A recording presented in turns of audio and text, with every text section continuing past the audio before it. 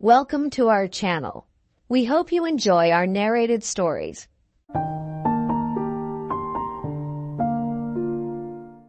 Opening chapter of Hide and Seek by Wilkie Collins.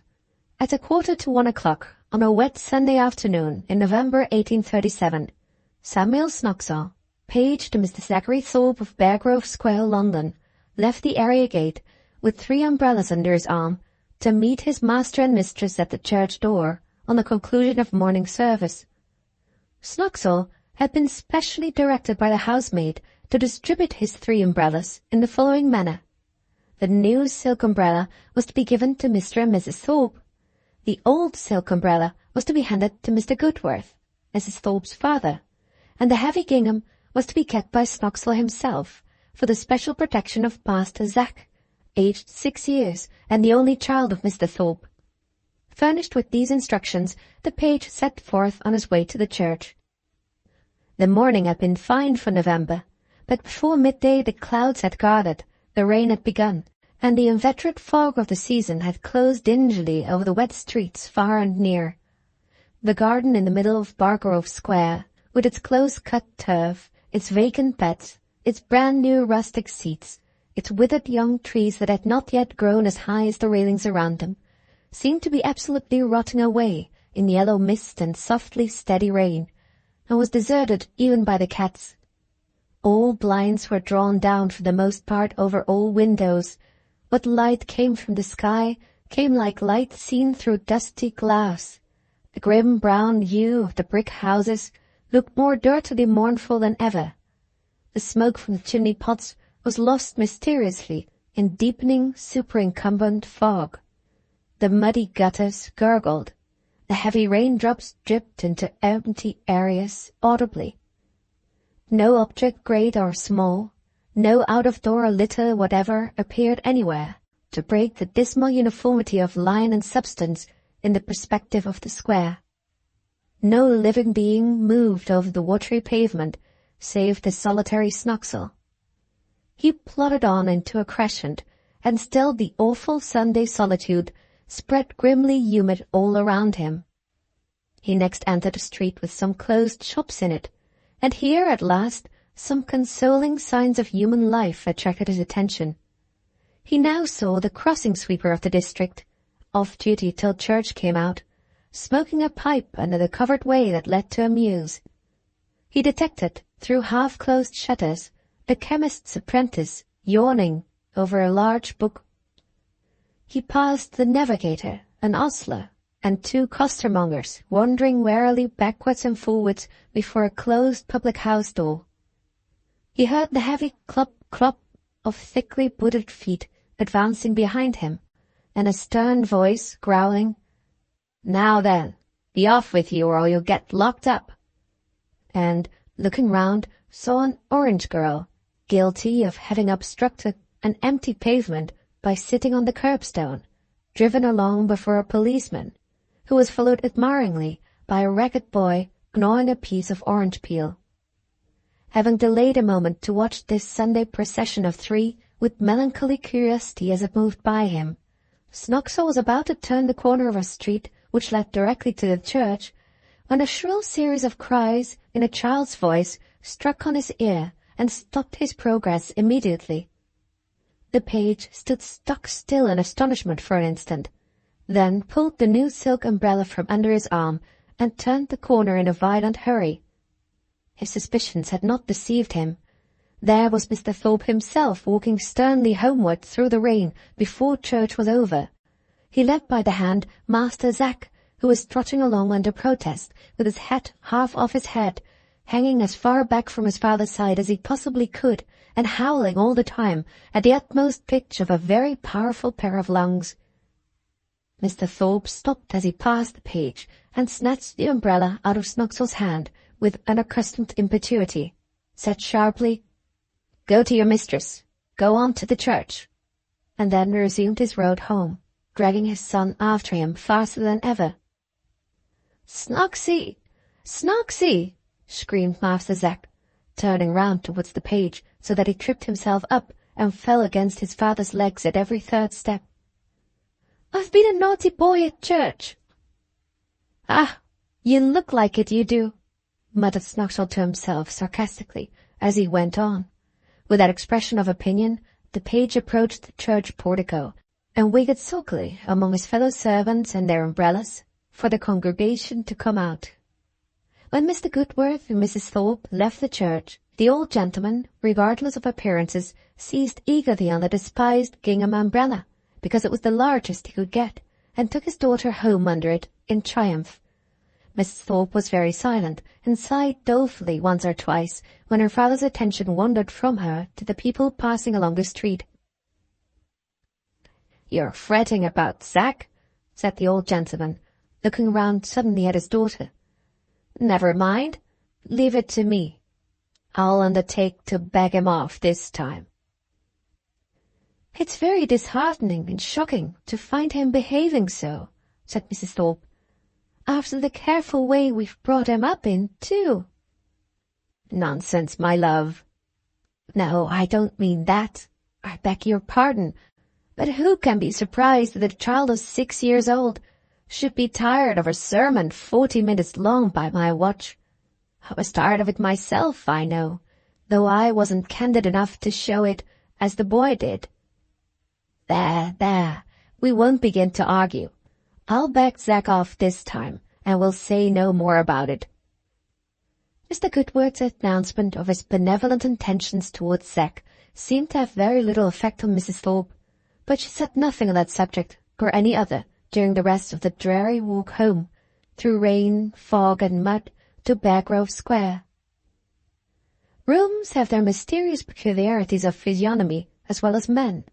There are plenty of rooms, all of much the same size, all furnished in much the same manner, which, nevertheless, differ completely in expression, if such a term may be allowed, one from the other, reflecting the various characters of their inhabitants by such fine varieties of effect in the furniture features generally common to all, as are often, like the infinitesimal varieties of eyes, noses, and mouths, too intricately minute to be traceable. Now, the parlour of Mr. Thorpe's house was neat, clean, comfortably and sensibly furnished. It was of the average size.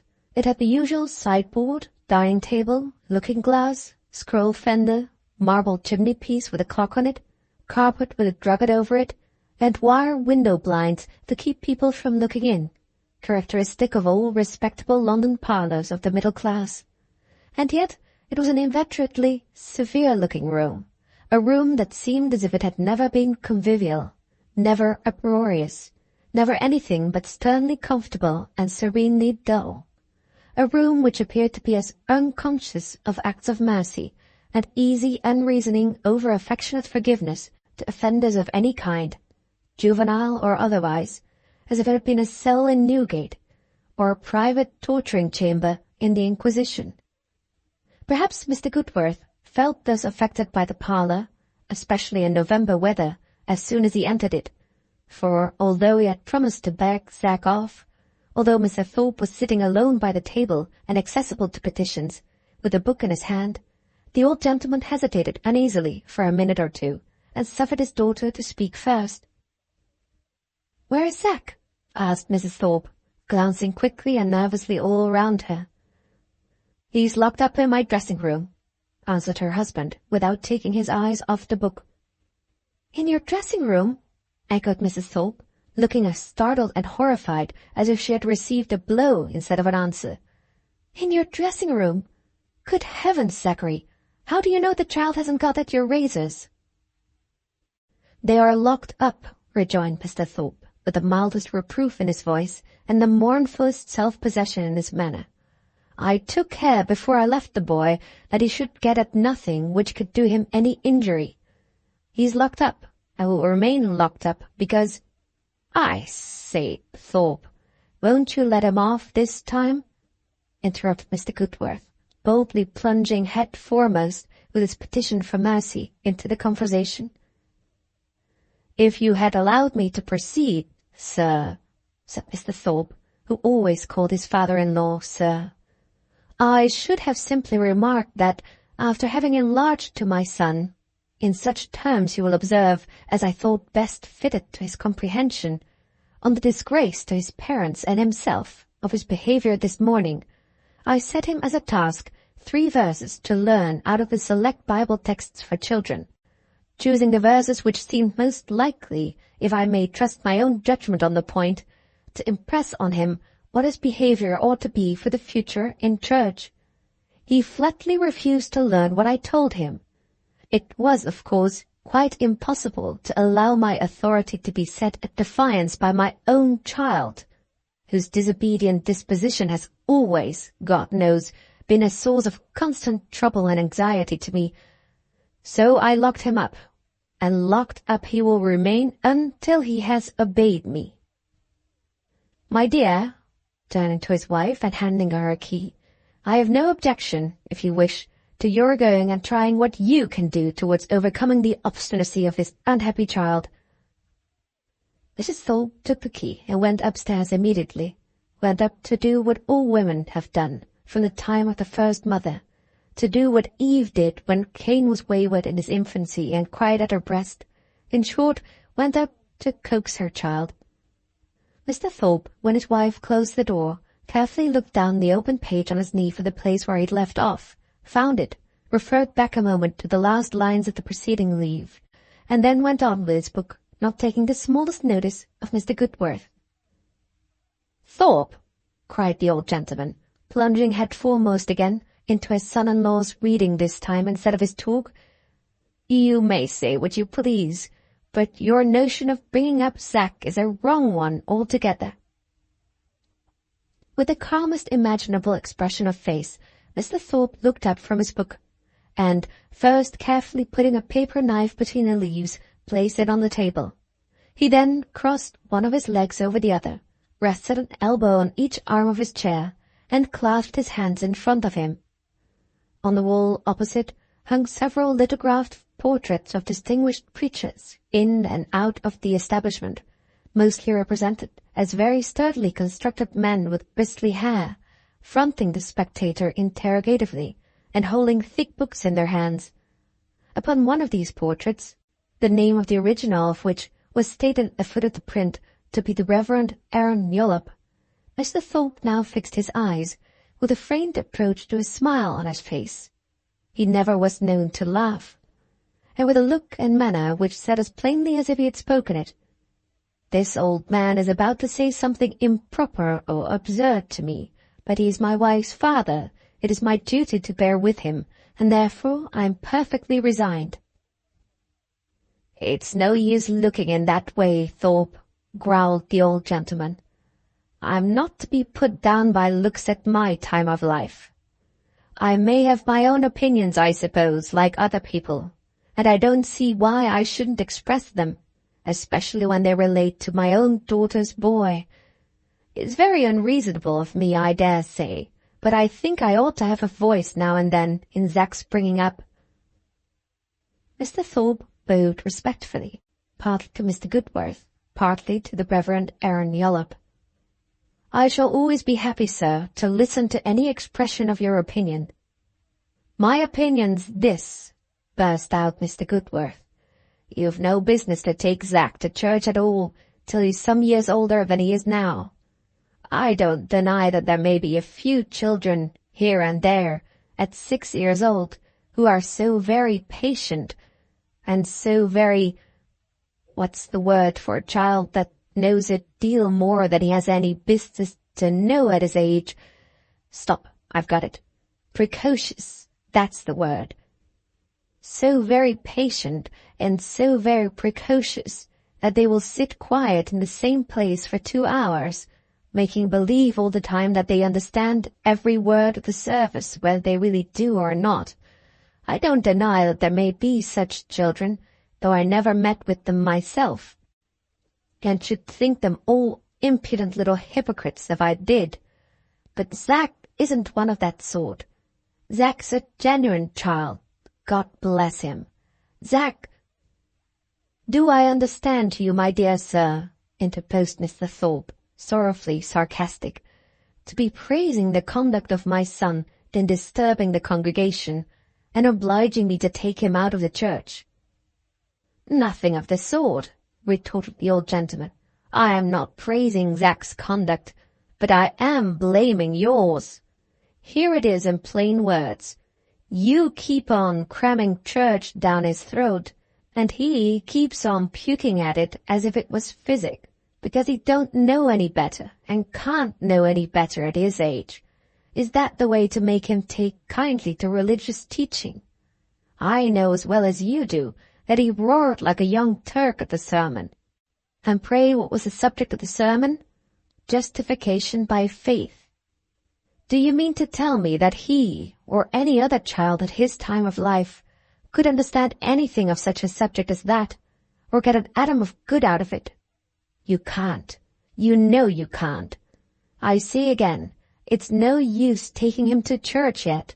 And what's more, it's worse than no use, for you only associate his first ideas of religious instruction with everything in the way of restraint and discipline and punishment that can be most irksome to him. There. That's my opinion, and I should like to hear what you've got to say against it. Latitudinarianism, said Mr. Thorpe, looking and speaking straight at the portrait of the Reverend Aaron Yollop. You can't fob me off with long words which I don't understand, and which I don't believe you can find in Johnson's dictionary, continued Mr. Goodworth doggedly. You would do much better to take my advice, and let Zack go to church for the present at his mother's knees. Let his morning service be about 10 minutes long. Let your wife tell him, out of the New Testament, about our Saviour's goodness and gentleness to little children, and then let her teach him, from the Sermon on the Mount, to be loving and truthful and forbearing and forgiving for our Saviour's sake. If such precepts as those are enforced, as they may be in one way or another, by examples drawn from his own daily life, from people around him, from what he meets with and notices and asks about, out of doors and in, mark my words, he'll take kindly to his religious instruction. I've seen that in other children. I've seen it in my own children, who are all brought up so. Of course you don't agree with me. Of course you've got another objection all ready to bow me down with. Rationalism, said Mr. Thorpe, still looking steadily at the lithographed portrait of the Reverend Aaron Yollop. Well, your objection's a short one this time at any rate, and that's a blessing, said the old gentleman rather irritably. Rationalism, eh? I understand that ism, I rather suspect, better than the other. It means in plain English that you think I'm wrong in only wanting to give religious instruction the same chance with Zack which you let all other kinds of instructions have, the chance of becoming useful by being first made attractive. You can't get him to learn to read by telling him that it will improve his mind, but you can by getting him to look at a picture book. You can't get him to drink senna and salt by reasoning with him about its doing him good, but you can by promising him a lump of sugar to take after it. You admit this sort of principle so far because you're obliged, but the moment anybody wants, in a spirit of perfect reverence and desire to do good, to extend it to higher things, you purse up your lips, shake your head, and talk about rationalism, as if that was an answer. Well, well, it's no use talking. Go your own way. I wash my hands of the business altogether. But now I am at it, I'll just say this one thing more before I've done. Your way of punishing the boy for his behavior in church is, in my opinion, about as bad and dangerous a one as could possibly be devised. Why not give him a thrashing if you must punish the miserable little urchin for what's his misfortune as much as his fault? Why not stop his pudding, or something of that sort? Here you are associating verses in the Bible in his mind with the idea of punishment and being locked up in the cold. You may make him get his text by heart, I dare say, by fairly tiring him out. But I tell you what I'm afraid you'll make him learn too, if you don't mind. You'll make him learn to dislike the Bible as much as other boys dislike the birch rod. Sir, cried Mr. Thorpe, turning suddenly round and severely confronting Mr. Goodworth, once for all, I must most respectfully insist on being spared for the future any open profanities in conversation, even from your lips. All my regard and affection for you, as Mrs. Thorpe's father, shall not prevent me from solemnly recording my abhorrence of such awful infidelity as I believe to be involved in the words you have just spoken. My religious convictions recoil—" "Stop, sir," said Mr. Goodworth, seriously and sternly. Mr. Thorpe obeyed at once. The old gentleman's manner was generally much more remarkable for heartiness than for dignity, but it altered completely while he now spoke. As he struck his hand on the table and rose from his chair, there was something in his look which it was not wise to disregard. "Mr. Thorpe," he went on, more calmly but very decidedly, "I refrain from telling you what my opinion is of the respect and affection which have allowed you to rebuke me in such terms as you have chosen. I merely desire to say that I shall never need a second reproof of the same kind at your hands, for I shall never again speak to you on the subject of my grandson's education. If, in consideration of this assurance, you will now permit me, in my turn, not to rebuke, but to offer you one word of advice, I would recommend you not to be too ready in future, lightly and cruelly to accuse a man of infidelity, because his religious opinions happen to differ on some subjects from yours. To infer a serious motive for your opponent's convictions, however wrong you may think them, can do you no harm. To infer a scoffing motive can do him no good. We will say nothing more about this, if you please. Let us shake hands, and never again revive a subject about which we disagree too widely ever to discuss it with advantage." At this moment the servant came in with lunch. Mr. Goodworth poured himself out a glass of sherry, made a remark on the weather, and soon resumed his cheerful, everyday manner. But he did not forget the pledge that he had given to Mr. Thorpe. From that time forth, he never, by word or deed, interfered again in his grandson's education. While the theory of Mr. Thorpe's system of juvenile instruction was being discussed in the free air of the parlour, the practical working of that theory, so far as regarded the case of Master Zack, was being exemplified in anything but a satisfactory manner in the prison region of the dressing-room. While she ascended the first flight of stairs, Mrs. Thorpe's ears informed her that her son was firing off one uninterrupted volley of kicks against the door of his place of confinement. As this was by no means an unusual circumstance whenever the boy happened to be locked up for bad behaviour, she felt distressed, but not at all surprised at what she heard, and went into the drawing-room on her way upstairs to deposit her Bible and prayer-book, kept in a morocco case with gold clasps, on a little side-table upon which they were always placed during weekdays. Possibly she was so much agitated that her hand trembled. Possibly she was in too great a hurry. Possibly the household imp who rules the brittle destinies of domestic glass and china had marked her out as his destroying angel for that day. But however it was, in placing the morocco case on the table, she knocked down and broke an ornament standing near it, a little ivory model of a church steeple in the florid style, enshrined in a glass case. Picking up the fragments and mourning over the catastrophe occupied some little time, more than she was aware of, before she at last left the drawing-room to proceed on her way to the upper regions. As she laid her hand on the banisters, it struck her suddenly and significantly that the noises in the dressing-room above had entirely ceased. The instant she satisfied herself of this, her maternal imagination, uninfluenced by what Mr. Thorpe had said below stairs, conjured up an appalling vision of Zack before his father's looking-glass, with his chin well lathered and a bare razor at his naked throat. The child had indeed a singular aptitude for amusing himself with purely adult occupations. Having once been incautiously taken into church by his nurse to see a female friend of hers married, Zack had, the very next day, insisted on solemnizing the nuptial ceremony from her collection before a bride and bridegroom of his own age selected from his playfellows in the garden of the square. Another time, when the gardener had incautiously left his lighted pipe on a bench, while he went to gather a flower for one of the local nursery maids, whom he was accustomed to favour horticulturally in this way, Zack contrived, undetected, to take 3 greedy whiffs of pigtail in close succession, was discovered reeling about the grass like a little drunkard, and had to be smuggled home, deathly pale and bathed in cold perspiration, to recover out of his mother's sight in the congenial gloom of the back kitchen.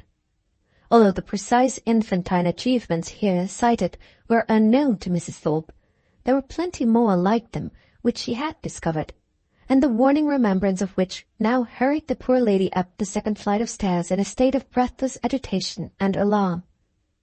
Zack, however, had not got at the razors, for they were all locked up, as Mr. Thorpe had declared. But he had nevertheless discovered in the dressing-room a means of perpetrating domestic mischief, which his father had never thought of providing against.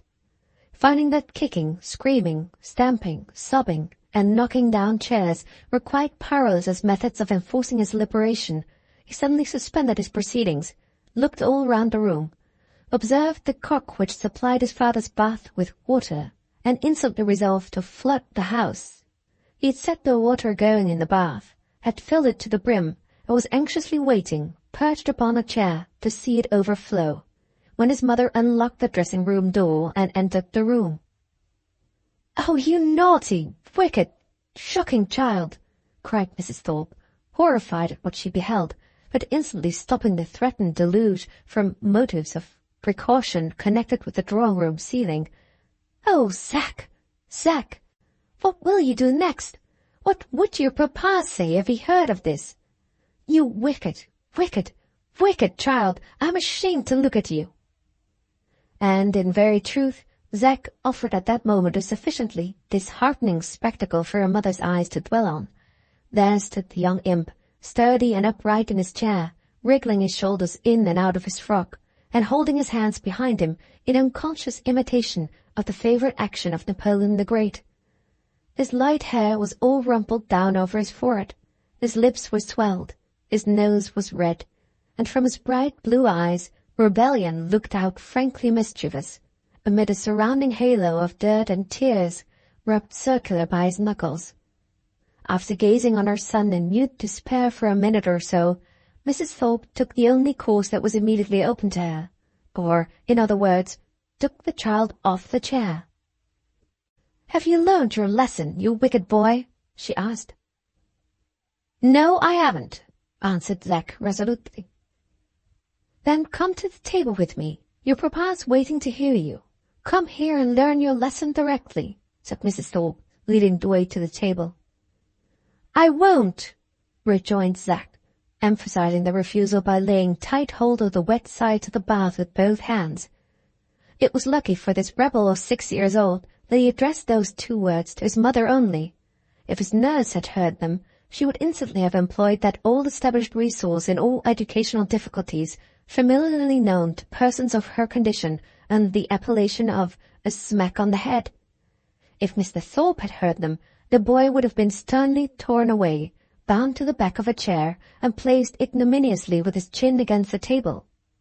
If Mr. Goodworth had heard them, the probability is that he would instantly have lost his temper and soused his grandson head over ears in the bath.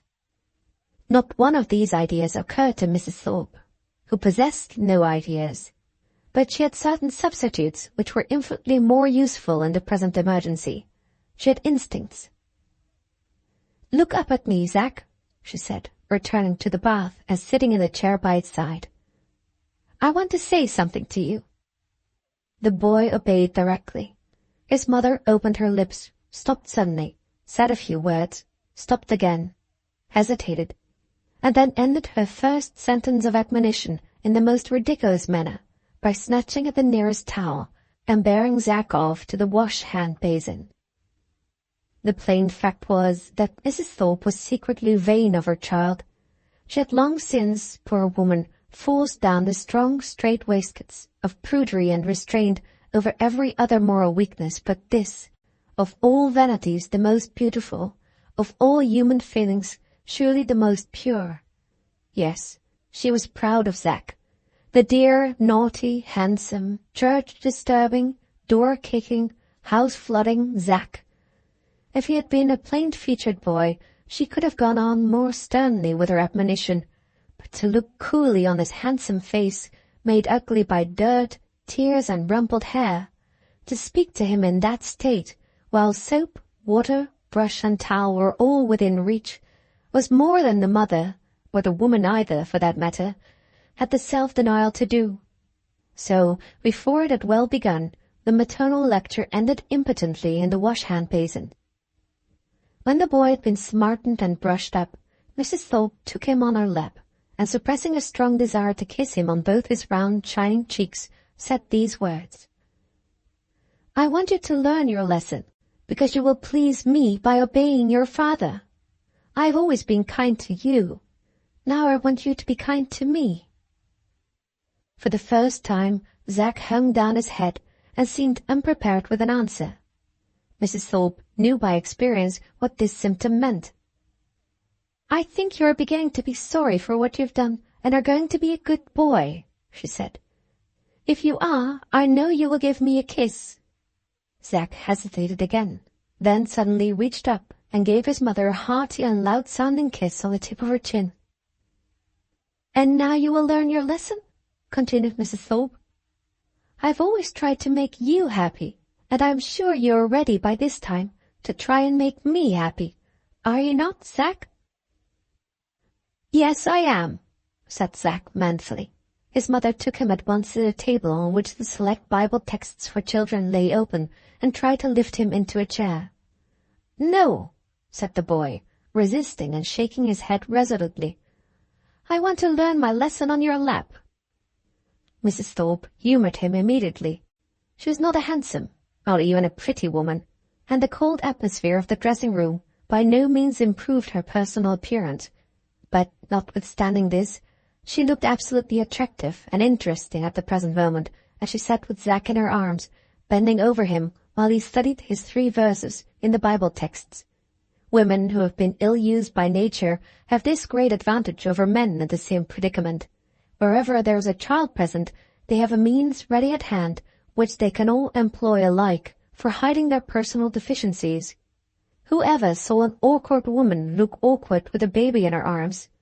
Whoever saw an ugly woman look ugly when she was kissing a child? Zack, who was a remarkably quick boy when he chose to exert himself, got his lesson by heart in so short a time that his mother insisted on hearing him twice over before she could satisfy herself that he was really perfect enough to appear in his father's presence. The second trial decided her doubts, and she took him in triumph downstairs. Mr. Thorpe was reading intently. Mr. Goodworth was thinking profoundly. The rain was falling inveterately. The fog was thickening dirtily, and the austerity of the severe-looking parlour was hardening apace into its most adamantine Sunday grimness, as Zack was brought to say his lesson at his father's knees.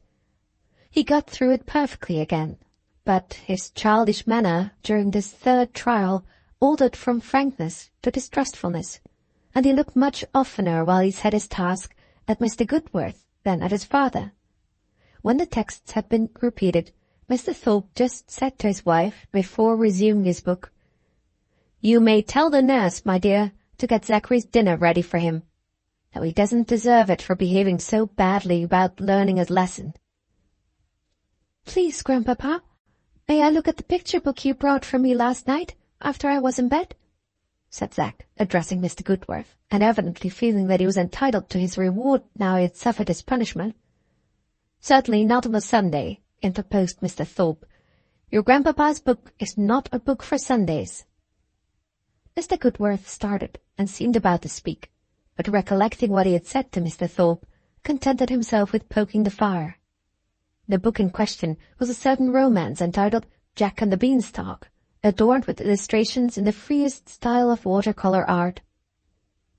"If you want to look at picture books, you know what books you may have today, and your mamma will get them for you when she comes in again," continued Mr. Thorpe.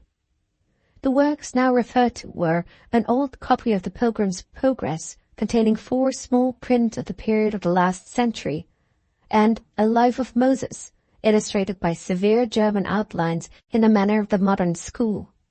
Zack knew well enough what books his father meant, and exhibited his appreciation of them by again beginning to wriggle his shoulders in and out of his frock. He'd evidently had more than enough already of the Pilgrim's Progress and the Life of Moses. Mr. Thorpe said nothing more and returned to his reading. Mr. Goodworth put his hands in his pockets, yawned disconsolately, and looked with a languidly satirical expression in his eyes to see what his grandson would do next. If the thought passing through the old gentleman's mind at that moment had been put into words, it would have been exactly expressed in the following sentence. "You miserable little boy! When I was your age, how I should have kicked at all this!" Zack was not long in finding a new resource. He spied Mr. Goodworth's cane standing in a corner, and, instantly getting astride of it, prepared to amuse himself with a little imaginary horse exercise up and down the room. He had just started at a gentle canter when his father called out, "Zachary!" and brought the boy to a standstill directly. "Put back the stick where you took it from," said Mr. Thorpe. "You mustn't do that on Sunday. If you want to move about, you can walk up and down the room." Zack paused, debating for an instant whether he should disobey or burst out crying. "Put back the stick," repeated Mr. Thorpe. Zack remembered the dressing room and the select Bible texts for children, and wisely obeyed. He was, by this time, completely crushed down into as rigid a state of Sunday discipline as his father could desire. After depositing the stick in the corner, he slowly walked up to Mr. Goodworth, with a comical expression of amazement and disgust in his chubby face, and meekly laid down his head on his grandfather's knee. "Never say die, Zack," said the kind old gentleman, rising and taking the boy in his arms. "While nurse is getting your dinner ready, let's look out of the window and see if it's going to clear up." Mr. Thorpe raised his head disapprovingly from his book, but said nothing this time. "Ah, rain, rain, rain," muttered Mr. Goodworth, staring desperately out at the miserable prospect, while Zack amused himself by rubbing his nose vacantly backwards and forwards against a pane of glass. "Rain, rain, nothing but rain and fog in November. Hold up, Zack. Ding dong, there go the bells for afternoon church. I wonder whether it will be fine tomorrow. Think of the pudding, my boy," whispered the old gentleman with a benevolent remembrance of the consolation which that thought had often afforded to him when he was a child himself. "Yes," said Zack, acknowledging the pudding suggestion, but declining to profit by it. "And, please, when I've had my dinner, will somebody put me to bed?" "Put you to bed?" exclaimed Mr. Goodworth. "Why, bless the boy, what's come to him now? He used always to be wanting to stop up." "I want to go to bed and get to tomorrow and have my picture book," was the weary and whimpering answer. "I'll be hanged if I don't want to go to bed too," soliloquized the old gentleman under his breath, "and get to tomorrow, and if my time's at breakfast, I'm as bad as Zack every bit." "Grandpapa," continued the child, more warily than before, "I want to whisper something in your ear." Mr. Goodworth bent down a little. Zack looked round cunningly towards his father, then, putting his mouth close to his grandfather's ear, communicated the conclusion at which he had arrived after the events of the day in these words. "I say, Grandpapa, I hate Sunday." Chapter 1. A New Neighborhood and a Strange Character. At the period when the episode just related occurred in the life of Mr. Zachary Thorpe the younger, that is to say, in the year 1837, Beargrove Square was the farthest square from the city and the nearest to the country of any then existing in a northwestern suburb of London. But by the time 14 years more had elapsed, that is to say, in the year 1851, Beargrove Square had lost its distinct character altogether. Other squares had filched from it those last remnants of healthy rustic flavour from which its good name had been derived. Other streets, crescents, rows, and villa residences had forced themselves pitilessly between the old suburb and the country, and had suspended for ever the once neighbourly relations between the pavement of Beargrove Square and the pathways of the pleasant fields. Alexander's armies were great makers of conquests, and Napoleon's armies were great makers of conquests, but the modern guerrilla regiments of the Hod, the Trowel, and the Brick Kiln are the greatest conquerors of all, for they hold the longest the soil that they have once possessed. How mighty the devastation which follows in the wake of these tremendous aggressors as they march through the kingdom of nature, triumphantly bricklaying beauty wherever they go. What dismantled castle with the enemy's flag flying over its crumbling walls ever looked so utterly forlorn as a poor field fortress of nature, imprisoned on all sides by the walled camp of the enemy, and degraded by a hostile banner of pole and board, with the conqueror's device inscribed on it, "This ground to be let on building leases"? What is the historical spectacle of Marius sitting among the ruins of Carthage, but a trumpery theatrical set scene compared with the mournful modern sight of the last tree left standing, on the last few feet of grass left growing, amid the greenly festering stucco of a finished Paradise Row, or the naked scaffolding poles of a half-completed Prospect Place?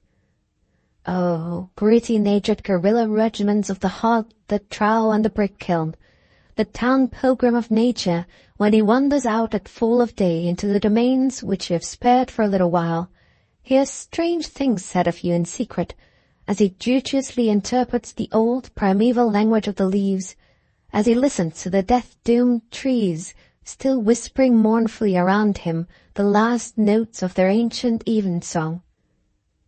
But what avails the voice of lamentation? What new neighborhood ever stopped on its way into the country to hearken to the passive remonstrance of the fields, or to bow to the indignation of outraged admirers of the picturesque? Never was suburb more impervious to any faint influences of this sort than that especial suburb which grew up between Beargrove Square and the country, removing a walk among the hedgerows a mile off from the resident families, with a ruthless rapidity at which sufferers on all sides stared aghast. First stories were built and mortgaged by the enterprising proprietors to get money enough to go on with the second. Old speculators failed and were succeeded by new. Foundations sank from bad digging. Walls were blown down in high winds from hasty building. Bricks were called for in such quantities and seized on in such haste, half-baked from the kilns, that they set the carts on fire, and had to be cooled in pails of water before they could be erected into walls. And still the new suburb defied all accidents, and grew irrepressibly into a little town of houses, ready to be let and lived in from the one end to the other. The new neighborhood offered house accommodation, accepted the higher prices as yet only to a small extent, to three distinct subdivisions of the great middle class of our British population.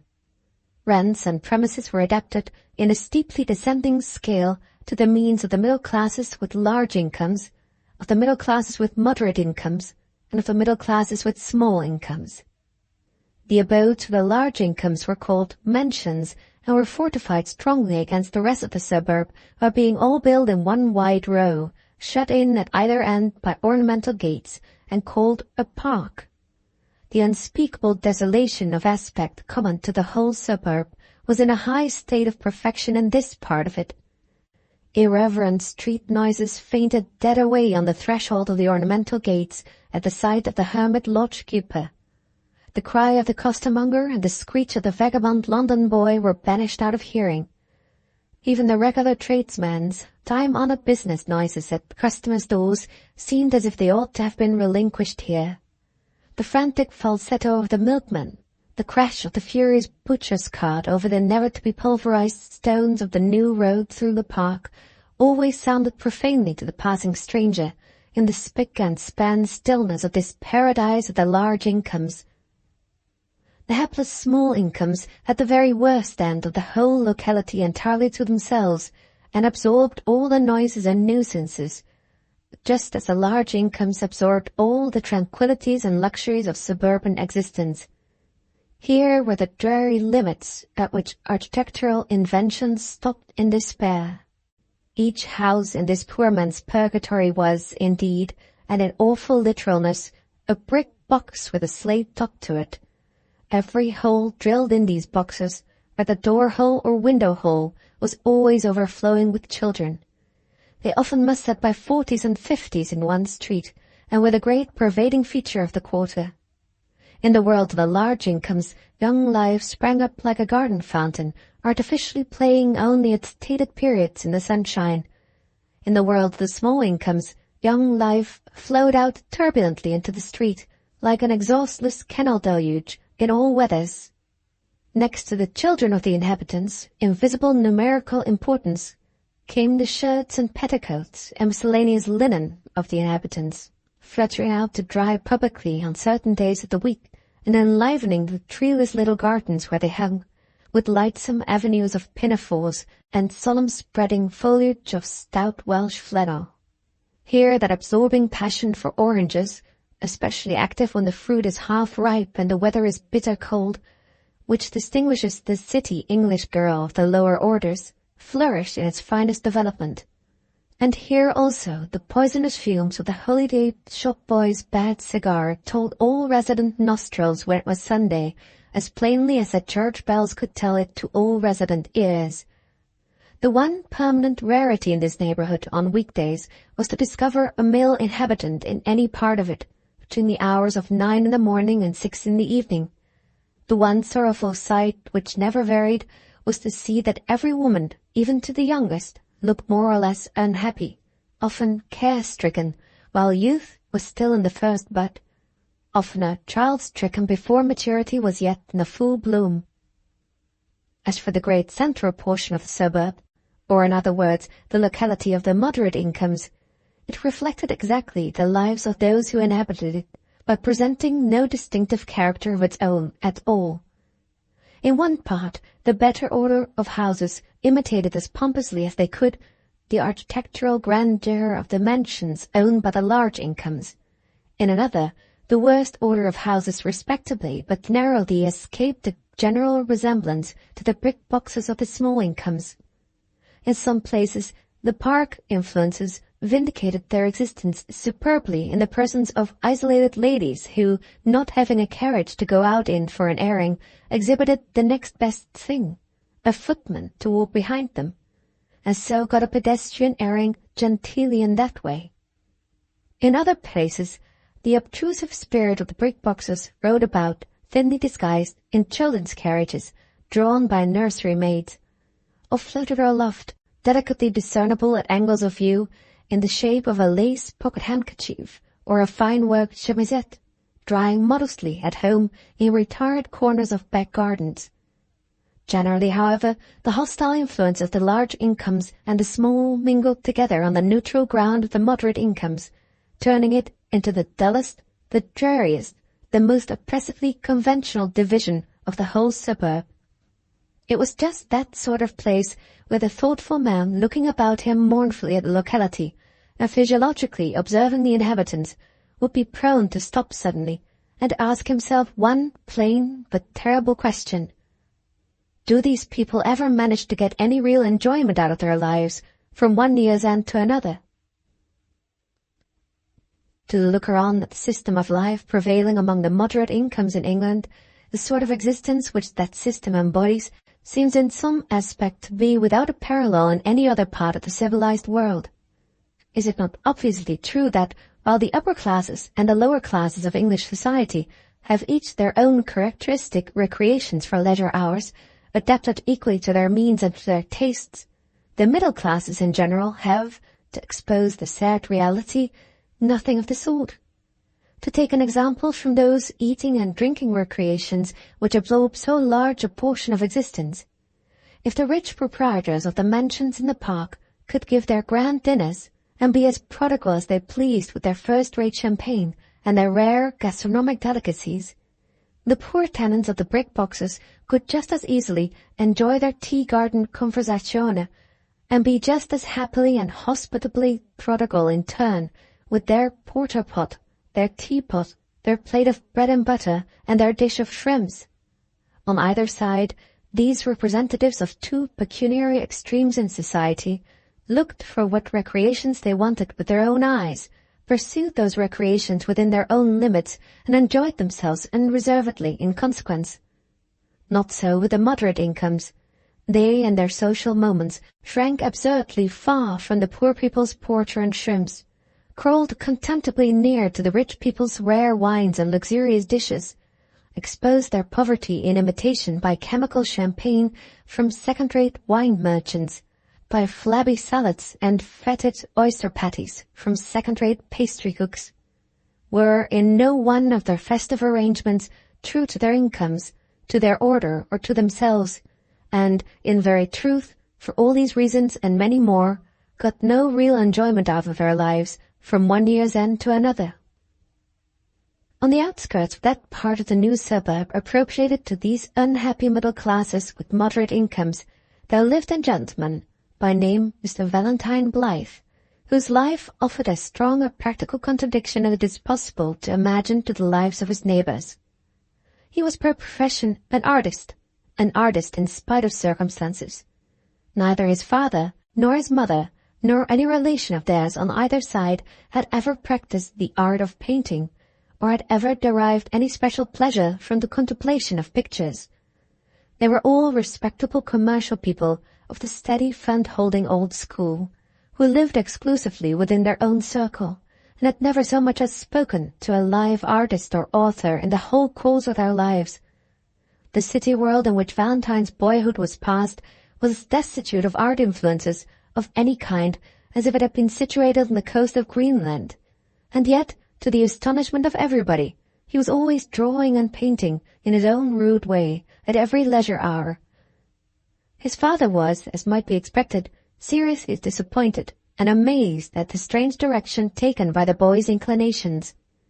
No one, including Valentine himself, could ever trace them back to any recognizable source, but everyone could observe plainly enough that there was no hope of successfully opposing them by fair means of any kind.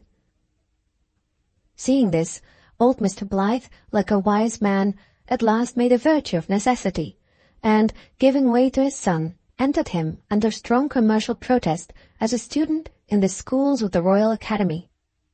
Here Valentine remained, working industriously until his 21st birthday.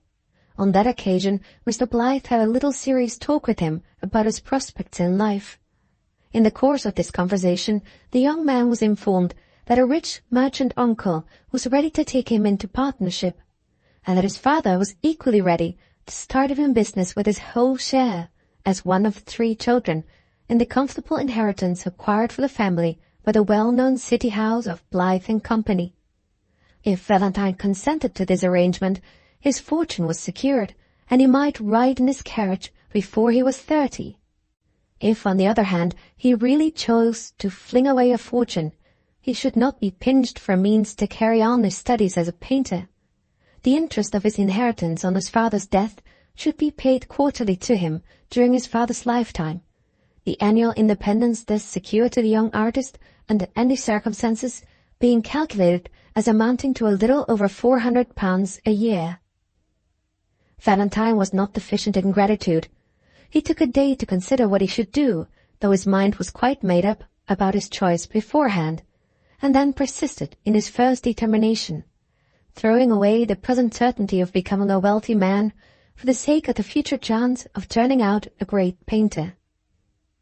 If he had really possessed genius, there would have been nothing very remarkable in this part of his history so far, but having nothing of the kind, holding not the smallest spark of the great creative fire in his whole mental composition, surely there was something very discouraging to contemplate in the spectacle of a man resolutely determining, in spite of adverse home circumstances and strong home temptation, to abandon all those paths in life along which he might have walked fairly abreast with his fellows, for the one path in which he was predestinated by nature to be always left behind by the way. Do the announcing angels, whose mission it is to whisper of greatness to great spirits, ever catch the infection of fallibility from their intercourse with mortals? Do the voices which said truly to Shakespeare, to Raphael, and to Mozart in their youth time, "You are chosen to be gods in this world," ever speak wrongly to souls which they are not ordained to approach? It may be so. There are men enough in all countries whose lives would seem to prove it, whose deaths have not contradicted it.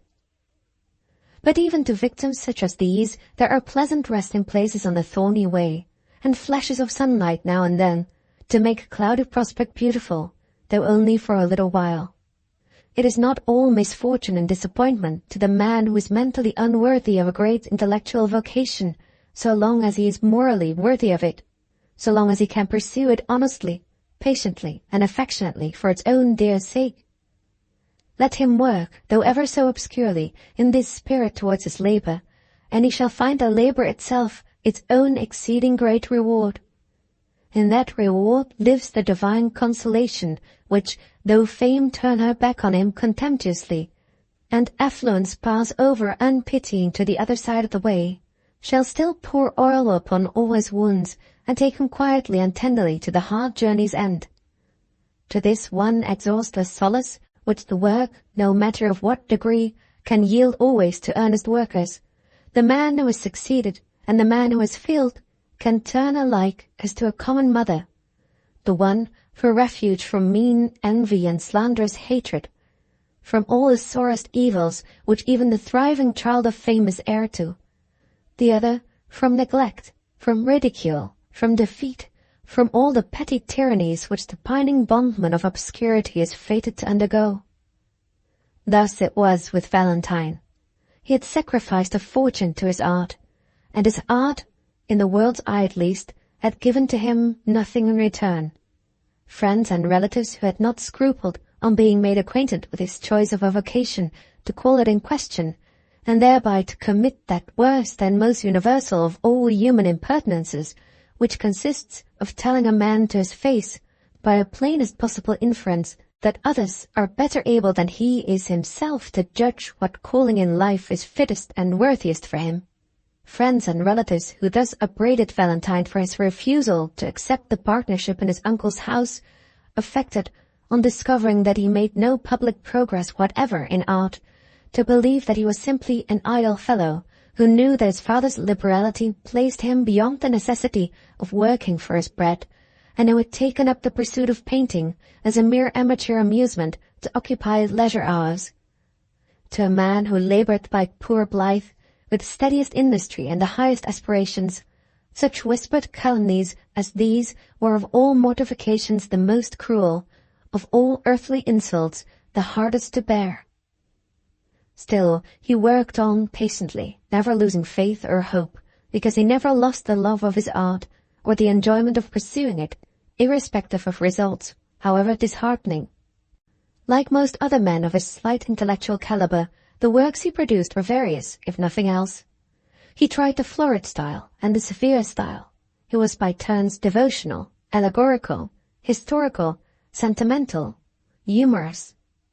At one time he abandoned figure painting altogether and took to landscape, now producing conventional studies from nature, and now again reveling in poetical compositions which might have hung undetected in many a collection as doubtful specimens of Bergam or Claude. But whatever department of painting Valentine tried to excel in, the same unhappy destiny seemed always in reserve for each completed effort. For years and years his pictures pleaded hard for admission at the Academy doors, and were invariably, and not unfairly it must be confessed, refused even the worst places on the walls of the exhibition rooms. Season after season he still bravely struggled on, never depressed, never hopeless, while he was before his easel, until at last the day of reward, how long and painfully wrought for, actually arrived. A small picture of a very insignificant subject, being only a kitchen interior, with a sleek cat on a dresser, stealing milk from the tea tray during the servant's absence, was benevolently marked doubtful by the hanging committee, was thereupon kept in reserve, in case it might happen to fit any forgotten place near the floor, did fit such a place, and was really hung up at Mr. Blyth's little unit of a contribution to the 1,000 and odd works exhibited to the public that year by the Royal Academy. But Valentine's triumph did not end here. His picture of the treacherous cat stealing the household milk, entitled by way of appealing jocosely to the strong Protestant interest, the Jesuit in the family, was really sold to an art union prize holder for £10. Once furnished with a banknote won by his own brush, Valentine indulged in the most extravagant anticipations of future celebrity and future wealth, and proved recklessly enough that he believed as firmly as any other visionary in the wildest dreams of his own imagination, by marrying and setting up an establishment on the strength of the success which had been achieved by the Jesuit in the family. He had been for some time past engaged to the lady who had now become Mrs. Valentine Blyth. She was the youngest of 8 sisters who formed part of the family of a poor engraver, and who, in the absence of any mere money qualifications, were all rich alike in the ownership of most magnificent Christian names. Mrs. Blyth was called Lavinia Ada, and hers was by far the humblest name to be found among the whole sisterhood. Valentine's relations all objected strongly to this match, not only on account of the bride's poverty, but for another and a very serious reason, which events soon proved to be but too well founded. Lavinia had suffered long and severely as a child from a bad spinal malady. Constant attention and such medical assistance as her father could afford to employ had, it was said, successfully combated the disorder, and the girl grew up prettier than any of her sisters, and apparently almost as strong as the healthiest of them. Old Mr. Blyth, however, on hearing that his son was now just as determined to become a married man as he had formerly been to become a painter, thought it advisable to make certain inquiries about the young lady's constitution, and addressed them, with characteristic caution, to the family doctor at a private interview. The result of this conference was far from being satisfactory. The doctor was suspiciously careful not to commit himself. He said that he hoped the spine was no longer in danger of being affected, but that he could not conscientiously express himself as feeling quite sure about it. Having repeated these discouraging words to his son, old Mr. Blyth delicately and considerately, but very plainly, asked Valentine whether, after what he had heard, he still honestly thought that he would be consulting his own happiness, or the lady's happiness either, by marrying her at all, or at least by marrying her at a time when the doctor could not venture to say that the poor girl might not be even yet in danger of becoming an invalid for life. Valentine, as usual, persisted at first in looking exclusively at the bride side of the question, and made light of the doctor's authority accordingly. "Levy and I love each other dearly," he said, with a little trembling in his voice, but with perfect firmness of manner. "I hope in God that what you seem to fear will never happen, but even if it should, I shall never repent having married her, for I know that I am just as ready to be her nurse as to be her husband. I am willing to take her in sickness and in health, as the prayer book says. In my home she would have such constant attention paid to her wants and comforts as she could not have at her father's, with his large family and his poverty, poor fellow. And this is reason enough, I think, for my marrying her, even if the worst should take place. But I always have hoped for the best, as you know, father, and I mean to go on hoping for poor Levy, just the same as ever." What could old Mr. Blyth, what could any man of heart and honour, oppose to such an answer as this? Nothing. The marriage took place, and Valentine's father tried hard, and not altogether vainly, to feel as sanguine about future results as Valentine himself. For several months, how short the time seemed when they looked back on it in after years, the happiness of the painter and his wife more than fulfilled the brightest hopes which they had formed as lovers. As for the doctor's cautious words, they were hardly remembered now, or if recalled, were recalled only to be laughed over. But the time of bitter grief, which had been appointed, though they knew it not, came inexorably, even while they were still lightly jesting at all medical authority round the painter's fireside. Lavinia caught a severe cold. The cold turned to rheumatism, to fever, then to general debility, then to nervous attacks, each one of these disorders being really but so many false appearances under which the horrible spinal malady was treacherously and slowly advancing in disguise. When the first positive symptoms appeared, old Mr. Blyth acted with all his accustomed generosity towards his son. "My purse is yours, Valentine," said he. "Open it when you like. and let Lavinia, while there is a chance for her, have the same advice and the same remedies as if she was the greatest duchess in the land. The old man's affectionate advice was affectionately followed. The most renowned doctors in England prescribed for Lavinia. Everything that science and incessant attention could do was done. But the terrible disease still baffled remedy after remedy, advancing surely and irresistibly, until at last the doctors themselves lost all hope. So far as human science could foretell events, Mrs. Blyth, in the opinion of all her medical advisers, was doomed for the rest of her life never to rise again from the bed on which she lay, except perhaps to be sometimes moved to the sofa, or in the event of some favorable reaction, to be wheeled about occasionally in an invalid chair. What the shock of this intelligence was, both to husband and wife, no one ever knew. They nobly kept it a secret, even from each other. Mrs. Blyth was the first to recover courage and calmness. She begged, as an especial favor, that Valentine would seek consolation where she knew he must find it sooner or later, by going back to his studio and resuming his old familiar labors, which had been suspended from the time when her illness had originally declared itself.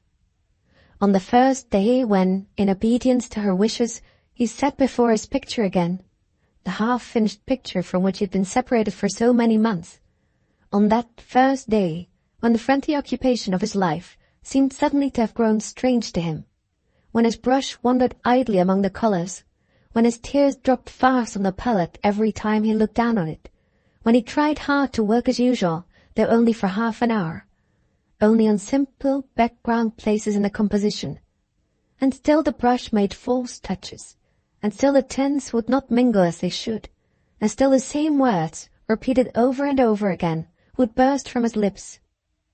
Oh, poor Levy! Oh, poor dear, dear Levy!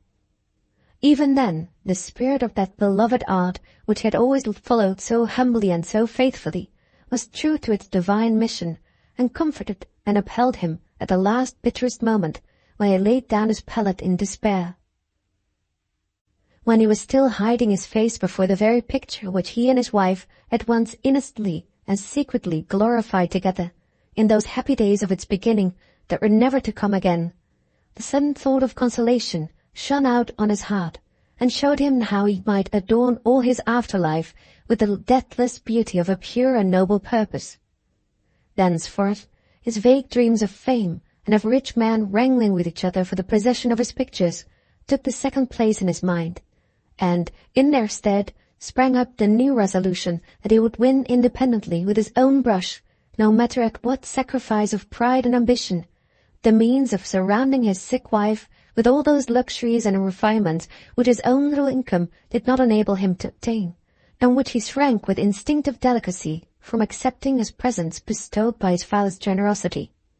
Here was the consoling purpose which robbed affliction of half its bitterness already, and bound him and his art together by a bond more sacred than any that had united them before. In the very hour when this thought came to him, he rose without a pang to turn the great historical composition from which he had once hoped so much, with its face to the wall, and set himself to finish an unpretending little study of a cottage courtyard, which he was certain of selling to a picture-dealing friend. The first approach to happiness which he had known for a long, long time past was on the evening of that day, when he went upstairs to sit with Lavinia, and, keeping secret his purpose of the morning, made the sick woman smile in spite of her sufferings by asking her how she should like to have her room furnished if she were the lady of a great lord instead of being only the wife of Valentine Blyth. Then came the happy day when the secret was revealed, and afterwards the pleasant years when poor Mrs. Blyth's most splendid visions of luxury were all gradually realized through her husband's exertions in his profession. But for his wife's influence, Valentine would have been in danger of abandoning high art and classical landscape altogether for cheap portrait painting, cheap copying, and cheap studies of still life. But Mrs. Blyth, bedridden as she was, contrived to preserve all her old influence over the labors of the studio, and would ask for nothing new, and receive nothing new in her room, except on condition that her husband was to paint at least one picture of high art every year, for the sake, as she proudly said, of asserting his intellect and his reputation in the eyes of the public. Accordingly, Mr. Blyth's time was pretty equally divided between the production of great and saleable compositions, which were always hung near the ceiling in the exhibition, and of small marketable commodities, which were as invariably hung near the floor. Valentine's average earnings from his art, though humble enough in amount, amply sufficed to fulfill the affectionate purpose for which, to the last farthing, they were rigorously set aside. Levy's drawing-room, this was Mr. Blyth's name for his wife's bedroom, really looked as bright and beautiful as any royal chamber in the universe. The rarest flowers, the prettiest gardens under glass, bowls with gold and silver fish in them, a small aviary of birds, an aeolian harp to put on the window-sill in summer-time, some of Valentine's best drawings from the old masters, prettily framed proof impressions of engravings done by Mrs. Blyth's father, curtains and hangings of the tenderest colour and texture, inlaid tables and delicately carved bookcases were among the different objects of refinement and beauty which, in the course of years, Mr. Blyth's industry had enabled him to accumulate for his wife's pleasure. No one but himself ever knew what he had sacrificed in labouring to gain these things. The heartless people whose portraits he had painted and whose impertinences he had patiently submitted to, the mean bargainers who had treated him like a tradesman, the dastardly man of business who had disgraced their order by taking advantage of his simplicity. How hardly and cruelly such insect natures of this world had often dealt with that noble heart. How despicably they had planted their small gadfly stings in the high soul which it was never permitted to them to subdue. No, not once to subdue, not once to tarnish. All petty humiliations were forgotten in one look at Levy's drawing-room. All stain of insolent words vanished from Valentine's memory in the atmosphere of the studio. Never was a more superficial judgment pronounced than when his friends said that he had thrown away his whole life because he had chosen a vocation in which he could win no public success. The lad's earliest instincts had indeed led him truly after all. The art to which he had devoted himself was the only earthly pursuit that could harmonize as perfectly with all the eccentricities and with all the graces of his character, that could mingle happily with every joy, tenderly with every grief, belonged to the quiet, simple, and innocent life which, employ him anyhow, it was in his original nature to lead.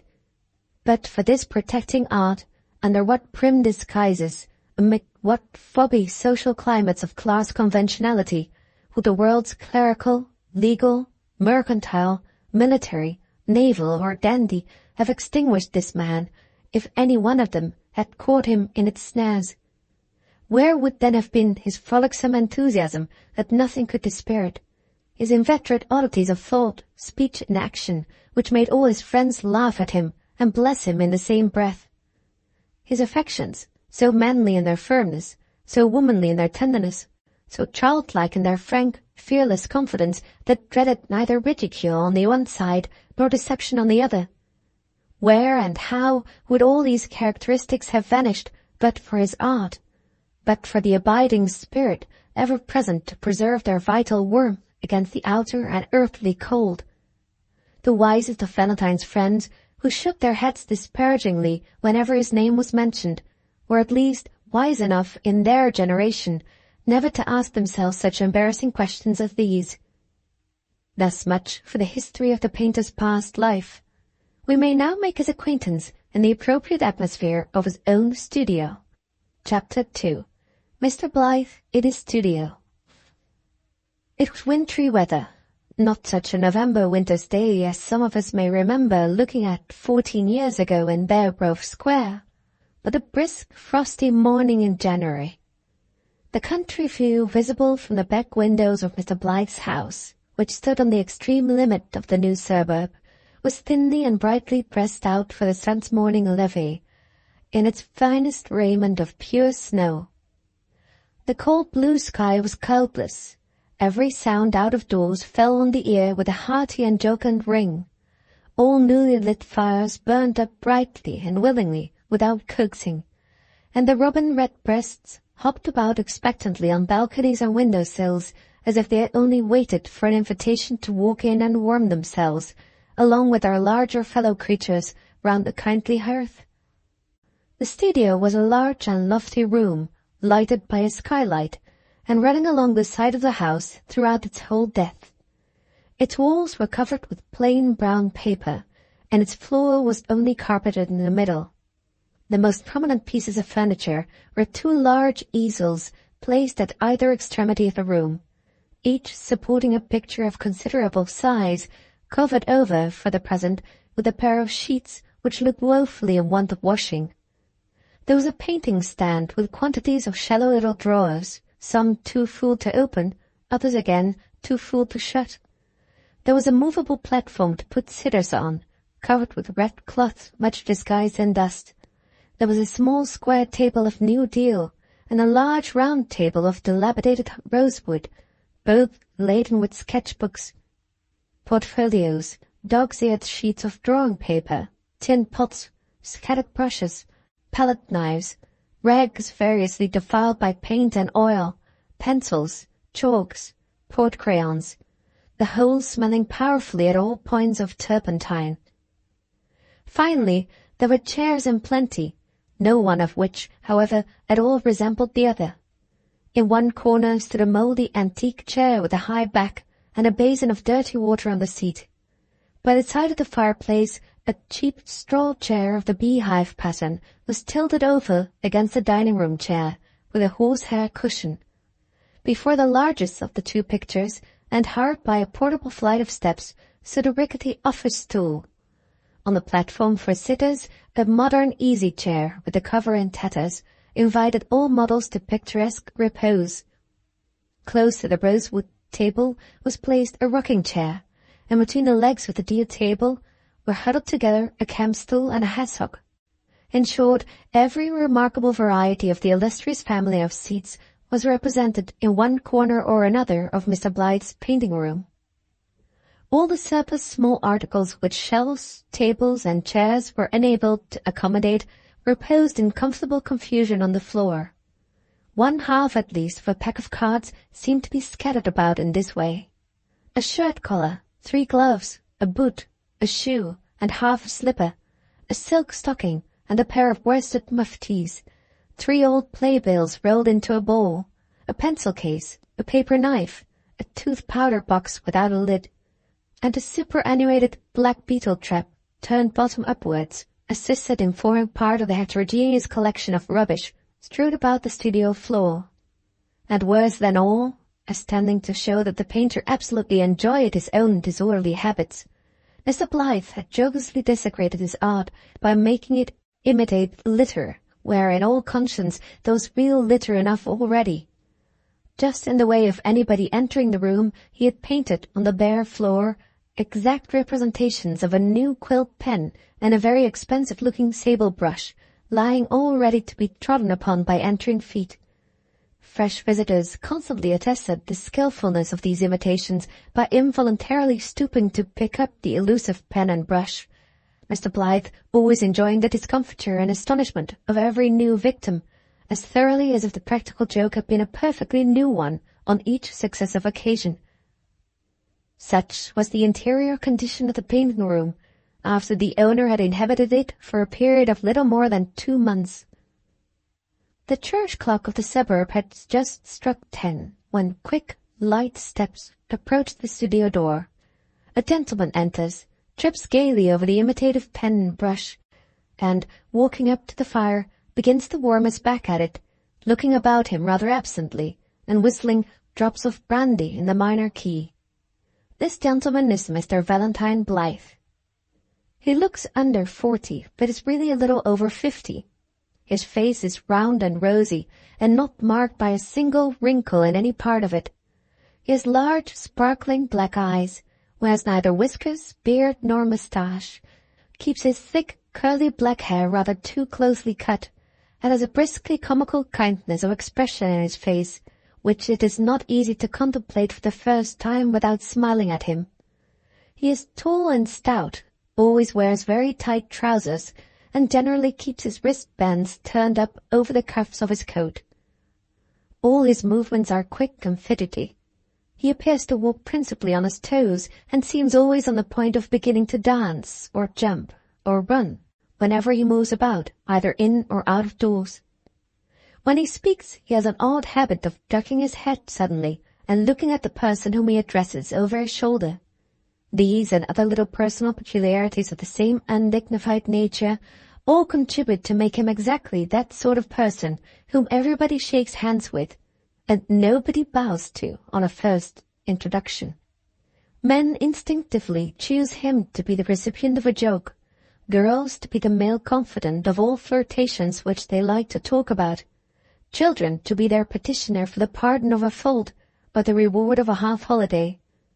On the other hand, he is decidedly unpopular among that large class of Englishmen whose only topics of conversation are public nuisances and political abuses, for he resolutely looks at everything on the bright side, and has never read a leading article or a parliamentary debate in his life. In brief, men of business habits think him a fool, and intellectual women with independent views cite him triumphantly as an excellent specimen of the inferior male sex. Still whistling, Mr. Blyth walks towards an earthen pipkin in one corner of the studio and takes from it a little china pellet, which he has neglected to clean since he had last used it. Looking round the room for some waste paper on which he can deposit the half-dried old paint that has been scraped off with the pellet knife, Mr. Blyth's eyes happen to light first on the deal table and on 4 or 5 notes which lie scattered over it. These he thinks will suit his purpose as well as anything else, so he takes up the notes, but before making use of them, reads their contents over for the second time, partly by way of caution, partly through a dawdling habit which men of his absent disposition are always too ready to contract. 3 of these letters happen to be in the same scrambling, blotted handwriting. They are none of them very long, and are the production of a former acquaintance of the reader's, who has somewhat altered in height and personal appearance during the course of the last 14 years. Here is the first of the notes, which Valentine is now reading. Dear Blyth, my father says theatres are a devil's houses, and I must be home by 11 o'clock. I am sure I never did anything wrong at a theatre, which I might not have done just the same anywhere else, unless laughing over a good play is one of the national sins he's always talking about. I can't stand it much longer, even for my mother's sake. You are my only friend. I shall come and see you tomorrow, so mind and be at home. How I wish I was an artist. Yours ever, Z. Thorpe, June. Shaking his head and smiling at the same time, Mr. Blyth finishes this letter, drops a perfect puddle of dirty paint and turpentine in the middle over the words national sins, throws the paper into the fire, and goes on to note number 2. Dear Blyth, I couldn't come yesterday because of another quarrel at home, and my mother crying about it, of course. My father smelled tobacco smoke at morning prayers. It was my coat, which I forgot to air at the fire the night before, and he found it out and said he wouldn't have me smoke because it led to dissipation. But I told him, which is true, that lots of parsons smoked. I wish you visited at our house and could come and say a word on my side. Dear Blyth, I'm perfectly wretched, for I have had all my cigars taken from me, and I am yours truly, Z. Thorpe, June. A third note is required before the pellet can be scraped clean. Mr. Blyth reads the contents rather gravely on this occasion, rapidly plastering his last morsels of waste paint upon the paper as he goes on, until at length it looks as if it had been well peppered with all the colours of the rainbow. Zack's third letter of complaint certainly promised serious domestic tribulation for the ruling power at Beargrove Square. Dear Blyth, I've given in, at least for the present. I told my father about my wanting to be an artist, and about your saying that I had a good notion of drawing and an eye for a likeness.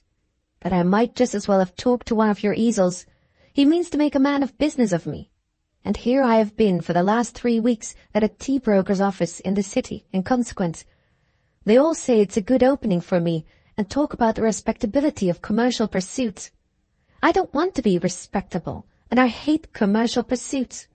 What is the good of forcing me into a merchant's office when I can't say my multiplication table? Ask my mother about that. She'll tell you.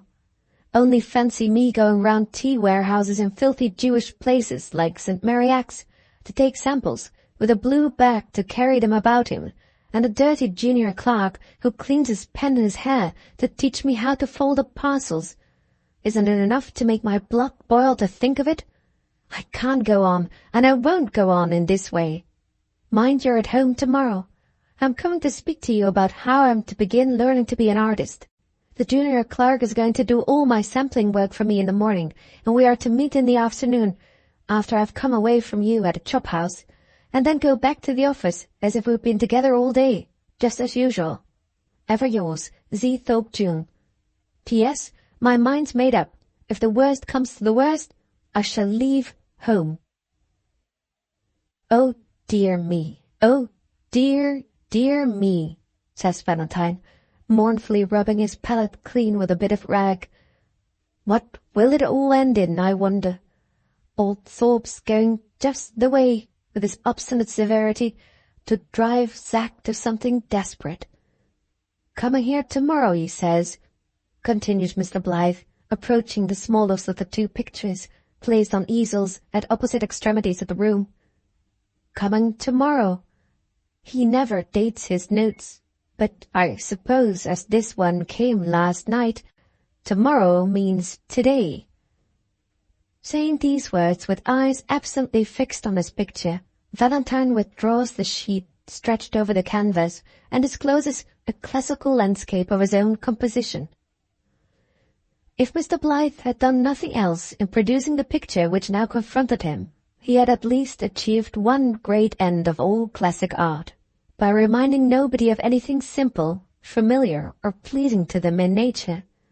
In the foreground of his composition were the three lanky ruined columns, the dancing bacchantes, the musing philosopher, the mahogany-colored vegetation, and the bosky and brantless trees with which we have all been familiar from our youth upwards in classical compositions. Down the middle of the scene ran that wonderful river which is always rippling with the same regular waves, and always bearing onward the same capsizable galleys, with the same vermilion and blue revellers striking lyres on the deck. On the bank, where there was most room for it, appeared our old friend, the architectural city, which nobody could possibly live in, and which is composed of nothing but temples, towers, monuments, flights of steps, and bewildering rows of pillars. In the distance, our favourite blue mountains were as blue and as peaky as ever on Valentine's canvas, and our generally approved pale yellow sun was still disfigured by the same attack of aerial jaundice from which he has suffered ever since classical compositions first forbade him to take refuge from the sight behind a friendly cloud. After standing before his picture in affectionate contemplation of its beauties for a minute or so, Valentine resumes the business of preparing his palette. As the bee comes and goes irregularly from flower to flower, as the butterfly flutters in a zigzag course from one sunny place on the garden wall to another, or as an old woman runs from wrong omnibus to wrong omnibus at the Elephant and Castle before she can discover the right one, as a countryman blunders up one street and down another before he can find the way to his place of destination in London, so does Mr. Blythe now come and go, flutter, run, and blunder in a mighty hurry about his studio in search of missing colours which ought to be in his painting box, but which are not to be found there.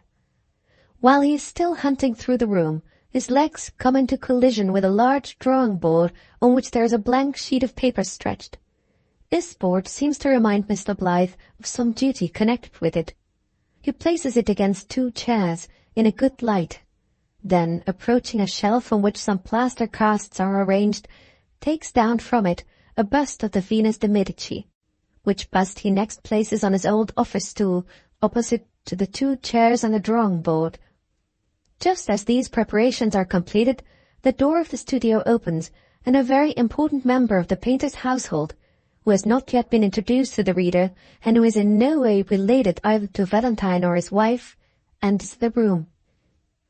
This mysterious resident under Mr. Blythe's roof is a young lady.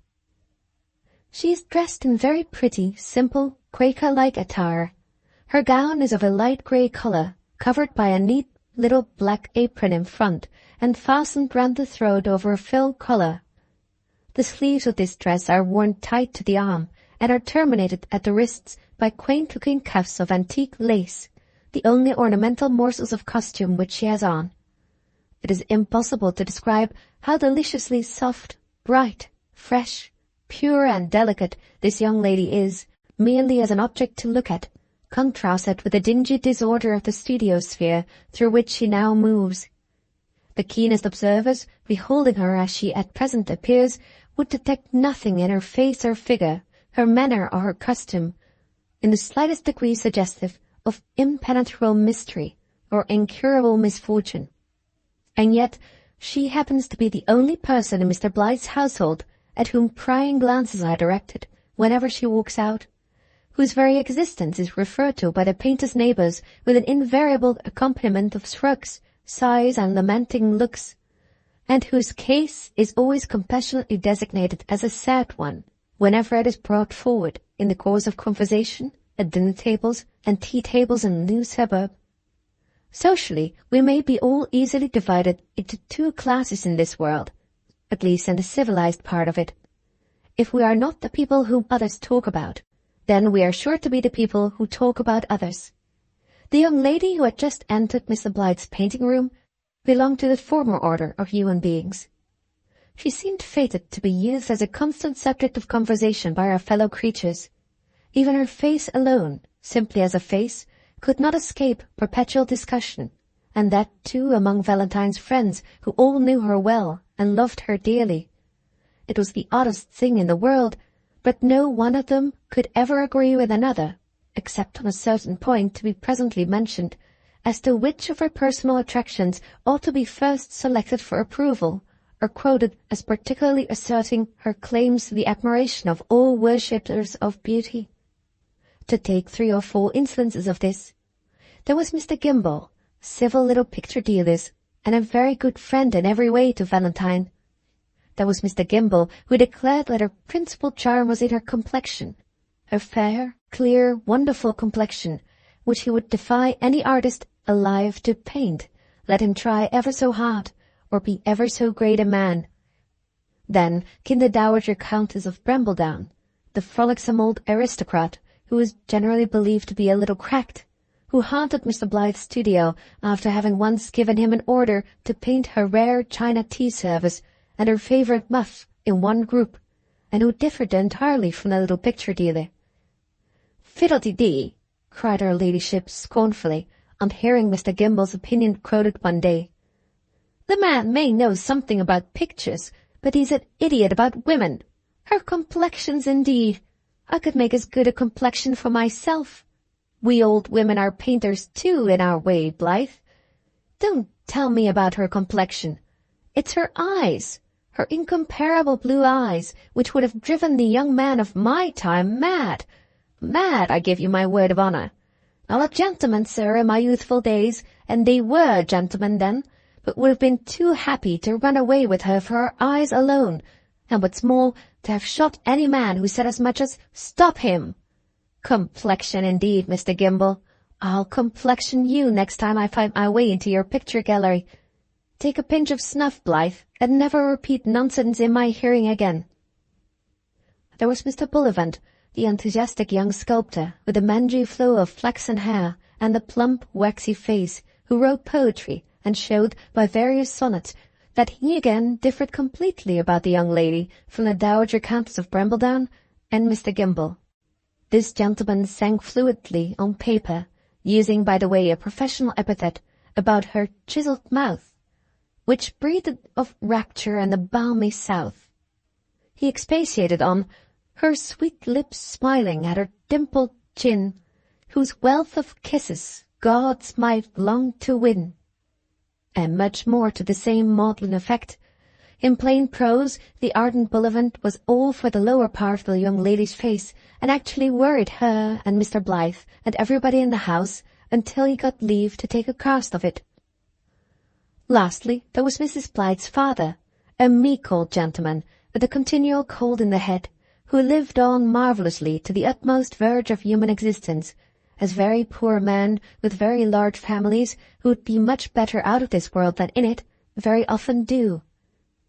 There was this low-speaking, mildly infirm and perpetually snuffling engraver, who, on being asked to mention what he most admired in her, answered that he thought it was her hair, which was of such a nice light brown colour, or perhaps it might be the pleasant way in which she carried her head, or perhaps her shoulder, or perhaps her head and shoulders, both together. Not that his opinion was good for much tasty matters of this kind, for which reason he begged to apologize for expressing it at all. In speaking thus of his opinion, the worthy engraver surely depreciated himself most unjustly, for if the father of 8 daughters cannot succeed in learning, philoprogenitively speaking, to be a good judge of women, what man can? However, there was one point on which Mr. Gimble, Lady Brambledown, Mr. Bullivant, Mrs. Blythe's father, and hosts of friends besides were all agreed, without one discordant exception. They unanimously asserted that the young lady's face was the nearest living approach they had ever seen to that immortal Madonna face, which has forever associated the idea of beauty with the name of Raphael. The resemblance struck everybody alike, even those who were but slightly conversant with pictures, the moment they saw her. Taken in detail, her features might be easily found fault with.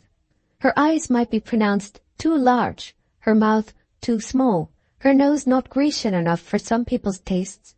But the general effect of these features, the shape of her head and face, and especially her habitual expression, reminded all beholders at once and irresistibly of that image of softness, purity, and feminine gentleness which has been engraven on all civilized memories by the Madonnas of Raphael.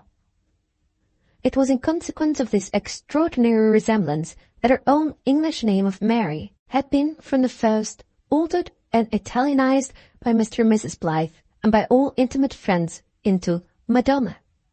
1 or 2 extremely strict and extremely foolish people objected to any such familiar application of this name as being open in certain directions to an imputation of irreverence. Mr. Blyth was not generally very quick at an answer, but on this occasion he had 3 answers ready before the objections were quite out of his friends' mouths. In the first place, he said that he and his friends used the name only in an artist's sense, and only with reference to Raphael's pictures. In the next place, he produced an Italian dictionary and showed that Madonna had a second meaning in the language, signifying simply and literally, my lady.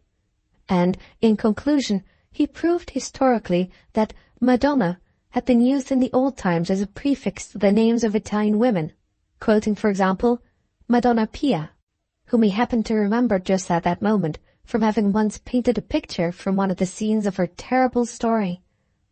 These statements silenced all objections, and the young lady was accordingly much better known in the painter's house as Madonna than as Mary. On now entering the studio, she walked up to Valentine, laid a hand lightly on each of his shoulders, and so lifted herself to be kissed on the forehead. Then she looked down on his palette, and observing that some colours were still missing from it, began to search for them directly in the painting box. She found them in a moment, and appealed to Mr. Blyth with an arch look of inquiry and triumph. He nodded, smiled, and held out his palette for her to put the colours on it herself. Having done this very neatly and delicately, she next looked round the room, and at once observed the bust of Venus placed on the office stool. At the same time, Mr. Blyth, who saw the direction taken by her eyes, handed to her a port crayon with some black chalk, which he had been carefully cutting to a point for the last minute or 2. She took it with a little mock curtsy, pouting her lips slightly, as if drawing the Venus was work not much to her taste, smiled when she saw Valentine shaking his head and frowning comically at her, then went away at once to the drawing-board and sat down opposite Venus, in which position she offered as decided a living contradiction as ever was seen to the assertion of the classical idea of beauty, as expressed in the cast that she was about to copy. Mr. Blyth, on his side, set to work at last on the landscape, painting upon the dancing bacchantes in the foreground of his picture, whose scanty dresses stood sadly in need of a little brightening up. While the painter and the young lady are thus industriously occupied with the business of the studio, there is leisure to remark on one rather perplexing characteristic of their intercourse, so far as it has yet proceeded on this particular winter's morning. Ever since Madonna has been in the room, not one word has she spoken to Valentine, and not one word has Valentine, who can talk glibly enough to himself, spoken to her. He never said good morning when he kissed her, or thank you for finding my lost colors, or I have set the Venus, my dear, for your drawing lesson today. And she, woman as she is, has actually not asked him a single question since she entered the studio. What can this absolute and remarkable silence mean between two people who look as affectionately on each other as these two look every time their eyes meet? Is this one of the mysteries of the painter's fireside? Who is Madonna? What is her real name besides Mary? Is it Mary Blyth? Some years ago, an extraordinary adventure happened to Valentine in the circus of an itinerant equestrian company. In that adventure, and in the strange results attending it, the clue lies hidden, which leads to the mystery of the painter's fireside, and reveals the story of this book. Chapter 3. Madonna's Childhood. In the autumn of 1838, Mrs. Blyth's malady had for some time past assumed the permanent form from which it seldom afterwards varied. She now suffered little actual pain, except when she quitted a recumbent posture. But the general disorganization, produced by almost exclusive confinement to one position, had, even at this early period, begun to work sad changes in her personal appearance. She suffered that mortifying misfortune just as bravely and resignedly as she had suffered the first great calamity of her incurable disorder. Valentine never showed that he thought her altered. Valentine's kindness was just as affectionate and as constant as it had ever been in the happier days of their marriage. So encouraged, Lavinia had the heart to bear all burdens patiently, and could find sources of happiness for herself where others could discover nothing but causes for grief. The room she inhabited was already, through Valentine's self-denying industry, better furnished than any other room in the house, but was far from presenting the same appearance of luxury and completeness to which it attained in the course of after years. The charming maple wood and ivory bookcase, with the prettily bound volumes ranged in such bright regularity along its shelves, was there certainly as early as the autumn of 1838. It would not, however, at that time have formed part of the furniture of Mrs. Blyth's room if her husband had not provided himself with the means of paying for it by accepting a certain professional invitation to the country, which he knew before, and would enable him to face the terrors of the upholsterer's bill.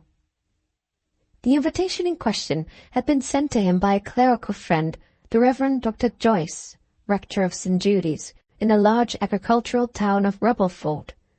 Valentine had produced a watercolor drawing of one of the doctor's babies when the family at the rectory were in London for a season, and this drawing had been shown to all the neighbours by the worthy clergyman on his return. Now, although Mr. Blyth was not over-successful in the adult department of portrait art, he was invariably victorious in the infant department. He painted all babies on one ingenious plan, giving them the roundest eyes, the chubbiest red cheeks, the most serenely good-humoured smiles, and the neatest and whitest caps ever seen on paper. If fathers and their male friends rarely appreciated the fidelity of his likenesses, mothers and nurses invariably made amends for their want of taste. It followed, therefore, almost as a matter of course, that the local exhibition of the doctor's drawing must bring offers of long-clothes portrait employment to Valentine. 3 resident families decided immediately to have portraits of their babies, if the painter would only travel to their houses to take the likenesses. A bachelor sporting squire in the neighbourhood also volunteered a commission of another sort.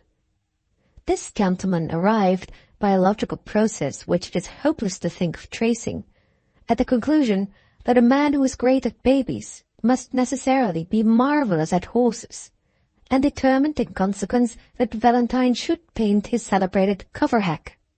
In writing to inform his friend of these offers, Dr. Joyce added another professional order on his own account, by way of appropriate conclusion to his letter. Here, then, were 5 commissions which would produce enough, cheaply as Valentine worked, to pay not only for the new bookcase, but for the books to be put in it when it came home. Having left his wife in charge of 2 of her sisters, who were forbidden to leave the house till his return, Mr. Blyth started for the rectory, and once there, set to work on the babies with a zeal and good humour which straightway won the hearts of mothers and nurses, and made him a great Rubbelford reputation in the course of a few days. Having done the babies to admiration, he next undertook the bachelor squire's hack. Here he had some trouble. The sporting gentleman would look over him while he painted, would bewilder him with the pedigree of the horse, would have the animal done in the most unpicturesque view, and sternly forbade all introduction of tone, light and shade, or purely artistic embellishment of any kind in any part of the canvas. In short, the squire wanted a signboard instead of a picture, and he at last got what he wanted to his heart's content. One evening, while Valentine, still deeply immersed in difficulties of depicting the cover hack, was returning to the rectory after a day's work at the squire's house, his attention was suddenly attracted in the High Street of Rubbelford by a flaming placard pasted up on a dead wall opposite the market-house. He immediately joined the crowd of rustics congregated round the many-coloured and magnificent sheet of paper, and read at the top of it in huge blue letters, "Jubber's Circus, the 8th wonder of the world." After this came some small print, which nobody lost any time in noticing. But below the small print appeared a perfect galaxy of fancifully shaped scarlet letters, which fascinated all eyes, and informed the public that the equestrian company included Miss Florinda Beverley, known— here the letters turned suddenly green— wherever the English language was known as the Amazonian Empress of Equitation. This announcement was followed by the names of inferior members of the company, by a program of the evening's entertainments, by testimonials extracted from the provincial press, by illustrations of gentlemen with lusty calves and spangled drawers, and of ladies with smiling faces, shameless petticoats, and pirouetting legs. These illustrations, and the particulars which preceded them, were carefully digested by all Mr. Blyth's neighbours. That Mr. Blyth himself passed them over unnoticed. His eye had been caught by something at the bottom of the placard, which instantly absorbed his whole attention. In this place the red letters appeared again, and formed the following words and marks of admiration: "The mysterious foundling, aged 10 years, totally deaf and dumb."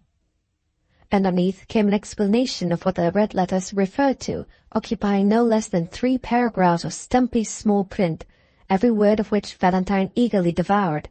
This is what he read: "Mr. Jubber, as proprietor of the renowned circus, has the honour of informing the nobility, gentry and public, that the above wonderful deaf and dumb female child will appear between the first and second parts of the evening's performances. Mr. J. has taken the liberty of entitling this marvel of nature, the mysterious foundling. No one knowing who her father is, and her mother having died soon after her birth, leaving her in charge of the equestrian company, who have been fond parents and careful guardians to her ever since. She was originally celebrated in the annals of Jubber's Circus, or 8th wonder of the world, as the hurricane child of the desert, having appeared in that character, whirled aloft at the age of 7 years in the hand of Muley Ben Hassan, the renowned scourer of Sahara, in his daring act of equitation, as exhibited to the terror of all England in Jubber's Circus. At that time she had her hearing and speech quite perfect. But Mr. J. deeply regrets to state that a terrific accident happened to her soon afterwards, through no fault on the part of the scourer, who, overcome by his feelings at the result of the above-mentioned frightful accident, has gone back to his native wilds, a moody and broken-hearted man.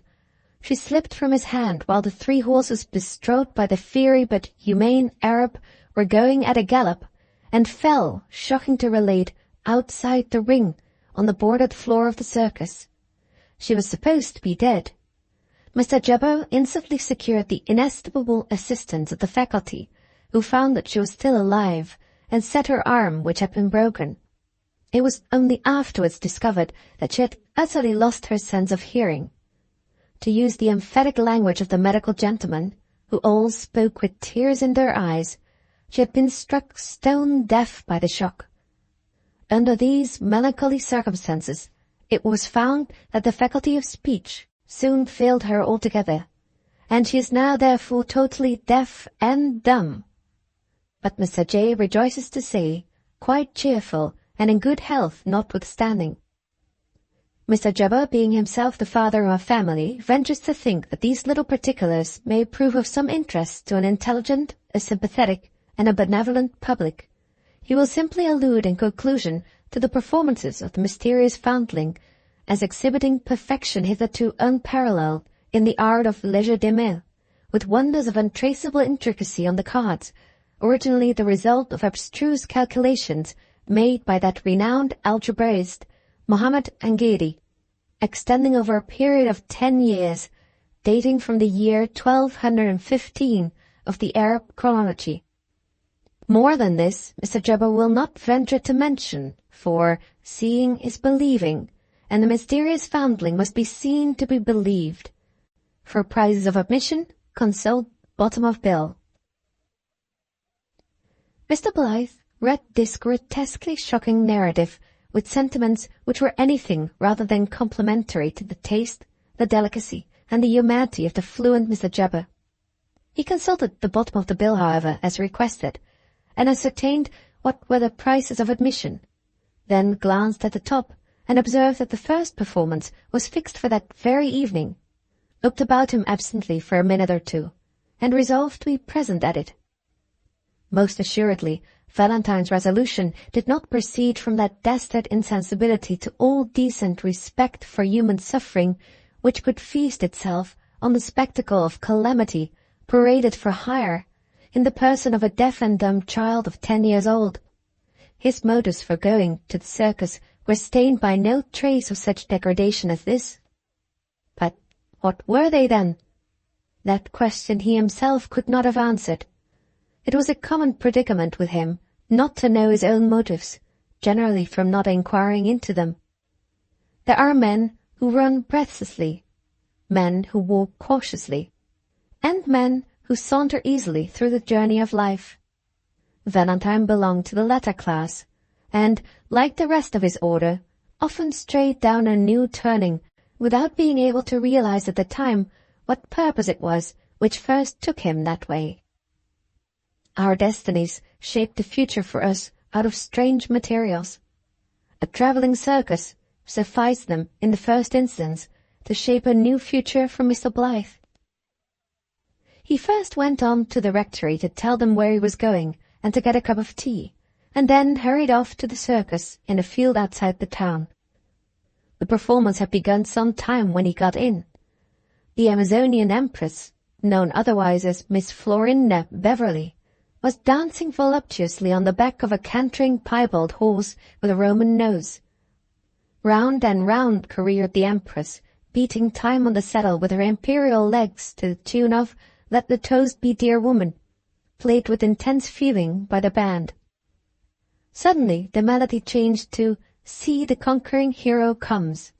The piebald horse increased his speed. The Empress raised a flag in one hand and a javelin in the other, and began slaying invisible enemies in the empty air at full circus gallop. The result on the audience was prodigious. Mr. Blyth alone sat unmoved. Miss Florinda Beverley was not even a good model to draw legs from, in the estimation of this anti-Amazonian painter.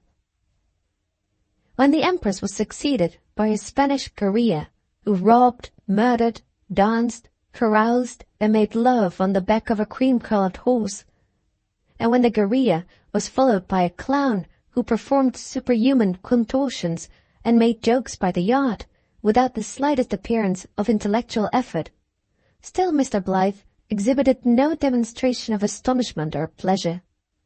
It was only when a bell rang between the first and second parts of the performance, and the band struck up "Gentle Zitella," that he showed any symptoms of animation.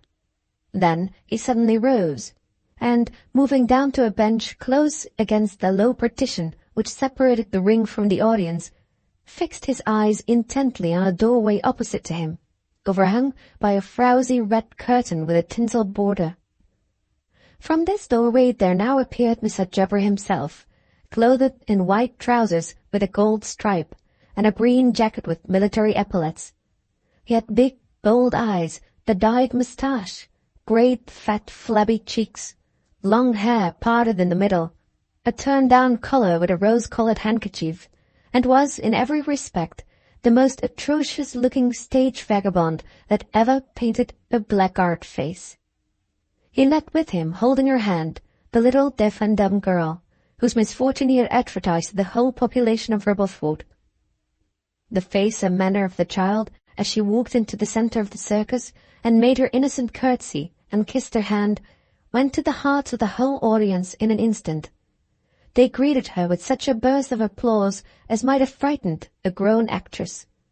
But not a note from those cheering voices, not a breath of sound from those loudly clapping hands could reach her. She could see that they were welcoming her kindly, and that was all. When the applause had subsided, Mr. Jubber asked for the loan of a handkerchief from one of the ladies present, and ostentatiously bandaged the child's eyes.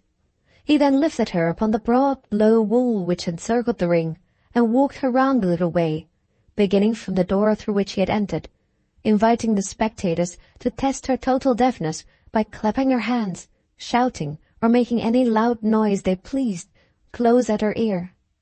"You might fire off a cannon, ladies and gentlemen," said Mr. Jubber, "and it wouldn't make her start till after she'd smelt the smoke."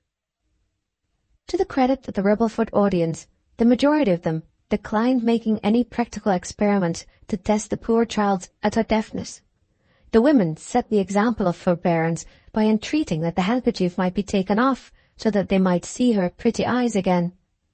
This was done at once, and she began to perform her conjuring tricks with Mr. Jubber and one of the ring-keepers on either side of her, officiating as assistants. These tricks in themselves were of the simplest and commonest kind, and derived all their attraction from the child's innocently earnest manner of exhibiting them, and from the novelty to the audience of communicating with her only by writing on a slate. They never tired of scrawling questions, of saying, "Poor little thing," and of kissing her whenever they could get the opportunity, while she slowly went round the circus. Deaf and dumb. "Ah, dear, dear, deaf and dumb," was a general murmur of sympathy which greeted her from each new group as she advanced, Mr. Jubber invariably adding with a smile, "And as you see, ladies and gentlemen, in excellent health and spirits, notwithstanding, as hearty and happy, I pledge you my sacred word of honour, as the very best of us." While she was thus delighting the spectators on one side of the circus, how were the spectators on the other side, whose places she had not yet reached, contriving to amuse themselves? From the moment of the little girl's first appearance, ample recreation had been unconsciously provided for them by a tall, stout, and florid stranger who appeared suddenly to lose his senses the moment he set eyes on the deaf and dumb child. This gentleman jumped up and sat down again, excitably, a dozen times in a minute, constantly apologizing on being called to order, and constantly repeating the offence the moment afterwards. Mad and mysterious words, never heard before in Ribbleford, poured from his lips. Devotional beauty, Fra Angelico's angels, Giotto and the cherubs, enough to bring the divine Raphael down from heaven to paint her. Such were a few fragments of the mad gentleman's incoherent mutterings as they reached his neighbours' ears. The amusement they yielded was soon wrought to its climax by a joke from an attorney's clerk, who suggested that this queer man with the rosy face must certainly be the long-lost father of the mysterious foundling. Great gratification was consequently anticipated from what might take place when the child arrived opposite the bench occupied by the excitable stranger. Slowly, slowly, the little light figure went round upon the broad partition wall of the ring, until it came near, very near, to the place where Valentine was sitting. Ah, woeful sight, so lovely, yet so piteous to look on. Shall she never hear kindly human voices, the song of birds, the pleasant murmur of the trees again? Are all the sweet sounds that sing of happiness to childhood silent forever to her? From those fresh, rosy lips shall no glad words pour forth when she runs and plays in the sunshine? Shall the clear, laughing tones be hushed always?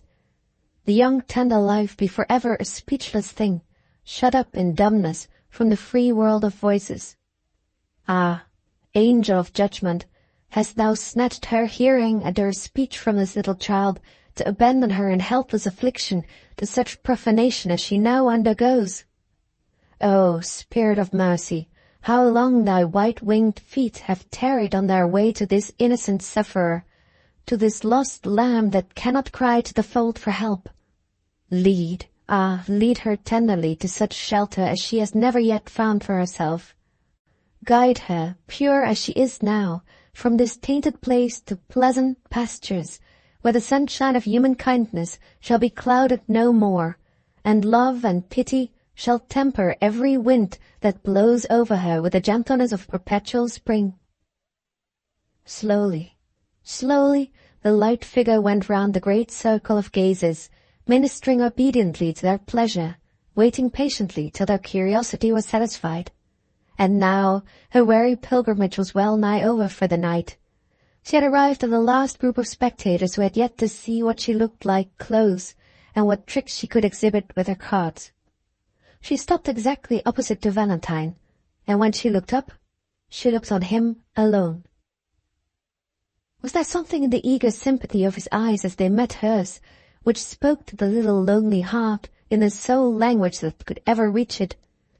Did the child, with the quick instinct of the deaf and dumb, read his compassionate disposition, his pity and longing to help her, in his expression at that moment? It might have been so. Her pretty lips smiled on him as they had smiled on no one else that night, and when she held out some cards to be chosen from, she left unnoticed the eager hands extended on either side of her, and presented them to Valentine only. He saw the small fingers trembling as they held the cards. He saw the delicate little shoulders and the poor frail neck and chest bedizened with tawdry mock jewelry and spangles. He saw the innocent young face, whose pure beauty no soil of stage paint could disfigure, with a smile still on the parted lips, with a patient forlornness in the sad blue eyes, as if the seeing sense that was left mourned always for the hearing and speaking senses that were gone. He marked all these things in an instant, and felt that his heart was sinking as he looked. A dimness stole over his sight, a suffocating sensation oppressed his breathing. The lights in the circus danced and mingled together. He bent down over the child's hand and took it in his own, twice kissed it fervently, then, to the utter amazement of the laughing crowd about him, rose up suddenly and forced his way out as if he had been flying for his life. There was a momentary confusion among the audience, but Mr. Jabber was too old and adept in stage business of all kinds not to know how to stop the growing tumult directly and turn it into universal applause. "Ladies and gentlemen," he cried with a deep theatrical quiver in his voice, "I implore you to be seated and to excuse the conduct of the party who has just absented himself. The talent of the mysterious foundling has overcome people in that way in every town of England. Do I err in believing that a rubber-foot audience can make kind allowances for their weaker fellow creatures? Thanks, 1,000 thanks in the name of this darling and talented child for your cordial, your generous, your affectionate, your inestimable reception of our exertions tonight." With this peroration, Mr. Jabber took his pupil out of the ring, amid the most vehement cheering and waving of hats and handkerchiefs. He was too much excited by his triumph to notice that the child, as she walked after him, looked wistfully to the last in the direction by which Valentine had gone out. "The public like excitement," soliloquized Mr. Jabber as he disappeared behind the red curtain. "I must have all this in the bills tomorrow. It's safe to draw at least 30 shillings extra into the house at night." In the meantime, Valentine, after some blundering at wrong doors, at last found his way out of the circus, and stood alone in the cool grass, in the cloudless autumn moonlight.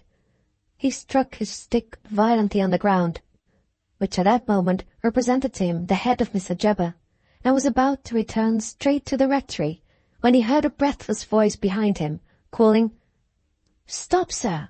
Oh, do please stop for 1 minute!" He turned round. A buxom woman in a tawdry and tattered gown was running towards him as fast as her natural impediments to quick progression would permit. "Please, sir," she cried, "please, sir, wasn't you the gentleman that was taken queer at seeing our little foundling? I was peeping through the red curtain, sir, just at the time." Instead of answering the question, Valentine instantly began to rhapsodize about the child's face. "Oh, sir, if you know anything about her," interposed the woman, "for God's sake don't scruple to tell it to me. I'm only Mrs. Peckover, sir, the wife of Jemmy Peckover, the clown, that you saw in the circus tonight. But I took and nursed the little thing by her poor mother's own wish, and ever since that time—" "My dear good soul," said Mr. Blyth, "I know nothing of the poor little creature. I only wish from the bottom of my heart that I could do something to help her and make her happy. If Levy and I had had such an angel of a child as that," continued Valentine, clasping his hands together fervently, "deaf and dumb as she is, we should have thanked God for her every day of our lives." Mrs. Peckover was apparently not much used to hear such sentiments as these from strangers. She stared up at Mr. Blyth with 2 big tears rolling over her plump cheeks. "Mrs. Peckover? Hello there, Peck, where are you?" roared a stern voice from the stable department of the circus, just as the clown's wife seemed about to speak again. Mrs. Peckover started, curtsied, and, without uttering another word, went back even faster than she had come out. Valentine looked after her intently, but made no attempt to follow. He was thinking too much of the child to think of that. When he moved again, it was to return to the rectory. He penetrated at once into the library, where Dr. Joyce was spelling over the Rebelford Mercury, while Mrs. Joyce sat opposite to him, knitting a fancy jacket for her youngest but one. He was hardly inside the door before he began to expatiate in the wildest manner on the subject of the beautiful deaf and dumb girl. If ever a man was in love with a child at first sight, he was that man. As an artist, as a gentleman of refined tastes, and as the softest-hearted of male human beings, in all 3 capacities, he was enslaved by that little innocent, sad face. He made the doctor's head whirl again. He fairly stopped Mrs. Joyce's progress with the fancy jacket as he sang the child's praises, and compared her face to every angel's face that had ever been painted, from the days of Giotto to the present. At last, when he had fairly exhausted his hearers and himself, he dashed abruptly out of the room, to cool down his excitement by a moonlight walk in the rectory garden. "What a very odd man he is," said Mrs. Joyce, taking up a dropped stitch in the fancy jacket. "Valentine, my love, is the best creature in the world," rejoined the doctor, folding up the Rebelford Mercury and directing it for the post. "But, as I often used to tell his poor father, who never would believe me, a little cracked. I've known him go on in this way about children before, though I must own not quite so wildly, perhaps, as he talked just now." "Do you think he'll do anything imprudent about the child? Poor thing! I'm sure I pity her as heartily as anybody can." "I don't presume to think," answered the doctor, calmly pressing the blotting paper over the address he'd just written. "Valentine is one of those people who defy all conjecture. No one can say what he will do or what he won't. A man who cannot resist an application for shelter and supper from any stray cur who wags his tail at him in the street. A man who blindly believes in the troubles of begging letter impostors. A man whom I myself caught last time he was down here, playing at marbles with 3 of my charity boys in the street, and promising to treat them to hardbake and ginger beer afterwards, is, in short, is not a man whose actions it is possible to speculate on." Here the door opened, and Mr. Blyth's head was popped in, surmounted by a ragged straw hat with a sky-blue ribbon around it. "Doctor," said Valentine, "may I ask an excellent woman, with whom I have made acquaintance, to bring the child here tomorrow morning for you and Mrs. Joyce to see?" "Certainly," said the good-humoured rector, laughing. "The child by all means, and the excellent woman too." "Not if it's Miss Florinda Beverley," interposed Mrs. Joyce, who had read the circus placard. "Florinda, indeed! Jezebel would be a better name for her." "My dear madam, it isn't Florinda," cried Valentine eagerly. "I quite agree with you. Her name ought to be Jezebel. And, what's worse, her legs are out of drawing." "Mr. Blyth!" exclaimed Mrs. Joyce, indignant at this professional criticism on Jezebel's legs. "Why don't you tell us at once who the excellent woman is?" cried the doctor, secretly tickled by the allusion which had shocked his wife. "Her name's Peckover," said Valentine. "She's a respectable married woman. She doesn't ride in the circus at all, and she nursed the poor child by her mother's own wish." "We shall be delighted to see her tomorrow," said the warm-hearted rector. "Or, no, stop, not tomorrow. I shall be out. The day after. Cake and cowslip wine for the deaf and dumb child at 12 o'clock. Eh, my dear?" "That's right. God bless you. You're always kindness itself," cried Valentine. "I'll find out Mrs. Peckover and let her know. Not a wink of sleep for me tonight. Never mind." Here Valentine suddenly shut the door, then as suddenly opened it again, and added, "I mean to finish that infernal horse picture tomorrow and go to the circus again in the evening." With these words he vanished, and they heard him soon afterwards whistling his favourite drops of brandy in the rectory garden. "Cracked! Cracked!" cried the doctor. "Dear old Valentine!" "I'm afraid his principles are very loose," said Mrs. Joyce, whose thoughts still ran on the unlucky professional allusion to Jezebel's legs. The next morning, when Mr. Blyth presented himself at the stables and went on with the portrait of the cover-hack, the squire had no longer the slightest reason to complain of the painter's desire to combine in his work picturesqueness of effect with accuracy of resemblance. Valentine argued no longer about introducing light and shade, or keeping the background subdued in tone. His thoughts were all with the deaf and dumb child and Mrs. Peckover, and he smudged away recklessly, just as he was told, without once uttering so much as a word of protest. By the evening he had concluded his labour. The squire said it was one of the best portraits of a horse that had ever been taken, to which piece of criticism the writer of the present narrative is bound in common candour to add that it was also the very worst picture that Mr. Blyth had ever painted. On return to Rubblefoot, Valentine proceeded at once to the circus, placing himself as nearly as he could in the same position which had occupied the night before. The child was again applauded by the whole audience, and again went through her performance intelligently and gracefully, until she approached the place where Valentine was standing. She started as she recognized his face, and made a step forward to get nearer to him, but was stopped by Mr. Jabber, who saw that the people immediately in front of her were holding out their hands to ride on her slate, and have her cards dealt round to them in their turn.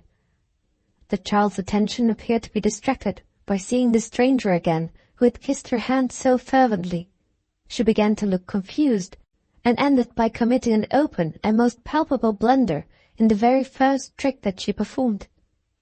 The spectators good-naturedly laughed, and some of them wrote on her slate, "Try again, little girl." Mr. Jabber made an apology, saying that the extreme enthusiasm of the reception accorded to his pupil had shaken her nerves, and then signed to her with a benevolent smile, but with a very sinister expression in his eyes, to try another trick. She succeeded in this, but still showed so much hesitation that Mr. Jabber, fearing another failure, took her away with him while there was a chance of making a creditable exit. As she was led across the ring, the child looked intently at Valentine. There was terror in her eyes, terror palpable enough to be remarked by some of the careless people near Mr. Blyth. "Poor little thing. She seems frightened at the man in the fine green jacket," said one. "And not without cause, I dare say," added another. "He don't mean that he could ever be brute enough to ill-use a child like that? It's impossible," cried a third. At this moment the clown entered the ring. The instant before he shouted the well-known, "Here we are!" Valentine thought he heard a strange cry behind the red curtain. He was not certain about it, but the mere doubt made his blood run chill. He listened for a minute anxiously. There was no chance now, however, for testing the correctness of his suspicion.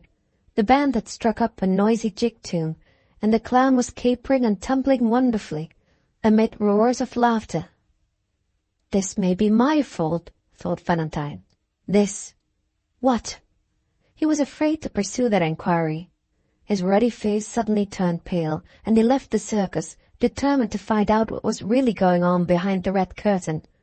He walked round the outside of the building, wasting some time before he found the door to apply at for admission. At last he came to a sort of passage, with some tattered horsecloths hanging over its outer entrance. "You can't come in here," said a shabby lad, suddenly appearing from the inside in his shirt-sleeves. Mr. Blyth took out half-a-crown. "I want to see the deaf and dumb child, directly." "Oh, all right, go in," muttered the lad, pocketing the money greedily. Valentine hastily entered the passage. As soon as he was inside, a sound reached his ears at which his heart sickened and turned faint. No words can describe it in all the horror of its helplessness. It was the moan of pain from a dumb human creature. He thrust aside a curtain and stood in a filthy place, partitioned off from the stables on one side and the circus on the other, with canvas and old boards. There, on a wooden stool, sat the woman who had accosted him the night before, crying and soothing the child, who lay shuddering on her bosom. The sobs of the clown's wife mingled with the inarticulate wailing, so low, yet so awful to hear, and both sounds were audible with a fearful, unnatural distinctness through the merry melody of the jig and the peals of hearty laughter from the audience at the circus. "Oh, my God!" cried Valentine, horror-struck at what he heard. "Stop her! Don't let her moan in that way." The woman started from her seat and put the child down, then recognized Mr. Blyth and rushed up to him. "Hush!" she whispered eagerly. "Don't call out like that. The villain, the brutal, heartless villain, is somewhere about the stables. If he hears you, he'll come in and beat her again. Oh, hush, hush, for God's sake. It's true he beat her, the cowardly, hellish brute, only for making that one little mistake with the cards. Don't speak out so loud, or you'll ruin us. How did you ever get in here? Oh, you must be quiet. There, sit down. Hark, I'm sure he's coming. Oh, go away, go away." She tried to pull Valentine out of the chair into which she had thrust him, but the instant before, he seized tight hold of her hand and refused to move. If Mr. Jubber had come in at that moment, he would have been thrashed within an inch of his life. The child had ceased moaning when she saw Valentine. She anxiously looked at him through her tears, then turned away quickly, took out her little handkerchief, and began to dry her eyes. "I can't go yet. I'll promise only to whisper. You must listen to me," said Mr. Blyth, pale and panting for breath. "I mean to prevent this from happening again. Don't speak. I'll take that injured, beautiful, patient little angel away from this villainous place. I will, if I go before a magistrate." The woman stopped him by pointing suddenly to the child. She had put back the handkerchief and was approaching him. She came close and laid one hand on his knee, and timidly raised the other as high as she could towards his neck. Standing so, she looked up quietly into his face. The pretty lips tried hard to smile once more, but they only trembled for an instant, and then closed again. The clear, soft eyes, still dim with tears, sought his with an innocent gaze of inquiry and wonder. At that moment, the expression of the sad and lovely little face seemed to say, "You look as if you wanted to be kind to me. I wish you could find out some way of telling me of it." Valentine's heart told him what was the only way. He caught her up in his arms and half smothered her with kisses. The frail, childish hands rose trembling and clasped themselves gently around his neck, and the fair head drooped lower and lower, wearily, until it lay on his shoulder. The clown's wife turned away her face, desperately stifling with both hands the sobs that were beginning to burst from her afresh. She whispered, "Oh, go, sir, pray go. Some of the writers will be in here directly. You'll get us into dreadful trouble." Valentine rose, still holding the child in his arms. "I'll go, if you promise me." "I'll promise you anything, sir." "You know the rectory, Dr. Joyce's, the clergyman, my kind friend." "Yes, sir, I know it. Do, please, for little Mary's sake, be quick as you can." "Mary! Her name's Mary." Valentine drew back into a corner and began kissing the child again. "You must be out of your senses to keep on in that way after what I've told you," cried the clown's wife, wringing her hands in despair and trying to drag him out of the corner. "Jebber will be in here in another minute. She'll be beaten again if you're caught with her. Oh, Lord, will nothing make you understand that?" He understood it only too well, and put the child down instantly, his face turning pale again, his agitation becoming so violent that he never noticed the hand which she held out towards him, or the appealing look that said so plainly and pathetically, "I want to bid you good-bye, but I can't say it as other children can." He never observed this, for he had taken Mrs. Peckover by the arm and had drawn her away hurriedly after him into the passage. The child made no attempt to follow them. She turned aside and, sitting down in the darkest corner of the miserable place, rested her head against the rough partition which was all that divided her from the laughing audience. Her lips began to tremble again. She took out the handkerchief once more and hid her face in it. "Now, recollect your promise," whispered Valentine to the clown's wife, who was slowly pushing him out all the time he was speaking to her. "You must bring little Mary to the rectory tomorrow morning at 12 o'clock exactly. You must, or I'll come and fetch her myself." "I'll bring her, sir, if you'll only go now. I'll bring her. I will, as true as I stand here." "If you don't," cried Valentine, still distrustful, and trembling all over with agitation. "If you don't—" He stopped, for he suddenly felt the open air blowing on his face. The clown's wife was gone, and nothing remained for him to threaten but the tattered horsecloths that hung over the empty doorway.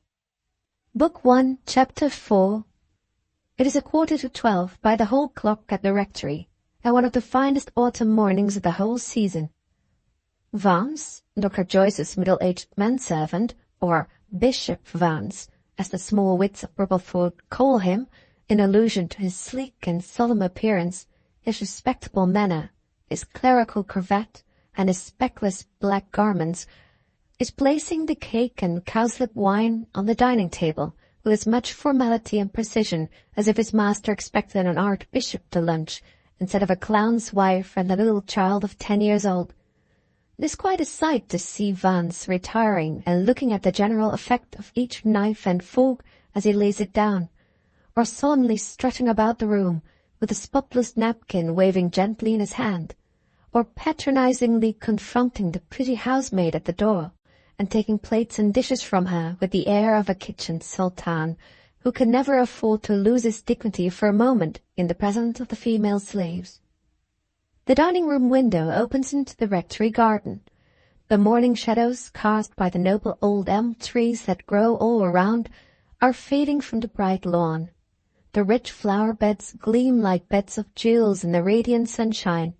The rookery is almost deserted, a solitary sleepy caw being only heard now and then at long intervals. The singing of birds and the buzzing of busy insects sound faint, distant, and musical. On a shady seat among the trees, Mrs. Joyce is just visible, working in the open air. One of her daughters sits reading on the turf at her feet. The other is giving the younger children a ride by turns on the back of a large Newfoundland dog, who walks along slowly with his tongue hanging out and his great bushy tail wagging gently. A prettier scene of garden beauty and family repose could not be found in all England, and the scene which the view through the rectory window now represents. The household tranquillity, however, is not entirely uninterrupted. Across the picture, of which Vance and the luncheon table form the foreground, and the garden with Mrs. Joyce and the young ladies the middle distance and background, there flits from time to time an unquiet figure. This personage is always greeted by Leo, the Newfoundland dog, with an extra wag of the tail, and is apostrophized laughingly by the young ladies under the appellation of "Funny Mr. Blyth." Valentine has in truth let nobody have any rest, either in the house or the garden, since the first thing in the morning. The rector, having some letters to write, has bolted himself into a study in despair, and defies his excitable friend from that stronghold, until the arrival of Mrs. Peckover, with the deaf and dumb child, has quieted the painter's fidgety impatience for the striking of 12 o'clock, in the presence of the visitors from the circus. As for the miserable Vance, Mr. Blyth has discomposed, worried, and put him out, till he looks suffocated with suppressed indignation. Mr. Blyth has invaded his sanctuary to ask whether the whole clock is right, and has caught him cleaning himself in his shirt-sleeves. Mr. Blyth has broken one of his tumblers, and has mutinously insisted on showing him how to draw the cork of the cowslip wine bottle. Mr. Blyth has knocked down a fork and 2 spoons just as they were laid straight, by whisking past the table like a madman on his way into the garden. Mr. Blyth has bumped up against the housemaid in return to the dining-room, and has apologized to Susan by a joke which makes her giggle ecstatically in Vance's own face. If this sort of thing is to go on for a day or 2 longer, though he has been 20 years at the rectory, Vance will be goaded into giving the doctor a warning. It is 5 minutes to 12. Valentine has skipped into the garden for the 30th time at least, to beg that Mrs. Joyce and the young ladies will repair to the dining-room and be ready to set Mrs. Peckover and her little charge quite at their ease the moment they come in. Mrs. Joyce consents to this proposal at last, and takes his offered arm, touching it, however, very gingerly, and looking straight before her while he talks, with an air of matronly dignity and virtuous reserve. She is still convinced that Mr. Blyth's principles are extremely loose, and treats him as she might have treated Don Juan himself under similar circumstances. They all go into the dining-room. Mrs. Joyce and her daughters take their places, looking deliciously cool and neat in their bright morning dresses. Leo drops down lazily on the rug inside the window, with a thump of his great heavy body that makes the glasses ring. The doctor comes in with his letters for the post, and apostrophizes Valentine with a harmless clerical joke. Vance solemnly touches up the already perfect arrangement of the luncheon table. The clock strikes 12. A faint, meek ring is heard at the rectory bell. Vance struts slowly to the door when, heaven and earth, are no conventions held sacred by these painters of pictures. Mr. Blyth dashes past him with a shout of, "Here they are!" and flies into the hall to answer the gate himself. Vance turns solemnly round towards his master, trembling and purple in the face, with an appealing expression which says plainly enough, "If you mean to stand this sort of outrage, sir, I beg most respectfully to inform you that I don't." The rector bursts out laughing. The young ladies follow his example. The Newfoundland dog jumps up and joins in with his mighty bark. Mrs. Joyce sits silent and looks at Vance and sympathizes with him. Mr. Blyth is soon heard again in the hall, talking at a prodigious rate, without one audible word of answer proceeding from any other voice. The door of the dining-room, which has swung to, is suddenly pushed open, jostling the outraged Vance, who stands near it, into such a miserably undignified position, flat against the wall, that the young ladies begin to titter behind their handkerchiefs as they look at him. Valentine enters, leading in Mrs. Peckover and the deaf and dumb child, with such an air of supreme happiness that he looks absolutely handsome for the moment. The rector, who is, in the best and noblest sense of the word, a gentleman, receives Mrs. Peckover as politely and cordially as he would have received the best lady in Rebelford. Mrs. Joyce comes forward with him, very kind too, but a little reserved in her manner nevertheless, being possibly apprehensive that any woman connected with the circus must be tainted with some slight flavour of Miss Florinda Beverley. The young ladies dropped down into the most charming positions on either side of the child and fall straightway into fits of ecstasy over her beauty. The dog walks up and pokes his great honest muzzle among them companionably. Vance stands rigid against the wall and disapproves strongly of the whole proceeding. Poor Mrs. Peckover! She had never been in such a house as the rectory. She had never spoken to a doctor of divinity before in her life. She was very hot and red and trembling, and made fearful mistakes in grammar, and clung as shyly to Mr. Blyth as if she had been a little girl. The rector soon contrived, however, to settle her comfortably in a seat by the table. She curtsied reverentially to Vance as she passed by him, doubtless under the impression that he was a second doctor of divinity, even greater and more learned than the first. He stared in return straight over her head, with small unwinking eyes, his cheeks turning slowly from deep red to dense purple. Mrs. Peckover shuddered inwardly under the conviction that she had insulted a dignitary who was hoisted up on some clerical elevation, too tremendous to be curtsied to by such a social atom as a clown's wife. Mrs. Joyce had to call 3 times to her daughters before she could get them to the luncheon table. If she had possessed Valentine's eye for the picturesque and beautiful, she would certainly have been incapable of disturbing the group, which her third summons broke up. In the centre stood the deaf and dumb child, dressed in a white frock, with a little silk mantilla over it, made from a cast-off garment belonging to one of the ladies of the circus.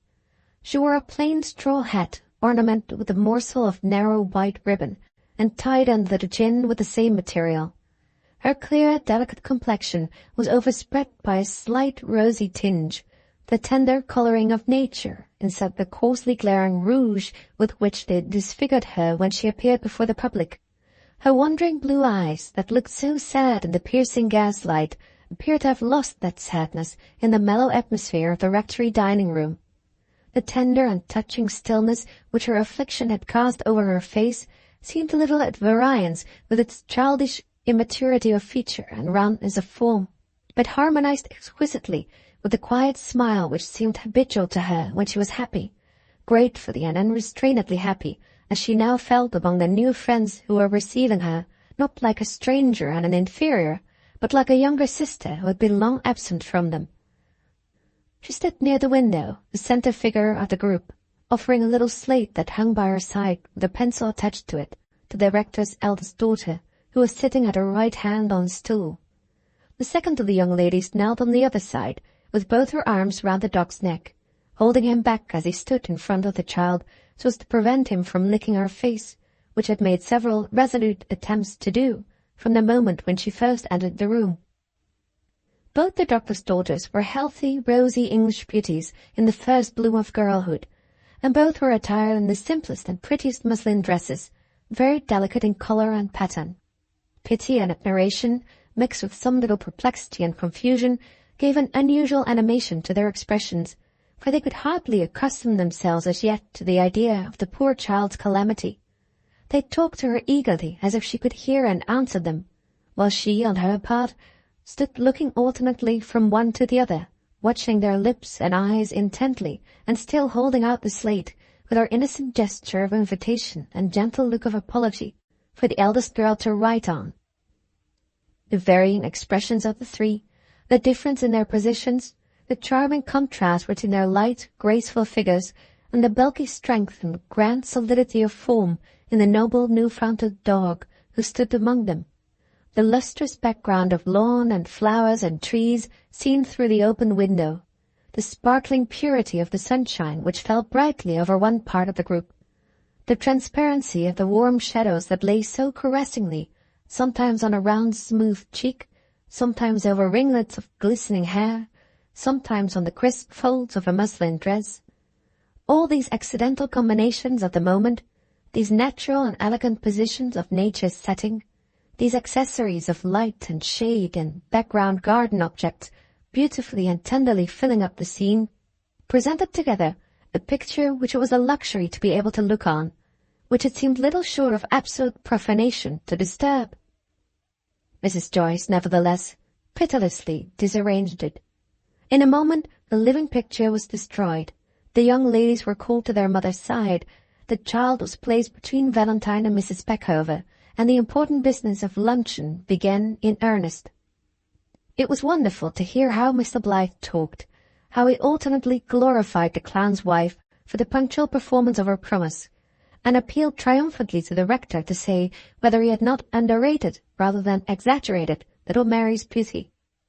It was also wonderful to see Mrs. Peckover's blank look of astonishment when she found the rigid doctor of divinity, who would not so much as notice her courtesy, suddenly relax into blandly supplying her with everything she wanted to eat or drink.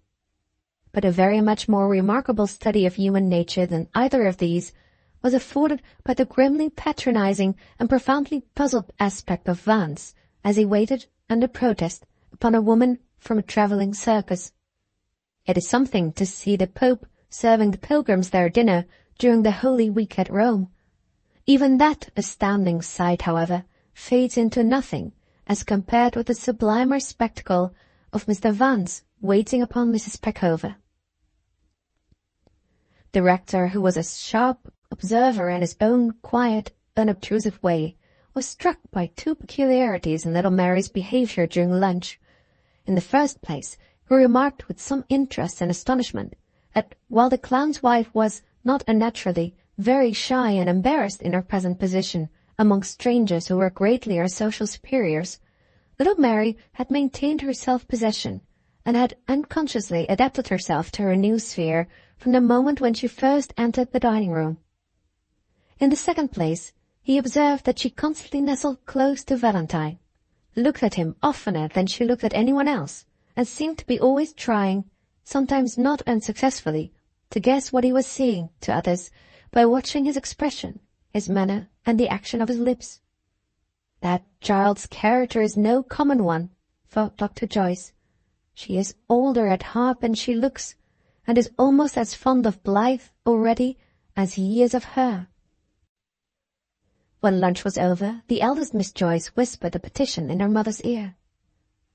"May Carrie and I take the dear little girl out with us to see our gardens, mamma?" "Certainly, my love, if she likes to go. You'd better ask her. Ah, dear, I forgot. I mean, write on her slate. It's so hard to remember she's deaf and dumb when one sees her sitting there looking so pretty and happy. She seems to like the cake. Remind me, Emmy, to tie some up for her in paper before she goes away." Miss Emily and Miss Caroline went round to the child directly, and made signs with the slate. They alternately wrote on it with immense enthusiasm until they had filled one side, signing their initials in the most businesslike manner at the end of each line, thus: "Oh, do come and see my gardens, E.J. We will gather you such a nice nosegay, C.J. I've got some lovely little guinea pigs, E.J. And Mark, our gardener, has made me a summer house with such funny chairs in it, C.J. You shall have my parasol to keep the sun off, E.J. And we will send Leo into the water as often as you like him to go, C.J. Thus they went on till they got to the bottom of the slate.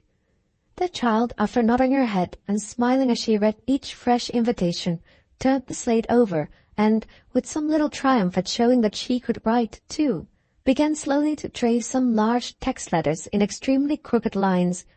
It took her a long time, especially as Mr. Blyth was breathlessly looking over her shoulder all the while, to get through these words. "Thank you for being so kind to me. I will go with you anywhere you like." In a few minutes more, the two young ladies and little Mary were walking over the bright lawn, with Leo in close attendance, carrying a stick in his mouth. Valentine started up to follow them, then appeared suddenly to remember something, and sat down again with a very anxious expression on his face. He and Dr. Joyce looked at one another significantly. Before breakfast that morning they had been consulted at a private interview. Throughout the conversation which then took place, Mr. Blyth had been unusually quiet and very much in earnest. The doctor had begun by being incredulous and sarcastic in a good-humoured way, but had ended by speaking seriously and making a promise under certain conditions. The time for the performance of that promise had now arrived. "You needn't wait, Vance," said the rector. Never mind about taking the things away. I'll ring when you're wanted." Vance gloomily departed. "Now the young people have left us, Mrs. Peckover," said Dr. Joyce, turning to the clown's wife, "there is a good opportunity for my making a proposition to you, on behalf of my old and dear friend here, Mr. Blyth, who, as you must have noticed, feels great sympathy and fondness for your little Mary. But before I mention this proposal, which I am sure you'll receive in the best spirit, however it may surprise you, I should wish, we should all wish, if you have no objection, to hear any particulars you can give us on the subject of this poor child. Do you feel any reluctance to tell us, in confidence, whatever you know about her?" "Oh, dear, no, sir," exclaimed Mrs. Peckover, very much amazed. "I should be ashamed of myself if I went making any objections to anything you wanted to know about little Mary. But it's strange to me to be in a beautiful place like this, drinking wine with gentlefolks, and I'm almost afraid—" "Not afraid, I hope, that you can't tell us what we are so anxious to know. Quite at your ease and in your own way," said the rector pleasantly. "Pray, Mrs. Peckover, believe I am sincere in saying that we meet on equal terms here. I've heard from Mr. Blyth of your motherly kindness to that poor helpless child, and I am indeed proud to take your hand and happy to see you here, as one who should always be an honoured guest in a clergyman's house, the doer of a good and charitable deed. I've always, I hope, valued the station to which it has pleased God to call me, because it especially offers me the privilege of being the friend of all my fellow Christians, whether richer or poorer, higher or lower in worldly rank than I am myself." Mrs. Peckover's eyes began to fill. She could have worshipped Dr. Joyce at that moment. "Mr. Blyth!" exclaimed Mrs. Joyce sharply, before another word could be spoken. "Excuse me, Mr. Blyth, but really—" Valentine was trying to pour out a glass of sherry for Mrs. Peckover. His admiration of the doctor's last speech and his extreme anxiety to reassure the clown's wife must have interfered with his precision of eye and hand, for one half of the wine, as he held the decanter, was dropping into the glass, and the other half was dribbling into a little river on the cloth. Mrs. Joyce thought of the walnut-wood table underneath, and felt half distracted as she spoke. Mrs. Peckover, delighted to be of some use, forgot her company manners at an instant, pulled out her red cotton pocket-handkerchief, and darted at the spilled sherry. But the rector was even quicker with his napkin. Mrs. Peckover's cheeks turned the colour of her handkerchief as she put it back in her pocket, and sat down again. "Much obliged. No harm done. Much obliged. No harm done. Much obliged, ma'am," said Dr. Joyce. "Now, Valentine, if you don't leave off apologizing, and sit down directly in that armchair against the wall, I shall take Mrs. Peckover into my study, and hear everything she has to say at a private interview. There, we are all comfortable and composed again at last, and ready to be told how little Mary and the good friend who has been like a mother to her first met." Thus appealed to, Mrs. Peckover began her narrative, sometimes addressing it to the doctor, sometimes to Mrs. Joyce, and sometimes to Valentine. From beginning to end, she was only interrupted at rare intervals by a word of encouragement, or sympathy, or surprise from her audience. Even Mr. Blyth sat most uncharacteristically still and silent, his expression alone showing the varying influences of the story on him, from its strange commencement to its melancholy close. "It's better than 10 years ago, sir," began the clown's wife, speaking first to Dr. Joyce, "since my little Tommy was born, he being now, if you please, at school and costing nothing, through a presentation, as they call it, I think, which was given us by a kind patron to my husband. Some time after I'd got well over my confinement, I was out one afternoon taking a walk with baby and Jemmy, which last is my husband, ma'am. We were at Banbury then, just putting up the circus. It was a fine, large neighbourhood, and we hoped to do good business there. Jemmy and me and the baby went out into the fields, and enjoyed ourselves very much, it being such nice warm spring weather, though it was March at the time. We came back to Banbury by the road, and just as we got near the town, we see a young woman sitting on the bank and holding her baby in her arms, just as I'd got my baby in mine. "How dreadful ill and weak she do look, don't she?" says Jemmy. Before I could say as much as yes, she stares up at us and asks in a wild voice, though it wasn't very loud either, if we can tell her the way to Banbury workhouse. Having pretty sharp eyes of her own, we both of us knew that a workhouse was no fit place for her. Her gown was very dusty, and one of her boots was burst, and her hair was draggled all over her face, and her eyes was sunk in her head like, but we saw somehow that she was a lady. Or, if she wasn't exactly a lady, that no workhouse was proper for her at any rate. I stooped down to speak to her, but her baby was crying so dreadful she could hardly hear me. "Is the poor thing ill?" says I. "Starving," says she, in such a desperate, fierce way that it gave me a turn. "Is that your child?" says I, a bit frightened about how she'd answered me. "Yes," she says in a quite new voice, very soft and sorrowful, and bending her face away from me over the child. "Then why don't you suckle it?" says I. She looks up at me, and then at Jemmy, and shakes her head, and says nothing. I give my baby to Jemmy to hold, and went and sat down by her. He walked away a little, and I whispered to her again, "Why don't you suckle it?" And she whispered to me, "My milk's all dried up." I couldn't wait to hear no more till I got her baby at my own breast. That was the first time I suckled little Mary, ma'am. She wasn't a month old then, and, oh, so weak and small, such a mite of a baby compared to mine. You may be sure, sir, that I asked the young woman lots of questions while I was sitting side by side with her. She stared at me with a dazed look in her face, seemingly quite stupefied by weariness or grief, or both together. Sometimes she gave me an answer, and sometimes she wouldn't. She was very secret. She wouldn't say where she come from, or who her friends were, or what her name was. She said she should never have name or home or friends again. I just quietly stole a look down her left hand and saw that there was no wedding ring on her finger, and guessed what she meant. "Does the father know you're wandering about in this way?" says I. She flushes up directly. "No," says she, "he doesn't know where I am. He never had any love for me, and he has no pity for me now. God's curse on him wherever he goes." "Oh, hush, hush," says I. "Don't talk like that." "Why do you ask me questions?" says she more fiercely than ever. "What business have you to ask me questions that make me mad?" "I've only got one more to bother you with," says I, quite cool, "and that is, haven't you got any money at all with you?" You see, ma'am, now I got her child at my own bosom, I didn't care for what she said, or fear for what she might do to me. The poor mite of a baby was sure to be a peacemaker between us sooner or later. It turned out she'd got sixpence and a few halfpence, not a farthing more, and too proud to ask help from any one of her friends. I managed to worm out of her that she had run away from home before her confinement, and had gone to some strange place to be confined, where they'd ill-treated and robbed her. She hadn't long got away from the wretches who'd done it. By the time I'd found out all this, her baby was quite quiet and ready to go to sleep. I gave it her back.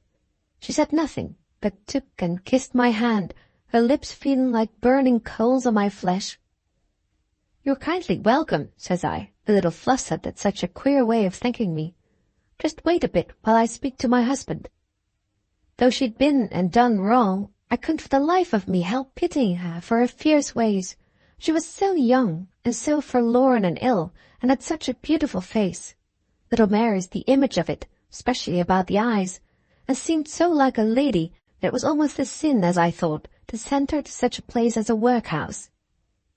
Well, I went and told Jemmy all I'd got out of her, my own baby kicking and crowing in my arms again, as happy as a king all the time I was speaking. "It seems shocking," says I, "to let such as her go into a workhouse. What had we better do?" Says Jemmy, "Let's take her with us to the circus and ask Pecky Burke." Pecky Burke, if you please, sir, was the finest rider that ever stepped on a horse's back. We've had nothing in our circus to come near her since she went to Astley's. She was the wildest devil of an Irish girl. Oh, I humbly beg your pardon, sir, for saying such a word, but she really was so wild. I hope you'll excuse it. She'd go through fire and water, as they say, to serve people she liked. But as for them she didn't, she'd often use her riding whip among them, as free as her tongue. That cowardly brute Jubba would never have beaten my little Mary if Becky had been with us still. He was so frightened of her that she could twist him round her finger, and she did, for he dursn't quarrel with the best rider in England and let other circuses get hold of her. Peggy was a wonderful sharp girl besides, and was always fond of me, and took my part. So when Jemmy said he thought it best to ask her what we'd better do, you may be sure that I thought it best too. We took the young woman and the baby with us to the circus at once. She never asked any questions. She didn't seem to care where she went or what she did. She was dazed and desperate. A sight, ma'am, to make your heart ache. They were just getting tea in the circus, which was nearly finished. We mostly have tea and dinner there, sir, finding it comes cheaper in the end to mess together when we can. Peggy Burke, I remember, was walking about on the grass outside, whistling. That was one of her queer ways, the girl I left behind me. "Ah, Peck," says she, "what have you been after now? Who's the company lady you've brought to tea with us?" I told her, sir, all I've told you, while Jemmy set the young woman down on one of our trunks and got her a cup of tea. "It seems dreadful," says I, when I'd done, "to send such as her to the workhouse, don't it?" "Workhouse?" says Peggy, firing up directly. "I only wish we could catch the man who's got her in that scrape, and put him in there, on water gruel for the rest of his life. I'd give a shilling a wheel out of my own pocket for the blessed privilege of scoring the thief's face with my whip till his own mother wouldn't know him." And then she went on, sir, abusing all the men in her Irish way, which I can't repeat. At last she stops and claps me on the back. "You're a darling old girl, Pack," says she, "and your friends are my friends. Stop where you are and let me speak a word to the young woman on the trunk." After a little while she comes back and says, "I've done it, Peck. She's mighty close, and as proud as Lucifer, but she's only a dressmaker for all that." "A dressmaker?" says I. "How did you find out she was a dressmaker?" "Why, I looked at her forefinger, in course," says Peggy, "and saw the pricks of the needle on it, and soon made her talk a bit after that. She knows fancy work and cutting out. Would you ever have thought it? And I'll show her how to give the workhouse the go-by tomorrow if she only holds out and keeps in her senses. Stop where you are, Peck. I'm going to make Jabba put his dirty hand into his pocket and pull out some money. That's a sight worth stopping to see any day in the week." I waited as she told me, and she called for Jabba, just as if he'd been her servant, and he come out of the circus. "I want 10 shillings advance of wages for that lady on the trunk," says Peggy.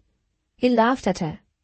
"Show your ugly teeth at me again," says she, "and I'll box your ears. I've my light hand for a horse's mouth, and my heavy hand for a man's cheek. You ought to know that by this time. Pull out the 10 shillings. "What for?" said he, frowning at her. "Just this," says she. "I mean to leave your circus unless I get those 6 character dresses you promised me. A lady there can do them up beautiful. Pull out the 10 shillings, for I've made up my mind to appear before the Banbury public on Gary Owen's back, as 6 women at once." What she meant by this, sir, was that she was to have 6 different dresses on, one over another, and was to go galloping round the ring on Gary Owen, which was the horse, beginning, I think it was, as Empress of Russia, and then throwing off the top dress without the horse stopping, and showing next as some famous Frenchwoman in the dress underneath, and keeping on so with different nations till she got down to the last dress, which was to be Britannia and the Union Jack. We got bits of remnants and old dresses and things to make and alter, but hadn't anybody clever enough at cutting out and what they call custom to do what Peggy wanted, Jabba being too stingy to pay the regular people who understand such things. The young woman, knowing as she did about fancy work, was just what was wanted, if she could only get well enough to use her needle. "I'll see if she works the money out," says Peggy, "but she's dead beat tonight, and must have her rest and bit of supper before she begins tomorrow." Jabba wanted to give less than 10 shillings, but between threatening and saying it should buy 20 shillings worth of tailor's work, she got the better of him, and he gave the money, sulky enough. "Now," says Peggy, "you take her away and get her a lodging in the place where you're staying, and I'll come tomorrow with some of the things to make up." But, dear me, sir, she was never to work as much as 6pence out of that 10 shillings out. She was took bad in the night and got so much worse in the morning that we had to send for the doctor. As soon as he'd seen her, he takes me into the passage and says he to me, "Do you know who her friends are?" "No, sir," says I can't get her to tell me. I only met her by accident yesterday." "Try and find out again," says he, "for I'm afraid she won't live over the night. I'll come back in the evening and see if there's any change." Peggy and me went into her room together, but we couldn't even get her to speak to us for ever so long a time. All at once she cries out, "I can't see things as I ought. Where's the woman who suckled my baby when I was alone by the roadside?" "Here," says I, "here, I've got hold of your hand. Do tell us where we can write to about you." "Will you promise to take care of my baby and not let it go into the workhouse?" says she. "Yes, I promise," says I do indeed promise with my whole heart." "We'll all take care of the baby," says Peggy. "Only you try and cheer up, and you'll get well enough to see me on Garryone's back before we leave Bangbury. You will for certain, if you cheer up a bit." "I give my baby," she says, clutching tight at my hand, "to the woman who suckled it by the roadside, and I pray God to bless her and forgive me, for Jesus Christ's sake." After that she lay quiet for a minute or two.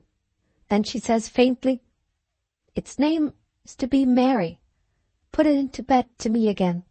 I should like to touch its cheek and feel how soft and warm it is once more." And I took the baby out of its crib and lifted it, asleep as it was, into the bed by her side and guided her hand up to its cheek. I saw her lips move a little and bend down over her. "Give me one kiss," she whispered, "before I die." And I kissed her and tried to stop crying as I did it. Then I says to Peggy, "You wait here while I run and fetch the doctor back, for I'm afraid she's going fast." He wasn't at home when I got to his house.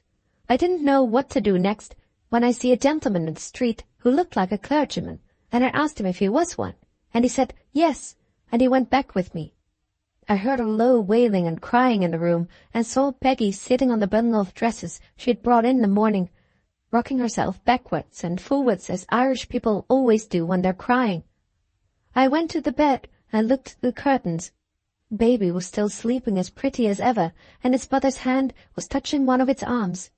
I was just going to speak to her again when the clergyman said, "Hush," and took a bit of looking-glass that was set up on the chimney-piece and held it over her lips. She was gone.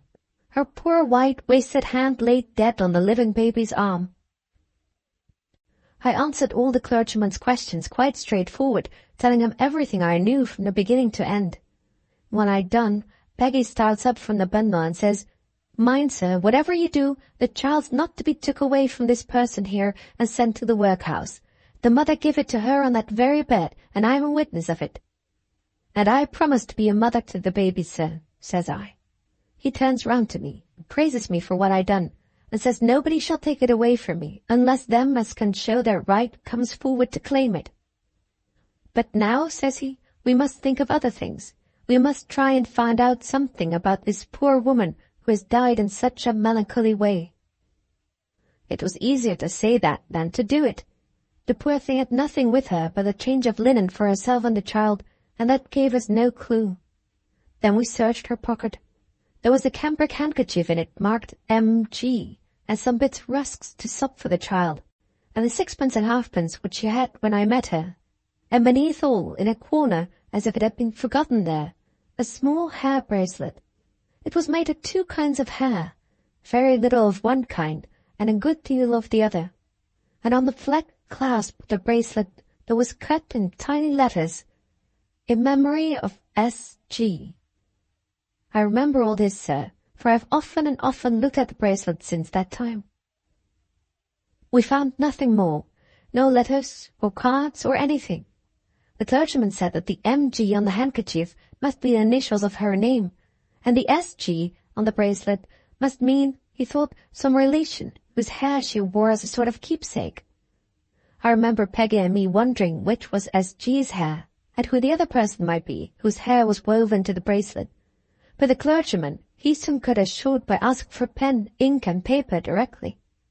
"I'm going to write out an advertisement," says he, "saying how you met with the young woman, and what she was like, and how she was dressed. "Do you mean to say anything about the baby, sir?" says I. "Certainly," says he. "It's only right, if we get at our friends by advertising, to give them the chance of doing something for the child. And if they live anywhere in county, I believe we shall find them out, for the Banbury Chronicle, into which I mean to put the advertisement, goes everywhere in our part of England." So he sits down and writes what he said he would, and takes it away to be printed in the next day's number of the newspaper. "If nothing comes of this," says he, "I think I can manage about the burial with a charitable society here. I'll take care and inform you the moment the advertisement's answered." I hardly know how it was, sir, but I almost hoped they wouldn't answer it. Having suckled the baby myself and kissed its mother before she died, I couldn't make up my mind to the chance of its being took away from me just then. I ought to have thought how poor we were, and how hard it would be for us to bring the child up. But somehow I never did think of that. No more did Peggy. No more did Jemmy. Not even when we put the baby to bed that night along with our own. Well, sir, sure enough, 2 days after the advertisement came out, it was answered in the cruellest letter I ever set eyes on. The clergyman, he come to me with it. "It was left this evening," says he, "by a strange messenger, who went away directly. I told my servant to follow him, but it was too late, he was out of sight. The letter was very short, and we thought it was in a woman's handwriting, a faint handwriting, the clergyman said. There was no name signed, and no date at top or bottom. Inside it there was a £10 banknote, and the person as sent it wrote that it was enclosed to bury the young woman decently.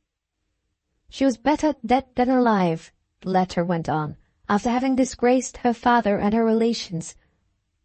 As for the child, it was the child of sin, and had no claim on people who desired to preserve all that was left of their good name, and to set a moral example to others. The parish must support it if nobody else would. It would be useless to attempt to trace them, or to advertise again. The baby's father had disappeared, they didn't know where, and they could hold no communication now with such a monster of wickedness, even if he was found. She was dead in her shame and her sin, and her name should never be mentioned among them she belonged to henceforth forever." This was what I remember in the letter, sir. A shocking and unchristian letter, I said, and the clergyman, he said so too. She was buried in the poor corner of the churchyard. They marked out the place, in case anybody should ever want to see it, by cutting the 2 letters M.G. and the date of when she died upon a board of wood at the head of the grave. The clergyman then gave me the hair bracelet and the handkerchief and said, "You keep these as careful as you keep the child, for they will be of great importance one of these days. I shall seal up the letter, which is addressed to me, and put it in my strong-box."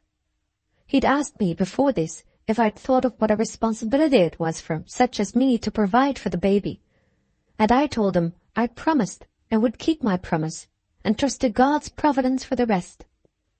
The clergyman was a very kind gentleman, and got up a subscription for the poor babe, and Peggy Berg, when she had her benefit before the circus left Banbury, gave half of what she got as her subscription.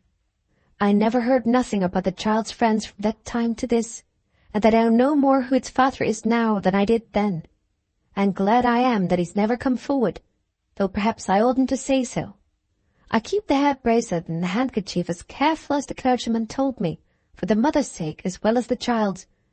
I've known some sorrow with her since I took her as my own, but I love her only the dearer for it, and still think the day a happy day for both of us, when I first stopped and suckled her by the roadside. This is all I have to say, if you please, sir, about how I first met with little Mary, and I wish I could have told it in a way that was more fit for such as you to hear. Book 1, Chapter 5, Madonna's Misfortune. As the clown's wife ended her narrative, but little was said in the way of comment on it by those who had listened to her. They were too much affected by what they had heard to speak as yet, except briefly and in low voices. Mrs. Joyce more than once raised her handkerchief to her eyes. Her husband murmured some cordial words of sympathy and thanks, in an unusually subdued manner, however. Valentine said nothing, but he drew his chair close to Mrs. Peckover, and turning his face away as if he did not wish it to be seen, took her hand in one of his, and patted it gently with the other. There was now perfect silence in the room for a few minutes. Then they all looked out with one accord, and as it seemed with one feeling, towards the garden. In a shady place, just visible among the trees, the rector's daughters and little Mary and the great Newfoundland dog were all sitting together on the grass. The two young ladies appeared to be fastening a garland of flowers round the child's neck, while she was playfully offering a nosegay for Leo to smell at. The sight was homely and simple enough, but it was full of the tenderest interest, after the narrative which had just engaged them, to those who now witnessed it. They looked out on the garden scene silently for some little time. Mrs. Joyce was the first to speak again.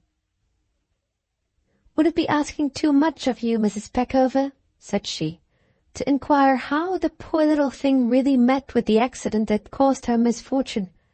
I know there is an account of it in the bills of the circus, but—" "It's the most infamous thing I ever read," interrupted Mr. Blyth indignantly. "The man who wrote it ought to be put in the pillory.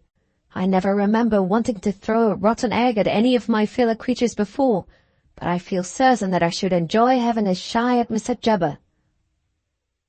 "Gently, Valentine, gently," interposed the rector.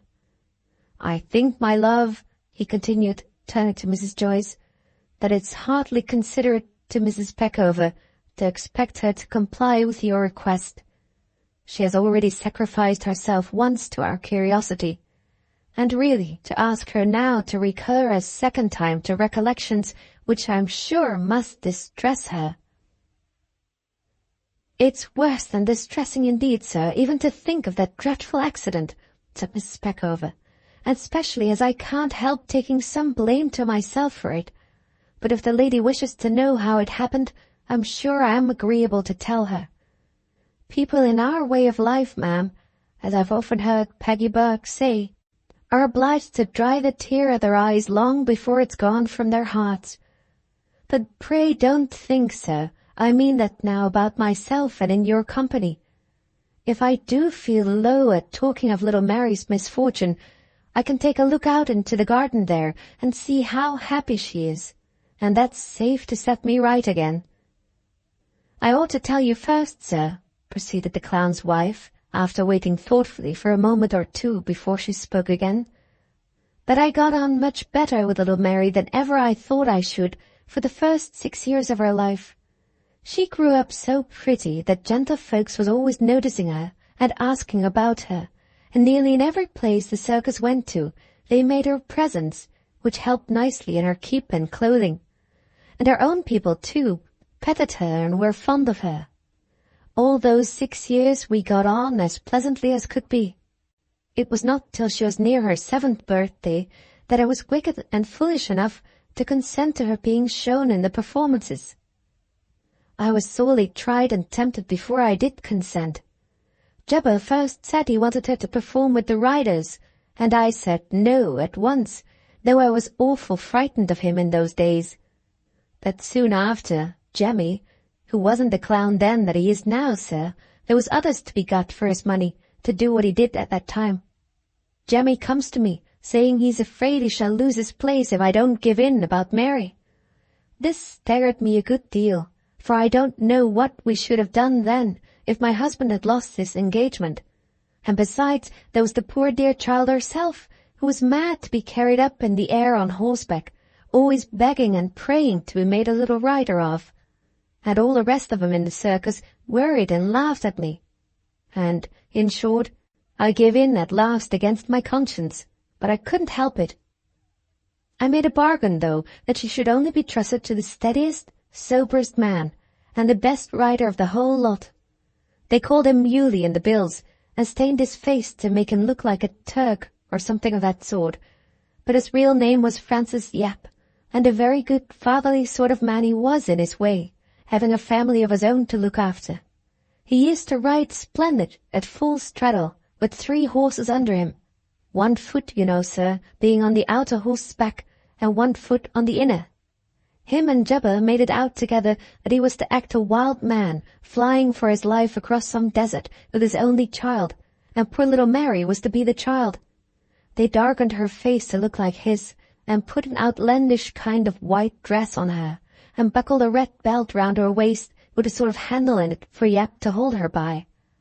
After first making believe in all sorts of ways that him and the child was in danger of being taken and shot, he had to make believe afterwards that they had escaped, and to hold her up in a sort of triumph at the full stretch of his arm, galloping round and round the ring all the while. He was a tremendous strong man, and could do it as easy as I could hold up a bit of that plum cake. Poor little love, she soon got over the first fright of the thing, and had a sort of mad fondness for it that I never liked to see, for it wasn't natural to her. Yap, he said she'd got the heart of a lion, and would grow up the finest woman rider in the world. I was very unhappy about it, and lived a miserable life, always fearing some accident. But for some time nothing near an accident happened, and lots of money come into the circus to see Yap and little Mary. But that was Jabber's luck and not ours. One night, when she was a little better than 7 years old— oh, ma'am, how I ever lived over that dreadful night I don't know.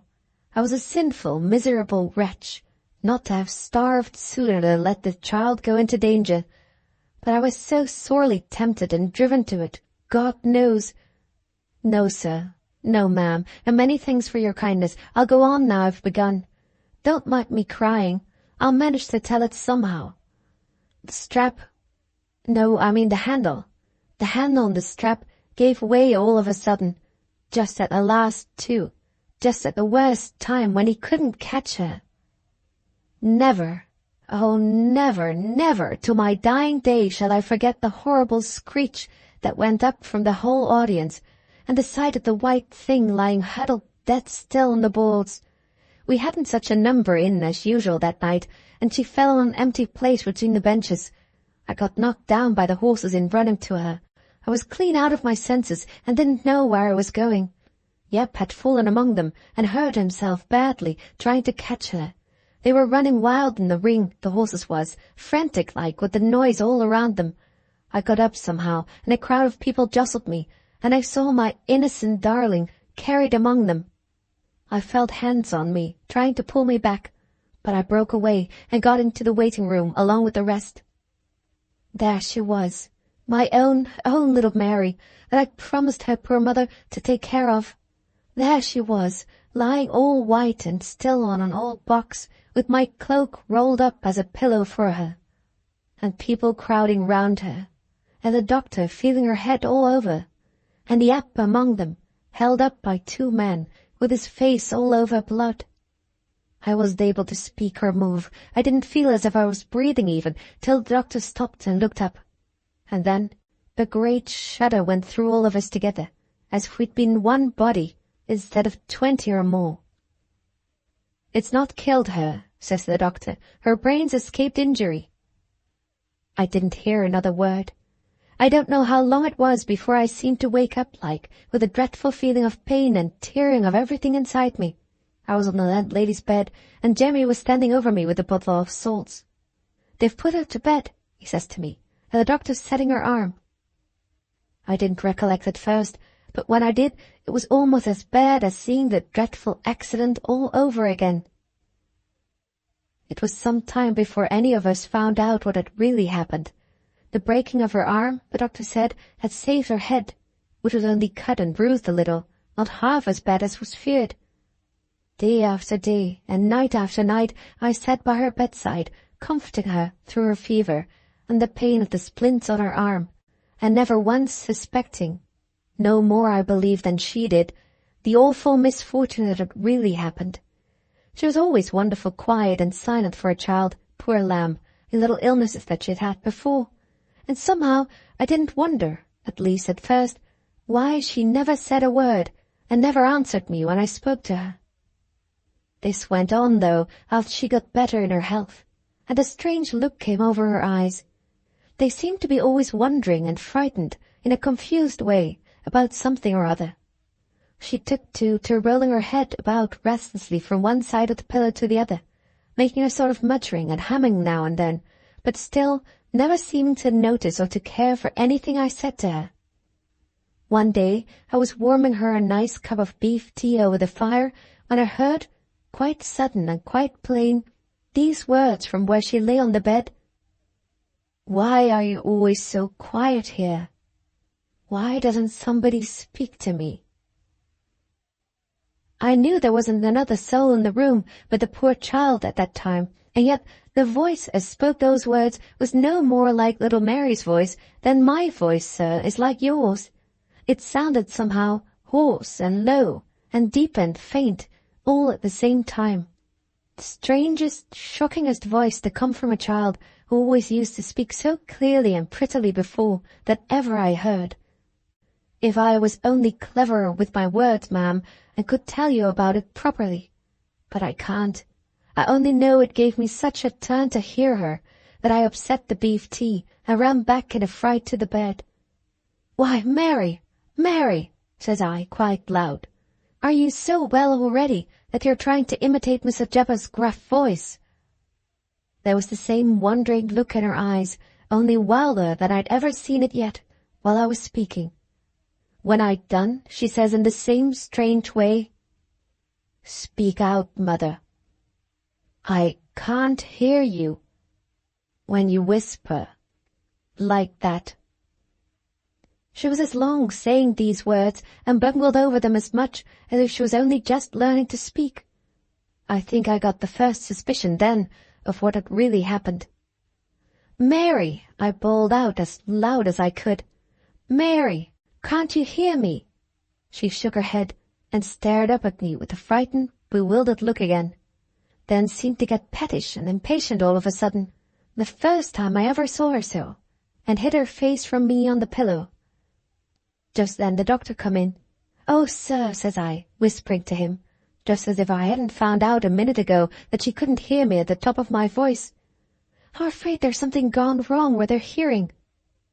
"Have you only just now suspected that?" says he. "I've been afraid of it for some days past, but I thought it best to say nothing till I tried her. She's hardly well enough yet, poor child, to be worried with experiments on her ears." "She's much better," says I. "Indeed, she's much better today, sir. Oh, do try her now, for it's so dreadful to be in doubt a moment longer than we can help." He went up to the bedside, and I followed him. She was lying with her face hidden away from us on the pillow, just as it was when I left her. The doctor says to me, "Don't disturb her. Don't let her look around so that she can see us. I'm going to call to her." And he called "Mary" out loud twice, and she never moved. The third time he tried her, it was with such a shout at the top of his voice that the landlady come up, thinking something had happened. I was looking over his shoulder and saw that my dear child never started in the least. "Poor little thing," says the doctor, quite sorrowful. "This is worse than I expected." He stooped down and touched her as he said this, and she turned round directly and put out her hand to have her pulse felt as usual. I tried to get out of her sight, for I was crying and didn't wish her to see it, but she was too sharp for me. She looked hard in my face and the landlady's, then the doctor's, which was downcast enough, for it got very fond of her, just as everybody else did who saw much of little Mary. "What's the matter?" she says, in the same sort of strange, unnatural voice again. We tried to pacify her, but only made her worse. "Why do you keep on whispering?" she asks. "Why don't you speak out loud so that I can—" And then she stopped, seemingly in a sort of helpless fright and bewilderment. She tried to get up in bed, and her face turned red all over. "Can she read writing?" says the doctor. "Oh, yes, sir," says I. "She can read and write beautiful for a child of her age. My husband taught her." "Get me paper and pen and ink directly," says he to the landlady, who went at once and got him what he wanted. "We must quiet her at all hazards," said the doctor, "or she'll excite herself into another attack of fever. She feels what's the matter with her, but don't understand it, and I'm going to tell her by means of this paper. It's a risk," he says, writing down on the paper in large letters, "You are deaf. But I must try all I can do for her ears immediately, and this will prepare her," says he, going to the bed and holding the paper before her eyes. She shrank back on the pillow, as still as death, the instant she saw it, but didn't cry, and looked more puzzled and astonished, I should say, than distressed. But she was breathing dreadful quick. I felt that as I stooped down and kissed her. "She's too young," says the doctor, "to know what the extent of her calamity really is.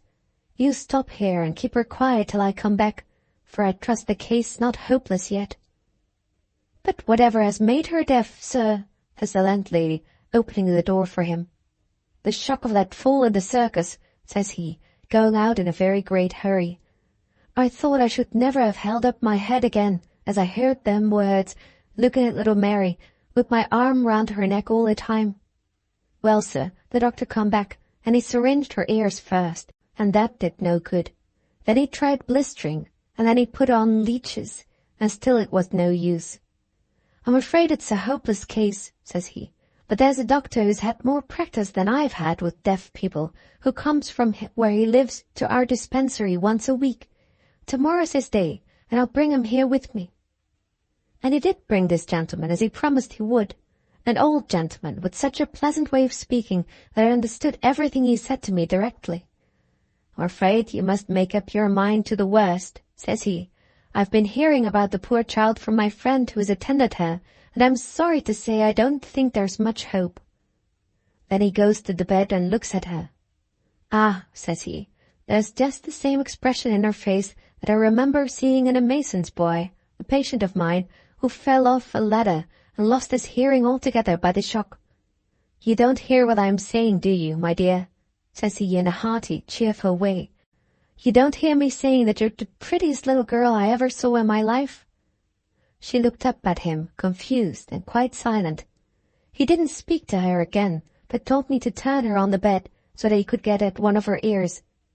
He pulled out some instruments while I did what he asked, and put them into her ear, but so tenderly that he never hurt her. Then he looked in through a sort of queer spy-glass thing. Then he did it all over again with the other ear, and then he laid down the instruments and pulled out his watch. "Write on a piece of paper," says he to the other doctor. "Do you know that the watch is ticking?"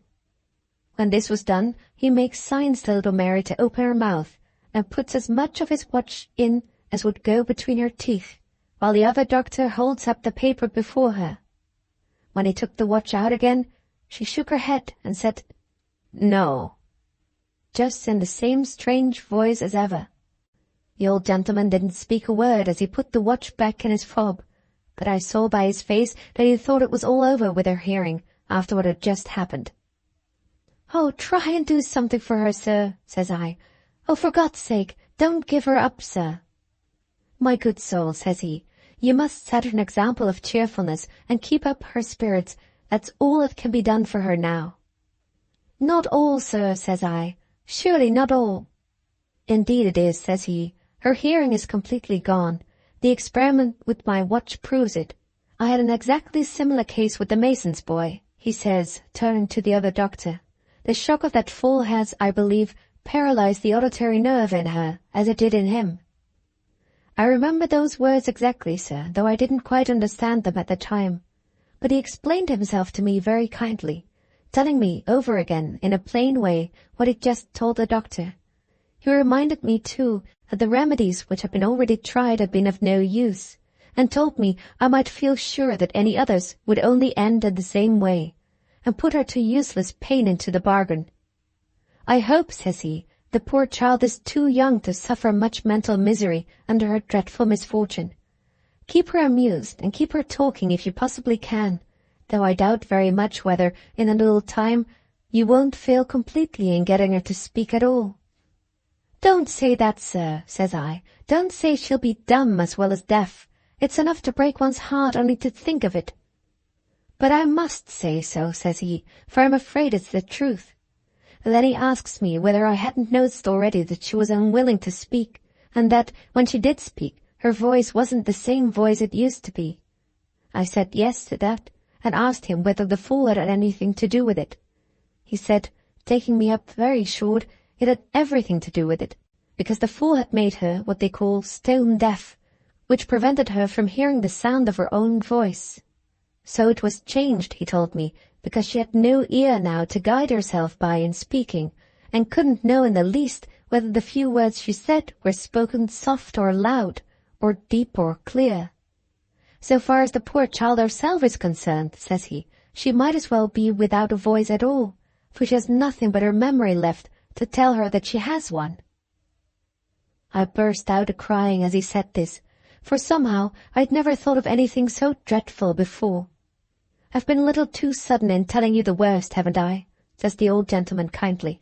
But you must be taught how to make up your mind to meet the full extent of this misfortune for the sake of the child, whose future comfort and happiness depend greatly on you.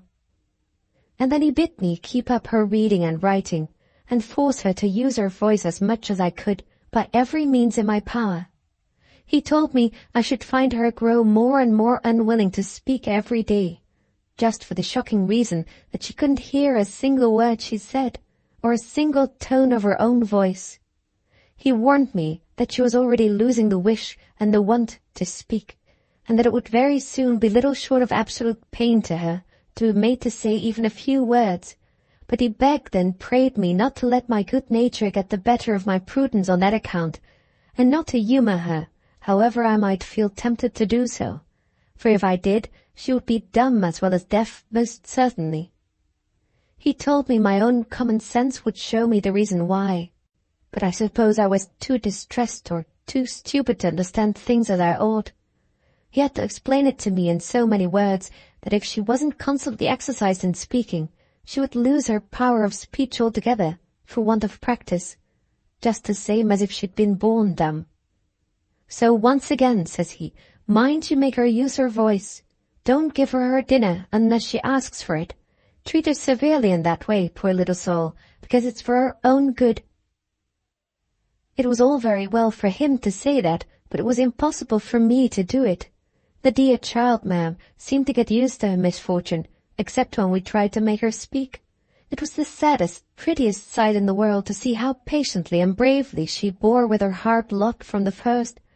As she grew better in her health, she kept up her reading and writing quite cleverly with my husband and me, and all her nice, natural, cheerful ways come back to her just the same as ever. I've read or heard somewhere, sir, about God's goodness in tempering the wind to the shorn lamb. I don't know who said that first, but it might well have been spoken on account of my own darling little Mary in those days. Instead of us being the first to comfort her, it was she that was first to comfort us. And so she's gone on ever since, bless her heart.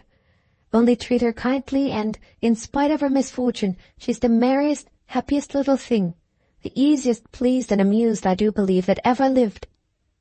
If we were wrong in not forcing her to speak more than we did, I must say this much for me and my husband, that we hadn't the heart to make her miserable, and keep on tormenting her from morning to night, when she was always happy and comfortable, if we would only let her alone. We tried our best for some time to do what the gentleman told us, but it's so hard, as you found, I dare say, ma'am, not to end by humouring them you love. I never see the tear in her eye except when we forced her to speak to us, and then she always cried and was fretful and out of sorts for the whole day. It seemed such a dreadful difficulty and pain to her to say only 2 or 3 words, and the shocking husky moaning voice that sounded somehow as if it didn't belong to her never changed. My husband first gave up worrying her to speak. He practised her with her book and writing, but let her have her own will in everything else, and he teached her all sorts of trick on the cards for amusement, which was a good way of keeping her going with her reading and her pen pleasantly, by reason, of course, of him and her being obliged to put down everything they had to say to each other on a little slate that we bought for her after she got well. It was Mary's own notion, if you please, ma'am, to have the slate always hanging at her side. Poor dear, she thought it quite a splendid ornament, and was as proud of it as could be. Jemmy, being neat-handed at such things, did the frame over for her prettily with red morocco, and got our property man to do it all round with a bright golden border, and then we hung it at her side with a nice little bit of silk cord, just as you see it now. I held out in making her speak some time after my husband, but at last I gave in too. I know it was wrong and selfish of me, but I got a fear that she wouldn't like me as well as she used to do, and would take more kindly to Jemmy than to me if I went on. Oh, how happy she was the first day I wrote down on her slate that I wouldn't worry her about speaking any more. She jumped up on my knees, being always as nimble as a squirrel, and kissed me over and over again with all her heart. For the rest of the day she ran about the room and all over the house like a mad thing, and when Jemmy came home at night from performing, she would get out of bed and romp with him, and ride pickaback on him, and try and imitate the funny faces she'd seen him make in the ring. I do believe, sir, that was the first regular happy night we had all had together since that dreadful time when she met with her accident. Long after that, my conscience was uneasy, though, at times, about giving in as I had. At last I got a chance of speaking to another doctor about little Mary, and he told me that if we'd kept her up in her speaking ever so severely, it would still have been a pain and a difficulty to her to say her words to her dying day. He said, too, that he felt sure, though he couldn't explain it to me, that people afflicted with such stone deafness as hers didn't feel the loss of speech, because they never had the want to use their speech, and that they took to making signs and writing and such like quite kindly as a sort of second nature to them. This comforted me and settled my mind a good deal. I hope in God what the gentleman said was true, for if I was in fault in letting her have her own way and be happy, it's past mending by this time. For more than 2 years, ma'am, I've never heard her say a single word, no more than if she'd been born dumb, and it's my belief that all the doctors in the world couldn't make her speak now. Perhaps, sir, you might wish to know how she first come to show her tricks on the cards in the circus. There was no danger in her doing that, I know, and yet I'd have given almost everything I have not to let her be shown about as she is. But I was threatened again, in the vilest, wickedest way. I hardly know how to tell it, gentlemen, in the presence of such as you. Jebber, you must know.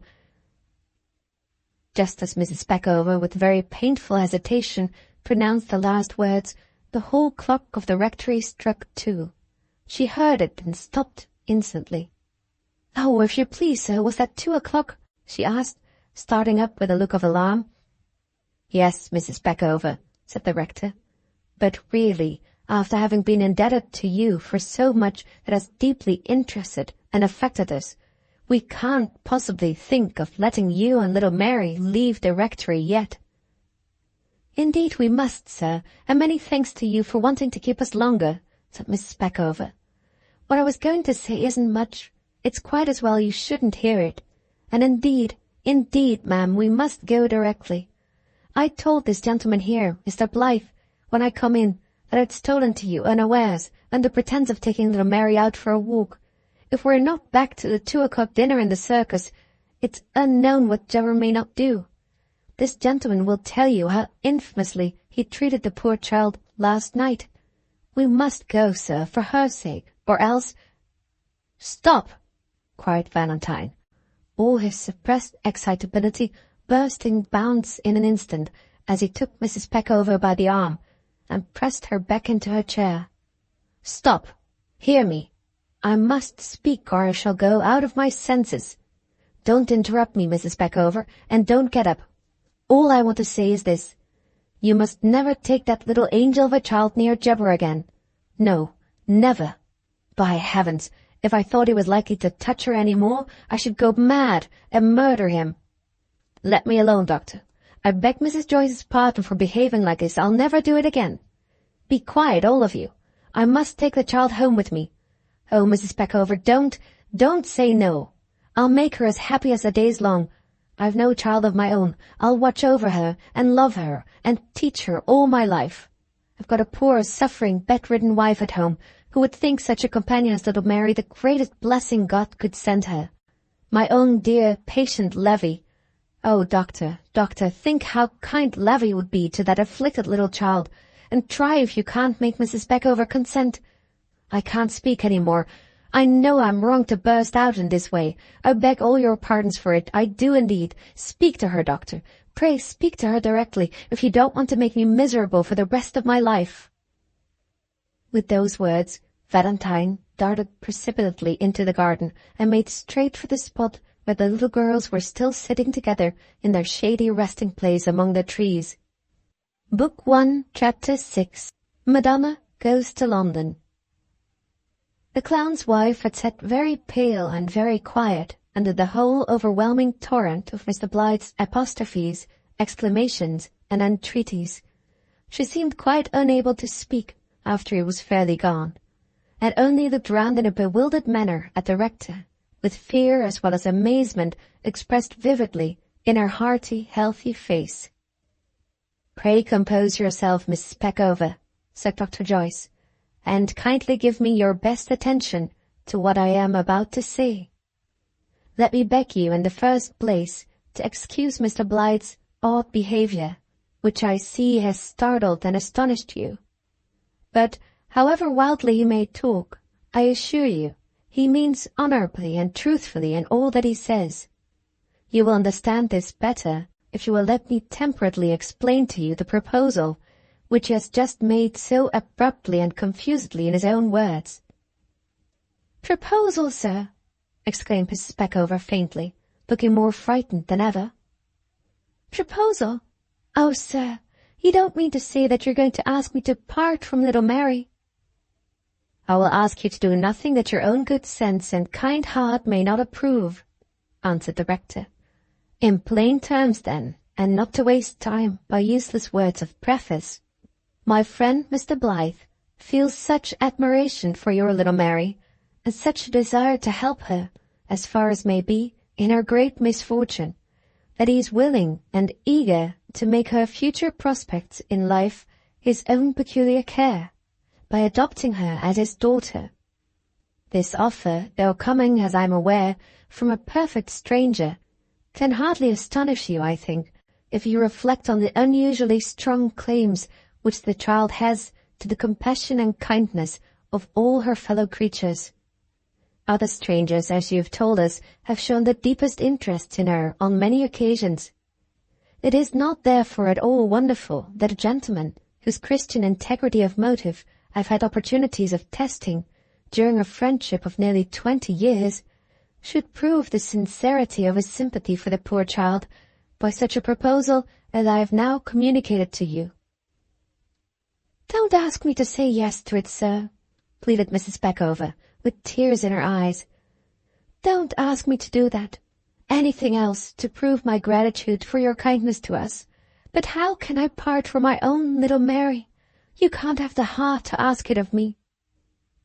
"I have the heart, Mrs. Peckover, to feel deeply for your distress at the idea of parting from the child, but for her sake I must again ask you to control your feelings, and more than that, I must appeal to you, by your love to her, to grant a fair hearing to the petition which I now make on Mr. Blyth's behalf." "I would indeed if I could, sir, but it's just because I love her so that I can't.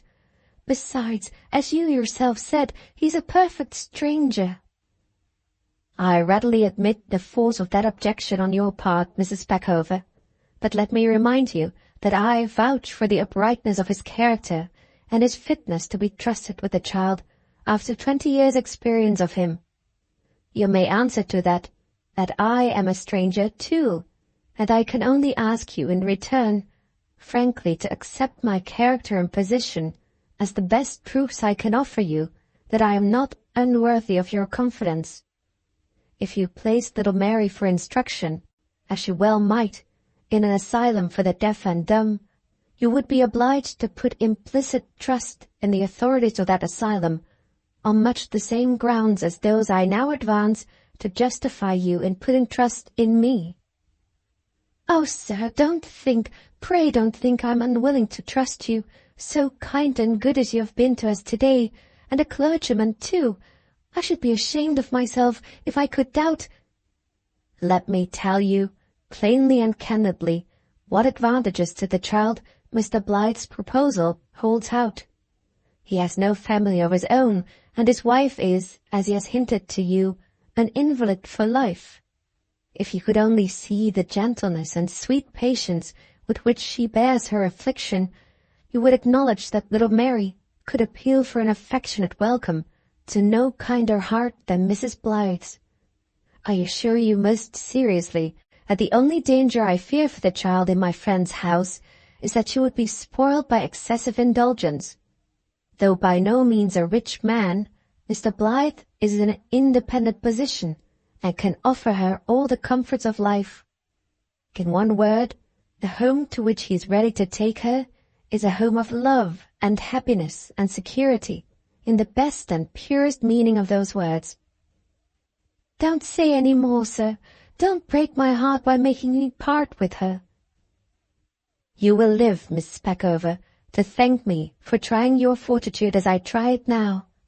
Hear me a little longer, while I tell you what terms Mr. Blyth proposes.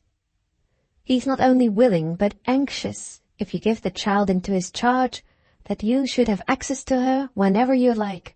He will leave his address in London with you.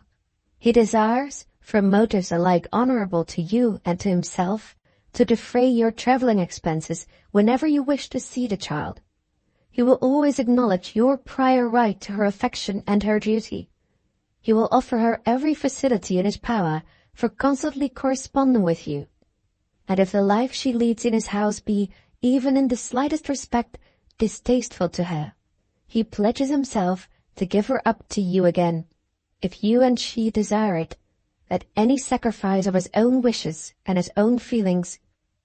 These are the terms he proposes, Mrs. Speckover, and I can most solemnly assure you, on my honour as a clergyman and a gentleman, that he will hold sacred the strict performance of all and each of these conditions, exactly as I have stated them. I ought to let her go, sir.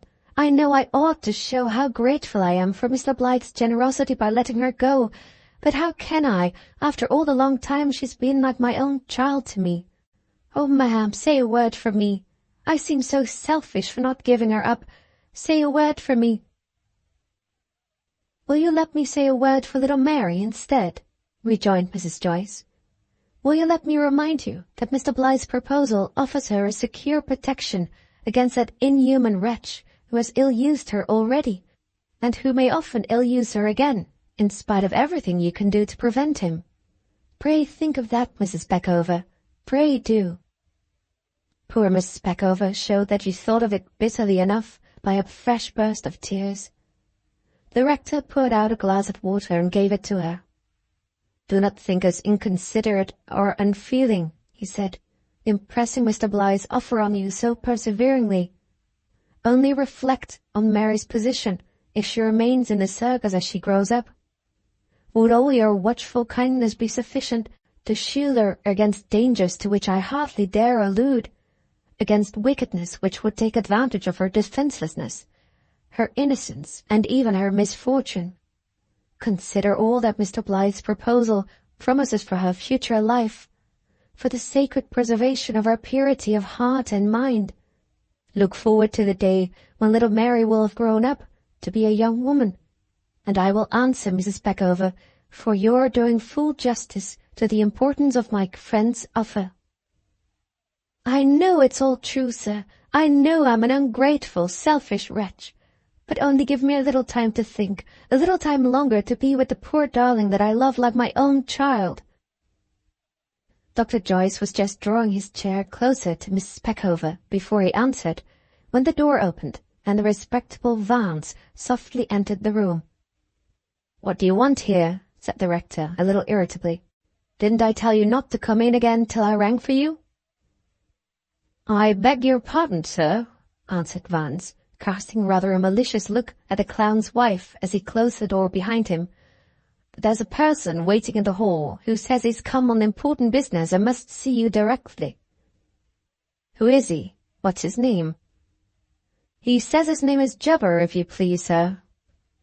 Mrs. Speckover started from her chair with a scream. "Don't!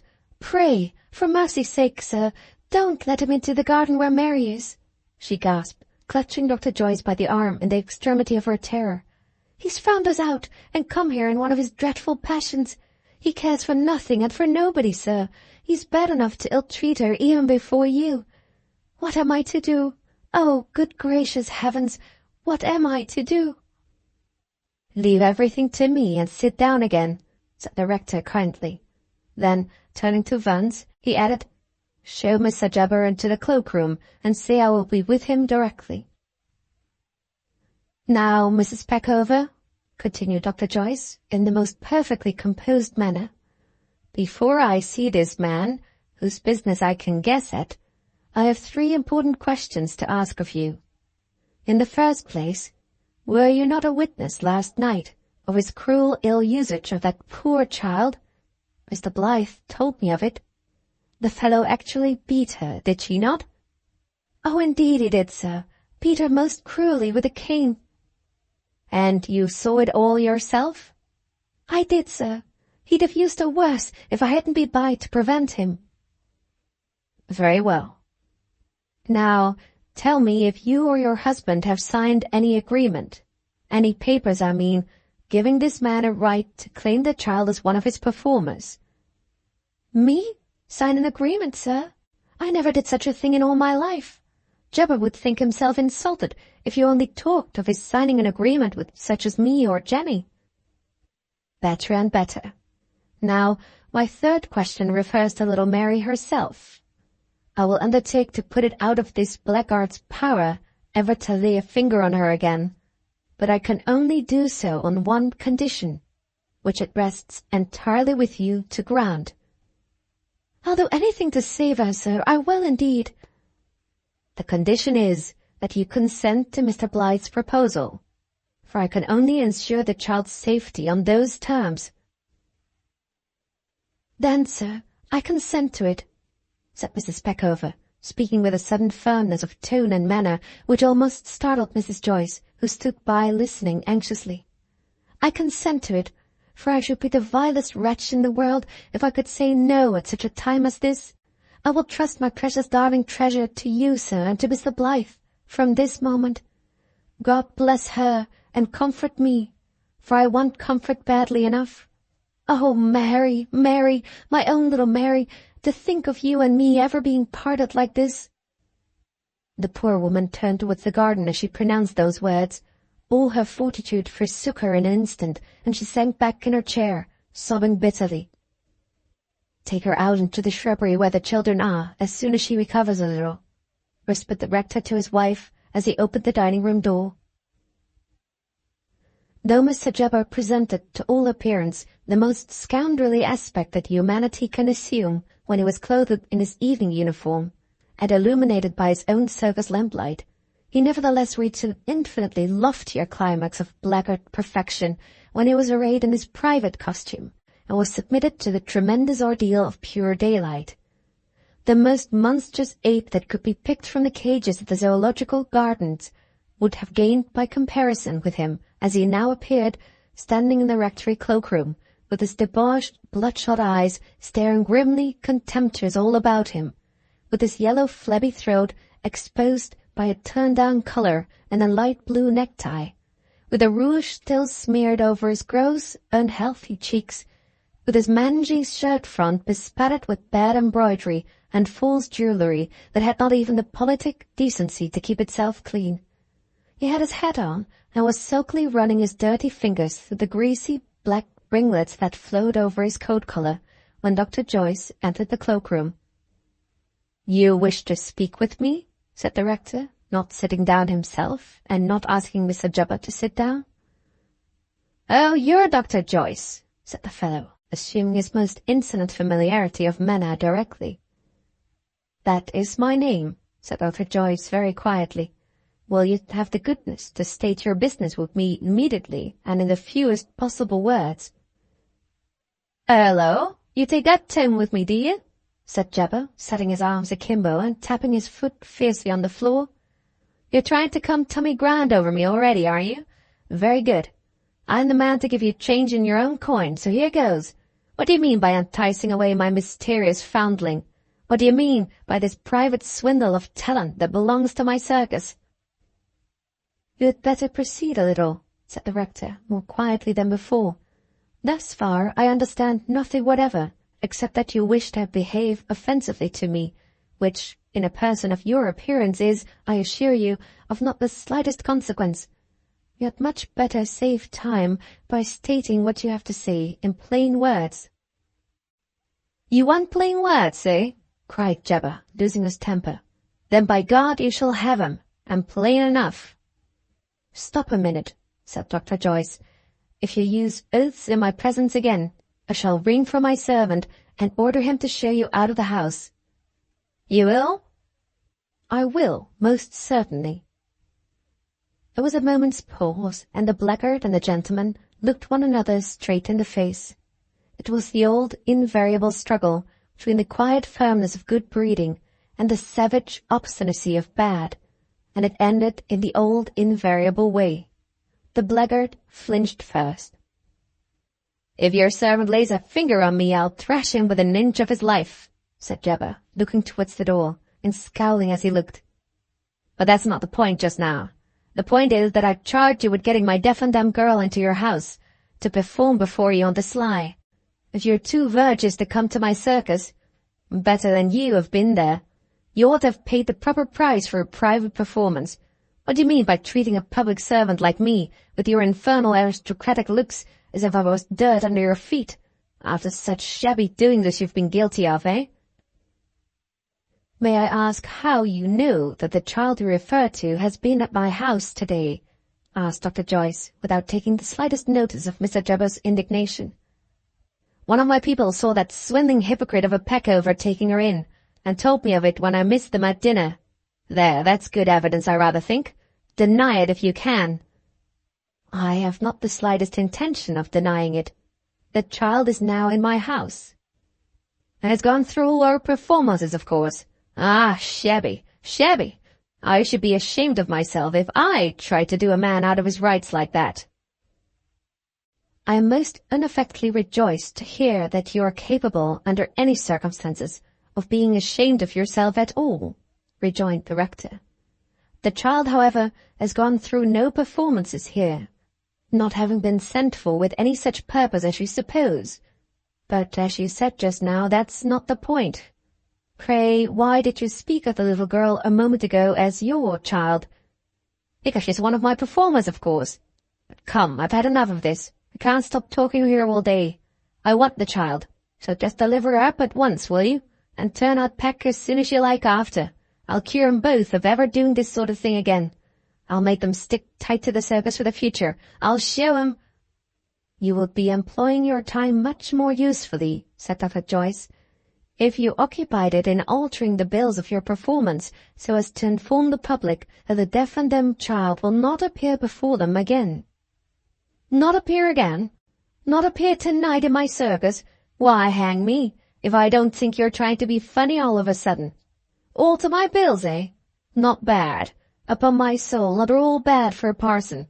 Give us another joke, sir. I'm all attention." And Mr. Jabber put his hand to his ear, grinning in a perfect fury of sarcasm. "I am quite in earnest," said the rector. "A friend of mine has adopted the child and will take her home with him tomorrow morning. Mrs. Peckover, the only person who has any right to exercise control over her, has consented to this arrangement. If your business here was to take the child back to your circus, it is right to inform you that she will not leave my house till she goes to London tomorrow with my friend." "And you think I'm the sort of man to stand this, and give up the child, and alter the bills, and lose money, and be as mild as mother's milk all the time? Oh, yes, of course. I'm so devilish fond of you and your friend. You're such nice men, you can make me do anything. Damn all this jabber and nonsense," roared the ruffian, passing suddenly from insolence to fury, and striking his fist on the table. "Give me the child at once, do you hear? Give her up, I say. I won't leave the house till I've got her." Just as Mr. Jabber swore for the second time, Dr. Joyce rang the bell. "I told you what I should do if you used oaths in my presence again," said the rector. "And I told you I'd kill the servant if he laid a finger on me," said Jabber, knocking his hat firmly on his head and tucking up his cuffs. Vance appeared at the door, much less pompous than usual, and displaying an interesting paleness of complexion. Jabber spat into the palm of each of his hands and clenched his fists. "Have you done dinner downstairs?" asked Dr. Joyce, reddening a little, but still very quiet. "Yes, sir," answered Vance, in a remarkably conciliating voice. Tell James to go to the constable and say I want him, and tell the gardener wait with you outside there in the hall." "Now," said the rector, shutting the door again after issuing these orders and placing himself once more face to face with Mr. Jabber, "now I have a last word or two to say, which I recommend you to hear quietly. In the first place, you have no right over the child whatever, for I happen to know that you are without a signed agreement promising you her services. You'd better hear me out for your own sake. You have no legal right, I say, to control the child in any manner. She's a perfectly free agent, so far as you are concerned. Yes, you deny it, of course. I have only to say that if you attempt to back that denial by still asserting your claim to her and making a disturbance in my house, as sure as you stand there, I'll ruin you in Rubblefoot and in all the country around.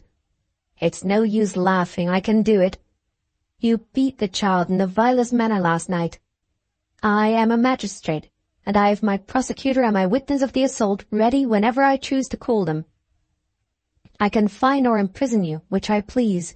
You know the public. You know what they think of people who ill-use helpless children.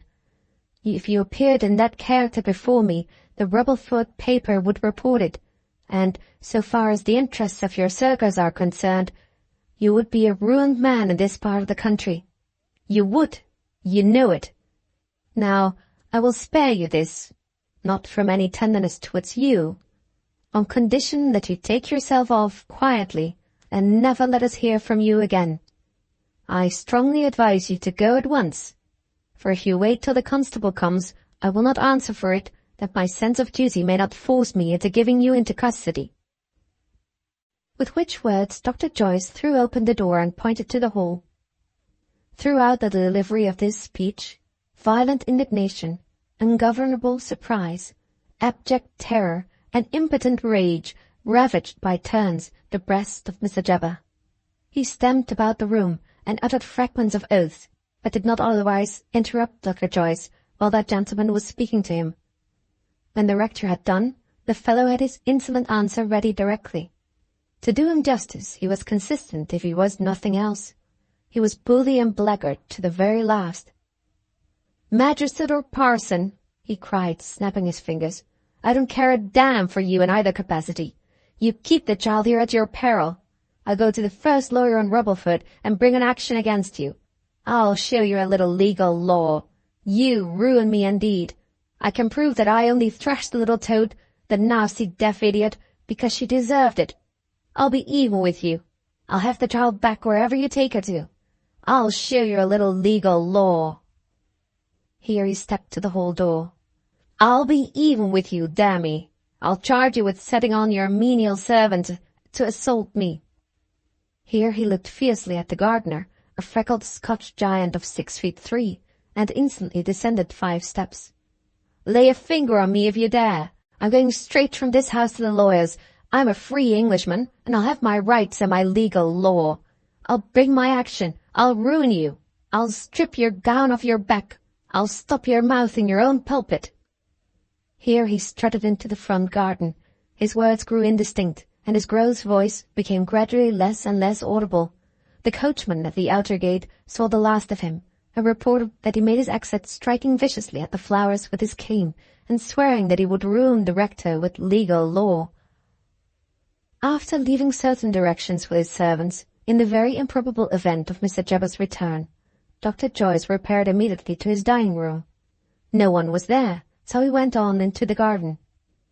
Here he found the family and the visitors all assembled together, but a great change had passed over the whole party during his absence. Mr. Blyth, on being informed of the result of the rector's conversation with Mrs. Speckover, acted with his usual impetuosity and utter want of discretion, writing down delightedly on little Mary's slate, without the slightest previous preparation or coaxing, that she was to go home with him tomorrow, and be as happy as the day was long all the rest of her life.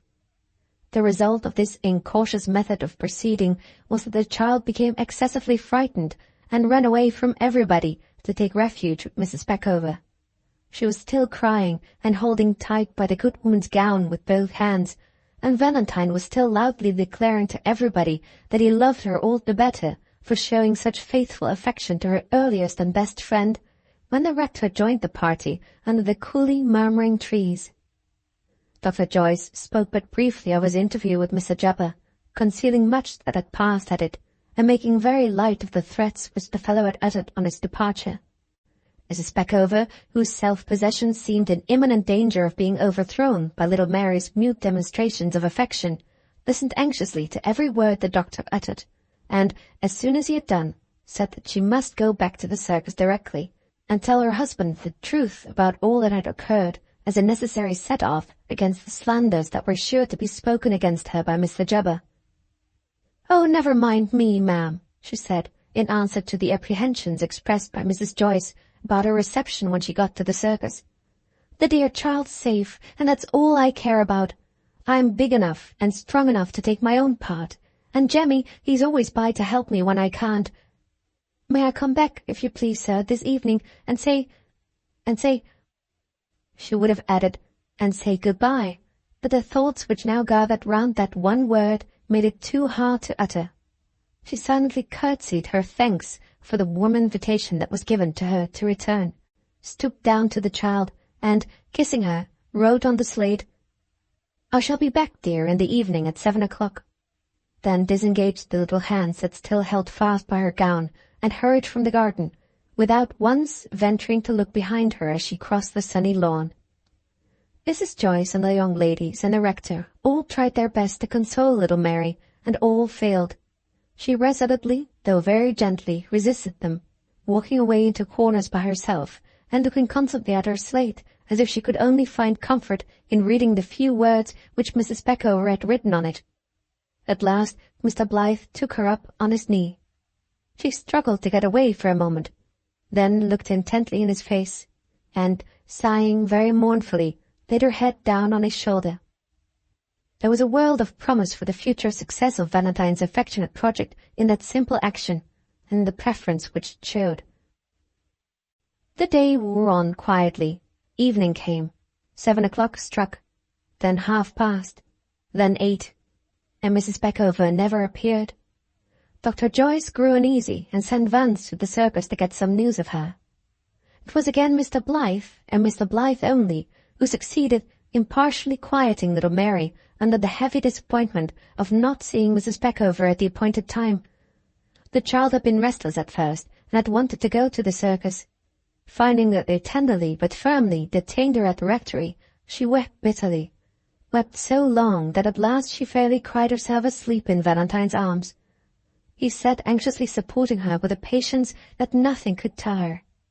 The sunset rays, which he had at first carefully kept from falling on her face, vanished from the horizon. The quiet lustre of twilight overspread the sky, and still he refused to let her be taken from him, and said he would sit, as he was, all through the night, rather than let her be disturbed.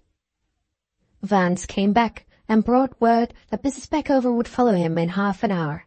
He had given her some work to do at the circus, which she was obliged to finish before she could return to the rectory.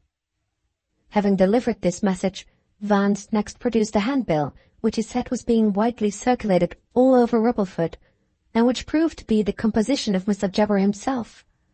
That ingenious ruffian, having doubtless discovered that legal law was powerless to help him to his revenge, and that it would be his wisest proceeding to keep clear of Dr. Joyce in the rector's magisterial capacity, was now artfully attempting to turn the loss of the child to his own profit, by dint of prompt lying in his favourite large type, sprinkled with red letters. He informed the public, through the medium of his handbills, that the father of the mysterious foundling had been most providentially discovered, and that he, Mr. Jabber, had given the child up immediately, without a thought of what he might personally suffer, in pocket as well as in mind, by his generosity. After this he appealed confidently to the sympathy of people of every degree, and of fond parents especially, to compensate him by flocking in crowds to the circus, adding that if additional stimulus were wanting to urge the public into rallying around the ring, he was prepared to administer it forthwith, in the shape of the smallest dwarf in the world, for whose services he was then in treaty, and whose first appearance before a Rubbleford audience would certainly take place in the course of a few days. Such was Mr. Jabber's ingenious contrivance for turning to good pecuniary account the ignominious defeat which he had suffered at the hands of Dr. Joyce. After much patient reasoning and many earnest expostulations, Mrs. Joyce at last succeeded in persuading Mr. Blyth that he might carry little Mary upstairs to her bed without any danger of awakening her. The moonbeams were streaming through the windows over the broad, old-fashioned landings of the rectory staircase, and bathed the child's sleeping face in their lovely light, as Valentine carefully bore her in his own arms to her bedroom.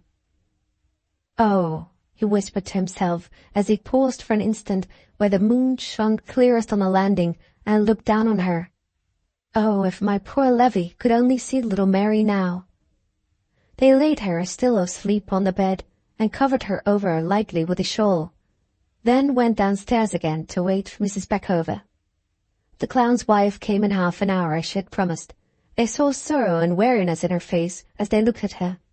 Besides a bundle with the child's few clothes in it, she brought the hair bracelet and the pocket handkerchief which had been found by little Mary's mother. "Wherever the child goes," she said, "these two things must go with her."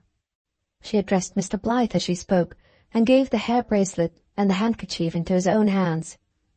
It seemed rather a relief than a disappointment to Mrs. Peckover to hear that the child was asleep above stairs. All pain of parting would now be spared, on one side at least.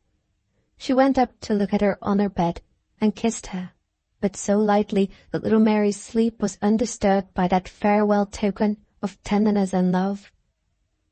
"Tell her to write to me, sir," said poor Mrs. Peckover, holding Valentine's hand fast, and looking wistfully in his face through her gathering tears.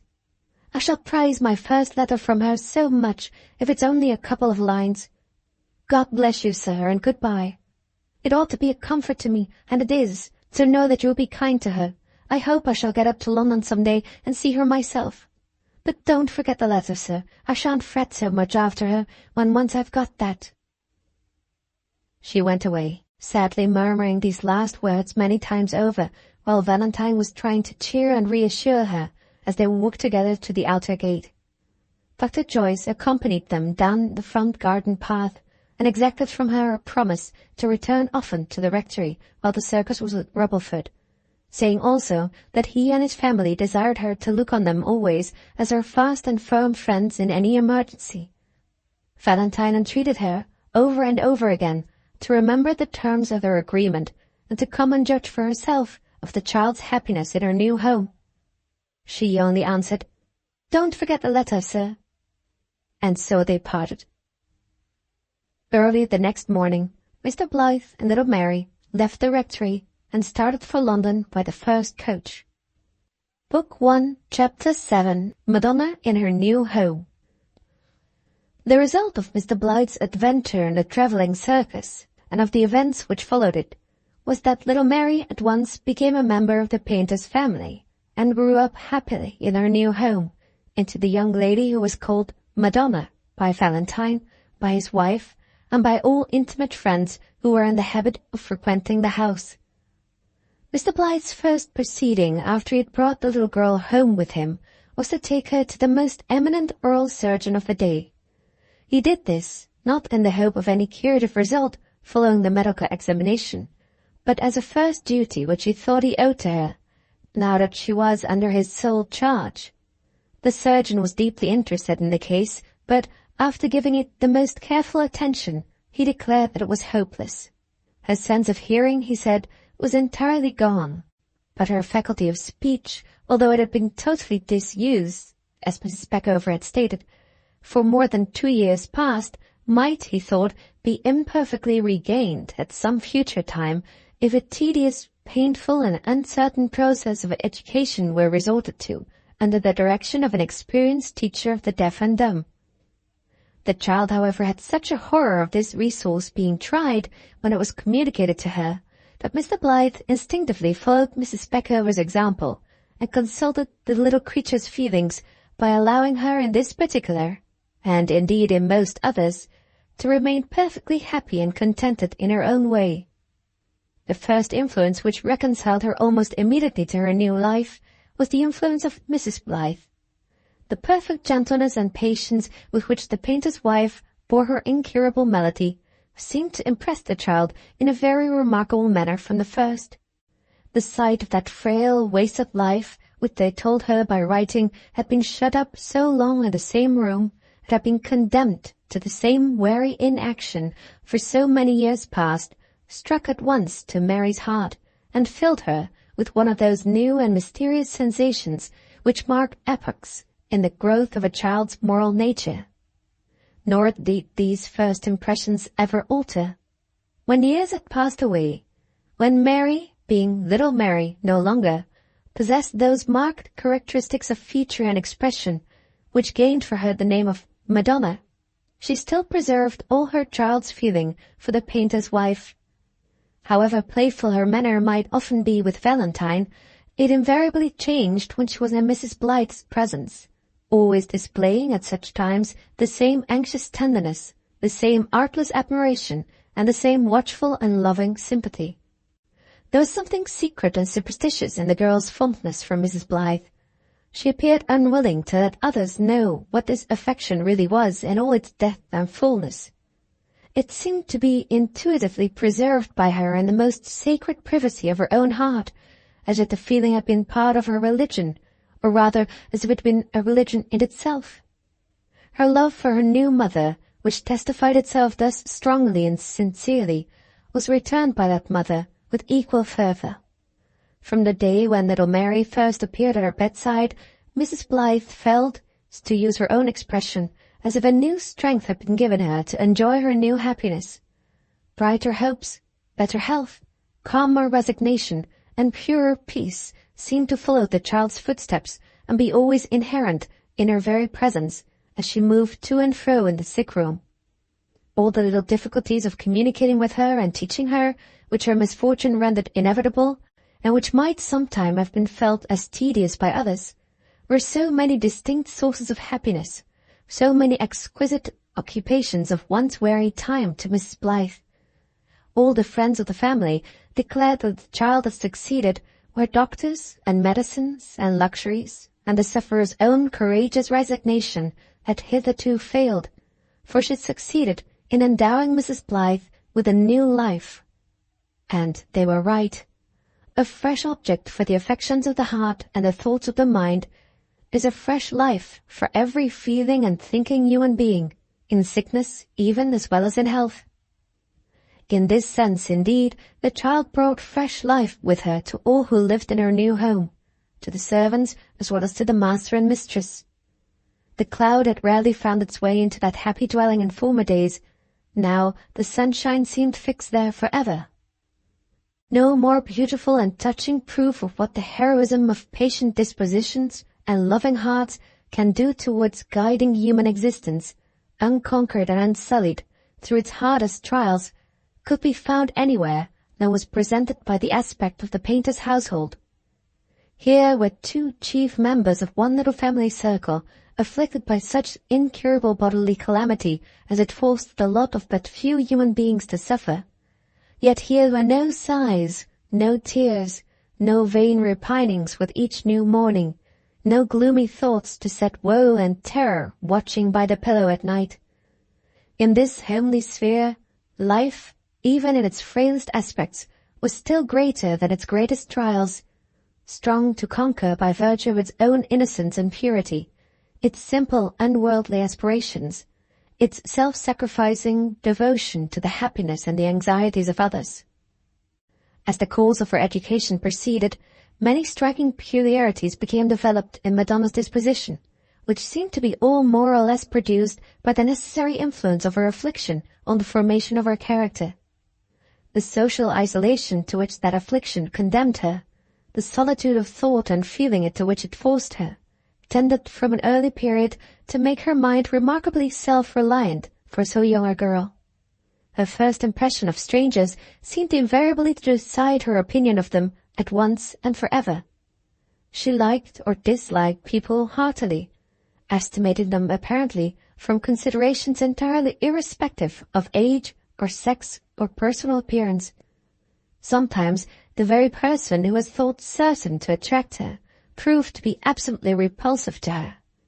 Sometimes people who, in Mr. Blyth's opinion, were sure to be unwelcome visitors to Madonna, turned out, incomprehensibly, to be people whom she took a violent liking to directly. She always betrayed her pleasure or uneasiness in the society of others with the most diverting candor, showing the extremest anxiety to conciliate and attract those whom she liked, running away and hiding herself like a child from those whom she disliked. There were some unhappy people in this latter class whom no persuasion could ever induce her to see a second time. She could never give any satisfactory account of how she proceeded in forming her opinions of others.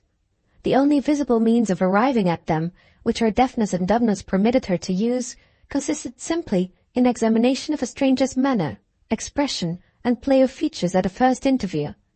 This process, however, seemed always amply sufficient for her, and in more than one instance events proved that her judgment had not been misled by it. Her affliction had tended, indeed, to sharpen her faculties of observation and her powers of analysis to such a remarkable degree that she often guessed the general tenor of her conversation quite correctly, merely by watching the minute varieties of expression and gesture in the person speaking, fixing her attention always with a special intentness on the changeful and rapid motions of their lips. Exiled alike from the worlds of sound and speech, the poor girl's enjoyment of all that she could still gain of happiness by means of the seeing sense that was left her was hardly conceivable to her speaking and hearing fellow creatures. All beautiful sights, and particularly the exquisite combinations that nature presents, filled her with an artless rapture, which it affected the most unimpressible people to witness. Trees were beyond all other objects the greatest luxuries that her eyes could enjoy.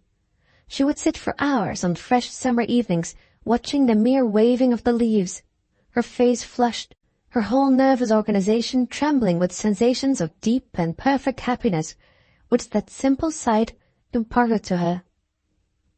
All the riches and honors which this world can afford would not have added to her existence a tithe of that pleasure which Valentine easily conferred on her by teaching her to draw. He might almost be said to have given her a new sense in exchange for the sense that she had lost.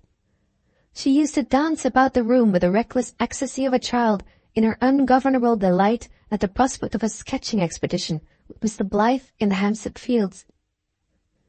At the very early date of her sojourn with Valentine, it was discovered that her total deafness did not entirely exclude her from every effect of sound. She was acutely sensitive to the influence of percussion.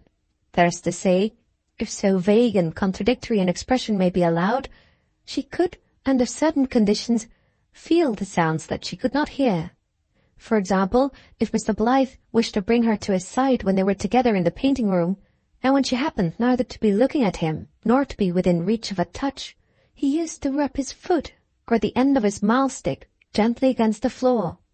The slight concussion so produced reached her nerves instantly, provided always that some part of her body touched the floor on which such experiments were tried.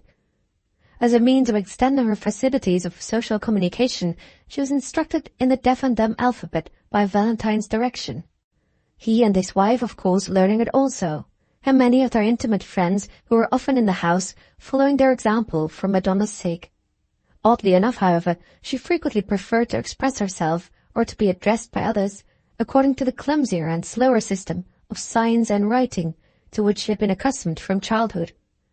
She carefully preserved her little slate with its ornamented frame and kept it hanging at her side, just as she wore it on the morning of her visit to the rectory house at Rubbleford. In one exceptional case, and one only, did her misfortune appear to have the power of affecting her tranquillity seriously. Whenever, by any accident, she happened to be left in the dark, she was overcome by the most violent terror. It was found, even when others were with her, that she still lost her self-possession at such times. Her own explanation of her feelings on these occasions suggested the simplest of reasons to account for this weakness in her character. "Remember," she wrote on her slate, when a new servant was curious to know why she always slept with a light in her room, "remember that I am deaf and blind, too, in the darkness. You who can hear have a sense to serve you instead of sight in the dark. Your ears are of use to you then, as your eyes are in the light. I hear nothing and see nothing. I lose all my senses together in the dark. It was only by rare accidents, which there was no providing against, that she was ever terrified in this way, after her peculiarity had first disclosed itself. In small things as well as in great, Valentine never forgot that her happiness was his own especial care. He was more nervously watchful over her than anyone else in the house, for she cost him those secret anxieties which made the objects of our love doubly precious to us. In all the years that she had lived under his roof, he had never conquered his morbid dread that Madonna might be one day traced and discovered by her father, or by relatives, who might have a legal claim to her. Under this apprehension, he had written to Dr. Joyce and Mrs. Peckover a day or two after the child's first entry under his roof, pledging both the persons whom he addressed to the strictest secrecy in all that related to Madonna and to the circumstances which had made her his adopted child. As for the hair bracelet, if his conscience had allowed him, he would have destroyed it immediately. But feeling that this would be an inexcusable breach of trust, he was fain to be content with locking it up, as well as the pocket handkerchief, in an old bureau in his painting room, the key of which he always kept attached to his own watch chain. Not one of his London friends ever knew how he first met with Madonna. He boldly baffled all forms of inquiry by requesting that they would consider her history before she came into his house as a perfect blank, and by simply presenting her to them as his adopted child. This method of silencing troublesome curiosity succeeded certainly to admiration, but at the expense of Mr. Blyth's own moral character. Persons who knew little or nothing of his real disposition and his early life all shook their heads and laughed in secret, asserting that the mystery was plain enough to the most ordinary capacity, and that the young lady could be nothing more nor less than a natural child of his own. Mrs. Blyth was far more indignant at this report than her husband, when in due time it reached the painter's house. Valentine rather approved of the scandal than not, because it was likely to lead inquisitive people in the wrong direction. He might have been now perfectly easy about the preservation of his secret, but for the distrust which still clung to him, in spite of himself, on the subject of Mrs. Peckover's discretion. He never wearied of warning that excellent woman to be careful in keeping the important secret every time she came to London to see Madonna. Whether she only paid them a visit for the day and then went away again, or whether she spent her Christmas with them, Valentine's greeting always ended nervously with the same distrustful question. "Excuse me for asking, Mrs. Peckover, but are you quite sure you've kept what you know about little Mary and her mother, and dates and places and all that, properly hidden from prying people since you were here last?" At which point Mrs. Peckover generally answered by repeating, always with the same sarcastic emphasis, "Properly hidden, did you say, sir? Of course I keep what I know properly hidden, for of course I could hold my tongue. In my time, sir, it used always to take two parties to play at a game of hide and seek. Who in the world is seeking after little Mary, I should like to know?" Perhaps Mrs. Peckover's view of the case was the right one, or perhaps the extraordinary discretion observed by the persons who were in the secret of Madonna's history prevented any disclosure of the girl's origin from reaching her father or friends, presuming them to be still alive and anxiously looking for her. But at any rate, this much at least is certain. Nobody appeared to assert a claim to Valentine's adopted child, from the time when he took her home with him as his daughter to the time when the reader first made his acquaintance, many pages back, in the congenial sphere of his own painting room. Note to Chapter 7. I do not know that any attempt has yet been made in English fiction to draw the character of a deaf mute simply and exactly after nature, or in other words, to exhibit the peculiar effects produced by the loss of the senses of hearing and speaking on the disposition of the person so afflicted. The famous Fenella, in Scott's Peveril of the Peak, only assumes deafness and dumbness, and the whole family of dumb people on the stage have the remarkable faculty, so far as my experience goes, of always being able to hear what is said to them. When the idea first occurred to me of representing the character of a deaf mute as literally as possible, according to nature, I found the difficulty of getting at tangible and reliable materials to work from much greater than I had anticipated, so much greater indeed that I believe my design must have been abandoned, if a lucky chance had not thrown in my way Dr. Kitto's delightful little book, The Lost Senses. In the first division of that work, which contains the author's interesting and touching narrative of his own sensations under the total loss of the sense of hearing, and its consequent effect on the faculties of speech, will be found my authority for most of those traits in Madonna's character which are especially and immediately connected with the deprivation from which he is represented as suffering. The moral purpose to be answered by the introduction of such a personage as this, and of the kindred character of the painter's wife, lies, I would fain hope, so plainly on the surface that it can be hardly necessary for me to indicate it even to the most careless reader. I know of nothing which more firmly supports our faith in the better parts of human nature than to see, as we all may, with what patience and cheerfulness the heavier bodily afflictions of humanity are borne for the most part by those afflicted, and also to note what elements of kindness and gentleness the spectacle of these afflictions constantly develops in the persons of the little circle by which the sufferer is surrounded. Here is the ever bright side, the ever noble and consoling aspect of all human calamity, and the object for presenting this to the view of others, as truly and as tenderly as in him lies, seems to me to be a fit object for any writer who desires to address himself to the best sympathies of his readers. Book 1, Chapter 8, Mentor and Telemachus. It is now some time since we left Mr. Blyth and Madonna in the studio. The first was engaged, it may be remembered, in the process of brushing up bacchanalian nymphs in the foreground of a classical landscape. The second was modestly occupied in making a copy of the head of the Venus de Medici. The clock strikes 1, and the furious ring is heard at the house bell. "There he is," cries Mr. Blyth to himself. "There's Zack. I know his ring among 1,000. It's worse even than the postman's. It's like an alarm of fire." Here Valentine drums gently with his mahl stick on the floor. Madonna looks towards him directly. He waves his hand round and round rapidly above his head.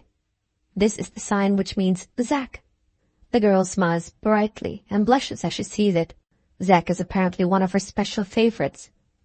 While the young gentleman is being admitted at the garden gate, there is a leisure moment to explain how he became acquainted with Miss Blyth. Valentine's father and Mrs. Thorpe's father, the identical Mr. Goodworth, who figures at the beginning of this narrative as one of the actors in the Sunday drama at Bear Grove Square, had been intimate associates of the drowsy storytelling and copious port-drinking old school. The friendly intercourse between these gentlemen spread, naturally enough, to the sons and daughters who formed their respective families. From the time of Mr. Thorpe's marriage to Miss Goodworth, however, the connection between the junior Goodworths and Blyths began to grow less intimate, so far at least as the new bride and Valentine were concerned. The rigid modern Puritan of Bear Grove Square and the eccentric votary of the fine arts mutually disapproved of each other from the very first. Visits of ceremony were exchanged at long intervals, but even these were discontinued on Madonna's arrival under Valentine's roof, Mr. Thorpe being one of the first of the charitable friends of the family who suspected her to be the painter's natural child. An almost complete separation, accordingly, ensued for some years, until Zack grew up to boy's estate and was taken to see Valentine one day in holiday time by his grandfather. He and the painter became friends directly. Mr. Blyth liked boys, and boys of all degrees liked him. From this time, Zack frequented Valentine's house at every opportunity, and never neglected his artist friend in after years. At the date of this story, one of the many points in his son's conduct of which Mr. Thorpe disapproved on the highest moral grounds was the firm determination the lad showed to keep up his intimacy with Mr. Blyth. We may now get back to the ring at the bell. Zack's approach to the painting room was heralded by a scuffling of feet, a loud noise of talking, and a great deal of suspicious giggling on the part of the housemaid who had let him in. Suddenly these sounds ceased, the door was dashed open, and Mr. Thorpe Jr. burst into the room. "Dear old Blyth, how are you?" cried Zack. "Have you had any leapfrog since I was here last? Jump up, and let's celebrate my return to the painting room with a bit of manly exercise in our old way. Come on, I'll give the first. No shirking. Put down your palette. At 1, 2, 3, and over." Pronouncing these words, Zack ran to the end of the room opposite to Valentine and signalized his entry into the studio by the extraordinary process of giving its owner what is termed in the technical language of leapfrog a capital beck. Mr. Blyth put down his palette, brushes, and mouse-stick, tucked up his cuffs and smiled, took a little trial skip into the air, and, running down the room with the slightly tremulous step of a gentleman of 50, cleared Zack in gallant style, fell over on the other side, all in a lump on his hands and feet, gave the return back conscientiously at the other end of the studio, and was leapt over in an instant with a shout of triumph by Zack. The athletic ceremonies thus concluded, the two stood up together and shook hands heartily. "Too stiff, Blythe, too stiff and shaky by half," said young Thorpe. "I haven't got you up enough in your gymnastics lately. We must have some more leapfrog in the garden, and I'll bring my boxing gloves next time and open your chest by teaching you to fight. Splendid exercise, and so good for your sluggish old liver." Delivering this opinion, Zack ran off to Madonna, who had been keeping the Venus de Medici from being shaken down while she looked on at the leapfrog. "How is the dearest, prettiest, gentlest love in the world?" cried Zack, taking her hand and kissing it with boisterous fondness. "Ah, she lets other old friends kiss her cheek, and only lets me kiss her hand. I say, Blythe, what a little witch she is. I'll lay you 2 to 1 she's guessed what I've just been saying to her." A bright flush overspread the girl's face while Zack addressed her. Her tender blue eyes looked up at him, shyly conscious of the pleasure that their expression was betraying, and the neat folds of her pretty grey dress, which had lain so still over her bosom when she was drawing, began to rise and fall gently now when Zack was holding her hand. If young Thorpe had not been the most thoughtless of human beings, as much a boy still in many respects as when he was locked up in his father's dressing-room for bad behaviour at church, he might have guessed long ago why he was the only one of Madonna's old friends whom she did not permit to kiss her on the cheek. But Zack neither guessed nor thought of guessing anything of this sort. His flighty thoughts flew off in a moment from the young lady to his cigar-case, and he walked away to the hearth-rug, twisting up a piece of waste paper into a lighter as he went. When Madonna returned to her drawing, her eyes wandered timidly once or twice to the place where Zack was standing, when she thought he was not looking at her. And assuredly, so far as personal appearance was concerned, young Thorpe was handsome enough to tempt any woman into glancing at him with approving eyes. He was over 6 feet in height, and though then little more than 19 years old, was well developed in proportion to his stature. His boxing, rowing, and other athletic exercises had done wonders towards bringing his naturally vigorous, upright frame to the perfection of healthy, muscular condition. Tall and strong as he was, there was nothing stiff or ungainly in his movements. He trod easily and lightly, with a certain youthful suppleness and hardy grace in all his actions, which set off his fine bodily formation to the best advantage. He had keen, quick, mischievous grey eyes, a thoroughly English red and white complexion, admirably bright and regular teeth, and curly light brown hair, with a very peculiar golden tinge in it, which was only visible when his head was placed in a particular light. In short, Zack was a manly, handsome fellow, a thorough Saxon, every inch of him, and, physically speaking at least, a credit to the parents and the country that had given him birth. "I say, Blythe, do you and Madonna mind smoke?" asked Zack, lighting a cigar before there was time to answer him. "No, no," said Valentine. "But, Zack, you wrote me word that your father had taken all your cigars away from you." "So he has, and all my pocket money too. But I've taken to helping myself, and I've got some splendid cigars. Try one, Blythe," said the young gentleman, luxuriously puffing out a stream of smoke through each nostril. "Taken to helping yourself?" exclaimed Mr. Blythe. "What do you mean?" "Oh," said Zack, "don't be afraid. It's not thieving, it's only barter. Look here, my dear fellow, this is how it is. A friend of mine, a junior clerk in our office, has 3 dozen cigars, and I have 2 staring flannel shirts which are only fit for a snob to wear. The junior clerk gives me the 3 dozen cigars, and I give the junior clerk the 2 staring flannel shirts. That's barter. And barters, commerce, old boy. It's all my father's fault. He will make a tradesman of me. Dutiful behaviour, isn't it, to be doing a bit of commerce already on my own account? I'll tell you what, Zack, said Mr. Blyth. I don't like the way you're going on in at all. Your last letter made me very uneasy, I can promise you.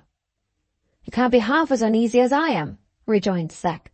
I'm jolly enough here, to be sure, because I can't help it somehow. But at home I'm the most miserable devil on the face of the earth. My father balks me in everything, and makes me turn hypocrite, and take him in all sorts of way, which I hate myself for doing, and yet can't help doing, because he forces me to it. Why does he want to make me live in the same slow way that he does himself? There's some difference in our ages, I rather think. Why does he bully me about being always home by 11 o'clock? Why does he force me into a tea merchant's office when I want to be an artist like you? I'm a perfect slave to commerce already. What do you think? I'm supposed to be sampling the city at this very moment. The junior clerk's doing the work for me, and he's to have one of my dress waistcoats to compensate him for the trouble. First my shirt, then my waistcoat, then my... Confound it, sir, I shall be stripped to the skin if this sort of thing goes on much longer. Gently, Zack, gently. What would your father say if he heard you? Oh, yes, it's all very well, you old humbug, to shake your head at me, but you wouldn't like being forced into an infernal tea shop and having all your pocket money stopped if it was your case. I won't stand it. I've the patience of Job, but I won't stand it. My mind's made up. I want to be an artist, and I will be an artist. Don't lecture, Blyth, it's no use, but just tell me how I'm to begin learning to draw. Here Zack cunningly touched Valentine on his weak point. Art was his grand topic, and to ask his advice on that subject was to administer the sweetest flattery to his professional pride. He wheeled his chair round directly so as to face young Thorpe. If you're really set on being an artist, he began enthusiastically, I rather fancy, Master Zack, I'm the man to help you. First of all, you must purify your taste by copying the glorious works of Greek sculpture. In short, you must form yourself on the antique. Look there, just what Madonna's doing now. She's forming herself on the antique. Zack went immediately to look at Madonna's drawing, the outline of which was now finished. Beautiful, splendid. Ah, confounded, yes, the glorious Greeks and so forth, just as you say, Blyth. A most wonderful drawing, the finest thing of the kind I ever saw in my life. Here he transferred his superlatives to his fingers, communicating them to Madonna through the medium of the deaf and dumb alphabet, which had superficially mastered with extraordinary rapidity under Mr. and Mrs. Blyth's tuition. Whatever Zack's friends did, Zack always admired with the wildest enthusiasm and without an instant's previous consideration. Any knowledge of what he praised or why he praised it was a slight superfluity of which he never felt the want. If Madonna had been a great astronomer, and had shown him pages of mathematical calculations, he would have overwhelmed her with eulogies just as glibly as, by means of the finger alphabet, he was overwhelming her now. But Valentine's pupil was used to be criticized as well as praised, and her head was in no danger of being turned by Zack's admiration of her drawing. Looking up at him with a sly expression of incredulity, she signed these words in reply. I'm afraid it ought to be a much better drawing than it is. Do you really like it? Zack rejoined impetuously by a fresh torrent of superlatives. She watched his face for a moment rather anxiously and inquiringly, then bent down quickly over her drawing. He walked back to Valentine. Her eyes followed him, then returned once more to the paper before her. The colour began to rise again in her cheek. A thoughtful expression stole calmly over her clear, happy eyes. She played nervously with the port crayon that held her black and white chalk, looked attentively at the drawing, and, smiling very prettily at some fancy of her own, proceeded assiduously with her employment, altering and amending as she went on, with more than usual industry and care. What was Madonna thinking of? If she had been willing and able to utter her thoughts, she might have expressed them thus. I wonder whether he likes my drawing. Shall I try hard if I can't make it better worth pleasing him? I will. It shall be the best thing I've ever done. And then, when it is nicely finished, I will take it secretly to Mrs. Blyth to give from me, as my present to Zack. Look there, said Valentine, turning from his picture towards Madonna. Look, my boy, how carefully that dear good girl there is working from the antique. Only copy her example, and you may be able to draw from the life in less than a year's time." "You don't say so. I should like to sit down and begin at once. But look here, Blythe, when you say draw from the life, there can't be the smallest doubt, of course, about what you mean, but at the same time, if you would only be a little less professional in your way of expressing yourself—" "Good heavens, Zack, in what barbarous ignorance of art your parents must have brought you up. Drawing from the life means drawing the living human figure from the living human being which sits at a shilling an hour and calls itself a model. Ah, to be sure, some of these very models whose names are chalked up here over your fireplace. Delightful, glorious, drawing from the life, just the very thing I long for most." "Hello," exclaimed Zack, reading the memoranda, which it was Mr. Blythe's habit to scroll, as they occurred to him, on the wall over the chimney-piece. "Hello, here's a woman model, Amelia Bibby. Blythe, let me dash at once into drawing from the life, and let me begin with Amelia Bibby." "Nothing of the sort, Master Zack," said Valentine. "You may end with Amelia Bibby when you are fit to study at the Royal Academy. She's a capital model, and so is her sister, Sophia. The worst of it is, they quarrelled mortally a little while ago, and now, if an artist has Sophia, Amelia won't come to him. And Sophia, of course, returns the compliment, and won't sit to Amelia's friends. It's awkward for people used to employ them both, as I did." "What did they quarrel about?" inquired Zack. "About a teapot," answered Mr. Blythe. "You see, they are daughters of one of the late king's footmen, and are desperately proud of their aristocratic origin. They used to live together as happy as birds, without a hard word ever being spoken between them, till one day they happened to break their teapot, which of course set them talking about getting a new one. Sophia said it ought to be earthenware, like the last. Amelia contradicted her and said it ought to be metal. Sophia said all the aristocracy used earthenware. Amelia said all the aristocracy used metal. Sophia said she was oldest and knew best. Amelia said she was youngest and knew better. Sophia said Amelia was an impudent jackanapes. Amelia said Sophia was a plebeian wretch. From that moment they parted. Sophia sits in her own lodging and drinks tea out of earthenware. Amelia sits in her own lodging and drinks tea out of metal. They swear never to make it up, and abuse each other furiously to everybody who will listen to them. Very shocking, and very curious at the same time, isn't it, Zack?" "Oh, capital! A perfect picture of human nature to us men of the world," exclaimed the young gentleman, smoking with the air of a profound philosopher. "But tell me, Blythe, which is the prettiest, Amelia or Sophia? Metal or earthenware? My mind's made up beforehand to study from the best-looking of the two, if you have no objection." "I have the strongest possible objection, Zack, to talking nonsense where a serious question is concerned. Are you or are you not in earnest in your dislike of commerce and your resolution to be an artist?" "I mean to be a painter, or I mean to leave home," answered Zack resolutely. "If you don't help me, I'll be off as sure as fate. I've half a mind to cut the office from this moment. Let me a shilling, Blythe, and I'll toss up for it. Heads, liberty and the fine arts. Tails, the tea merchant." "If you don't go back to the city today," said Valentine, "and stick to your engagements, I wash my hands of you.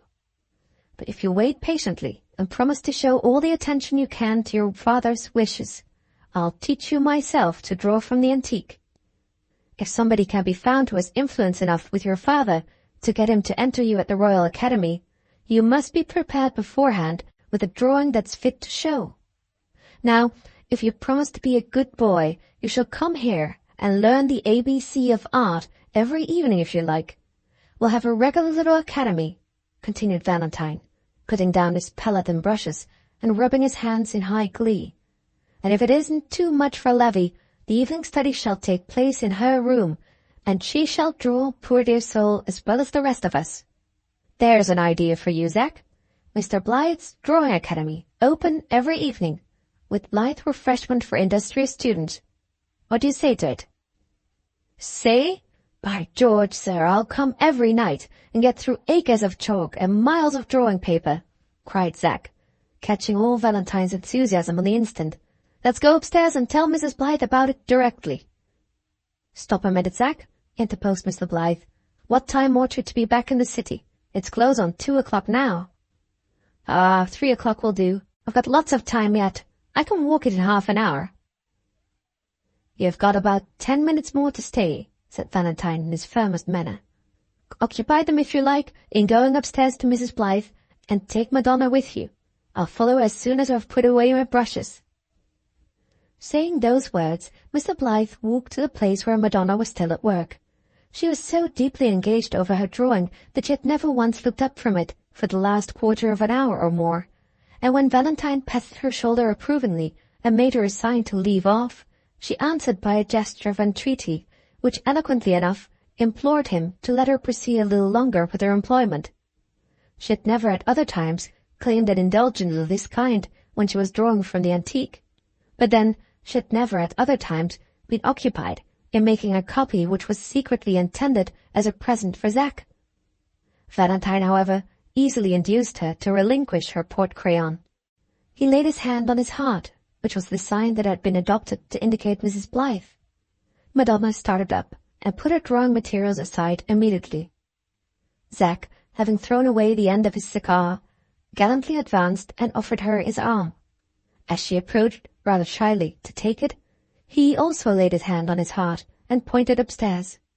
The gesture was quite enough for her.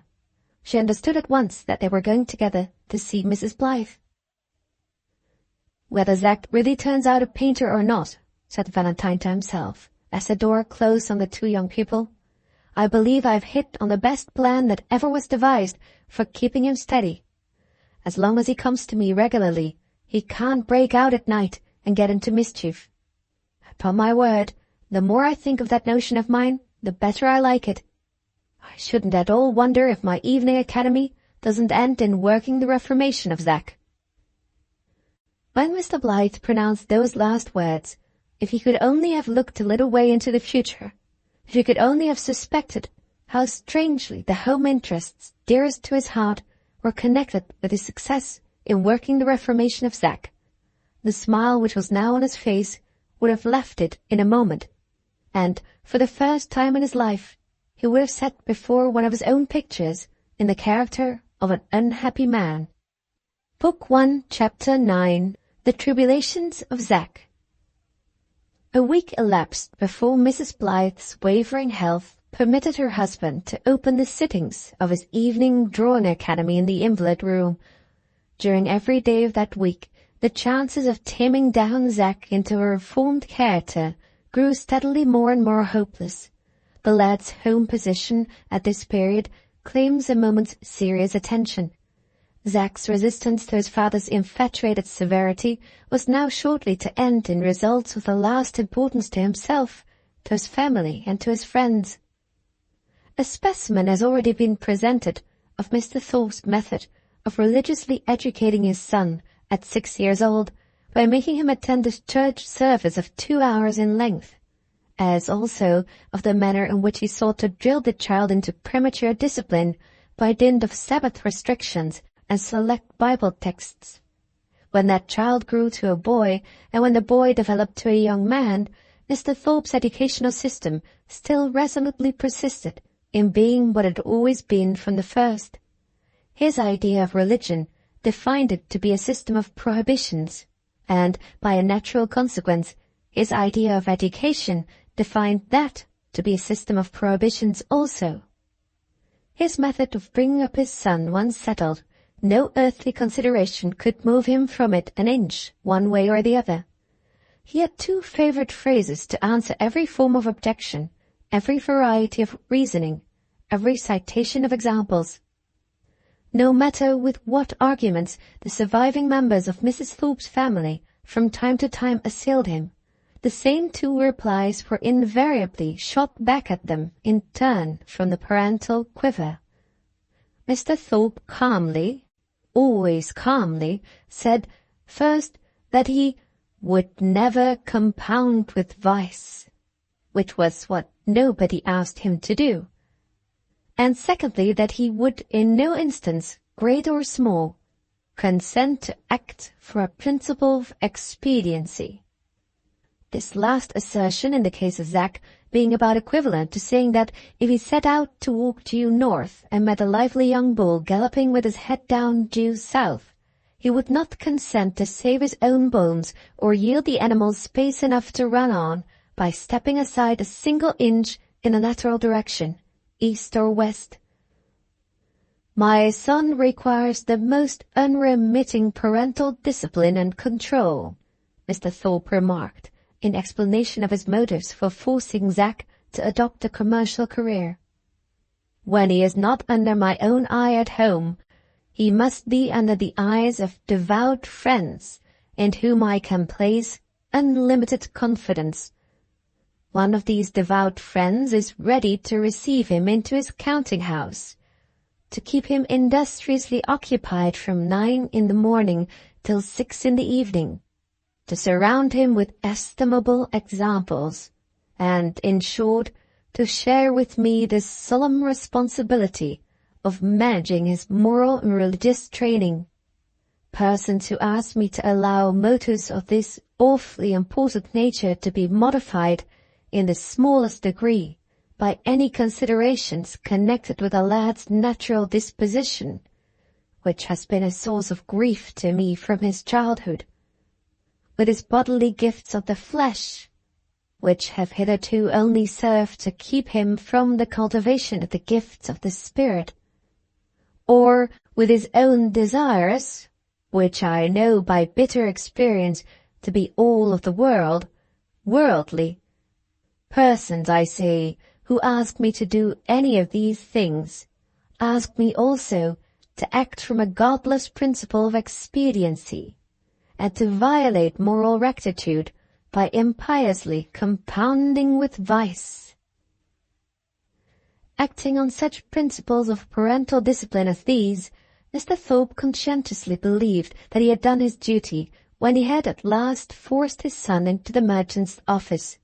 He had, in truth, perpetrated one of the most serious mistakes which it is possible for a wrong-headed father to commit. For once, Zack had not exaggerated in saying that his aversion to employment in a counting-house amounted to absolute horror. His physical peculiarities and the habits which they had entailed on him from boyhood made life in the open air and the constant use of his hardy thews and sinews a constitutional necessity. He felt, and there was no self-delusion in the feeling, that he should mope and pine like a wild animal in a cage under confinement in an office, only varied from morning to evening by commercial walking expeditions of a miserable mile or two in close and crowded streets. These forebodings, to say nothing of his natural yearning towards adventure, change of scene, and exhilarating bodily exertion, would have been sufficient of themselves to have decided him to leave his home and battle his way through the world. He cared not where or how, so long as he battled it freely. But for one consideration. Reckless as he was, that consideration stayed his feet on the brink of a sacred threshold which he dared not pass, perhaps to leave it behind him forever, the threshold of his mother's door. Strangely as it expressed itself, and irregularly as it influenced his conduct, Zack's love for his mother was yet, in his own nature, a beautiful and admirable element in his character, full of promise for the future, if his father had been able to discover it, and had been wise enough to be guided by the discovery.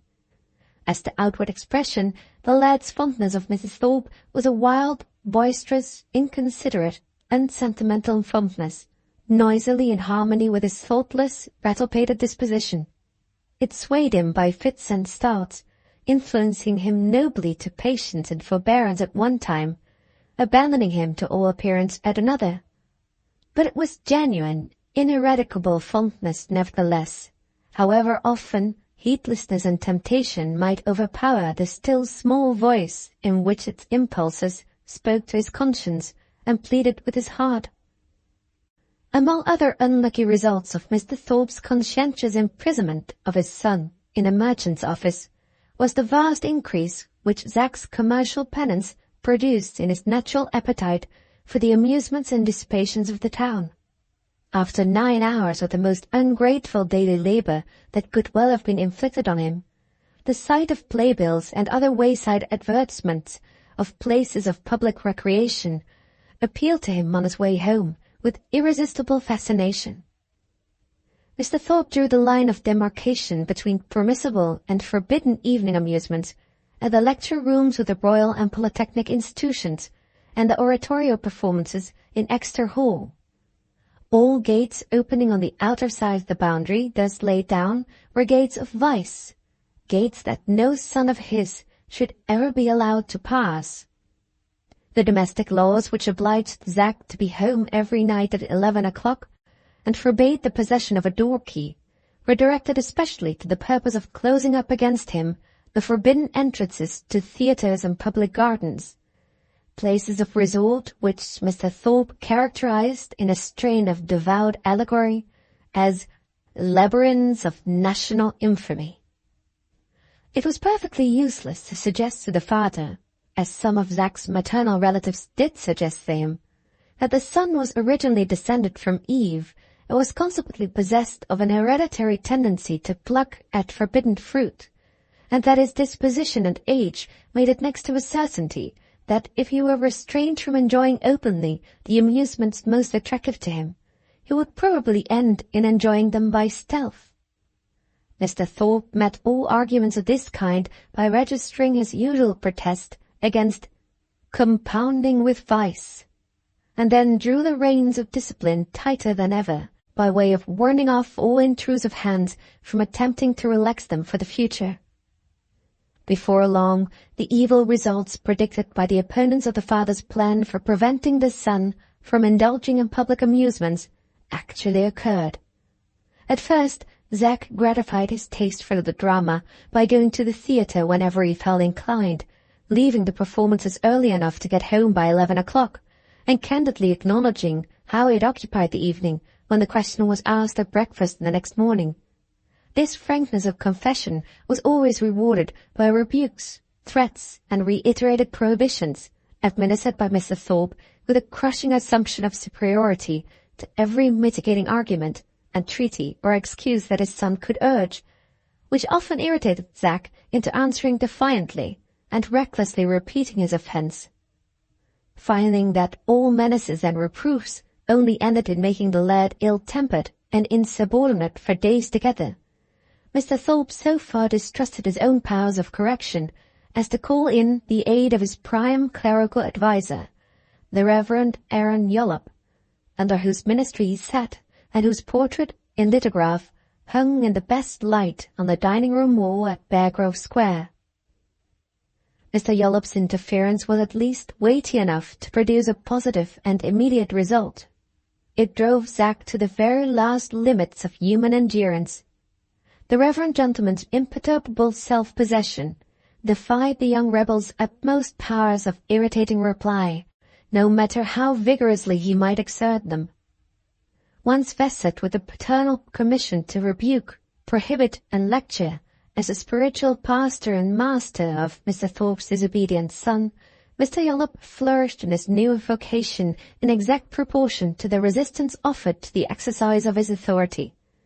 He derived a grim encouragement from the wildest explosions of Zack's fury at being interfered with by a man who had no claim of relationship over him, and who gloried, professionally, in experimenting on him as a finely complicated case of spiritual disease. Thrice did Mr. Yollop, in his capacity of a moral surgeon, operate on his patient, and triumph in the responsive yells which his curative exertions elicited. At the fourth visit of attendance, however, every angry symptom suddenly and marvellously disappeared before the first significant flourish of the clerical knife. Mr. Yollop had triumphed where Mr. Thorpe had failed. The case which had defied lay treatment had yielded to the parsonic process of cure, and Zack, the rebellious, was tamed at last into spending his evenings in decorous dullness at home. It never occurred to Mr. Yollop to doubt, or to Mr. Thorpe to ascertain, whether the young gentleman really went to bed after he had retired obediently at the proper hour to his sleeping room. They saw him come home from business sullenly docile and speechlessly subdued, take his dinner and his book in the evening, and go upstairs quietly after the house door had been bolted for the night. They saw him thus acknowledge by every outward proof that he was crushed into thorough submission, and the sight satisfied them to their heart's content. No men are so short-sighted as persecuting men. Both Mr. Thorpe and his coadjutor were persecutors on principle wherever they encountered opposition, and both were consequently incapable of looking beyond immediate results. The sad truth was, however, that they had done something more than discipline the lad. They had fairly worried his native virtues of frankness and fair dealing out of his heart. They had beaten him back, inch by inch, into the miry refuge of sheer duplicity. Zack was deceiving them both. 11 o'clock was the family hour for going to bed at Bear Grove Square. Zack's first proceeding on entering his room was to open his window softly, put on an old travelling cap, and light a cigar. It was December weather at that time, but his hardy constitution rendered him as impervious to cold as a young polar bear. Having smoked quietly for half an hour, he listened at his door till the silence in Mr. Thorpe's dressing-room below assured him that his father was safe in bed, and invited him to descend on tiptoe, with his boots under his arm, into the hall. Here he placed his candle, with a box of matches by it, on a chair, and proceeded to open the house door with the noiseless dexterity of a practised burglar, being always careful to facilitate the safe performance of this dangerous operation by keeping lock, bolt, and hinges well oiled. Having secured the key, blown out the candle, and noiselessly closed the door behind him, he left the house and started for the Haymarket, Covent Garden, or the Strand, a little before midnight. Or, in other words, set forth on a nocturnal tour of amusement just at the time when the doors of respectable places of public recreation, which his father prevented him from attending, were all closed, and the doors of disreputable places all thrown open. One precaution, and one only, did Zack observe while enjoying the dangerous diversions into which paternal prohibitions, assisted by filial perversity, now thrust him headlong. He took care to keep sober enough to be sure of getting home before the servants had risen, and to be certain of preserving a steadiness of hand and stealthiness of foot, while bolting the door and stealing upstairs for an hour or two of bed. Knowledge of his own perilous weakness of brain as a drinker rendered him thus uncharacteristically temperate and self-restrained so far as indulgence in strong liquor was concerned. His first glass of grog comforted him. His second agreeably excited him. His third, as he knew by former experience, reached his weak point on a sudden, and robbed him treacherously of his sobriety. 3 or 4 times a week for nearly a month had he now enjoyed his unhallowed nocturnal rambles with perfect impunity, keeping them secret even from his friend Mr. Blyth, whose toleration, expensive as it was, he well knew would not extend to viewing leniently such offences as haunting night-houses at 2 in the morning, while his father believed him to be safe in bed. But one mitigating circumstance can be urged in connection with the course of misconduct which he was now habitually following. He had still grace enough left to feel ashamed of his own successful duplicity when he was in his mother's presence. But circumstances unhappily kept him too much apart from Mrs. Thorpe, and so prevented the natural growth of a good feeling which flourished only under her influence, and which, had it been suffered to arrive at maturity, might have led to his reform. All day he was at the office, and his irksome life there only inclined him to look forward with malicious triumph to the secret frolic of the night. Then, in the evening, Mr. Thorpe often thought it advisable to harangue him seriously by way of not letting the reformed rake relapse for want of a little encouraging admonition of the moral sort. Nor was Mr. Yollop at all behindhand in taking similar precautions to secure the new convert permanently after having once caught him. Every word these two gentlemen spoke only served to harden the lad afresh and to deaden the reproving and reclaiming influence of his mother's affectionate looks and confiding words. "I should get nothing by it, even if I could turn over a new leaf," thought Zack, shrewdly and angrily, when his father or his father's friend favoured him with a little improving advice. "Here they are, worrying away again already at their pattern good boy to make him a better."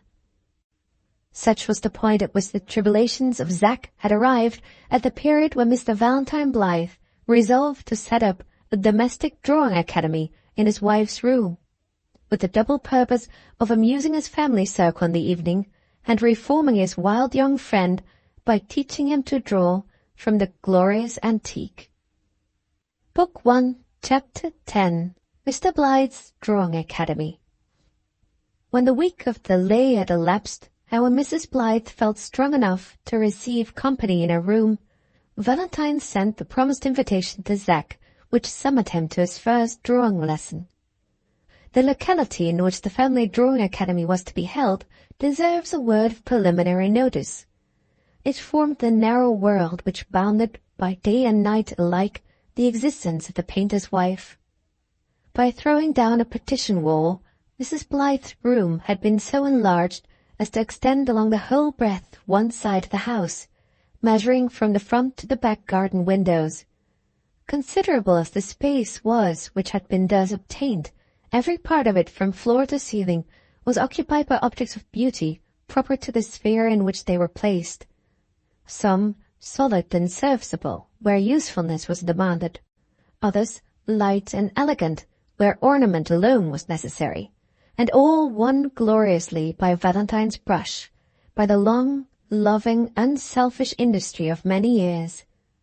Mrs. Blyth's bed, like everything else that she used in the room, was so arranged as to offer her the most perfect comfort and luxury attainable in her suffering condition. The framework was broad enough to include within its dimensions a couch for day and a bed for night. Her reading easel and work table could be moved within reach in whatever position she lay.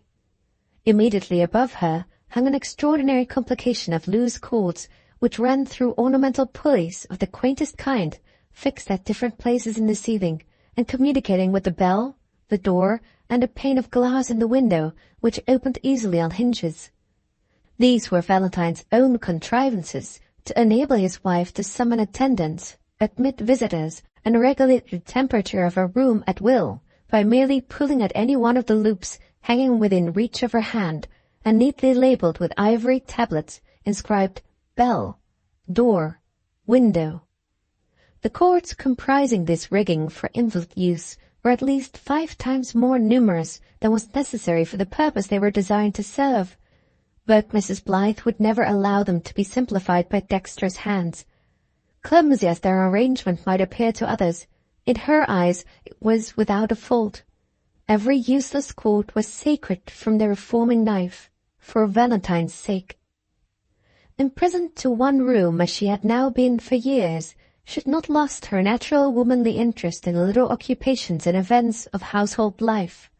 From the studio to the kitchen, she managed every day, through channels of communication invented by herself, to find out the latest domestic news, to be present in spirit at least, if not in body, at family consultations which could not take place in her room, to know exactly how her husband was getting on downstairs with his pictures, to rectify in time any omission of which Mr. Blyth or Madonna might be guilty in making the dinner arrangements or in sending orders to tradespeople, to keep the servants attentive to their work, and to indulge or control them as the occasion might require. Neither by look nor manner did she betray any of the sullen listlessness or fretful impatience sometimes attendant on long, incurable illness. Her voice, low as its tones were, was always cheerful, and varied musically and pleasantly with her varying thoughts. On her days of weakness, when she suffered much under her malady, she was accustomed to be quite still and quiet, and to keep her room darkened, these being the only signs by which any increase in her disorder could be detected by those about her. She never complained when the bad symptoms came on, and never voluntarily admitted, even on being questioned, that the spine was more painful to her than usual. She was dressed very prettily for the opening night of the Drawing Academy, wearing a delicate lace cap and a new silk gown of Valentine's choosing, made full enough to hide the emaciation of her figure.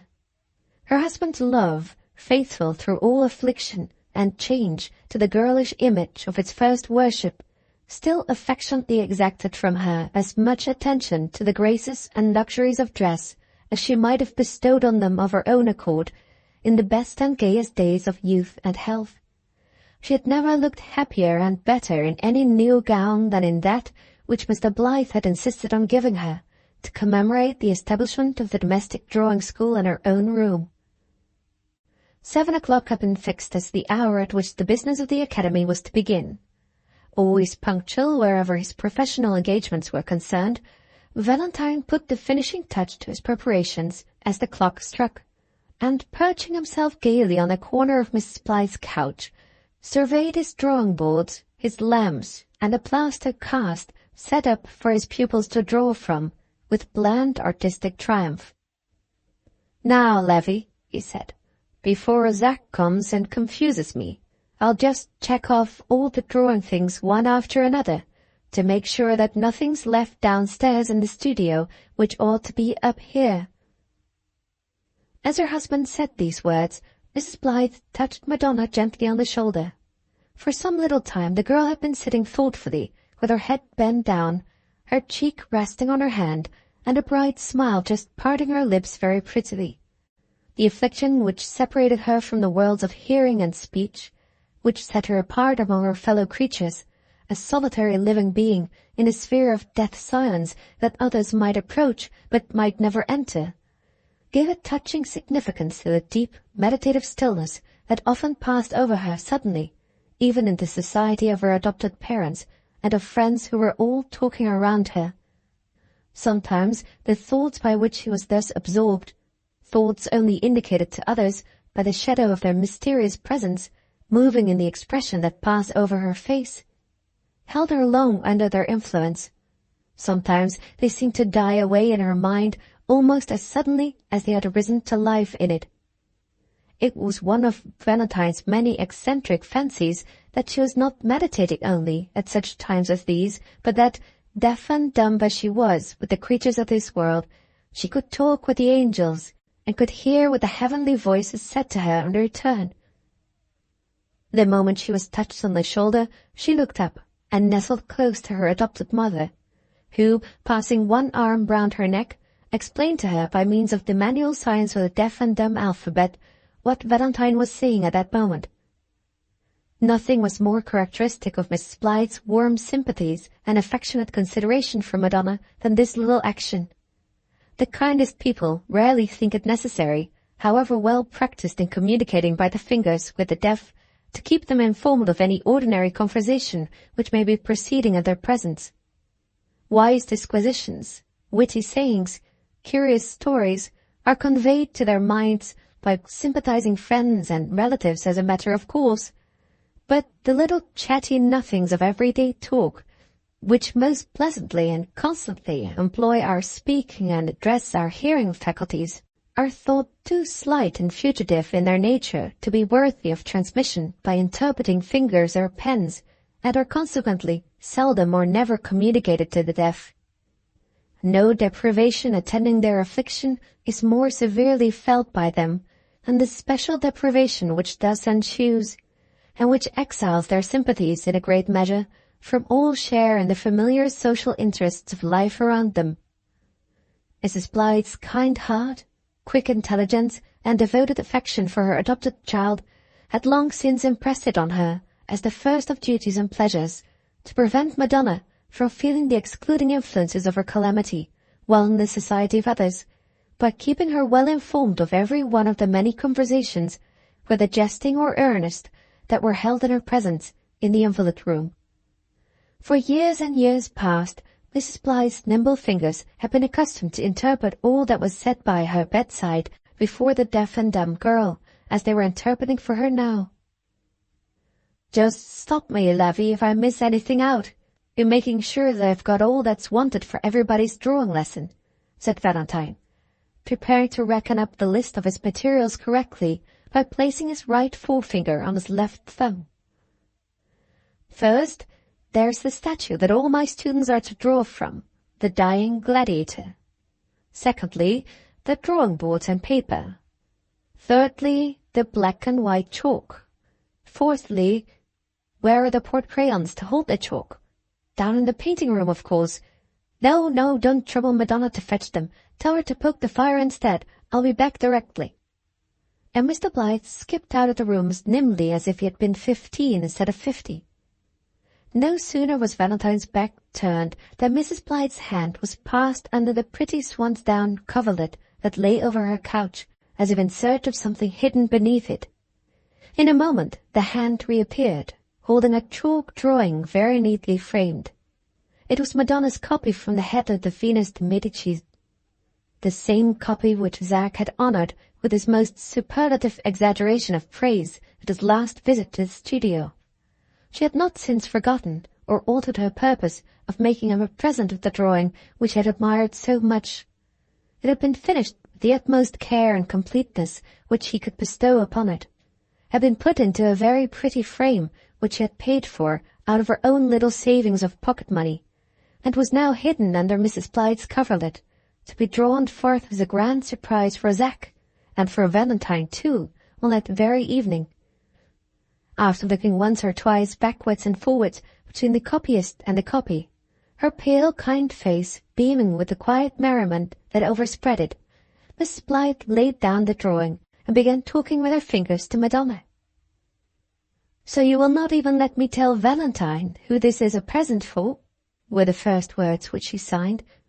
The girl was sitting with her back half turned on the drawing, glancing at it quickly from time to time with a strange shyness and indecision, as if the work of her own hands had undergone some transformation which made her doubt whether she was any longer privileged to look at it. She shook her head in reply to the question just put to her, then moved round suddenly on her chair, her fingers playing nervously with the fringes of the coverlet at her side. "We all like Zack," proceeded Mrs. Blythe, enjoying the amusement which her womanly instincts extracted from Madonna's confusion. "But you must like him very much, love, to take more pains with this particular drawing than with any drawing you ever did before." This time Madonna neither looked up nor moved an inch in her chair, her fingers working more and more nervously amid the fringe. Her treacherous cheeks, neck, and bosom answered for her. Mrs. Blythe touched her shoulder gaily, and, after placing the drawing again under the coverlet, made her look up while signing these words: "I shall give the drawing to Zack very soon after he comes in. It is sure to make him happy for the rest of the evening, and fonder of you than ever."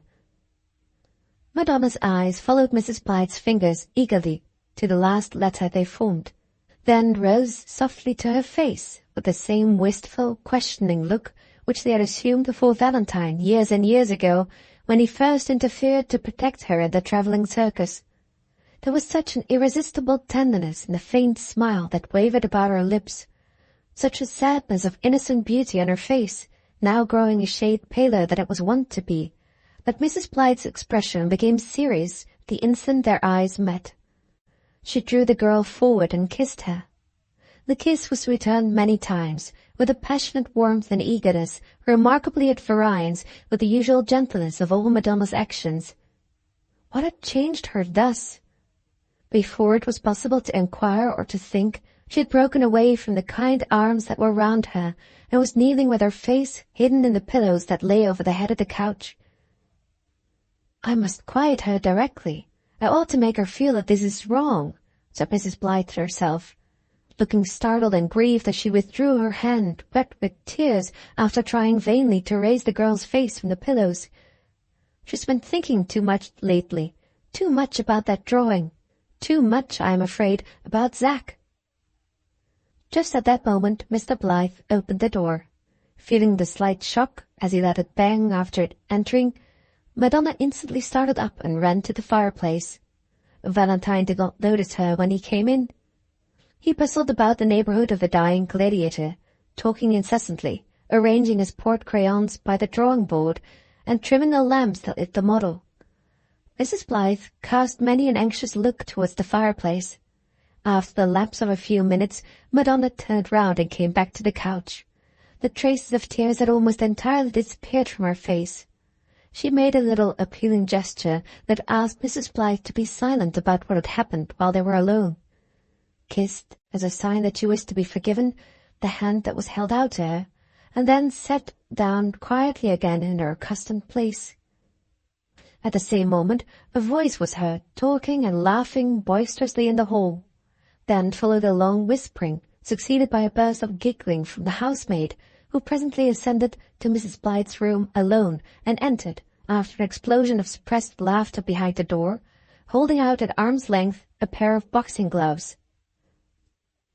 "If you please, sir," said the girl, addressing Valentine, and tittering hysterically at every third word, "Master Zack's downstairs on the landing, and he says you're to be so kind as put on these things. He's putting another pair on himself, and given the pleasure of your company for a few minutes in the painting room." "Come on, Blythe," cried the voice from the stairs. "I told you I should bring the gloves and make a fighting man of you last time I was here, you know. Come on. I only want to open your chest by knocking you about a little in the painting room before we begin to draw." The servant still held the gloves away from her at the full stretch of her arm, as if she feared they were yet alive with the pugilistic energies that had been imparted to them by their last wearer. Mrs. Blythe burst out laughing. Valentine followed her example. The housemaid began to look bewildered, and begged to know if her master would be so kind as to take the things away from her. "Did you say come upstairs?" continued the voice outside. "All right, I have no objection if Mrs. Blythe hasn't." Here Zack came in with his boxing gloves fitted on. "How are you, Blythe? These are the pills for that sluggish old liver of yours that you're always complaining of. Put 'em on. Stand with your left leg forward. Keep your right leg easily bent, and fix your eye on me." "Hold your tongue," cried Mr. Blythe, at last recovering breath enough to assert his dignity as master of the new drawing school. "Take off those things directly. What do you mean, sir, by coming into my academy, which is devoted to the peaceful arts, in the attitude of a prize fighter?" "Don't lose your temper, my dear fellow," rejoined Zack. "You'll never learn to use your fists prettily if you do. Here, Patty, the boxing lesson's put off till tomorrow. Take the gloves upstairs into your master's dressing-room, and put them in the drawer where his clean shirts are, because they must be kept nice and dry. Shake hands, Mrs. Blythe.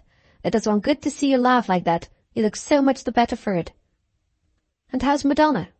I'm afraid she's been sitting before the fire and trying to spoil her pretty complexion." "Why, what's the matter with her? Poor little darling, her hands are quite cold."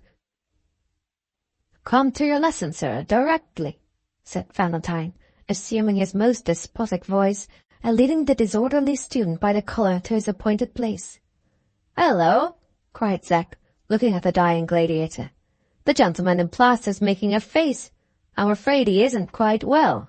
I say, Blythe, is that a statue of an ancient Greek patient suffering under the prescription of an ancient Greek physician?" "Will you hold your tongue and take up your drawing-board?" cried Mr. Blythe.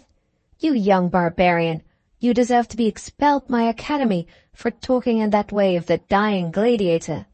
Now then, where's Madonna? No, stop where you are, Zack. I'll show her her place and give her the drawing-board. Wait a minute, Levy. Let me prop you up comfortably with the pillows before you begin. There! I never saw a more beautiful effect of light and shape, my dear, than there is on your view of the model. Has everybody got a port crayon and 2 bits of chalk?" "Yes, everybody has." "Order! Order! Order!" shouted Valentine, suddenly forgetting his assumed dignity in the exultation of the moment. "Mr. Blythe's Drawing Academy for the Promotion of Family Art is now open and ready for general inspection. Hooray!" "Hooray!" echoed Zack. "Hooray for family art! I say, Blythe, which chalk do I begin with, the white or the black?" "The black, eh? Do I start with the what's-his-name's wry face? And if so, where am I to begin? With his eyes, or his nose, or his mouth, or the top of his head, or the bottom of his chin? Or what?" "First, sketch in the general form with a light and flowing stroke, and without attention to details," said Mr. Blythe, illustrating these directions by waving his hand gracefully about his own person. Then measure with the eye, assisted occasionally by the port crayon, the proportion of the parts. Then put dots on the paper, a dot where his head comes, another dot where his elbows and knees come, and so forth. Then strike it all in boldly. It's impossible to give you better advice than that. Strike it in, Zack. Strike it in boldly. Here goes at his head and shoulders to begin with, said Zack, taking one comprehensive and confident look at the dying gladiator, and drawing a huge half-circle with a preliminary flourish of his hand on the paper. "Oh, confound it, I've broken the chalk." "Of course you have," retorted Valentine. "Take another bit. The Academy grants supplementary chalk to ignorant students who dig their lines on the paper instead of drawing them. Now, break off a bit of that breadcrumb and rub out what you've done. Buy a penny loaf and rub it all out, as Mr. Fuseli once said to me in the schools of the Royal Academy, when I showed him my first drawing and was excessively conceited about it." "I remember," said Mrs. Blyth, "when my father was working at his great engraving for Mr. Scumble's picture of the fair gleaner surprised, that he used often to say how much harder his art was than drawing, because you couldn't rub out a false line on copper like you could on paper. We all thought he never would get that print done. He used to groan over it so in the front drawing-room where he was then at work, and the publishers paid him infamously, all in bills, which he had to get discounted, and the people who gave him the money cheated him. My mother said it served him right for being always so imprudent, which I thought very hard on him, and I took his part. So harassed, too, as he was by the tradespeople at that time." "I can feel for him, my love," said Valentine, pointing a piece of chalk for Zack. "The tradespeople have harassed me, not because I could not pay them, certainly, but because I could not add up their bills. Never owe any man enough, Zack, to give him the chance of punishing you for being in his debt, with a sum to do in simple addition. At the time when I had bills— Go on with your drawing. You can listen and draw too." "I used, of course, to think it necessary to check the tradespeople and see that their total was right. You will hardly believe me, but I don't remember ever making the sum what the shop made it, on more than about 3 occasions. And, what was worse, if I tried a second time, I could not even get it to agree with what I had made it myself the first time. Thank heaven, I've no difficulties of that sort to grapple with now. Everything's paid for the moment it comes in. If the butcher hands a leg of mutton to the cook over the area railings, the cook hands him back 6 and 9, or whatever it is, and takes his bill and receipt. I eat my dinners now with the blessed conviction that they won't all disagree with me in an arithmetical point of view at the end of the year." "What are you stopping and scratching your head for in that way?" "It's no use," replied Zack. "I've tried it a dozen times, and I find I can't draw a gladiator's nose." "Can't?" cried Mr. Blyth. "What do you mean by applying the word can't to any process of art in my presence? There, that's the line of the gladiator's nose. Go over it yourself with this fresh piece of chalk. No, wait a minute. Come here first and see how Madonna is striking in the figure. The front view of it, remember, which is the most difficult. She hasn't worked as fast as usual, though. Do you find your view of the model a little too much for you, my love?" continued Valentine, transferring the last words to his fingers to communicate them to Madonna. She shook her head in answer. It was not the difficulty of drawing from the cast before her, but the difficulty of drawing at all, which was retarding her progress. Her thoughts would wander to the copy of the Venus de Medici that was hidden under Mrs. Blythe's coverlid, would vibrate between trembling eagerness to see it presented without longer delay, and groundless apprehension that Zack might, after all, not remember it, or not care to have it when it was given to him. And as her thoughts wandered, so her eyes followed them. Now she stole an anxious, inquiring look at Mrs. Blythe to see if her hand was straying towards the hidden drawing. Now she glanced shyly at Zack, only by moments at a time, and only when he was hardest at work with his port crayon, to assure herself that he was always in the same good humour and likely to receive her little present kindly, and with some appearance of being pleased to see what pains she had taken with it. In this way her attention wandered incessantly from her employment, and thus it was that she made so much less progress than usual, and caused Mr. Blyth to suspect that the task he had set her was almost beyond her abilities. "Splendid beginning, isn't it?" said Zack, looking over her drawing. "I defy the whole Royal Academy to equal it," continued the young gentleman, scrawling this uncompromising expression of opinion on the blank space at the bottom of Madonna's drawing, and signing his name with a magnificent flourish at the end. His arm touched her shoulder while he wrote. She coloured a little and glanced at him, playfully affecting to look very proud of his sentence of approval, then hurriedly resumed her drawing as their eyes met. He was sent back to his place by Valentine before he could write anything more. She took some of the breadcrumb near her to rub out what he had written, hesitated as her hand approached the lines, coloured more deeply than before, and went on with her drawing, leaving the letters beneath it to remain just as young Thorpe had traced them. "I shall never be able to draw as well as she does," said Zack, looking at a little he had done with a groan of despair. "The fact is, I don't think drawing's my forte. It's colour, depend upon it. Only wait till I come to that, and see how I'll lay on the paint. Didn't you find drawing infernally difficult, Blyth, when you first began?" "I find it difficult still, Master Zack," replied Mr. Blyth. "Art wouldn't be the glorious thing it is if it wasn't all difficulty from beginning to end, if it didn't force out all the fine points in a man's character as soon as he takes to it." "Just 8 o'clock, continued Valentine, looking at his watch. "Put down your drawing boards for the present. I pronounce the sitting of this academy to be suspended till after tea." "Valentine, dear," said Mrs. Blyth, smiling mysteriously as she slipped her hand under the coverlid of the couch, "I can't get Madonna to look at me, and I want her here. Will you oblige me by bringing her to my bedside?" "Certainly, my love," returned Mr. Blyth, obeying the request. "You have a double claim on my services tonight, for you have shown yourself the most promising of my pupils. Come here, Zack, and see what Mrs. Blyth has done. The best drawing of the evening. Just what I thought it would be. The best drawing of the evening." Zack, who had been yawning disconsolately over his own copy, with his fists stuck into his cheek and his elbows on his knees, bustled up to the couch directly. As he approached, Madonna tried to get back to her former position at the fireplace, but was prevented by Mrs. Blyth, who kept tight hold of her hand. Just then Zack fixed his eyes on her and increased her confusion. "She looks prettier than ever tonight, don't she, Mrs. Blyth?" he said, sitting down and yawning again. "I always like her best when her eyes brighten up and look 20 different ways in a minute, just as they're doing now. She may not be so like Raphael's pictures at such times, I dare say." Here he yawned once more.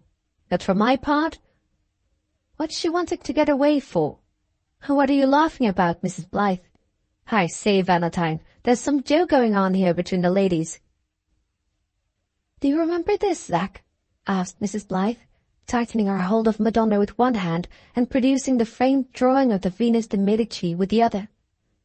"Madonna's copy from my bust of the Venus," cried Valentine, interposing with his usual readiness and skipping forward with his accustomed alacrity. "Madonna's copy from Blyth's bust of the Venus," echoed Zack, coolly, his slippery memory not having preserved the slightest recollection of the drawing at first sight of it. "Dear me, how nicely it's framed, and how beautifully she has finished it," pursued Valentine, gently patting Madonna's shoulder in token of his high approval and admiration. "Very nicely framed, and beautifully finished, as you say, Blyth," glibly repeated Zack, rising from his chair and looking rather perplexed as he noticed the expression with which Mrs. Blyth was regarding him. "But who got it framed?" asked Valentine. "She would never have any of her drawings framed before. I don't understand what it all means." "No more do I," said Zack, dropping back into his chair in lazy astonishment. "Is it some riddle, Mrs. Blyth? Something about why is Madonna like the Venus de Medici, eh? If it is, I object to the riddle, because she's a deal prettier than any plaster face that ever was made. Your face beats Venus's hollow," continued Zack, communicating this bluntly sincere compliment to Madonna by the signs of the deaf and dumb alphabet. She smiled as she watched the motion of his fingers, perhaps at his mistakes, for he made two in expressing one short sentence of 5 words, perhaps at the compliment, homely as it was. "Oh, you men! How dreadfully stupid you are sometimes!" exclaimed Mrs. Blyth. "Why, Valentine dear, it's the easiest thing in the world to guess what she has had the drawing framed for. To make it a present to somebody, of course. And who does she mean to give it to?" "Ah, who indeed?" interrupted Zack, sliding down cosily in his chair, resting his head on the back rail and spreading his legs out before him at full stretch.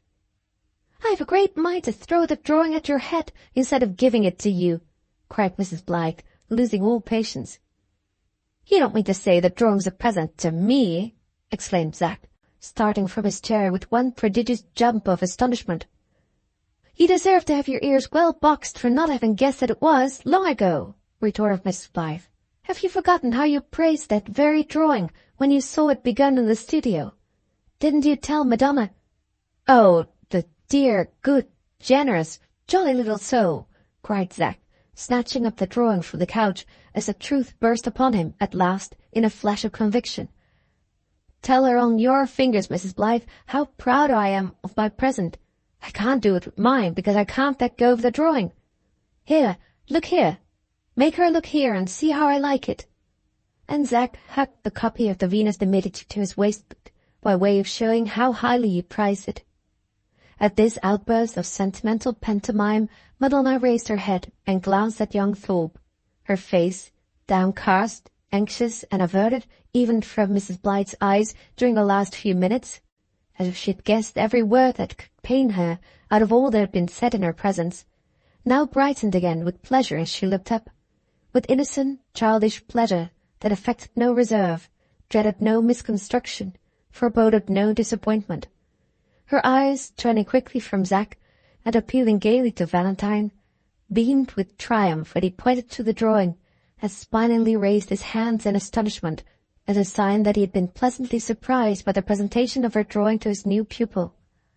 Mrs. Blyth felt the hand which she still held in hers, and which had hitherto trembled a little from time to time, grow steady and warm in her grasp, and dropped it. There was no fear that Madonna would now leave the side of the couch and steal away by herself to the fireplace. "Go on, Mrs. Blyth. You never make mistakes in talking on your fingers, and I always do. Go on, please, and tell her how much I thank her," continued Zack, holding out the drawing at arm's length and looking at it with his head on one side, by way of imitating Valentine's manner of studying his own pictures. "Tell her I'll take such care of it as I never took of anything before in my life. Tell her I'll hang it up in my bedroom, where I can see it every morning as soon as I wake. Have you told her that? Or shall I write it on her slate? Hello, here comes the tea. And by heavens, a whole bag full of muffins. What? The kitchen fire's too black to toast them. I'll undertake the whole lot in the Drawing Academy. Here, Patsy, give us the toasting fork. I'm going to begin. I never saw such a splendid fire for toasting muffins before in my life. Rum-dum-diddy-rum-dee-dum-diddy-dum. And Zack fell on his knees at the fireplace, humming Rule Britannia and toasting his first muffin in triumph, utterly forgetting that he had left Madonna's drawing lying neglected, with its face downwards, on the end of Mrs. Blythe's couch. Valentine, who in the innocence of his heart suspected nothing, burst out laughing at this new specimen of Zack's inveterate flightiness. His kind instincts, however, guided his hand at the same moment to the drawing. He took it up carefully and placed it on a low bookcase at the opposite side of the room. If any increase had been possible in his wife's affection for him, she would have loved him better than ever at the moment when he performed that one little action. As her husband removed the drawing, Mrs. Blyth looked at Madonna. The poor girl stood shrinking close to the couch, with her hands clasped tightly together in front of her, and with no trace of their natural lovely colour left on her cheeks. Her eyes followed Valentine listlessly to the bookcase, then turned towards Zack, not reproachfully, nor angrily, not even tearfully, but again with that same look of patient sadness, of gentle resignation to sorrow, which used to mark their expression so tenderly in the days of her bondage among the mountebanks of the travelling circus. So she stood, looking towards the fireplace and the figure kneeling at it, bearing her new disappointment just as she had borne many a former mortification that had tried her sorely while she was yet a little child. How carefully she had laboured at that neglected drawing in the secrecy of her own room! How happy she had been in anticipating the moment when it would be given to young Thorpe, in imagining what he would say on receiving it, and how he would communicate his thanks to her, in wondering what he would do with it when he got it, where he would hang it, and whether he would often look at his present after he got used to seeing it on the wall. Thoughts such as these had made the moment of presenting that drawing the moment of a great event in her life. And there it was now, placed on one side by other hands than the hands into which it had been given, laid down carelessly at the mere entrance of a servant with a tea-tray, neglected for the childish pleasure of kneeling on the hearthrug and toasting a muffin at the clear coal-fire.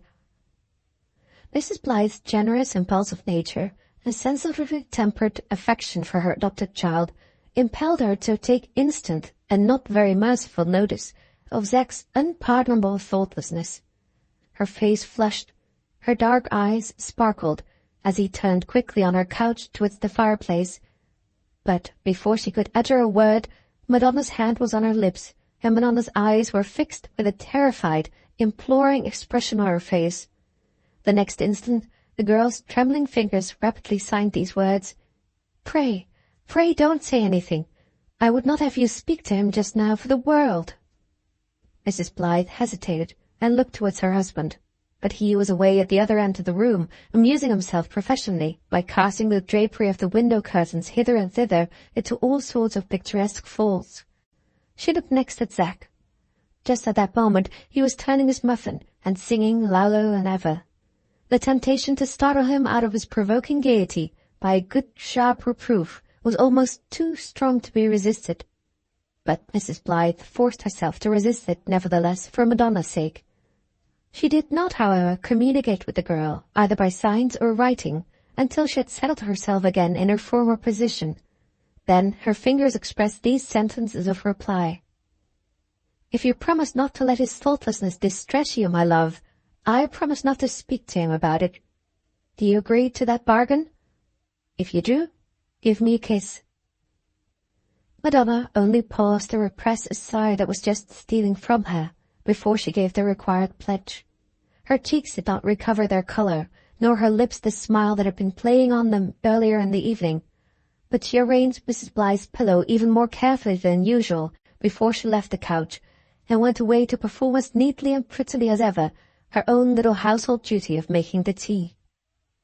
Zack, entirely unconscious of having given pain to one lady and cause of anger to another, had got on to a second muffin, and had changed his accompanying song from Rule Britannia to The Lads of O'Gowrie, when the hollow, ringing sound of rapidly running wheels penetrated into the room from the frosty road outside, advancing nearer and nearer, and then suddenly ceasing opposite Mr. Blythe's own door.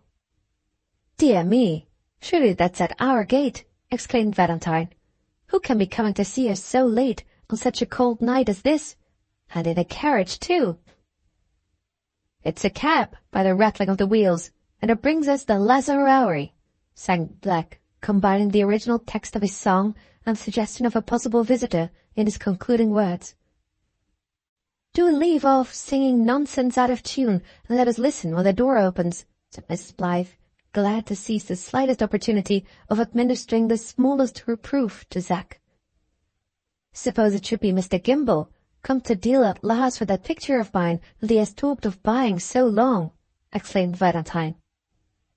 "Suppose it should be my father," cried Zack, suddenly turning round on his knees with a very blank face, "or that infernal old Yollop, with his gooseberry eyes and his hands full of tracts. They're both of them quite equal to coming after me and spoiling my pleasure here, just as they spoil it everywhere else." "Hush," said Mrs. Blythe. "The visitor has come in, whoever it is. Can't be Mr. Gimble, Valentine. He always runs up 2 stairs at a time. And this is one of the heavyweights. Not an ounce less than 16 stone, I should say, by the step," remarked Zack, letting his muffin burn while he listened, It can't be that tiresome old Lady Brambledown come to worry you again about altering your picture, said Mrs. Blythe. Stop. Surely it isn't, began Valentine.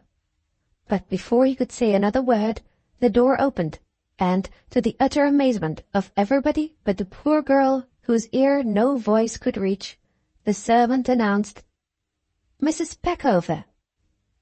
Book 1, Chapter 11, The Brewing of the Storm. Time had lavishly added to Mrs. Peckover's size, but had generously taken little or nothing from her in exchange.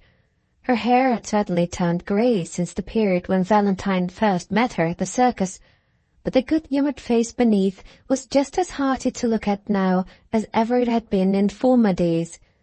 Her cheeks had ruddily expanded, her chin had passed from the double to the triple stage of jovial development.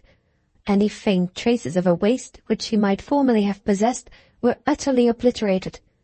But it was pleasantly evident, to judge only from the manner of her bustling entry into Mrs. Blythe's room, that her active disposition had lost nothing of its early energy, and could still gaily defy all corporeal obstructions to the very last. Nodding and smiling at Mr. and Mrs. Blythe and Zack, till her vast country bonnet trembled aguishly on her head, the good woman advanced, shaking every movable object in the room, straight to the tea-table, and enfolded Madonna in her capacious arms. The girl's light figure seemed to disappear in a smothering, circumambient mass of bonnet ribbons and unintelligible drapery, as Mrs. Peckover saluted her with a rattling fire of kisses, the report of which was audible above the voluble talking of Mr. Blythe and the boisterous laughter of Zack. I'll tell you all about how I came here directly, sir, only I couldn't help saying how do you do in the old way to little Mary to begin with, said Mrs. Peckover apologetically. It had been found impossible to prevail on her to change the familiar name of little Mary, which she had pronounced so often and so fondly in past years, for the name which had superseded it in Valentine's house. The truth was that this worthy creature knew nothing whatever about Raphael, and, considering Madonna to be an outlandish foreign word intimately connected with Guy Fawkes and the Gunpowder Plot, firmly believed that no respectable Englishwoman ought to compromise her character by attempting to pronounce it. I'll tell you, sir. I'll tell you directly why I've come to London, repeated Miss Peckover, backing majestically from the tea-table and rolling round easily on her own axis in the direction of the couch, to ask for the fullest particulars of the state of Mrs. Blythe's health. Much better, my good friend, much better, was the cheerful answer. But do tell us, we're so glad to see you, how you came to surprise us all in this way. Well, ma'am, began Mrs. Peckover, it's almost as great a surprise to me to be in London as it is— Be quiet, young good-for-nothing. I won't even shake hands with you if you don't behave yourself. These last words she addressed to Zack, whose favourite joke it had always been, from the day of their first acquaintance at Valentine's house, to pretend to be violently in love with her. He was now standing with his arms wide open, a toasting fork in one hand and the muffin he had burnt in the other, trying to look languishing, and entreating Miss Peckover to give him a kiss. "When you know how to toast a muffin properly, perhaps I may give you one," said she, chuckling as triumphantly over her own small retort as if she'd been professed wit. "Do, Mr. Blythe, sir, please to keep him quiet, or I shan't be able to get on with a single word of what I've got to say. Well, you see, ma'am, Dr. Joyce—" "How is he?" interrupted Valentine, handing Mrs. Peckover a cup of tea. "He's the best gentleman in the world, sir, but he will have his glass of port after dinner, and the end of it is he's laid up again with the gout." "And Mrs. Joyce?" "Laid up too, sir. It's a dreadful sick house at the rectory. Laid up with the influenza." "Have any of the children caught the influenza too?" asked Mrs. Blythe. "I hope not." "No, ma'am, they're all nicely, except the youngest, and it's on account of her. Don't you remember her, sir, growing so fast when he was last at the rectory, that I'm up in London?" "Is the child ill?" asked Valentine anxiously. "She's such a picturesque little creature, Lavvy. I long to paint her." I'm afraid, sir, she's not fit to be put into a picture now, said Mrs. Peckover. Mrs. Joyce is in sad trouble about her, because of one of her shoulders, which has growed out somehow. The doctor at Rebelford don't doubt but what it may be got right again, but he said she ought to be shown to some great London doctor as soon as possible. So, neither her papa nor her mamma being able to take her up to her aunt's house, they trusted her to me. As you know, sir, ever since Dr. Joyce got my husband that situation at Rebelford, I've been about the rectory, helping with the children, the housekeeping and all that. And Miss Lucy being used to me, we come along together in the railroad quite pleasant and comfortable. I was glad enough, you may be sure, of the chance of getting here, after not having seen little Mary for so long. So I just left Miss Lucy at her aunt's, where they were very kind and wanted me to stop all night. But I told them that, thanks to your goodness, I always had a bed here when I was in London, and I took the cab on after seeing the little girl safe and comfortable upstairs. That's the whole story of how I come to surprise you in this way, ma'am. And now I'll finish my tea. Having got to the bottom of her cup and to the end of a muffin amorously presented to her by the incorrigible Zack, Mrs. Peckover had leisure to turn again to Madonna, who, having relieved her of her bonnet and shawl, was now sitting close at her side. I didn't think she was looking quite so well as usual when I first come in, said Mrs. Peckover, patting the girl's cheek with her chubby fingers, but she seems to have brightened up again now. This was true. The sad stillness had left Madonna's face at sight of the friend and mother of her early days. Perhaps she's been sticking a little too close to her drawing lately. By the by, talking of drawings, what's become of my drawing? Cried Zack, suddenly recalled for the first time to the remembrance of Madonna's gift. Dear me, pursued Mrs. Peckover, looking towards the 3 drawing boards which had been placed together round the pedestal of the cast. Are all those little Mary's doings? She's cleverer at it, I suppose, by this time than ever. Ah, Lord, what an old woman I feel when I think of the many years ago. Come and look at what she's done tonight, interrupted Valentine, taking Mrs. Peckover by the arm and pressing it very significantly as he glanced at the part of the table where young Thorpe was sitting. My drawing? Where's my drawing? Repeated Zack. Who put it away when tea came in? Oh, there it is, all safe on the bookcase. I congratulate you, sir, on having succeeded at last in remembering that there is such a thing in the world as Madonna's present, said Mrs. Blyth sarcastically. Zack looked up bewildered from his tea, and asked directly what those words meant. Oh, never mind, said Mrs. Blyth in the same tone. They're not worth explaining. Did you ever hear of a young gentleman who thought more of a plate of muffins than of a lady's gift? I dare say not. I never did. It's too ridiculously improbable to be true, isn't it? There, don't speak to me. I've got a book here that I want to finish. No, it's no use. I shan't say another word. What have I done that's wrong? Asked Zack, looking piteously perplexed as he began to suspect that he'd committed some unpardonable mistake earlier in the evening. I know I burnt a muffin, but what has that got to do with Madonna's present to me? Mrs. Blyth shook her head, and, opening her book, became quite absorbed over it in a moment. Didn't I thank her properly for it? I'm sure I meant to. Here he stopped, but Mrs. Blyth took no notice of him. I suppose I've got myself into some scrape. Make as much fun as you like about it, but tell me what it is. You won't? Then I'll find out all about it from Madonna. She knows, of course, and she'll tell me. Look here, Mrs. Blyth, I'm not going to get up till she's told me everything. And Zack, with a comic gesture of entreaty, dropped on his knees by Madonna's chair, preventing her from leaving it, which she tried to do by taking immediate possession of the slate that hung at her side. While young Thorpe was scribbling questions, protestations, and extravagances of every kind in rapid succession on the slate, and while Madonna, her face half smiling, half tearful as she felt that he was looking up at it, was reading what he wrote, trying hard at first not to believe in him too easily when he scribbled an explanation, and not to look down on him too leniently when he followed it up by an entreaty, and ending at last, in defiance of Mrs. Blythe's private signs to the contrary, in forgiving his carelessness, and letting him take her hand again as usual, in token that she was sincere While this little scene of home drama was proceeding at one end of the room, a scene of another kind, a dialogue and mysterious whispers, was in full progress between Mr. Blyth and his visitor from the country at the other.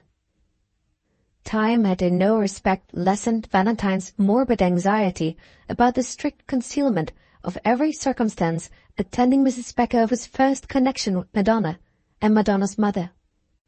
The years that had now passed and left him in undisputed possession of his adopted child had not diminished that excess of caution in keeping secret all the little that was known of her early history, which had even impelled him to pledge Dr. and Mrs. Joyce never to mention in public any particulars of the narrative related at the rectory. Still, he had not got over his first dread that she might one day be traced, claimed, and taken away from him, if that narrative, meagre as it was, should ever be trusted to other ears than those which had originally listened to it. Still, he kept the hair bracelet and the handkerchief that had belonged to her mother carefully locked up out of sight in his bureau, and still he doubted Mrs. Speckover's discretion in the government of her tongue, as he had doubted it in the bygone days when the little girl was first established in his own home. After making a pretence of showing her the drawings begun that evening, Mr. Blyth artfully contrived to lead Mrs. Speckover past them into a recess at the extreme end of the room. "Well," he said, speaking in an unnecessarily soft whisper, considering the distance which now separated him from Zack. "Well, I suppose you're quite sure of not having let out anything by chance since I last saw you, about how you first met with our darling girl, or about her poor mother, or—" "What, you're at it again, sir," interrupted Mrs. Speckover loftily, but dropping her voice in imitation of Mr. Blyth. "A clever man, too, like you. Dear, dear me, how often must I keep on telling you that I'm old enough to be able to hold my tongue? How much longer are you going to worry yourself about hiding what nobody's seeking after?" "I'm afraid I shall always worry myself about it," replied Valentine seriously. "Whenever I see you, my good friend, I fancy I hear all that melancholy story over again about our darling child, and that poor lost, forsaken mother of hers, whose name even we don't know. I feel, too, when you come and see us, almost more than at other times, how inexpressibly precious a daughter whom you have given to us is to Levy and me, and I think with more dread than I well know how to describe of the horrible chance, if anything was incautiously said and carried from mouth to mouth, about where you met with her mother, for instance, or what time of the year it was, and so forth, that it might lead, nobody knows how, to some claim being laid to her, by somebody who might be able to prove the right to make it." "Lord, sir, after all these years, what earthly need have you to be anxious about such things as that?" "I'm never anxious long, Mrs. Speckover. My good spirits always get the better of every anxiety, great and small. But while I don't know that relations of hers, perhaps her vile father himself, may not be still alive and seeking for her." "Bless your heart, Mr. Blyth, none of her relations are alive, or if they are, none of them care about her, poor lamb, I'll answer for it." "I hope in God you're right," said Valentine earnestly. "But let us think no more about it now," he added, resuming his usual manner. "I've asked my regular question that I can't help asking whenever I see you, and you have forgiven me as usual for putting it, and now I'm quite satisfied. Take my arm, Mrs. Speckover. I mean to give the students of my new drawing academy a holiday for the rest of the night in honor of your arrival. What do you say to devoting the evening in the old way to a game at cards?" "Just what I was thinking I should like myself, as long as it's only 6pence a game, sir," said Mrs. Speckover gaily. "I say, young gentleman," she continued, addressing Zack after Mr. Blyth had left her to look for the cards, "what nonsense are you writing on our darling's slate that puts her all in a flutter, and makes her blush up to the eyes when she's only looking at her poor old pack? Bless her heart, she's just as easily amused now as when she was a child. Give us another kiss, my own little love. You understand what I mean, don't you, though you can't hear me? Ah, dear, dear, when she stands and looks at me with her eyes like that, she's the living image of—" "Cribbage! cried Mr. Blyth, knocking a triangular board for 3 players on the table and regarding Mrs. Peckover with the most reproachful expression that his features could assume. She felt that the look had been deserved and approached the card table rather confusedly, without uttering another word. But for Valentine's second interruption, she would have declared before young Thorpe that little Mary was the living image of her mother. "Madonna's going to play as usual. Will you make the third levy?" inquired Valentine, shuffling the cards. "It's no use asking Zack. He can't even count yet." "No, thank you, dear. I shall have quite enough to do in going on with my book and trying to keep Master Madcap in order while you play," replied Mrs. Blyth. The game began. It was a regular custom, whenever Mrs. Peckover came to Mr. Blyth's house, that cribbage should be played, and that Madonna should take a share in it. This was done, on her part, principally in affectionate remembrance of the old times when she lived under the care of the clown's wife, and when she had learned cribbage from Mr. Peckover to amuse her, while the frightful accident which had befallen her in the circus was still a recent event. It was characteristic of the happy peculiarity of her disposition that the days of suffering and affliction, and the after period of hard tasks in public, with which cards were connected in her case, never seemed to recur to her remembrance painfully when she saw them in later life. The pleasanter associations which belonged to them, and which reminded her of homely kindness that had soothed her in pain, and self-denying affection that had consoled her in sorrow, were the associations instinctively dwelt on by her heart to the exclusion of all others.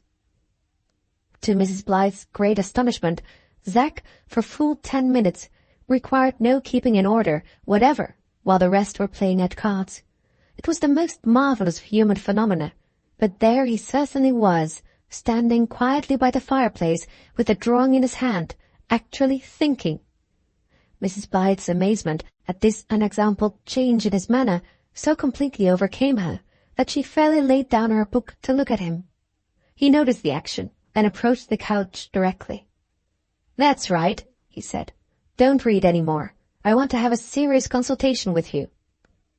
First a visit from Mrs. Peckover, then a serious consultation with Zack. This is a night of wonders, thought Mrs. Blyth. "I've made it all right with Madonna," Zack continued. "She don't think a bit the worse of me because I went on like a fool about the muffins at tea time. But that's not what I want to talk about now. It's a sort of secret. In the first place, do you usually mention your secrets in a voice that everybody can hear?" asked Mrs. Blyth, laughing. "Oh, never mind about that," he replied, not lowering his tone in the least. "It's only a secret from Madonna, and we can talk before her, poor little soul, just as if she wasn't in the room. Now, this is the thing. She's made me a present, and I think I ought to show my gratitude by making her another in return." He resumed his ordinary manner as he warmed with the subject, and began to walk up and down the room in his usual flighty way. "Well, I've been thinking what the present ought to be. Something pretty, of course. I can't do her a drawing worth a farthing, and even though I could—" "Suppose you come here and sit down, Zack," interposed Mrs. Blyth. "While you're wandering backwards and forwards in that way before the card table, you take Madonna's attention off the game." No doubt he did. How could she see him walking about close by her, and carrying her drawing with him wherever he went, as if he prized it too much to be willing to put it down, without feeling gratified in more than one of the innocent little vanities of her sex, without looking after him much too often to be properly alive to the interests of her game? Zack took Mrs. Blyth's advice and sat down by her, with his back towards the cribbage players. "Well, the question is, what present am I to give her?" he went on. "I've been twisting and turning it over in my mind, and the long and the short of it is—" 15-2, 15-4, and a pair's 6, said Valentine, reckoning up the tricks he had in his hand at that moment. "Did you ever notice that she has a particularly pretty hand and arm?" proceeded Zack, somewhat evasively. "I'm rather a judge of these things myself, and of all the other girls I ever saw—" "Never mind about other girls," said Mrs. Blyth. "Tell me what you mean to give Madonna." 2 for his heels," cried Mrs. Peckover, turning up her knave with great glee. "I mean to give her a bracelet," said Zack. Valentine looked up quickly from the card table. "Play, please, sir," said Mrs. Peckover. "Little Mary's waiting for you." "Well, Zack," rejoined Mrs. Blyth, "your idea of returning a present only errs on the side of generosity. I should recommend something less costly. Don't you know that it's one of Madonna's oddities not to care about jewellery? She might have bought herself a bracelet long ago out of her own savings if trinkets had been things to tempt her." "Wait a bit, Mrs. Blyth," said Zack. "You haven't heard the best of my notion yet. All the pith and marrow of it has got to come. The bracelet I mean to give her is one that she'll prize to the day of her death, or she's not the affectionate, warm-hearted girl I take her for.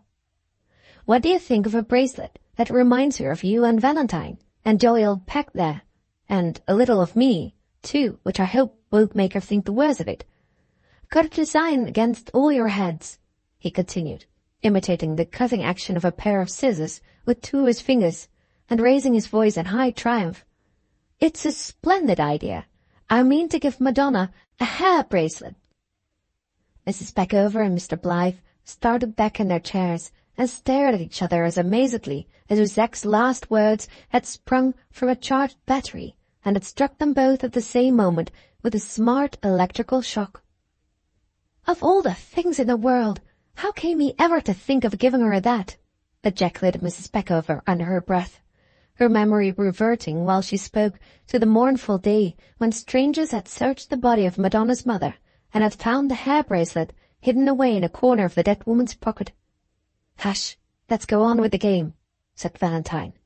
He, too, was thinking of the hair bracelet, thinking of it as it now lay locked up in his bureau downstairs, remembering how he would fain have destroyed it years ago, but that his conscience and sense of honour forbade him, pondering on the fatal discoveries to which, by bare possibility, it might yet lead if ever it should fall into strangers' hands. "A hair bracelet," continued Zack, quite unconscious of the effect he was producing on two of the card players behind him. "And such hair, too, as I mean it to be made of. Why, Madonna will think it more precious than all the diamonds in the world. I defy anybody to have hit on a better idea of the sort of present she's sure to like. It's elegant and appropriate, and all that sort of thing, isn't it?" "Oh, yes, very nice and pretty indeed," replied Mrs. Blyth, rather absently and confusedly. She knew as much of Madonna's history as her husband did, and was wondering what he would think of the present which young Thorpe proposed giving to their adopted child. "The thing I want most to know," said Zack, "is what you think would be the best pattern for the bracelet. There'll be two kinds of hair in it, which can be made into any shape, of course. Your hair and Mrs. Peckover's." "Not a morsel of my hair shall go towards the bracelet," muttered Mrs. Peckover, who was listening to what was said while she went on playing. "The difficult hair to bring in will be mine and Valentine's," pursued Zack. "Mine's low enough, to be sure. I ought to have got it cut a month ago, but it's so stiff and curly, and Blythe keeps his cropped so short. I don't see what they can do with it, do you? Unless they make rings or stars or knobs or something stumpy in the way of a cross pattern of it." "The people at the shop will know best," said Mrs. Blythe, resolving to proceed cautiously. "One thing I'm determined on, though, beforehand," cried Zack. "The clasp. The clasp shall be a serpent with turquoise eyes and a carbuncled tail, and all our initials scored up somehow on the scales. Won't that be splendid? I should like to surprise Madonna with it this very evening." "You shall never give it to her if I can help it," grumbled Mrs. Peckover, still soliloquizing under her breath. "If anything in this world can bring her ill luck, it will be a hair bracelet." These last words were spoken with perfect seriousness, for they were the result of the strongest superstitious conviction. From the time when the hair bracelet was found on Madonna's mother, Mrs. Peckover had persuaded herself, not unnaturally in the absence of any information to the contrary, that it had been in some way connected with the ruin and shame which had driven its unhappy possessor forth as an outcast to die amongst strangers. To believe in consequence that a hair bracelet had brought ill luck to the mother, and to derive from that belief the conviction that a hair bracelet would therefore also bring ill luck to the child, was a perfectly direct and inevitable deductive process to Mrs. Peckover's superstitious mind. The motives which had formerly influenced her to forbid her little Mary ever to begin anything important on a Friday, or ever to imperil her prosperity by walking under a ladder, were precisely the motives by which she was now actuated in determining to prevent the presentation of young Thorpe's ill-omened gift. Although Valentine had only called a word here and there to guide him to the subject of Mrs. Peckover's mutterings to herself while the game was going on, he guessed easily enough the general tenor of her thoughts, and suspected that she would ere long begin to talk louder than was at all desirable if Zack proceeded much further with his present topic of conversation. Accordingly, he took advantage of a pause in the game and of a relapse into another restless fit of walking about the room on young Thorpe's part, to approach his wife's couch as if he wanted to find something lying near it, and to whisper to her, "Stop his talking any more about that present to Madonna. I'll tell you why another time." Mrs. Blyth very readily and easily complied with his injunction by telling Zack, with perfect truth, that she had been already a little too much excited by the events of the evening, and that she must put off all further listening or talking on her part till the next night, when she promised to advise him about the bracelet to the best of her power. He was, however, still too full of his subject to relinquish it easily under no stronger influence than the influence of a polite hint. Having lost one listener in Mrs. Blyth, he boldly tried the experiment of inviting two others to replace her by addressing himself to the players at the card table. "I dare say you've heard what I've been talking about to Mrs. Blyth," he began. "Lord, Master Zack," said Mrs. Peckover, "do you think we haven't had something else to do here besides listening to you? There, now, don't talk to us, please, till we're done, or you'll throw us out altogether. Don't, sir, on any account, because we're playing for money. 6pence a game." Repelled on both sides, Zack was obliged to give way. He walked off to try and amuse himself at the bookcase. Mrs. Peckover, with a very triumphant air, nodded and winked several times at Valentine across the table, desiring by these signs to show him that she could not only be silent herself when the conversation was in danger or approaching a forbidden subject, but could make other people hold their tongues too. The room was now perfectly quiet, and the game at cribbage proceeded smoothly enough, but not so pleasantly as usual on other occasions. Valentine did not regain his customary good spirits, and Mrs. Peckover relapsed into whispering discontentedly to herself, now and then looking towards the bookcase where young Thorpe was sitting sleepily, with a volume of engravings on his knee. It was more or less a relief to everybody when the supper tray came up, and the cards were put away for the night. Zack, becoming quite lively again at the prospect of a little eating and drinking, tried to return to the dangerous subject of the hair bracelet, addressing himself on this occasion directly to Valentine. He was interrupted, however, before he had spoken 3 words. Mr. Blyth suddenly remembered that he had an important communication of his own to make to young Thorpe. "Excuse me, Zack," he said. "I have some news to tell you, which Mrs. Peckover's arrival drove out of my head, and which I must mention at once while I have the opportunity. Both my pictures are done. What do you think of that? Done, and in their frames. I've settled the titles yesterday. The classical landscape is to be called The Golden Age, which is a pretty poetical sort of name, and the figure subject is to be Columbus in sight of the New World, which is, I think, simple, affecting, and grand. Wait a minute, the best of it has yet to come. I'm going to exhibit both the pictures in the studio to my friends and my friends' friends as early as Saturday next." "You don't mean it," exclaimed Zack. "Why, it's only January now, and you always used to have your private view of your own pictures in April, just before they were sent in to the Academy exhibition." "Quite right," interposed Valentine, "but I'm going to make a change this year. The fact is, I've got a job to do in the provinces, which will prevent me from having my pictures show at the usual time. So I mean to have it now.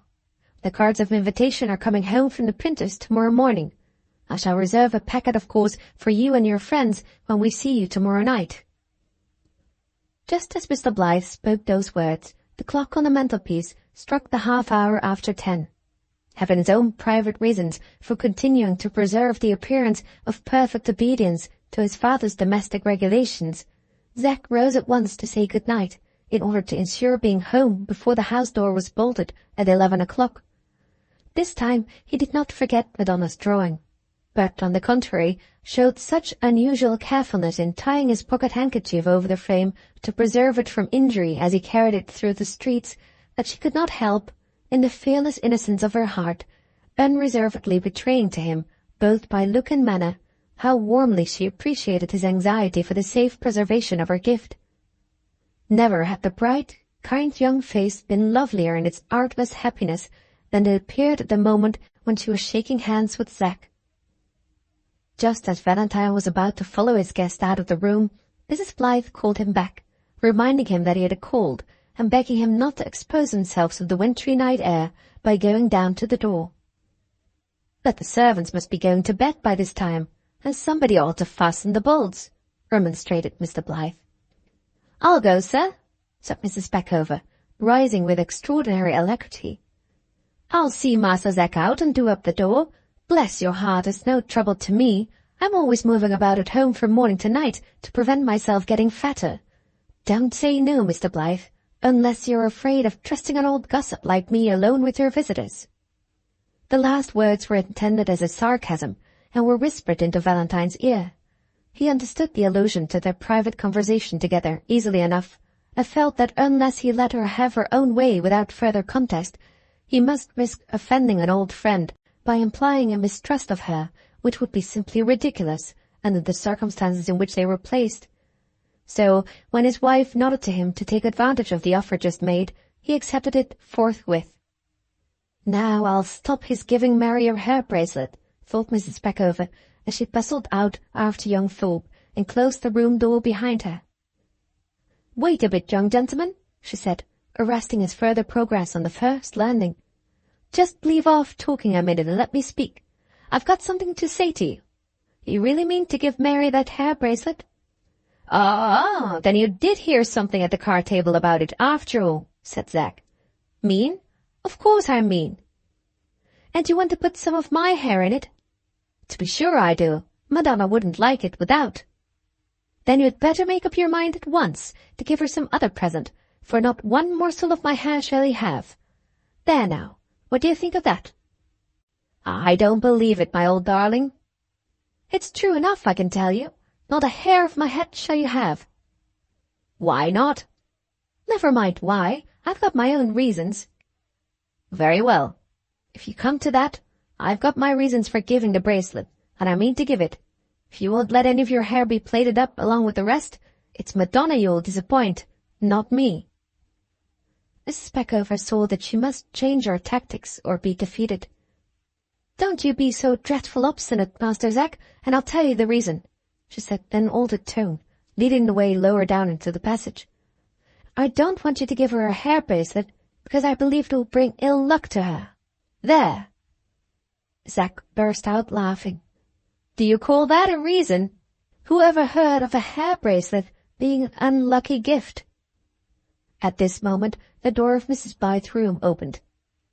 "Anything wrong with the lock?" asked Valentine from above. He was rather surprised at the time that elapsed without his hearing the house door shut. "All quite right, sir," said Mrs. Peckover, adding in a whisper to Zack, "Hush, don't say a word." "Don't let him keep you in the cold with this nonsense," said Valentine. "My nonsense?" began Zack indignantly. "He's going, sir," interrupted Mrs. Peckover. "I shall be upstairs in a moment." "Come in, dear, pray. You're letting all the cold air into the room," exclaimed the voice of Mrs. Blyth. The door of the room closed again. "What are you driving at?" asked Zack, in extreme bewilderment. "I only want you to give her some other present," said Mrs. Peckover, in her most persuasive tones. "You may think it all a whim of mine if you like. I dare say I'm an old fool, but I don't want you to give her a hair bracelet." "A whim of yours," repeated Zack, with a look which made Mrs. Peckover's cheeks redden with rising indignation. "What, a woman at your time of life, subject to whims? My darling Peckover, it won't do. My mind's made up to give her the hair bracelet. Nothing in the world can stop me. Except, of course, Madonna's having a hair bracelet already, which I know she hasn't." "Oh, you know that, do you, you mischievous imp? Then for once in a way you just know wrong," exclaimed Mrs. Peckover, losing her temper altogether. "You don't mean to say so. How very remarkable to think of her having a hair bracelet already, and of my not knowing it." "Mrs. Peckover," continued Zack, mimicking the tone and manner of his old clerical enemy, the Reverend Aaron Yollop, "what I am now about to say grieves me deeply, but I have a solemn duty to discharge, and in the conscientious performance of that duty, I now unhesitatingly express my conviction that the remark you have just made is a flam." "It isn't." "Monkey," returned Mrs. Peckover, her anger fairly boiling over as she nodded her head vehemently in Zack's face. Just then, Valentine's step became audible in the room above, first moving towards the door, then suddenly retreating from it as if he had been called back. "I haven't let out what I oughtn't, have I?" thought Mrs. Peckover, calming down directly when she heard the movement upstairs. "Oh, you stick to it, do you?" continued Zack. "It's rather odd, old lady, that Mrs. Blythe should have said nothing about this newly discovered hair bracelet of yours while I was talking to her. But she doesn't know, of course, and Valentine doesn't know either, I suppose. By Jove, he's not gone to bed yet. I'll run back and ask him if Madonna really has got a hair bracelet." "For God's sake, don't! Don't say a word about it, or you'll get me into dreadful trouble," exclaimed Mrs. Peckover, turning pale as she thought of possible consequences, and catching young Thorpe by the arm when he tried to pass her in the passage. The step upstairs crossed the room again. "Well, upon my life," cried Zack, "of all the extraordinary old women—" "Hush! He's going to open the door this time, he is indeed." "Never mind if he does, I won't say anything," whispered young Thorpe, his natural good nature prompting him to relieve Mrs. Peckover's distress the moment he became convinced that it was genuine. "That's a good chap. That's a dear good chap," exclaimed Mrs. Peckover, squeezing Zack's hand in a fervour of unbounded gratitude. The door of Mrs. Blythe's room opened for the second time. "He's gone, sir. He's gone at last," cried Mrs. Peckover, shutting the house door on the parting guest with inhospitable rapidity, and locking it with elaborate care and extraordinary noise. "I must manage to make it all safe with Master Zack tomorrow night, though I don't believe I've said a single word I oughtn't to say," thought she, slowly ascending the stairs. "But Mr. Blythe makes such fusses and works himself into such fidgets about the poor thing being traced and taken away from him, which is all stuff and nonsense, that he would go half distracted if he knew what I said just now to Master Zack. Not that so much what I said to him as what he made out somehow and said to me. But they're so sharp, these young London chaps. They're so awful sharp."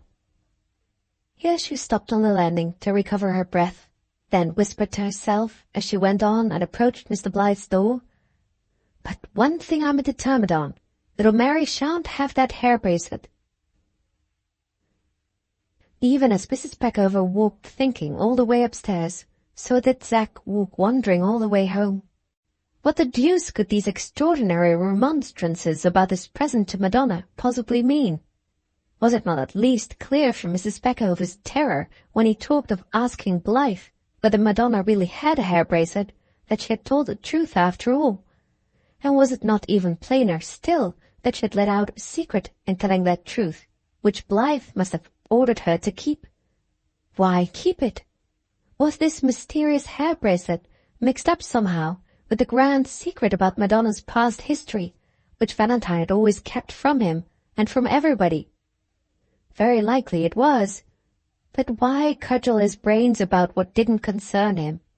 Was it not, considering the fact previously forgotten that he had but 15 shillings and threepence of disposable money in the world, rather lucky than otherwise that Mrs. Peckover had taken it into her head to stop him from buying what he hadn't the means of paying for?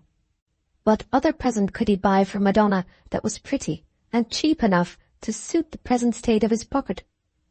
Would she like a thimble, or an almanac, or a pair of cuffs, or a pot of bear's grease?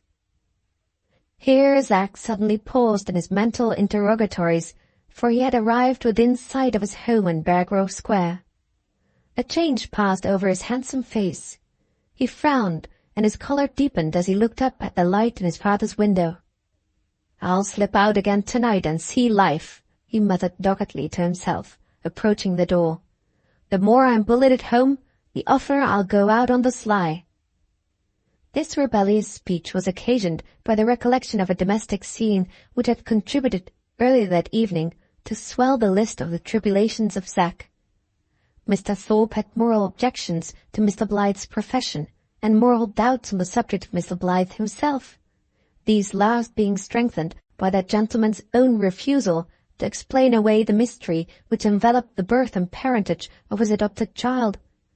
As a necessary consequence, Mr. Thorpe considered the painter to be no fit companion for a devout young man, and expressed, severely enough, his unmeasured surprise at finding that his son had accepted an invitation from a person of doubtful character. Zack's rejoinder to his father's reproof was decisive, if it was nothing else. He denied everything alleged or suggested against his friend's reputation, lost his temper on being sharply rebuked for the indecent vehemence of his language, and left the paternal tea-table in defiance, to go and cultivate the fine arts in the doubtful company of Mr. Valentine Blyth. "Just in time, sir," said the page, grinning at his young master as he opened the door. "It's on the stroke of 11. Zack muttered something savage in reply, which it is not perhaps advisable to report. The servant secured the lock and bolts while he put his hat on the hall-table and lit his bedroom candle. Rather more than an hour after this time, or in other words a little past midnight, the door opened again softly, and Zack appeared on the step, equipped for his nocturnal expedition. He hesitated as he put the key into the lock from outside, before he closed the door behind him. He had never done this on former occasions. He could not tell why he did it now. We are mysteries even to ourselves, and there are times when the voices of the future that are in us, yet not ours, speak, and make the earthly part of us conscious of their presence. Oftenest, our mortal sense feels that they are breaking their dread silence at those supreme moments of existence, when on the choice between two apparently trifling alternatives hangs suspended the whole future of a life. And thus it was now with the young man who stood on the threshold of his home, doubtful whether he should pursue or abandon the purpose which was then apropos in his mind. On his choice between the two alternatives of going on or going back, which the closing of a door would decide, depended the future of his life, and of other lives that were mingled with it. He waited a minute, undecided, for the warning voices within him were stronger than his own will. He waited, looking up thoughtfully at the starry loveliness of the winter's night, then closed the door behind him as softly as usual, hesitated again at the last step that led on to the pavement, and then fairly set forth from home, walking at a rapid pace through the streets. He was not in his usual good spirits. He felt no inclination to sing as was his wont while passing through the fresh, frosty air, and he wondered why it was so. The voices were still speaking faintly and more faintly within him. But we must die before we can become immortal as they are, and their language to us in this life is often as an unknown tongue. Book 2, The Seeking. Chapter 1, The Man with the Black Skull-Cap. The Roman poet who, writing of vice, ascribed its influence entirely to the allurement of the fair disguises that it wore, and asserted that it only needed to be seen with the mask off to excite the hatred of all mankind, uttered a very plausible moral sentiment which wants nothing to recommend it to the admiration of posterity, but a seasoning of practical truth. Even in the most luxurious days of old Rome, it may safely be questioned whether vice could ever afford to disguise itself to win recruits, except from the wealthier classes of the population. But in these modern times it may be decidedly asserted as a fact that vice, in accomplishing the vast majority of its seductions, uses no disguise at all, appears impudently in its naked deformity, and, instead of horrifying all beholders, in accordance with the prediction of the classical satirist, absolutely attracts a much more numerous congregation of worshippers than has ever yet been brought together by the divinest beauties that virtue can display for the allurement of mankind. That famous place of public amusement known a few years since to the late roaming youth of London by the name of the Snuggery affords, among hosts of other instances which might be cited, a notable example to refute the assertion of the ancient poet. The place was principally devoted to the exhibition of musical talent, and opened at a period of the night when the performances at the theatres were over. The orchestral arrangements were comprised in one bad piano, to which were occasionally added, by way of increasing the attractions, performances on the banjo and guitar. All the singers were called ladies and gentlemen, and the one long room in which the performances took place was simply furnished with a double row of benches, bearing troughs at their backs for the reception of glasses of liquor. Innocence itself must have seen at a glance that the Snuggery was an utterly vicious place. Vice never so much as thought of wearing any disguise here. No glimmer of wit played over the foul substance of the songs that were sung, and hid it in dazzle from too close observation. No relic of youth and freshness, no artfully assumed innocence and vivacity, concealed the squalid deterioration of the worn-out human counterfeits which stood up to sing, and were coarsely painted and padded to look like fine women.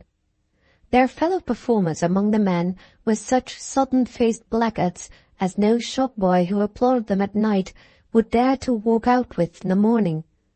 The place itself had as little of the allurement of elegance and beauty about it as the people. Here was no bright gilding on the ceiling, no charm of ornament, no comfort of construction even in the furniture. Here were no viciously attractive pictures on the walls, no enervating sweet odors in the atmosphere, no contrivances of ventilation to cleanse away the stench of bad tobacco smoke and brandy-flavored human breath with which the room reeked all night long. Here, in short, was vice wholly undisguised, recklessly showing itself to every eye, without the varnish of beauty, without the tinsel of wit, without even so much as the flavor of cleanliness to recommend it. Were all beholders instinctively overcome by horror at the sight? Far from it. The Snuggery was crammed to its last benches every night, and the proprietor filled his pockets from the purses of applauding audiences. For, let classical moralists say what they may, vice gathers followers as easily in modern times with the mask off as ever it gathered them in ancient times with the mask on. It was 2 o'clock in the morning, and the entertainments in the Snuggery were fast rising to the climax of joviality. The favorite comic song had just been sung by a bloated old man with a bald head and a hairy chin. There was a brief lull of repose before the amusements resumed their noisy progress. Orders for drink were flying abroad in all directions. Friends were talking at the tops of their voices, and strangers were staring at each other, except at the lower end of the room, where the whole attention of the company was concentrated strangely upon one man. The person who thus attracted to himself the wondering curiosity of all his neighbors had come in late, had taken the first vacant place he could find near the door, and had sat there listening and looking about him very quietly. He drank and smoked like the rest of the company, but never applauded, never laughed, never exhibited the slightest symptom of astonishment or pleasure or impatience or disgust, though it was evident from his manner of entering and giving his orders to the waiters that he visited the Snuggery that night for the first time. He was not in mourning, for there was no band round his head, but he was dressed nevertheless in a black frock-coat, waistcoat, and trousers, and wore black kid gloves. He seemed to be very little at his ease in this costume, moving his limbs whenever he changed his position as cautiously and constrainedly as if he had been clothed in gossamer instead of stout black broadcloth, shining with its first new gloss on it. His face was tanned to a perfectly Moorish brown, was scarred in 2 places by the marks of old wounds, and was overgrown by coarse iron-grey whiskers which met under his chin. His eyes were light and rather large, and seemed to be always quietly but vigilantly on the watch. Indeed, the whole expression of his face, coarse and heavy as it was in form, was remarkable for its acuteness, for its cool, collected penetration, for its habitually observant, passively watchful look. Anyone guessing at his calling from his manner and appearance would have set him down immediately as the captain of a merchantman, and would have been willing to lay any wager that he'd been several times round the world. But it was not his face, or his dress, or his manner, that drew on him the attention of all his neighbours. It was his head. Under his hat, which was brand new like everything else he wore, there appeared, fitting tight round his temples and behind his ears, a black velvet skull-cap. Not a vestige of hair peeped from under it. All round his head, as far as could be seen beneath his hat, which he wore far back over his coat collar, there was nothing but bare flesh, encircled by a rim of black velvet. From a great proposal for reform to a small eccentricity in costume, the English are the most intolerant people in the world, in their reception of anything which presents itself to them under the form of a perfect novelty. Let any man display a new project before the Parliament of England, or a new pair of light green trousers before the inhabitants of London. Let the project proclaim itself as useful to all listening ears, and the trousers eloquently assert themselves as beautiful to all beholding eyes. The nation will shrink suspiciously nevertheless, both from the one and the other. Will order the first to lie on the table, and will hoot, laugh, and stare at the second. Will, in short, resent either novelty as an unwarrantable intrusion, for no other discernible reason than that people in general are not used to it. Quietly as the strange man in black had taken his seat in the snuggery, he and his skull-cap attracted general attention, and our national weakness displayed itself immediately. Nobody paused to reflect that he probably wore his black velvet headdress from necessity. Nobody gave him credit for having objections to a wig, which might be perfectly sensible and well-founded. And nobody, even in this free country, was liberal enough to consider that he had really as much right to put on a skull-cap under his hat if he chose as any other man present had to put on a shirt under his waistcoat. The audience saw nothing but the novelty in the way of a headdress which the stranger wore, and they resented it unanimously because it was a novelty. First, they expressed this resentment by staring indignantly at him, then by laughing at him, then by making sarcastic remarks on him. He bore their ridicule with the most perfect and provoking coolness. He did not expostulate, or retort, or look angry, or grow red in the face, or fidget in his seat, or get up to go away. He just sat smoking and drinking as quietly as ever, not taking the slightest notice of any of the dozens of people who were all taking notice of him. His unassailable composure only served to encourage his neighbors to take further liberties with him. One rickety little man, with a spirituous nose and watery eyes, urged on by some women near him, advanced to the stranger's bench, and, expressing his admiration of a skull-cap as a becoming ornamental addition to a hat, announced, with a bow of mock politeness, his anxiety to feel the quality of the velvet.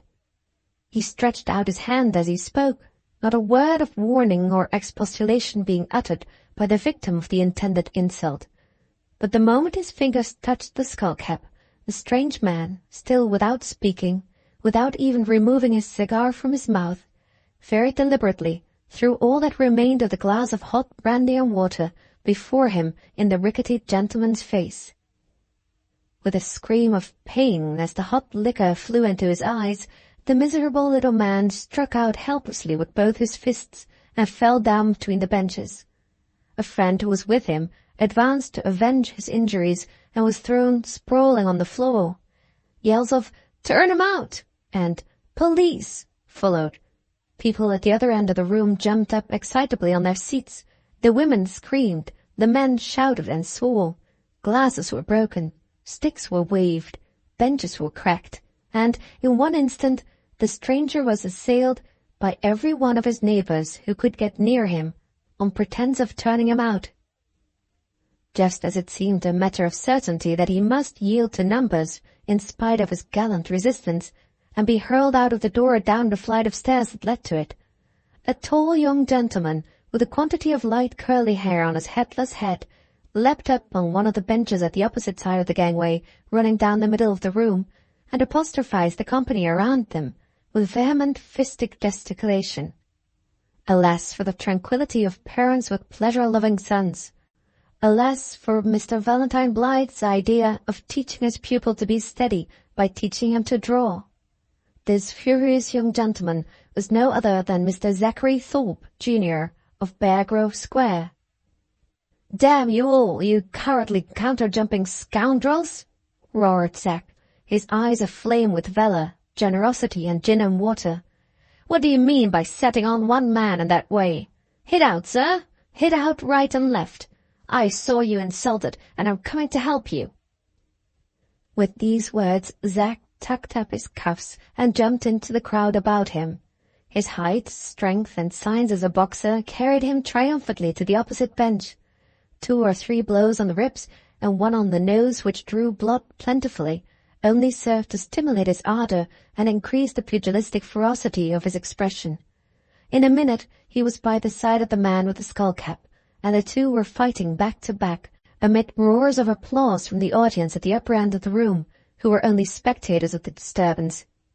In the meantime the police had been summoned, but the waiters downstairs, in their anxiety to see a struggle between 2 men on one side and somewhere about 24 on the other, had neglected to close the street door. The consequence was that all the cabmen on the stand outside, and all the vagabond night idlers in the vagabond neighbourhood of the snuggery, poured into the narrow passage and got up an impromptu riot of their own with the waiters, who tried, too late, to turn them out. Just as the police were forcing their way through the throng below, Zack and the stranger had fought their way out of the throng above and had got clear of the room. On the right of the landing, as they approached it, was a door through which the man with the skull-cap now darted, dragging Zack after him. His temper was just as cool, his quick eye just as vigilant as ever. The key of the door was inside. He locked it, amid a roar of applauding laughter from the people on the staircase, mixed with cries of "Police!" and "Stop him in the court!" from the waiters. The two then descended the steep flight of stairs at headlong speed, and found themselves in a kitchen, confronting an astonished man-cook and 2 female servants. Zack knocked the man down before he could use the rolling-pin which he had snatched up on their appearance, while the stranger coolly took a hat that stood on the dresser and jammed it tight with one smack of his large hand on young Thorpe's bare head. The next moment they were out in a court into which the kitchen opened, and were running at the top of their speed. The police on their side lost no time, but they had to get out of the crowd in the passage and go round the front of the house before they could arrive at the turning which led into the court from the street. This gave the fugitives a start, and the neighbourhood of alleys, lanes, and by-streets in which their flight immediately involved them was the neighbourhood of all others to favour their escape. While the springing of rattles and the cries of "Stop thief!" were rending the frosty night air in one direction, Zack and the stranger were walking away quietly, arm in arm, in the other. The man with the skull-cap had taken the lead hitherto, and he took it still, though, from the manner in which he stared about him at corners of streets, and involved himself and his companion every now and then in blind alleys, it was clear enough that he was quite unfamiliar with the part of the town through which they were now walking. Zack, having treated himself that night to his fatal 3rd glass of grog, and having finished half of it before the fight began, was by this time in no condition to care about following any particular path in the great labyrinth of London.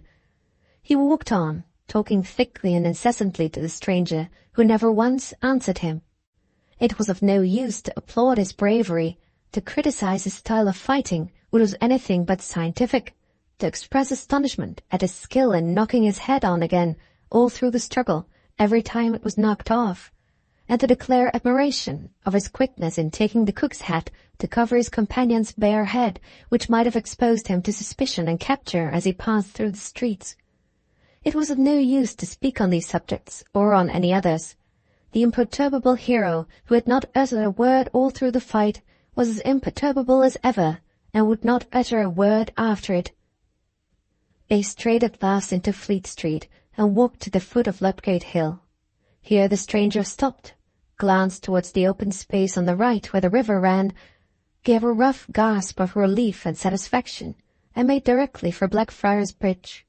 He led Zack, who was still thick in his utterance and unsteady on his legs, to the parapet wall, let go of his arm there, and looking steadily in his face by the light of the gas lamp, addressed him for the first time in a remarkably grave, deliberate voice, in these words: "Now then, young un, suppose you pull a breath, and wipe that bloody nose of yours." Zack, instead of resenting this unceremonious manner of speaking to him, which he might have done had he been sober, burst into a frantic fit of laughter. The remarkable gravity and composure of the stranger's tone and manner, contrasted with the oddity of the proposition by which he opened the conversation, would have been irresistibly ludicrous even to a man whose faculties were not in an intoxicated condition. While Zack was laughing till the tears rolled down his cheeks, his odd companion was leaning over the parapet of the bridge and pulling off his black kid gloves, which had suffered considerably during the progress of the fight. Having rolled them up into a ball, he jerked them contemptuously into the river. "There goes the first pair of gloves as ever I had on, and the last as ever I mean to wear," he said, spreading out his brawny hands to the sharp night breeze. Young Thorpe heaved a few last expiring gasps of laughter, then became quiet and serious from sheer exhaustion. "Go it again," said the man with the skull-cap, staring at him as gravely as ever. "I like to hear you." "I can't go it again," answered Zack faintly. "I'm out of breath. I say, old boy, you're quite a character. Who are you?" "I ain't nobody in particular, and I don't know as I've got a single friend to care about who I am, in all England," replied the other. "Give us your hand, young un. In the foreign parts where I come from, when one man stands by another, as you've stood by me tonight, them two are brothers together afterwards. You needn't be a brother to me if you don't like. I mean to be a brother to you whether you like it or not. My name's Matt. What's yours?" "Zack," returned young Thorpe, clapping his new acquaintance on the back with brotherly familiarity already. "You're a glorious fellow, and I like your way of talking. Where do you come from, Matt? And what do you wear that queer cap under a hat for?" "I come from America last," replied Matt, as grave and deliberate as ever. "And I wear this cap because I haven't got no scalp on my head." "What do you mean?" cried Zack, startled into temporary sobriety, and taking his hand off his new friend's shoulder as quickly as if he had put it on red-hot iron. "I always mean what I say," continued Matt. "I've got that much good about me, if I haven't got no more. Me and my scalp parted company years ago. I'm here on a bridge in London, talking to a young chap of the name of Zack. My scalp's on the top of a high pole in some Indian village, anywhere you like about the Amazon country. There's any puffs of wind going there, like there's here.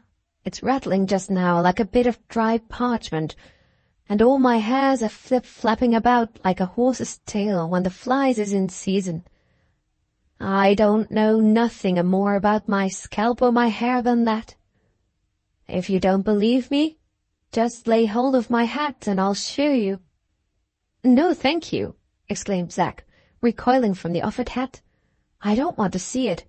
But how the deuce do you manage without a scalp? I never heard of such a thing before in my life. How is it you're not dead, eh?" "It takes a deal more to kill a tough man than you London chaps think," said Matt. "I was found before my head got cool and plastered over with leaves and ointment. They'd left a bit of scalp at the back, being in rather too great a hurry to do their work as handily as usual, and a new skin growed over after a little, a babyish sort of skin, that wasn't half thick enough. I wouldn't bear no new crop of hair. So I had to eke out and keep my head comfortable with an old yellow handkerchief, which I always wore till I got to San Francisco on my way back here. I met with a priest at San Francisco who told me that I should look a little less like a savage if I wore a skull cap like his instead of a handkerchief when I got back into what he called the civilized world. So I took his advice and bought this cap. I suppose it looks better than my old yellow handkerchief, but it ain't half as comfortable. But how did you lose your scalp? Asked Zack. Tell us all about it. Upon my life, you're the most interesting fellow I ever met with. And I say, let's walk about while we talk. I feel steadier on my legs now, and it's so infernally cold standing here. Which way can we soonest get out of this muck of houses and streets?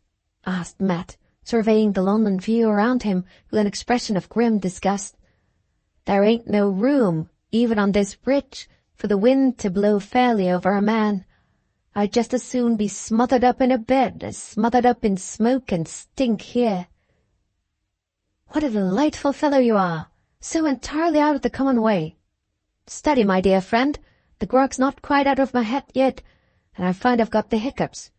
Here's my way home, and your way into the fresh air if you really want it. Come along and tell me how you lost your scalp. There ain't nothing particular to tell. What's your name again? Zack. Well, Zack, I was out on the tramp, dodging about after any game that turned up on the banks of the Amazon. Amazon? What's that? A woman? Or a place? Did you ever hear of South America? I can't positively swear to it, but to the best of my belief I think I have. Well, the Amazon's a longish bit of a river in those parts. I was out, as I told you, on the tramp. So I should think. You look like the sort of man who has tramped everywhere and done everything. You're about right there, for a wonder. I've druv cattle in Mexico. I've been out with a gang that went to find an overland road to the North Pole. I've worked through a season or two in catching wild horses on the Pampas, and another season or two in digging gold in California. I went away from England, a tidy lad aboard ship, and here I am back again now, an old vagabond as hasn't a friend to own him. If you want to know exactly who I am and what I've been up to all my life, that's about as much as I can tell you. You don't say so. Wait a minute, though. There's one thing. You're not troubled with the hiccups, are you, after eating supper? I've been a martyr to hiccups ever since I was a child. But, I see, there's one thing you haven't told me yet. You haven't told me what your other name is besides Matt. Mine's Thorpe. I haven't heard the sound of the other name you're asking after for a matter of better than 20 years, and I don't care if I never hear it again. His voice sank huskily, and he turned his head a little away from Zack as he said those words. They nicknamed me Marksman when I used to go out with the exploring gangs, because I was the best shot of all of them. You call me Marksman, too, if you don't like Matt. Mr. Matthew Marksman, if you please. Everybody seems to be a Mr. here. You're one, of course. I don't mean to call you Mr. for all that. I shall stick to Zack.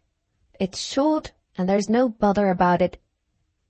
All right, old fellow, and I'll stick to Matt, which is shorter still by a whole letter. But I say, you haven't told the story yet about how you lost your scalp. There's no story in it. Do you know what it is to have a man dodging after you through these odds and ends of streets here? I dare say you do. Well, I had 3 skulking thieves of Indians dodging after me over better than 400 miles of lonesome country, where I might have bawled for help for a whole week on end and never made anybody hear me. They wanted my scalp, and they wanted my rifle, and they got both at last at the end of their manhunt, because I couldn't get any sleep. Not get any sleep? Why not? Because they was 3 and I was only 1, to be sure. One of them kept watch while the other two slept.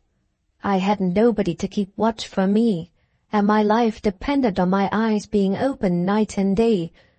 I took a dog's snooze once and was woke out of it by an arrow in my face.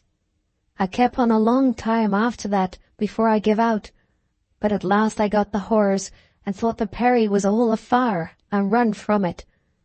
I don't know how long I run on in that mad state.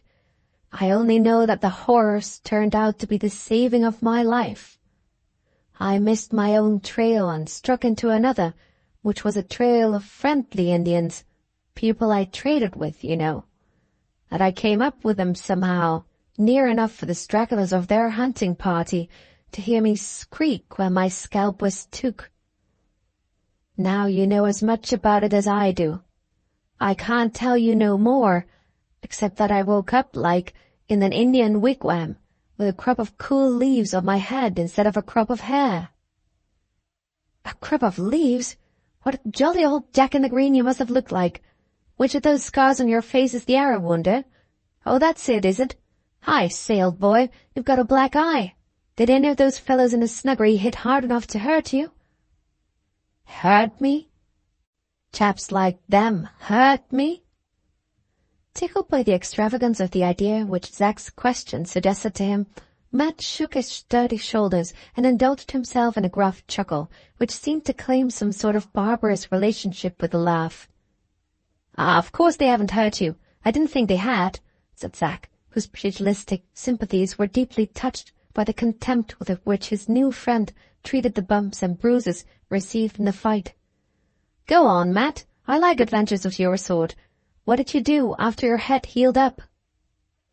"Well, I got tired of dodging about the Amazon and went south and learned to throw a lasso and took a turn at the wild horses.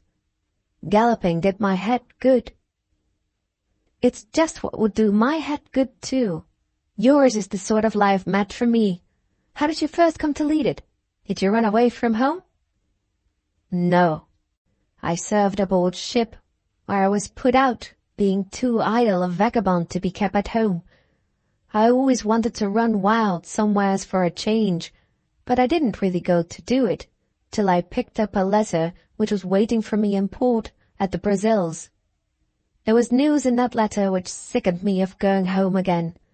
So I deserted and went off on the tramp, and I've been mostly on the tramp ever since, till I got here last Sunday." "What? Have you only been in England since Sunday?" "That's all. I made a good time of it in California, where I've been last digging gold. My mate as was with me got a talking about the old country, and rawed on me so that I went back with him to see it again. So instead of gambling away all my money over there," Matt carelessly jerked his hand in a westerly direction, "I've come to spend it over here, and I'm going down into the country tomorrow to see if anybody lives to own me at the old place." "And suppose nobody does, what then?" "Then I shall go back again. After 20 years among the savages, or a little better, I'm not fit for the sort of thing as goes on among you here. I can't sleep in a bed. I can't stop in a room. I can't be comfortable in decent clothes. I can't stray into a singing shop as I did tonight without dust being kicked up all around me, because I haven't got a proper head of hair like everybody else. I can't shake up along with the rest of you nohow. I'm used to hard lines in a wild country, and shall go back and die over there among the lonesome places where there's plenty of room for me." And again Matt jerked his hand carelessly in the direction of the American continent. "Oh, don't talk about going back," cried Zack. "You're sure to find somebody left at home. Don't you think so yourself, old fellow?" Matt made no answer. He suddenly slackened, then, as suddenly, increased his pace, dragging young Thorpe with him at a headlong rate. "You're sure to find somebody," continued Zack in his offhand, familiar way. "I don't know. Gently, we're not walking for a wager. I don't know whether you're married or not." Matt still made no answer and walked faster than ever. "But if you haven't got wife or child, Every fellow's got a father and mother, you know, and most fellows have got brothers or sisters. Good night, said Matt, stopping short and abruptly holding out his hand. Why, what's the matter now? Asked Zack in astonishment. What do you want to part company for already? We're not near the end of the streets yet. Have I said anything that's offended you? No, you haven't. You can come and talk to me if you like the day after tomorrow. I shall be back then, whatever happens. I said I'd be like a brother to you, and that means in my lingo doing anything you ask. Come and smoke a pipe along with me as soon as I'm back again. Do you know Kirk Street? It's now on the market. Do you know a tobacco shop in Kirk Street? It's got a green door and 14 written on it in yellow paint. When I am shut up in a room of my own, which isn't often, I'm shut up there. Can't give you the key of the house because I want it myself. Kirk Street, that's my way. Why can't we go on together? What do you want to say good night here for? Because I want to be left by myself. It's not your fault, but you've set me thinking of something that don't make me easy in my mind. I've led a lonesome life of it, young'un, straying away months and months out in the wilderness, without a human being to speak to. I dare say that wasn't the right sort of life for a man to take up with, but I did take up with it. I can't get over liking it sometimes still. When I'm not easy in my mind, I want to be left lonesome as I used to be. I want it now. Good night. Before Zack could enter his new friend's address in his pocketbook, Matt had crossed the road and had disappeared in the dark distance dotted with gaslights. In another moment, the last thump of his steady footstep died away on the pavement in the morning stillness of the street. That's rather an odd fellow, thought Zack as he pursued his own road, and we've got acquainted with each other in rather an odd way. I shall certainly go and see him, though, on Thursday. Something may come of it one of these days. Zack was a careless guesser, but in this case he guessed right. Something did come of it. Book 2, Chapter 2, The Prodigal's Return. When Zack reached Bear Grove Square, it was 4 a.m. The neighboring church clock struck the hour as he approached his own door. Immediately after parting with Matt, malicious fate so ordained it that he passed one of those late, or to speak more correctly, early public houses which are open to customers during the small hours of the morning. He was parched with thirst, and the hiccuping fit which had seized him in the company of his new friend had not yet subsided. Suppose I try what a drop of brandy will do for me, thought Zack, stopping at the fatal entrance of the public house. He went in easily enough, but he came out with no little difficulty. However, he had achieved his purpose of curing the hiccups. The remedy employed acted, to be sure, on his legs as well as his stomach, but that was a trifling physiological eccentricity, quite unworthy of notice. He was far too exclusively occupied in chuckling over the remembrance of the agreeably riotous train of circumstances which had brought his new acquaintance and himself together, to take any notice of his own personal condition, or to observe that his course over the pavement was of a somewhat sinuous nature as he walked home. It was only when he pulled the door-key out of his pocket and tried to put it into the keyhole that his attention was fairly directed to himself, and then he discovered that his hands were helpless, and that he was also by no means rigidly steady on his legs. There are some men whose minds get drunk, and some men whose bodies get drunk under the influence of intoxicating liquor. Zack belonged to the second class. He was perfectly capable of understanding what was said to him, and of knowing what he said himself, long after his utterance had grown thick and his gait had become uncertain. He was now quite conscious that his visit to the public-house had by no means tended to sober him, and quite awake to the importance of noiselessly stealing up to bed. But he was at the same time totally unable to put the key into the door at the first attempt, or to look comfortably for the keyhole without previously leaning against the area railings at his side. "Steady," muttered Zack. "I'm damned for if I make any noise." Here he felt for the keyhole and guided the key elaborately with his left hand into its proper place. He next opened the door, so quietly that he was astonished at himself, entered the passage with marvellous stealthiness, then closed the door again and cried, "Hush!" when he found that he had let the lock go a little too noisily. He listened before he attempted to light his candle. The air of the house felt strangely close and hot after the air out of doors. The dark stillness above and around him was instinct with an awful and virtuous repose, and was deepened ominously by the solemn tick-tick of the kitchen clock, never audible from the passage in the daytime, terribly and incomprehensibly distinct at this moment. "I won't bolt the door," he whispered to himself, "till I've struck a—" Here the unreliability of brandy as a curative agent in cases of fermentation in the stomach was palpably demonstrated by a sudden return of the hiccuping fit. "Hush!" cried Zack for the second time, terrified at the violence and suddenness of the relapse, and clapping his hand to his mouth when it was too late. After groping on his knees with extraordinary perseverance all round the rim of his bedroom candlestick, which stood on one of the hall chairs, he succeeded, not in finding the box of matches, but in knocking it off the chair and sending it rolling over the stone floor until it was stopped by the opposite wall. With some difficulty he captured it and struck a light. Never in all Zack's experience had any former matches caught flame with such a shrill report as was produced from the one disastrous match which he happened to select to light his candle with. The next thing to be done was to bolt the door.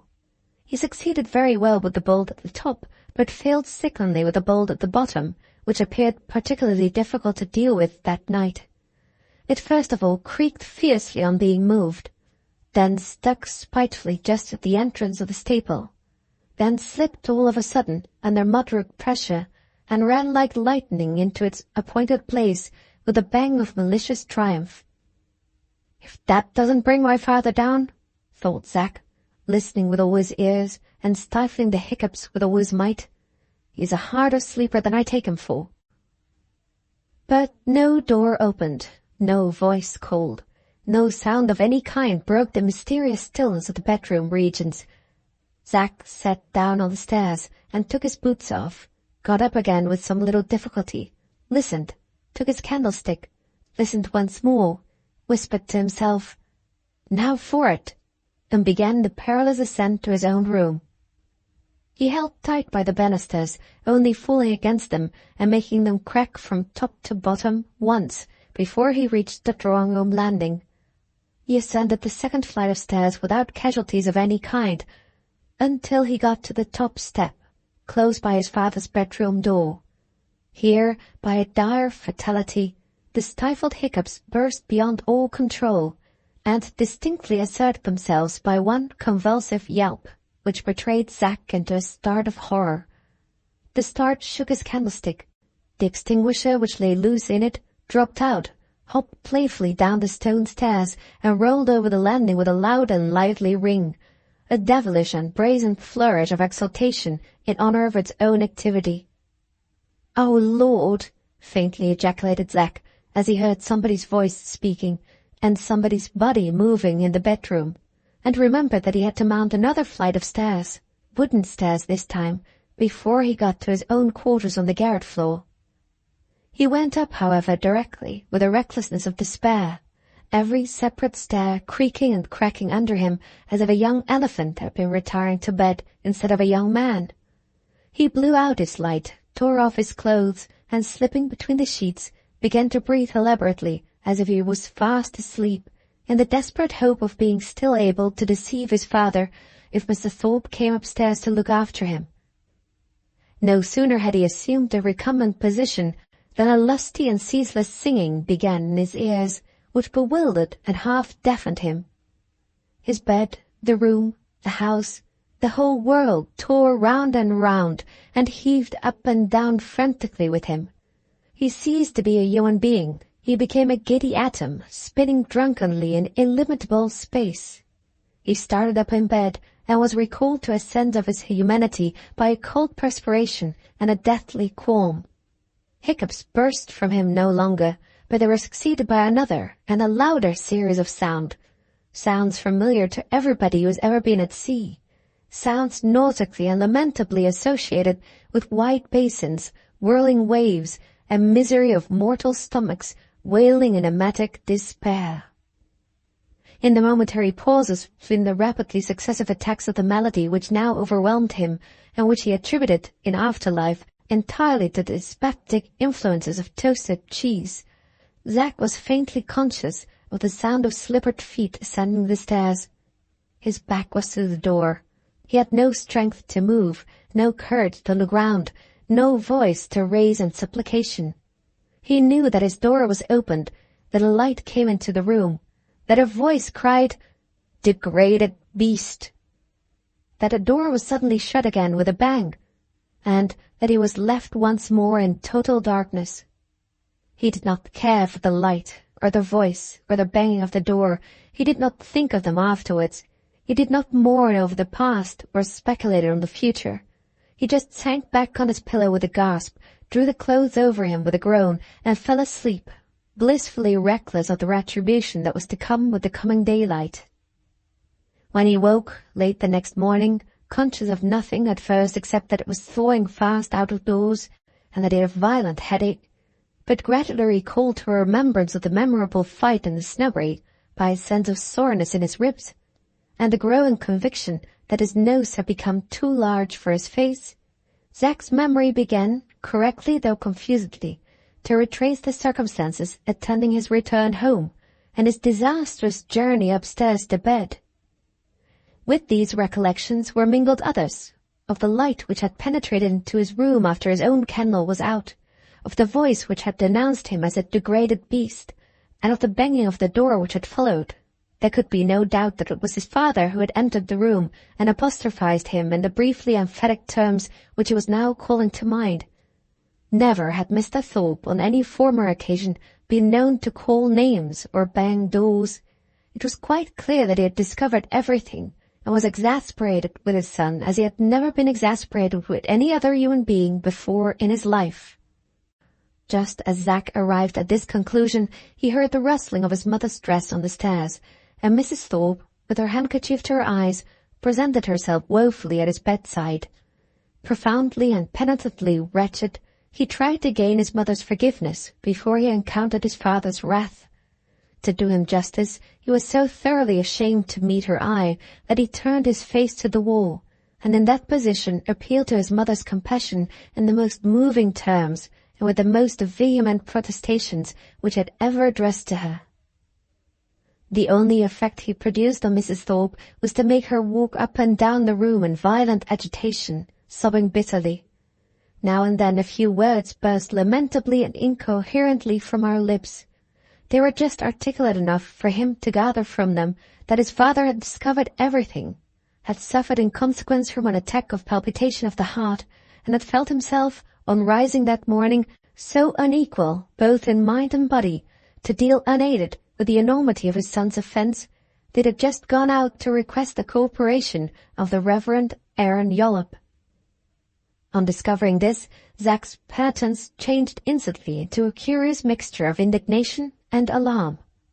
He turned round quickly towards his mother, but before he could open his lips she informed him, speaking with an unexampled severity of tone, that he was on no account to think of going to the office as usual, but was to wait at home until his father's return, and then hurried from the room. The fact was that Mrs. Thorpe distrusted her own inflexibility if she stayed too long in the presence of her penitent son, but Zack could not, unhappily, know this.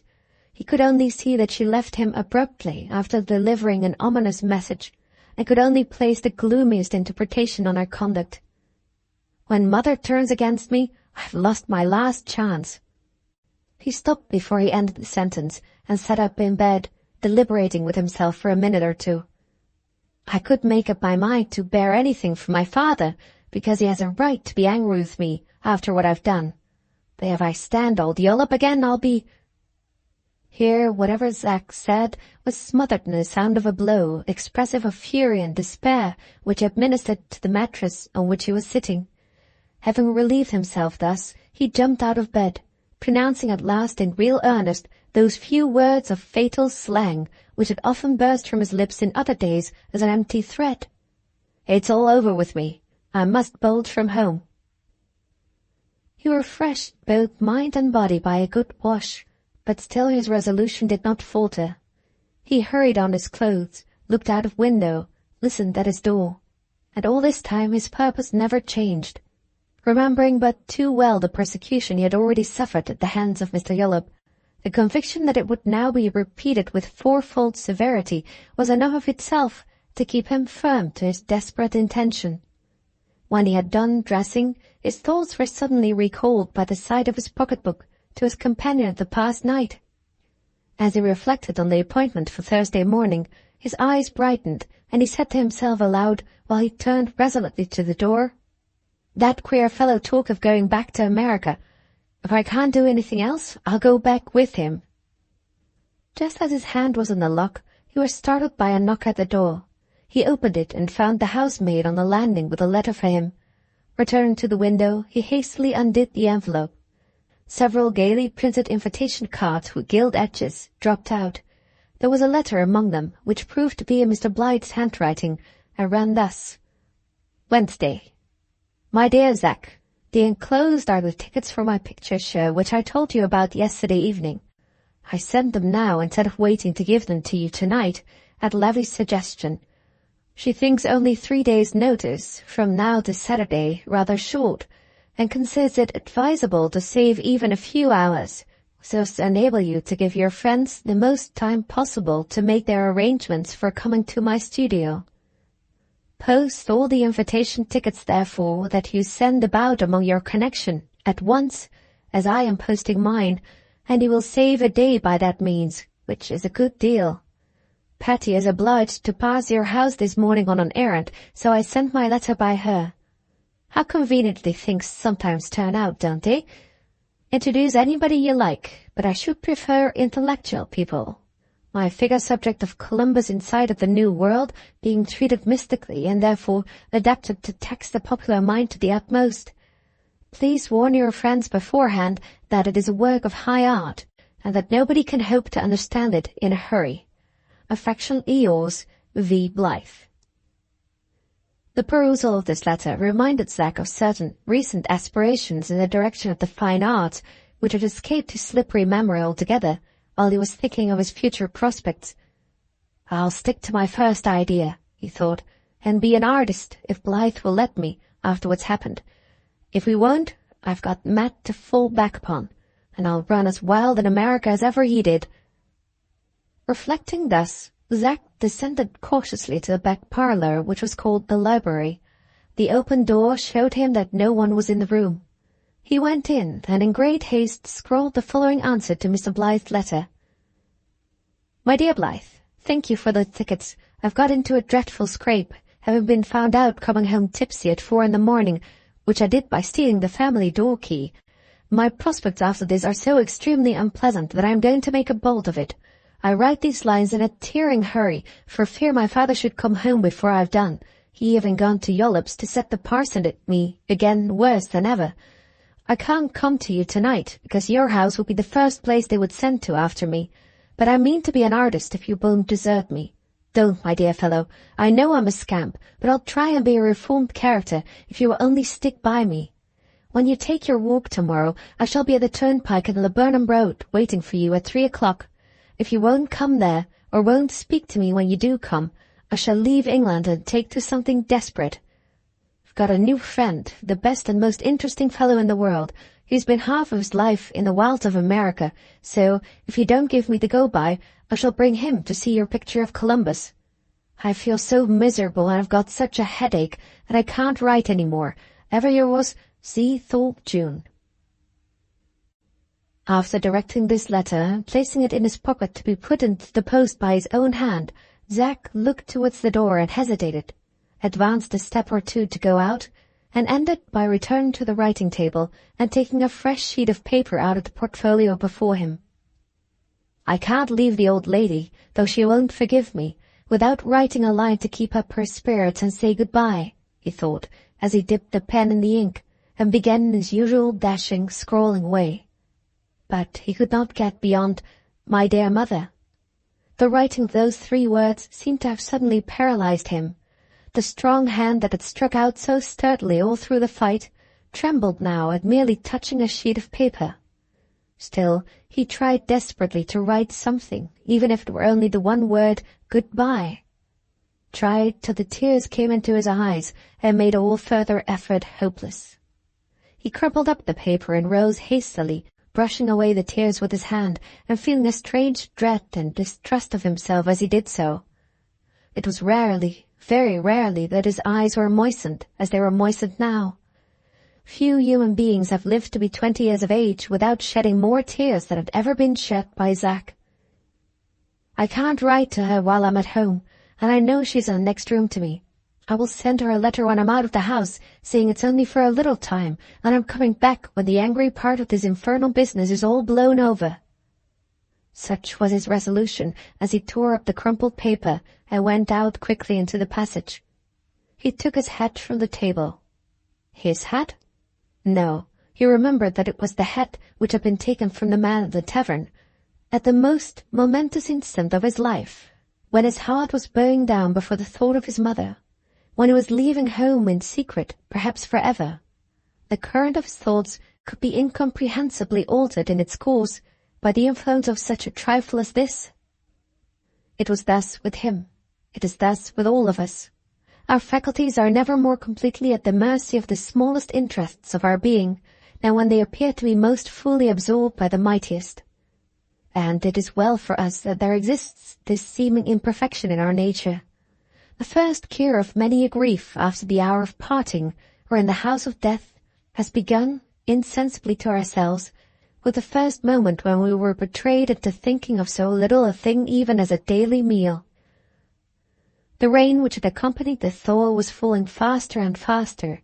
Inside the house was dead silence, and outside it damp desolation, as Zack opened the street door, and, without hesitating a moment, dashed out desperately through mud and wet, to cast himself loose on the thronged world of London as a fugitive from his own home.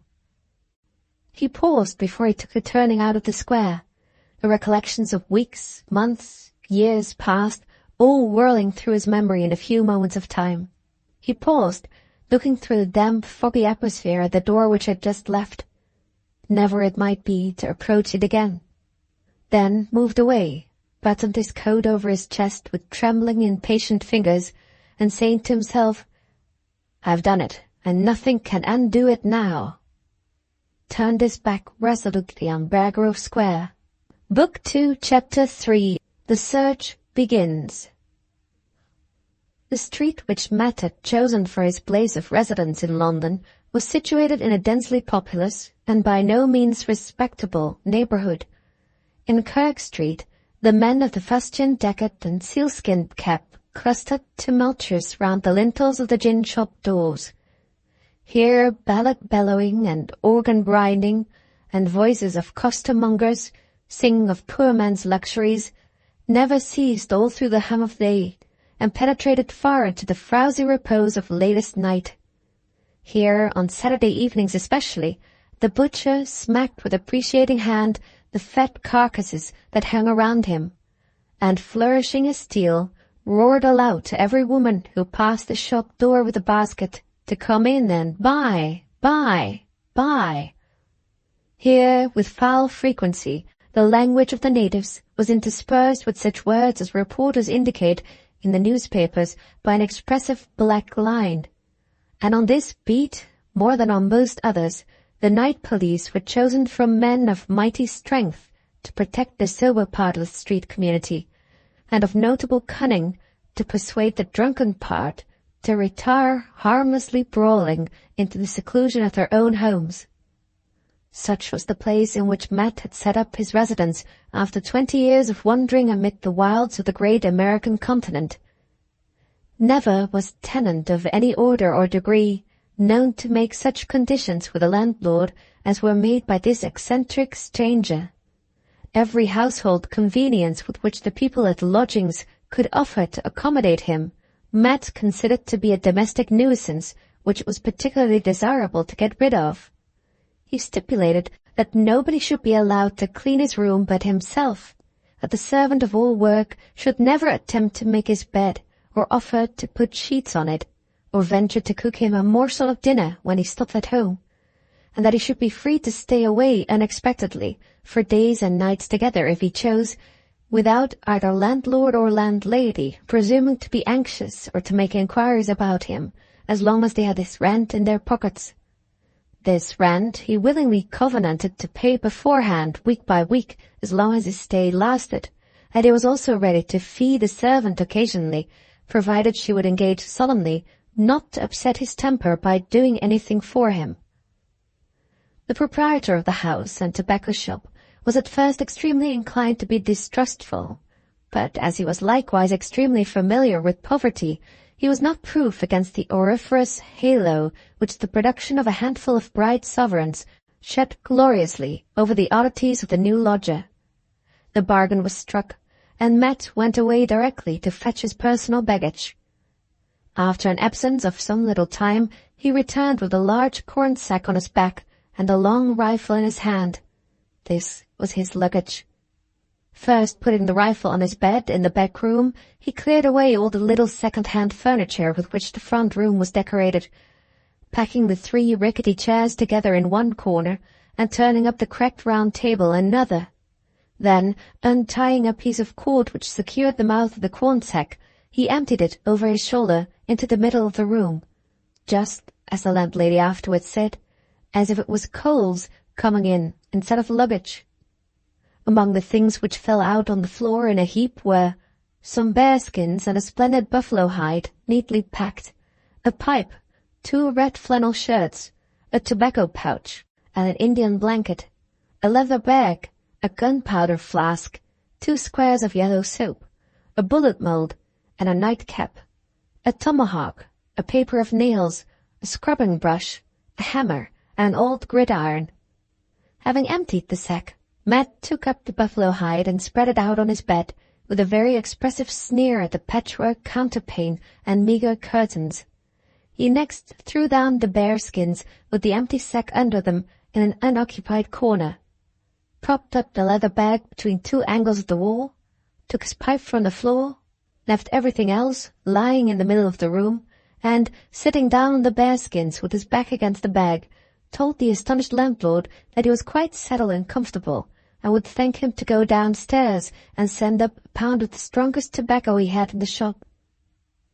Matt's subsequent proceedings during the rest of the day, especially such as were connected with his method of laying in a stock of provisions and cooking his own dinner, exhibited the same extraordinary disregard of all civilized precedent which had marked his first entry into the lodgings.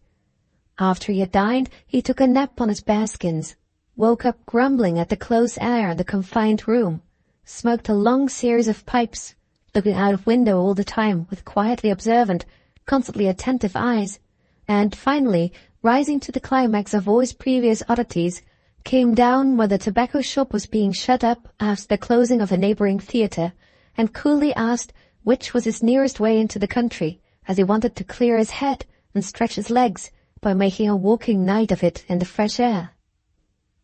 He began the next morning by cleaning both his rooms thoroughly with his own hands, and seemed to enjoy the occupation mightily in his own grim, grave way. His dining, napping, smoking, and observant study of the street view from his window followed as on the previous day.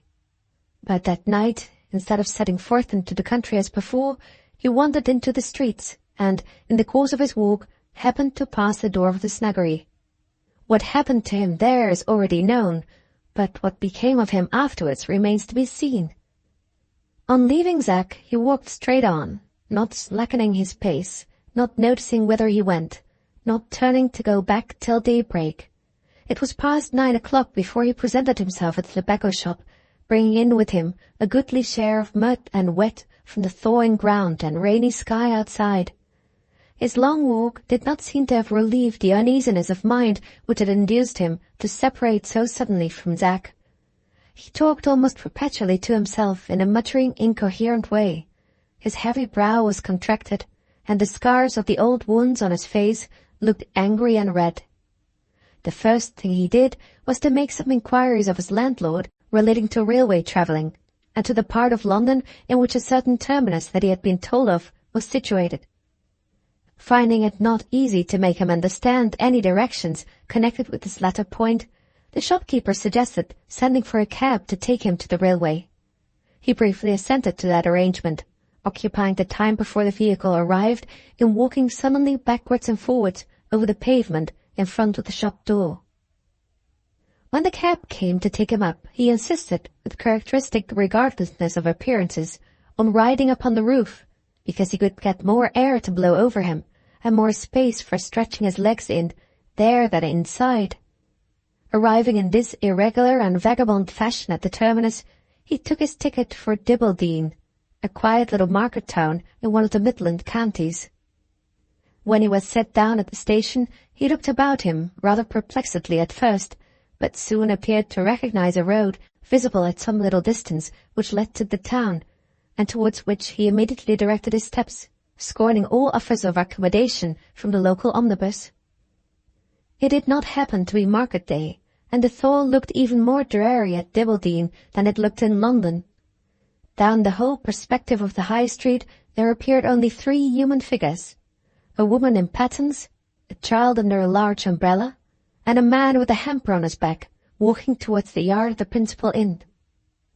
Matt had slackened his pace more and more as he approached the town, until he slackened it altogether at last, by coming to a dead standstill under the walls of the old church, which stood at one extremity of the High Street, in what seemed to be the suburban district of Dibbledene. He waited for some time, looking over the low parapet wall which divided the churchyard from the road, then slowly approached the gate leading to a path among the gravestones, stopped at it, apparently changed his purpose, and, turning off abruptly, walked up the High Street. He did not pause again till he arrived opposite a long, low, gabled house, evidently one of the oldest buildings in the place, though brightly painted and whitewashed, to look as new and unpicturesque as possible. The basement story was divided into 2 shops, which, however, proclaimed themselves as belonging now, and having belonged also in former days, to one and the same family. Over the larger of the 2 was painted in letters of goodly size, "Bradford and Son, late Joshua Grice, linen drapers, hosiers, etc., etc." The board on which these words were traced was continued over the smaller shop, where it was additionally superscribed thus: "Mrs. Bradford, late Joanna Grice, milliner and dressmaker." Regardless of rain and droppings from eaves that trickled heavily down his hat and coat, Matt stood motionless, reading and rereading these inscriptions from the opposite side of the way. Though the whole man, from top to toe, was the very impersonation of firmness, he nevertheless hesitated most unnaturally now. At one moment he seemed to be on the point of entering the shop before him. At another he turned half round towards the churchyard which he had left behind him. At last he decided to go back to the churchyard, and retraced his steps accordingly. He entered quickly by the gate at which he had delayed before, and pursued the path among the graves a little way. Then, striking off over the grass, after a moment's consideration and looking about him, he wound his course hither and thither among the turf mounds, and stopped suddenly at a plain flat tombstone, raised horizontally above the earth by a foot or so of brickwork. Bending down over it, he read the characters engraven on the slab. There were 4 inscriptions, all of the simplest and shortest kind, comprising nothing but a record of the names, ages, and birth and death dates of the dead who lay beneath. The first 2 inscriptions notified the deaths of children: Joshua Grice, son of Joshua and Susan Grice, of this parish, aged 4 years, and Susan Grice, daughter of the above, aged 13 years. The next death recorded was the mother's, and the last was the father's at the age of 62. Below this followed a quotation from the New Testament: "Come unto me, all ye that are weary and heavy laden, and I will give you rest."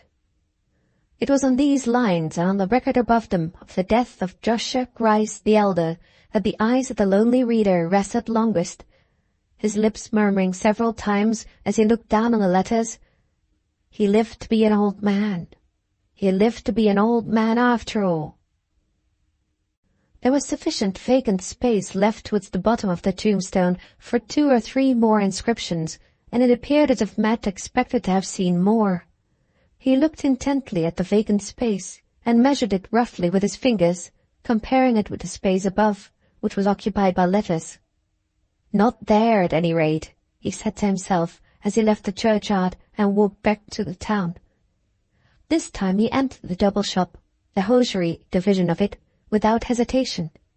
No one was there but the young man who served behind the counter, and right glad the young man looked, having been long left without a soul to speak to on that rainy morning, to see someone, even a stranger with an amazing skull-cap under his head, enter the shop at last. What could he serve the gentleman with? The gentleman had not come to buy. He only desired to know whether Joanna Grice, who used to keep the dressmaker's shop, was still living. "Still living, certainly," the young man replied with brisk civility. Miss Grice, whose brother once had the business now carried on by Bradford and Son, still resided in the town, and was a very curious old person, who never went out and let nobody inside her doors. Most of her old friends were dead, and those who were still alive she had broken with. She was full of fierce, wild ways, was suspected of being crazy, and was execrated by the boys of Dibbleden as an old tiger cat.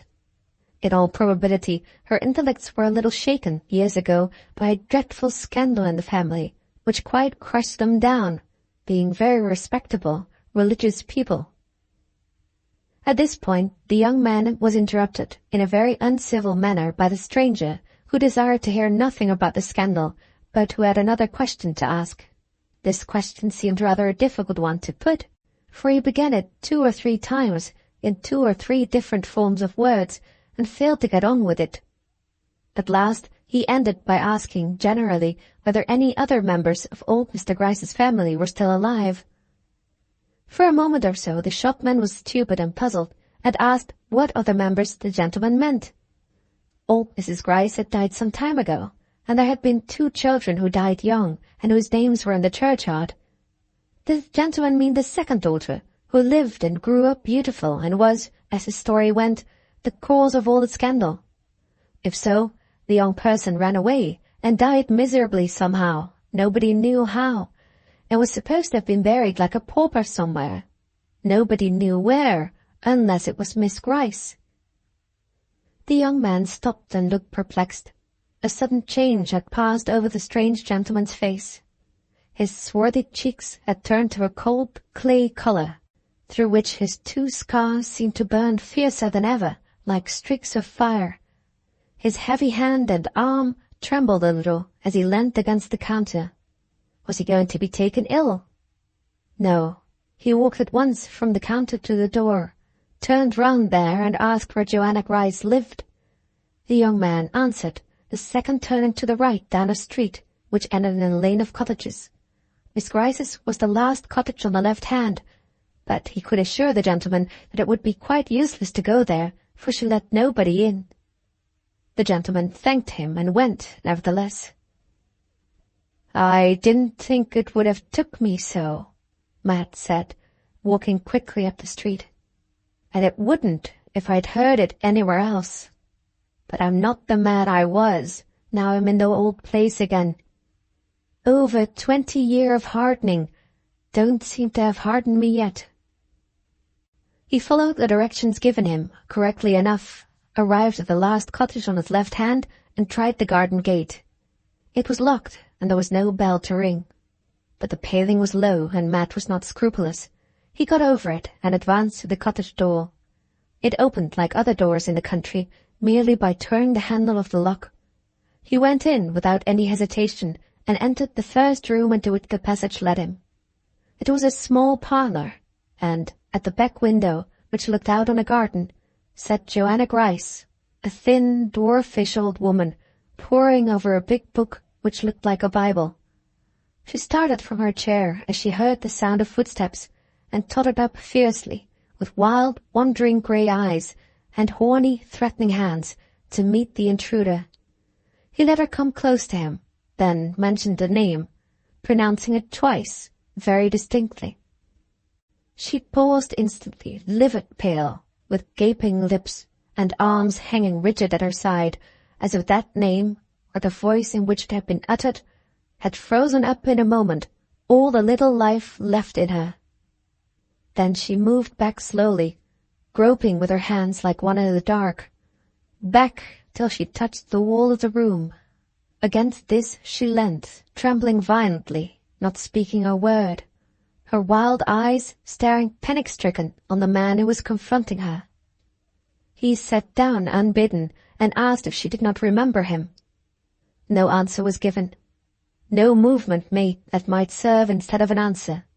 He asked again, a little impatiently this time. She nodded her head and stared at him, still speechless, still trembling.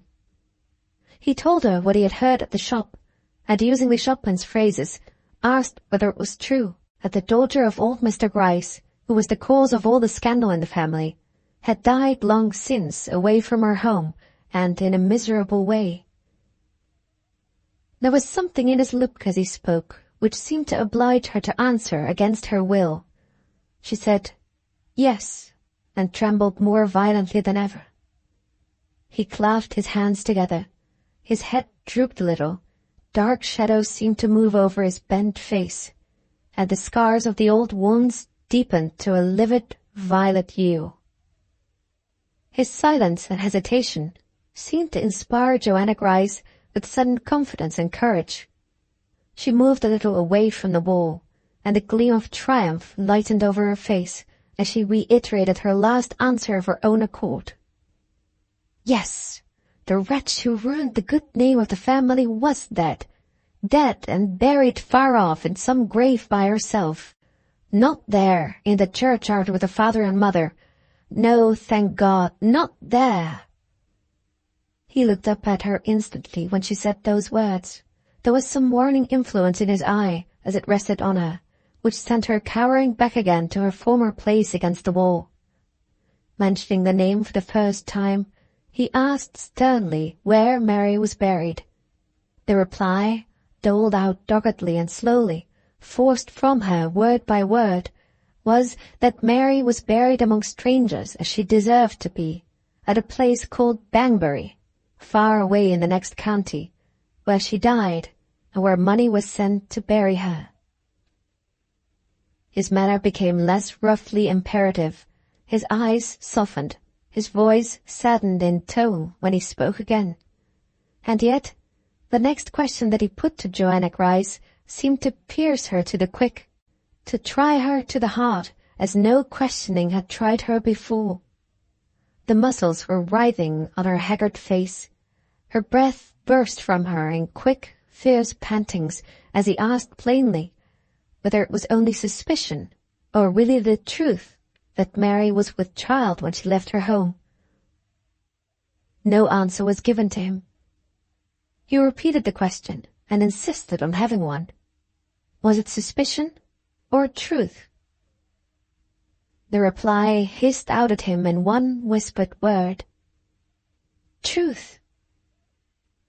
Was the child born alive? The answer came again in the same harsh whisper. Yes, born alive. What became of it? She never saw it, never asked about it, never knew. While she replied thus, her whispering accents changed and rose suddenly to hoarse, distinct tones, but it was not till the questioner spoke to her once more that the smothered fury flashed out into flaming rage. Then, even as he raised his head and opened his lips, she staggered, with outstretched arms, up to the table at which she had been reading when he came in, and struck her bony hand on the open Bible, and swore by the word of truth in that book that she would answer him no more. He rose calmly, and with something of contempt in his look, approached the table and spoke. But his voice was drowned by hers, bursting from her in screams of fury. No, no, no, not a word more. How dare he come there with his shameless face and his threatening eyes, and make her speak of what should never have passed her lips again, never till she went up to render her account at the judgment seat. Relations. Let him not speak to her of relations. the only kindred she ever cared to own, lay heartbroken under the great stone in the churchyard. Relations! If they all came to life again this very minute, what could she have to do with them, whose only relation was death?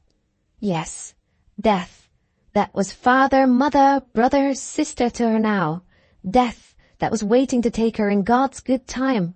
What, would he stay on in spite of her? Stay after she'd sworn not to answer him another word? Yes, he was resolved to stay, and resolved to know more.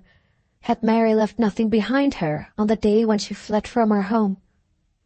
Some suddenly conceived resolution seemed to calm the first fury of Joanna Grice's passion while he said those words.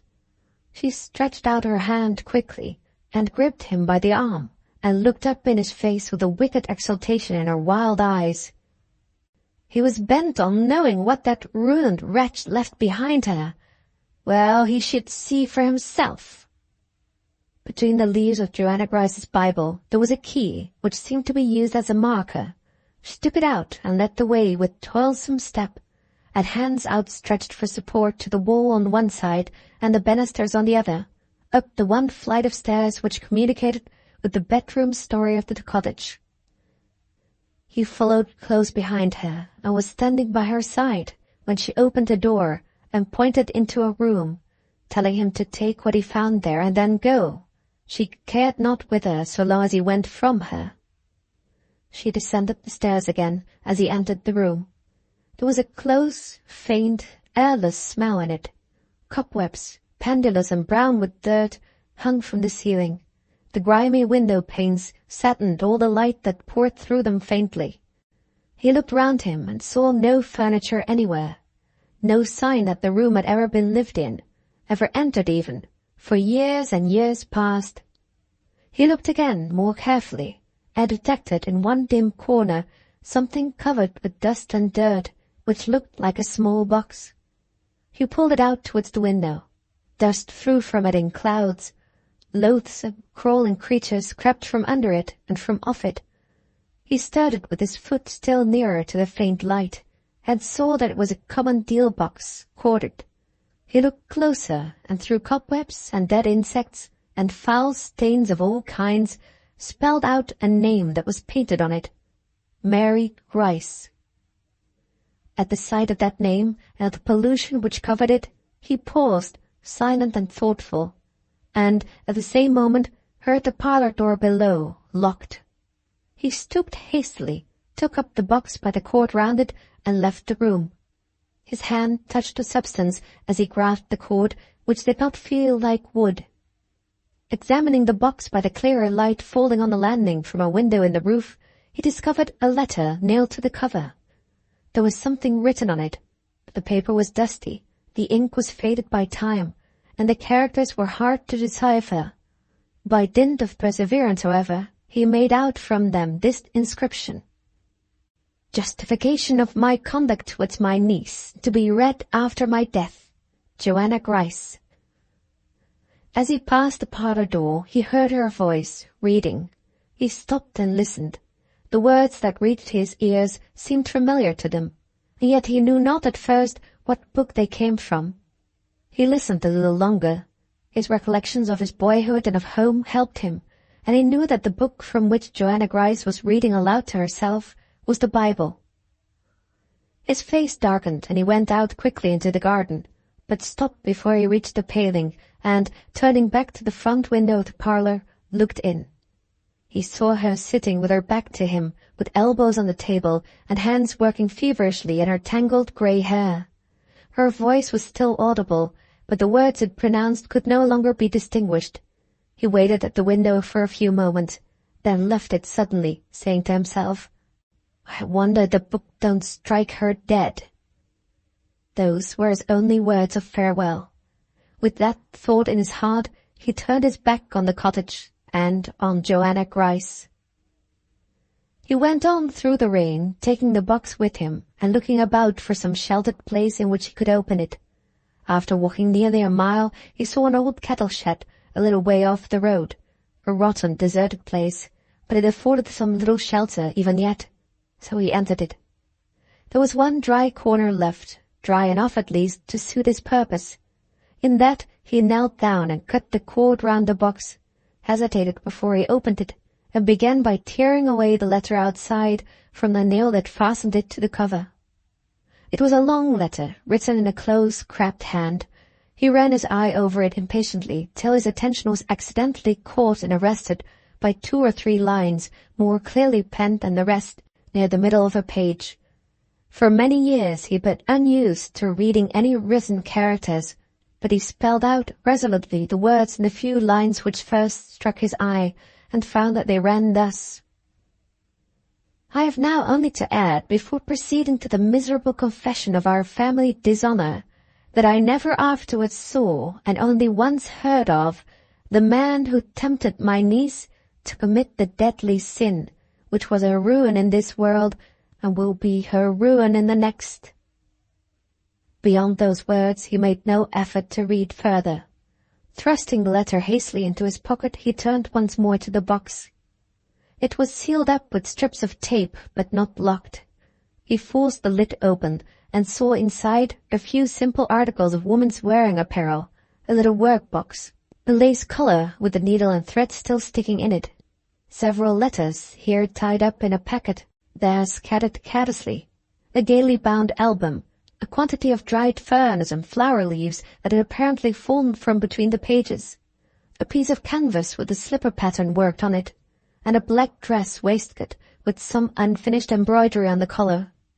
It was plain to him at a first glance that these things had been thrown into the box anyhow, and had been left just as they were thrown. For a moment or two he kept his eyes fixed on the sad significance of the confusion displayed before him, then turned away his head, whispering to himself, mournfully and many times, that name of Mary, which he had already pronounced while in the presence of Joanna Grice. After a little he mechanically picked out the letters that lay scattered about the box, mechanically eyed the broken seals and the addresses on each, mechanically put them back again unopened, until he came to one which felt as if it had something inside it. This circumstance stimulated him into unfolding the enclosure and examining what the letter might contain. Nothing but a piece of paper neatly folded. He undid the folds and found part of a lock of hair inside, which he wrapped up again the moment he saw it, as if anxious to conceal it from view as soon as possible. The letter he examined more deliberately. It was in a woman's handwriting, was directed to Miss Mary Grice, Dibbleden, and was only dated Bond Street, London, Wednesday. The postmark, however, showed that it had been written many years ago.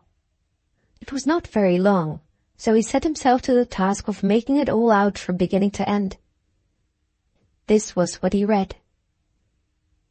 My dearest Mary, I have just sent you your pretty hair bracelet by the coach, nicely sealed and packed up by the jeweller. I have directed it to you by your own name, as I direct this, remembering what you told me about your father, making it a point of honour never to open your letters and parcels, and forbidding that ugly Aunt Joanna of yours ever to do so either. I hope you will receive this and a little packet about the same time. I will answer for your thinking the pattern of your bracelet much improved since the new hair has been worked in with the old. How slyly you will run away to your own room and blush unseen like the flower in the poem when you look at it. You may be rather surprised, perhaps, to see some little gold fastenings introduced as additions, but this, the jeweller told me, was a matter of necessity. Your poor dear sister's hair being the only material of the bracelet when you sent it up to me to be altered, was very different from the hair of that faultless true love of yours which you also sent to be worked in with it. It was, in fact, hardly half long enough to plait up properly with poor Susan's from end to end, so the jeweller had to join it with little gold clasps, as you will see. It is very prettily run in along with the old hair, though. No country jeweller could have done it half as nicely, so he did well to send it to London after all. I consider myself rather a judge of these things, and I say positively that it is now the prettiest hair bracelet I ever saw. Do you see him as often as ever? He ought to be true and faithful to you when you show how dearly you love him, by mixing his hair with poor Susan's, whom you were always so fondly attached to. I say he ought, but you are sure to say he will, and I am quite ready, love, to believe that you are the wiser of the two. I would write more, but have no time. It is just the regular London season now, and we are worked out of our lives.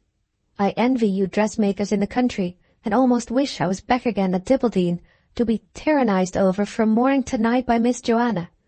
I know she is your aunt, my dear, but I can't help saying that I hate her very name. Ever your affectionate friend, Jane Holdsworth. P.S. The jeweller sent back the hair you did not want, and I, as in duty bound, return it enclosed to you, its lawful owner. Those scars on Matt's face, which indicated the stir of strong feelings within him more palpably than either his expression or his manner, began to burn redly again while he spelled his way through this letter.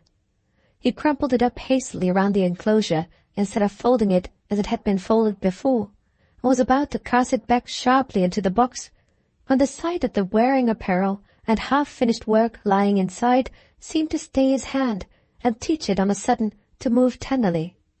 He smoothed out the paper with care and placed it very gently among the rest of the letters, then looked at the box thoughtfully for a moment or two, took from his pocket the letter they had first examined, and dropped it in among the others, then suddenly and sharply closed the lid of the box again.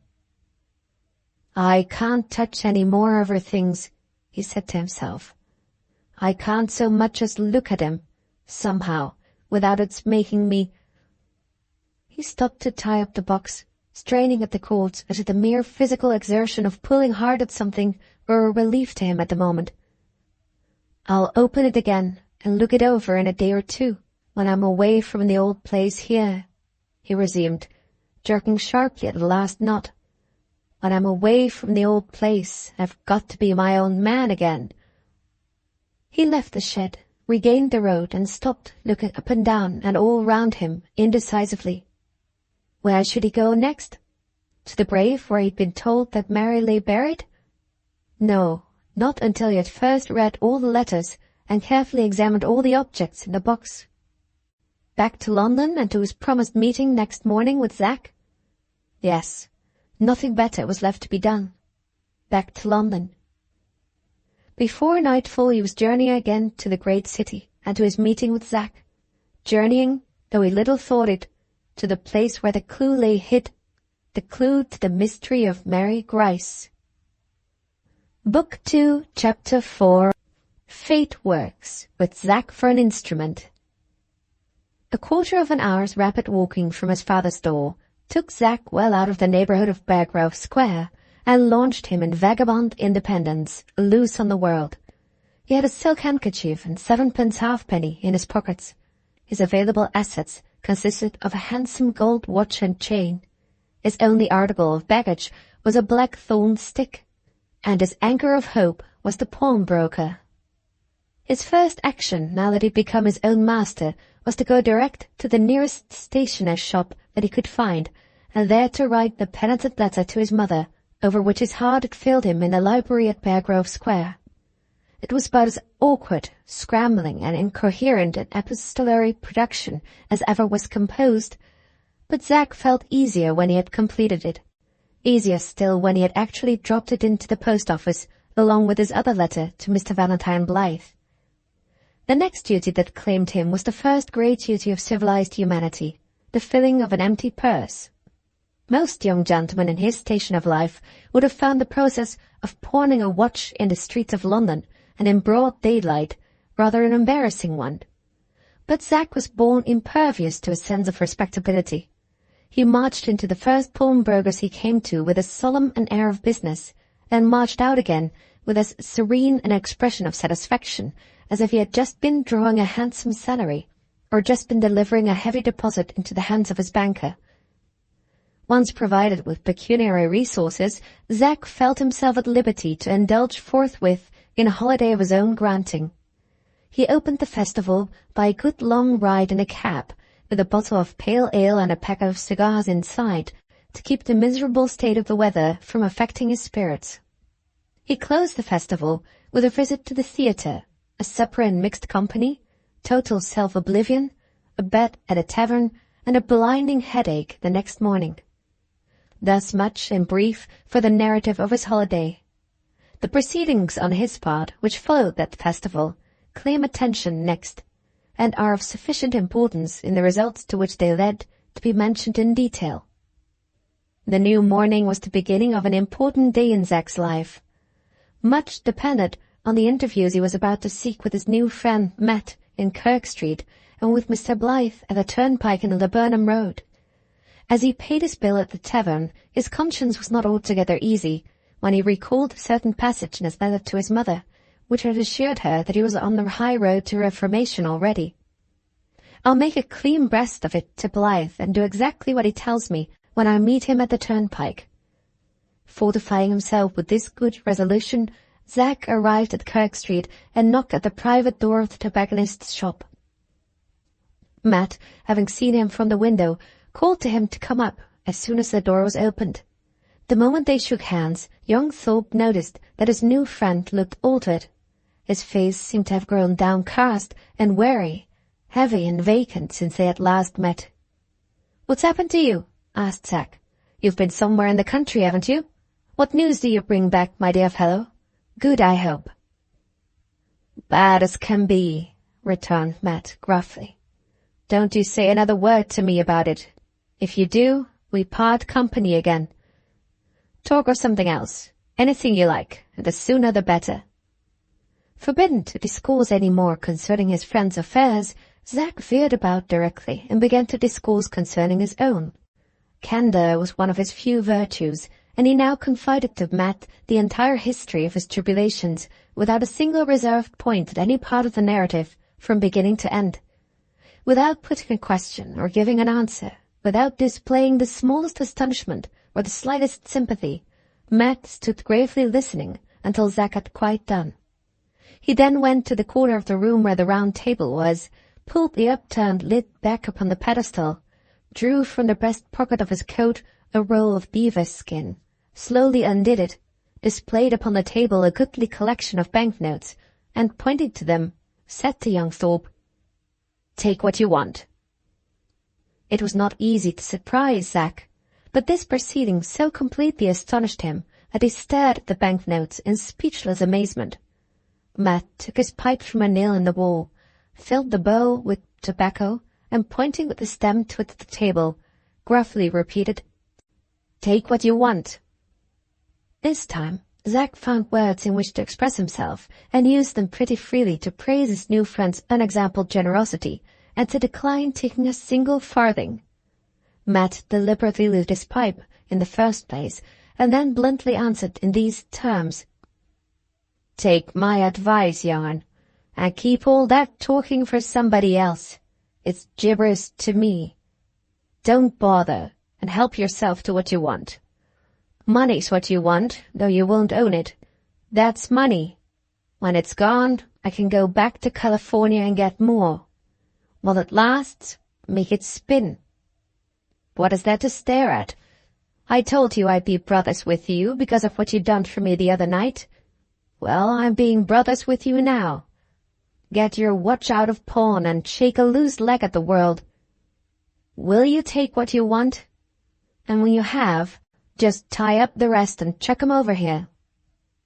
With those words, the man at the black skull-cap sat down on his bearskins and sulkily surrounded himself with clouds of tobacco smoke. Finding it impossible to make Matt understand those delicacies and refinements of civilized life which induce one gentleman, always excepting a clergyman at Easter time, to decline accepting money from another gentleman as a gift, perceiving that he was resolved to receive all remonstrances as so many declarations of personal enmity and distrust, and well knowing, moreover, that a little money to go on with would be really a very acceptable accommodation under existing circumstances, Zack consented to take 2 10-pound notes as a loan. At this reservation, Matt chuckled contemptuously, but young Thorpe enforced it by tearing a leaf out of his pocket-book and writing an acknowledgment for the sum he had borrowed. Matt roughly and resolutely refused to receive the document, but Zack tied it up along with the banknotes and threw the beaver skin roll back to its owner as requested. "You want a bed to sleep in?" asked Matt. "Say yes or no at once. I won't have no more gibberish. I'm no gentleman, and I can't shake up along with them as are. It's no use trying it on with me, Yohan. I'm not much better than a cross between a savage and a Christian. I'm a battered, lonesome, scalped old vagabond. That's what I am. But I'm brothers with you for all that. What's mine is yours, and if you tell me it isn't again, me and you are likely to quarrel. Do you want a bed to sleep in? Yes or no?" Yes, Zack certainly wanted a bed, but "There's one for you," remarked Matt, pointing through the folding doors into the back room. "I don't want it. I haven't slept in a bed these 20 years and more, and I can't do it now. I take dog snoozes in this corner, and shall take more dog snoozes out of doors in the daytime when the sun begins to shine. I haven't been used to much sleep, and I don't want much. Go in and try if the bed's long enough for you." Zack tried to expostulate again, but Matt interrupted him more gruffly than ever. "I suppose you don't care to sleep next door to such as me," he said. "You wouldn't turn your back on a bit of my blanket, though, if we were out in lonesome places together. Never mind, you won't cotton to me all at once, I dare say. I cotton to you in spite of that. Damn the bed. Take or leave it, which you like." Zack the reckless, who was always ready at 5 minutes' notice to make friends with any living being under the canopy of heaven.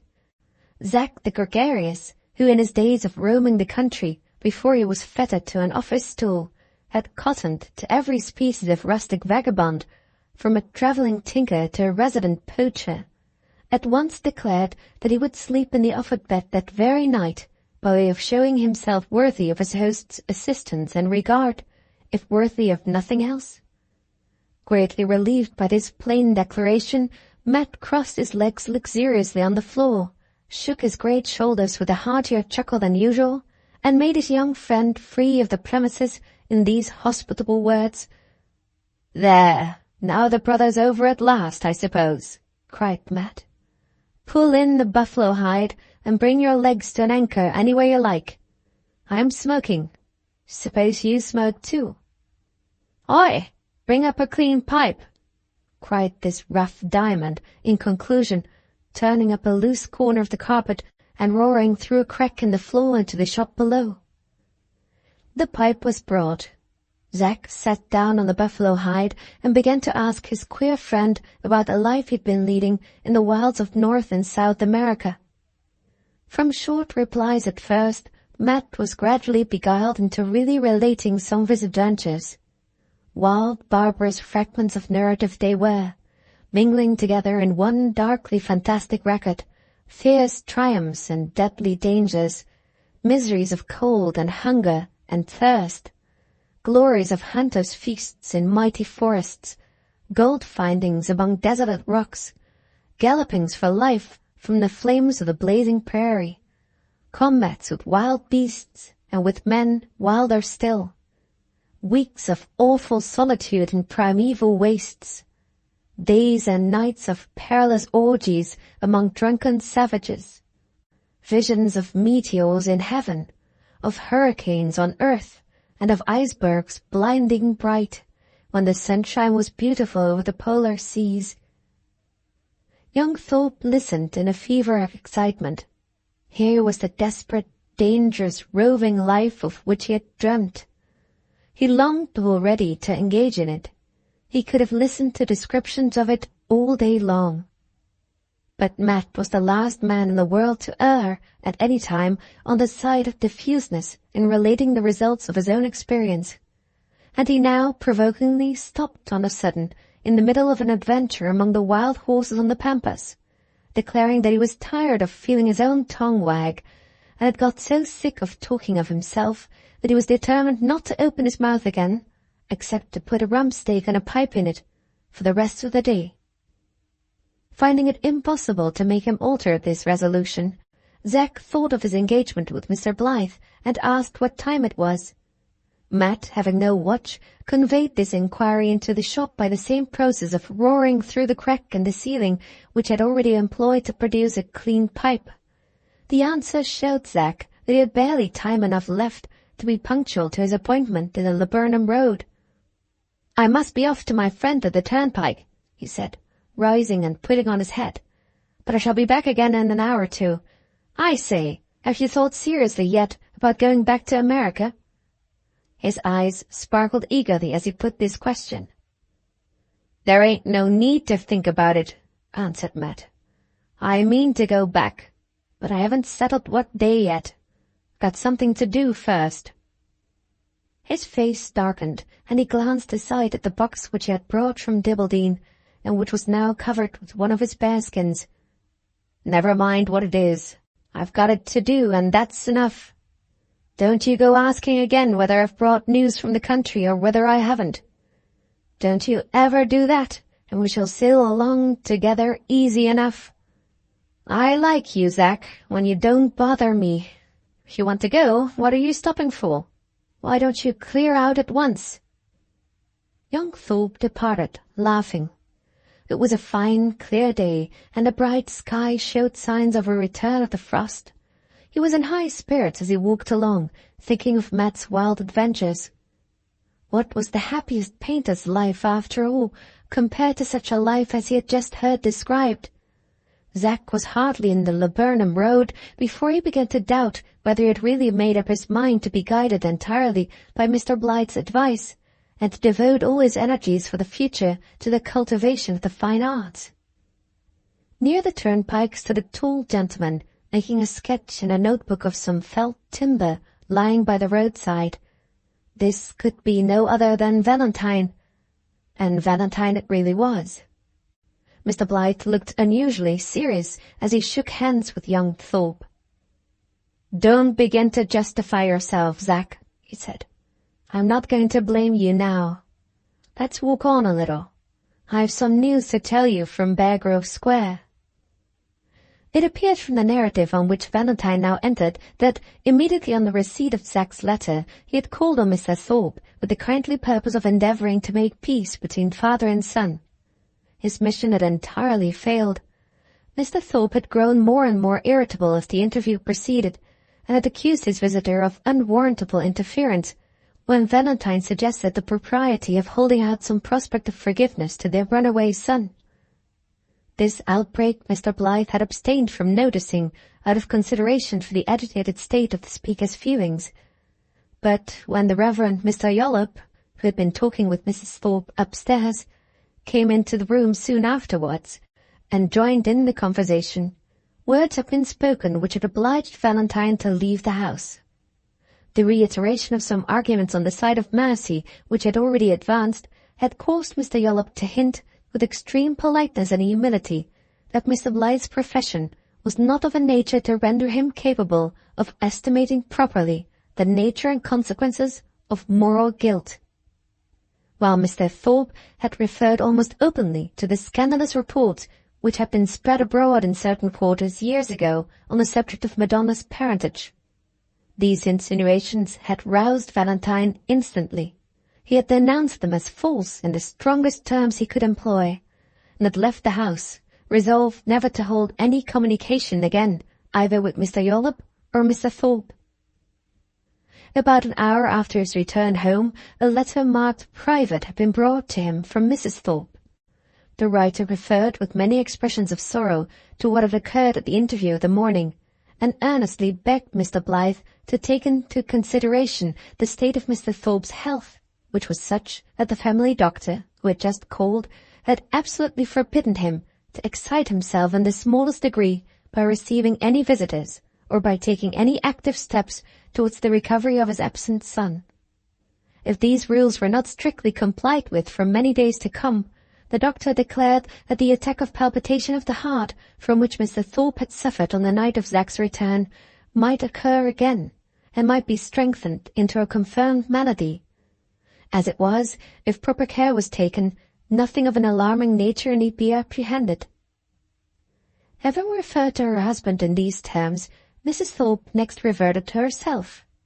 She mentioned the receipt of a letter from Zack, but said it had done little towards calming her anxiety and alarm.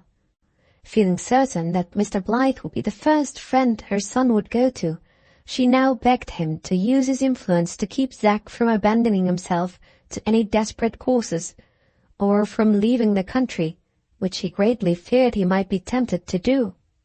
She asked this of Mr. Blyth as a favour to herself, and hinted that if he would only enable her, by granting it, to tell her husband, without entering into details, that their son was under safe guidance for the present, half the anxiety from which he was now suffering would be alleviated. Here the letter ended abruptly, a request for a speedy answer being added in the postscript. "Now, Zack," said Valentine, after he had related the result of his visit to Beargrove Square and had faithfully reported the contents of Mrs. Thorpe's letter, "I shall only add that whatever has happened between your father and me makes no difference in the respect I have always felt for your mother, and in my earnest desire to do her every service in my power. I tell you fairly, as between friends, that I think you have been very much to blame, but I have sufficient confidence and faith in you to leave everything to be decided by your own sense of honour, and by the affection which I am sure you feel for your mother." This appeal, and the narrative which had preceded it, had their due effect on Zack. His ardour for a wandering life of excitement and peril began to cool in the quiet temperature of the good influences that were now at work within him. "It shan't be my fault, Blyth, if I don't deserve your good opinion," he said warmly. "I know I've behaved badly, and I know, too, that I've had some severe provocations. Only tell me what you advise, and I'll do it. I will, upon my honour, for my mother's sake." "That's right. That's talking like a man," cried Valentine, clapping him on the shoulder. "In the first place, it would be no use your going back home at once, even if you were willing, which I'm afraid you are not. In your father's present state, your return to Beargrove Square would do him a great deal of harm, and do you no good. Employed, however, you must be, somehow, while you're away from home, and what you're fit for, unless it's art, I'm sure I don't know. You have been talking a great deal about wanting to be a painter, and now is the time to test your resolution. If I get you an order to draw in the British Museum to fill up your mornings, and if I enter you at some private academy to fill up your evenings, mine at home is not half strict enough for you. Will you stick to it?" "With all my heart," replied Zack, resolutely dismissing his dreams of life in the wilds to the limbo of oblivion. "I ask nothing better, Blyth, than to stick to you and your plan for the future." "Bravo!" cried Valentine, in his old, gay, hearty manner. "The heaviest load of anxiety that has been on my shoulders for some time past is off now. I will write and comfort your mother this very afternoon." "Give her my love," interposed Zack. "Giving her your love, in the belief, of course, that you are going to prove yourself worthy to send such a message," continued Mr. Blyth. "Let us turn and walk back at once. The sooner I write, the easier and happier I shall be. By the by, there's another important question starts up now, which your mother seems to have forgotten in the hurry and agitation of writing her letter. What are you going to do about money matters? Have you thought about a place to live in for the present? Can I help you in any way?" These questions admitted of but one candid form of answer, which the natural frankness of Zack's character led him to adopt without hesitation. He immediately related the whole history of his first meeting with Matt, formally describing him on this occasion as Mr. Matthew Marksman, and of the visit to Kirk Street which had followed it that very morning. Though in no way remarkable for excess of caution or for the possession of any extraordinary fund of worldly wisdom, Mr. Blyth frowned and shook his head suspiciously while he listened to the curious narrative now addressed to him. As soon as it was concluded, he expressed the most decided disapprobation of the careless readiness with which Zack had allowed a perfect stranger to become intimate with him, reminding him that he had met his new acquaintance, of whom by his own confession he knew next to nothing, in a very disreputable place, and concluded by earnestly recommending him to break off all connection with so dangerous an associate at the earliest possible opportunity. Zack, on his side, was not slow in mustering arguments to defend his conduct. He declared that Mr. Marksman had gone into the snuggery innocently and had been grossly insulted before he became the originator of the riot there. As to his family affairs and his real name, he might have good and proper reasons for concealing them, which was the more probable, as his account of himself in other respects was straightforward and reserved enough. He might be a little eccentric, and might have led an adventurous life, but it was surely not fair to condemn him on that account only as a bad character.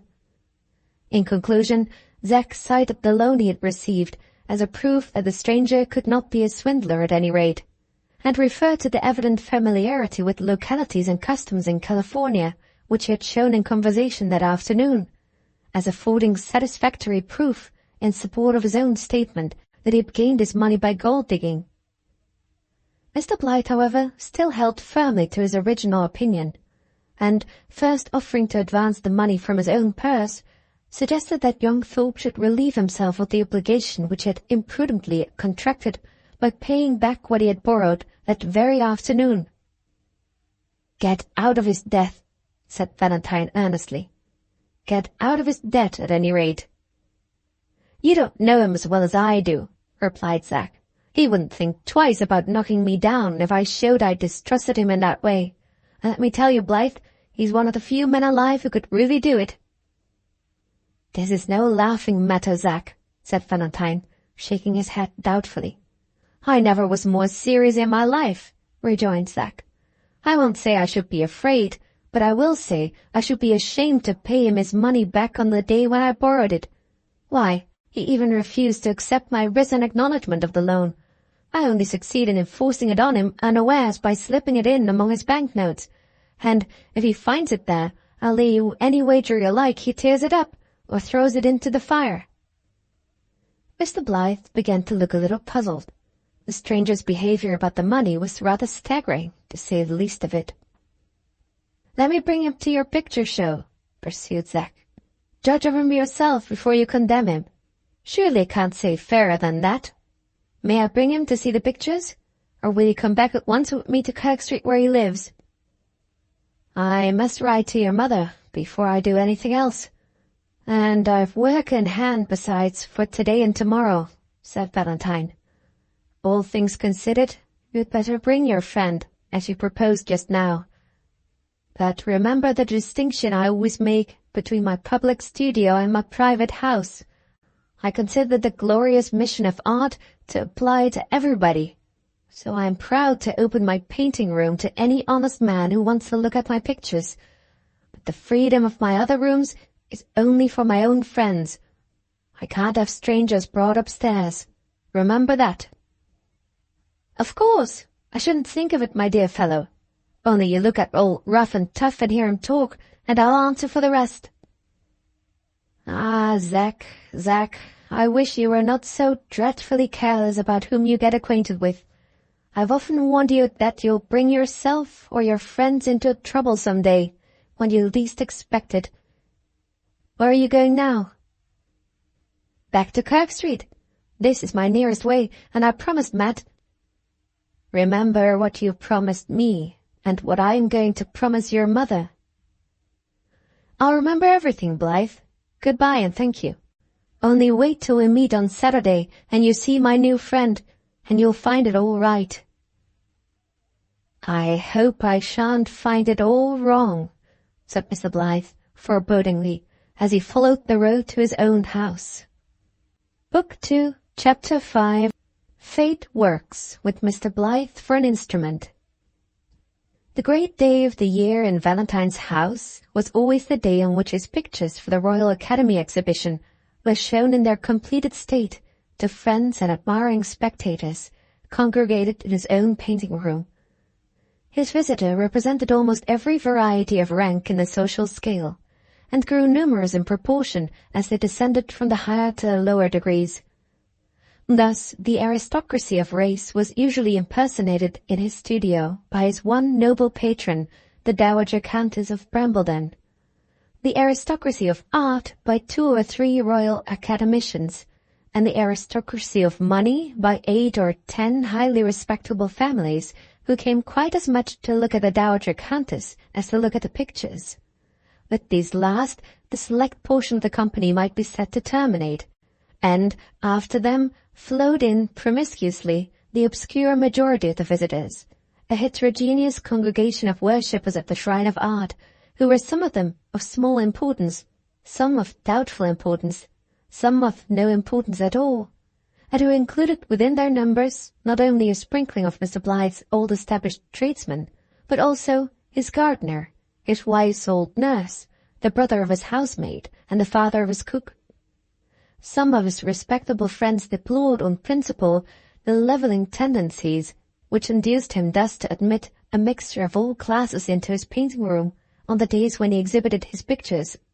But Valentine was warmly encouraged in taking this course by no less a person than Lady Brambleton herself, whose perverse pleasure it was to exhibit herself to society as an uncompromising radical, a reviler of the peerage, a teller of scandalous royal anecdotes, and a worshipper of the memory of Oliver Cromwell.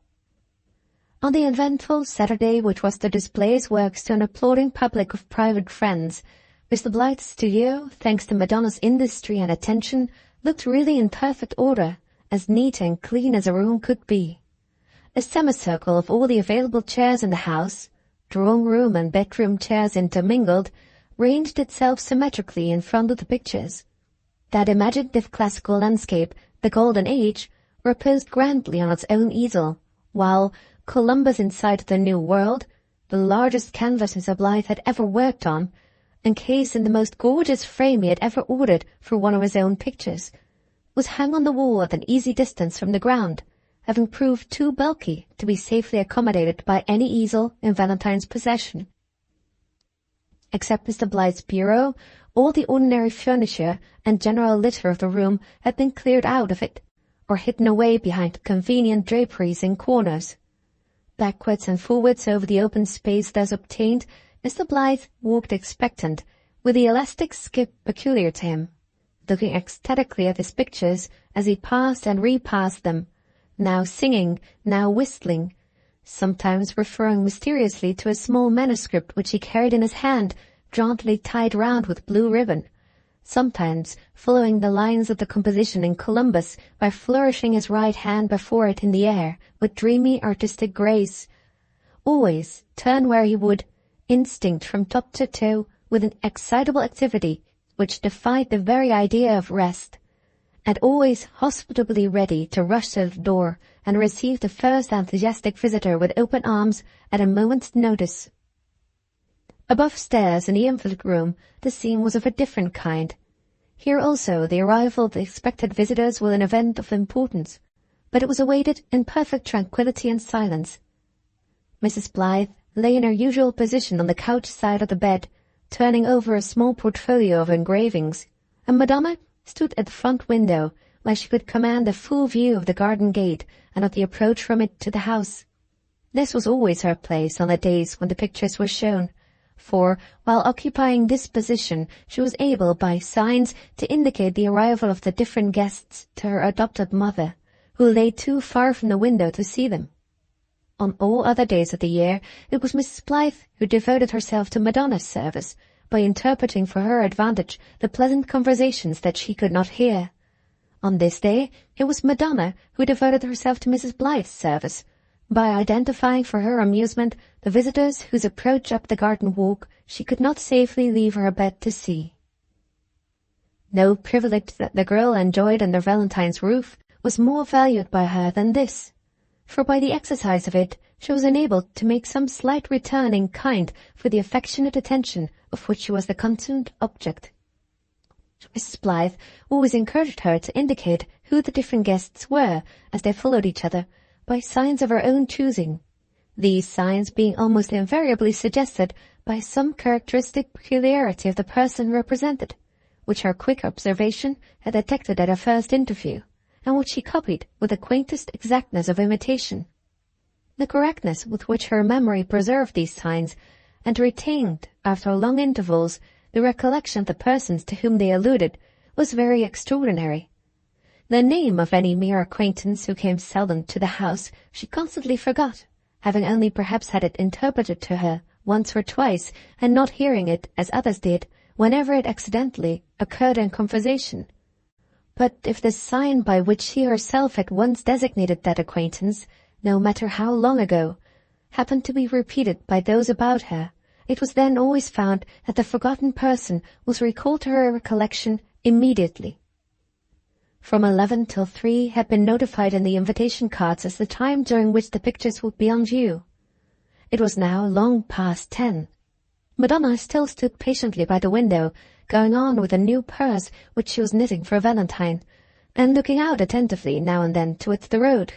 Mrs. Blyth, humming a tune to herself, slowly turned over the engravings in her portfolio, and became so thoroughly absorbed in looking at them that she forgot altogether how time was passing, and was quite astonished to hear Madonna suddenly clap her hands at the window as a signal that the first punctual visitor had passed the garden gate. Mrs. Blyth raised her eyes from the prints directly, and smiled as she saw the girl puckering up her fresh, rosy face into a childish imitation of old age, bending her light figure gravely in a succession of formal bows, and kissing her hand several times with extreme suavity and deliberation. These signs were meant to indicate Mrs. Blyth's father, the poor engraver, whose old-fashioned habit it was to pay homage to all his friends among the ladies by saluting them from afar off with tremulous bows and gallant kissings of the hand. "Ah," thought Mrs. Blyth, nodding to show that she understood the signs. "Ah, there's father. I felt sure he would be the first, and I know exactly what he will do when he gets in. He will admire the pictures more than anybody, and have a better opinion to give of them than anybody else has. But before he can mention a word of it to Valentine, there will be dozens of people in the painting room, and then he will get taken suddenly nervous and come up here to me." While Mrs. Blyth was thinking about her father, Madonna signalized the advent of 2 more visitors. First, she raised her hand sharply and began pulling at an imaginary whisker on her own smooth cheek. Then stood bolt upright and folded her arms majestically over her bosom. Mrs. Blyth immediately recognized the originals of these 2 pantomime portrait sketches. The one represented Mr. Hemlock, the small critic of a small newspaper, who was principally remarkable for never letting his whiskers alone for 5 minutes together.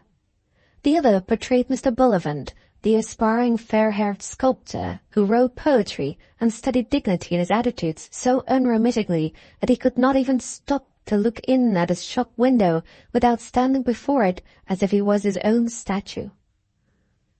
In a minute or 2 more, Mrs. Blyth heard a prodigious grating of wheels and trampling of horses and banging of carriage steps violently let down. Madonna immediately took a seat on the nearest chair, rolled the skirt of her dress up into her lap, tucked both her hands inside it, then drew one out and imitated the action of snuff-taking, looking up merrily at Mrs. Blyth as much as to say, "You can't mistake that, I think." Impossible.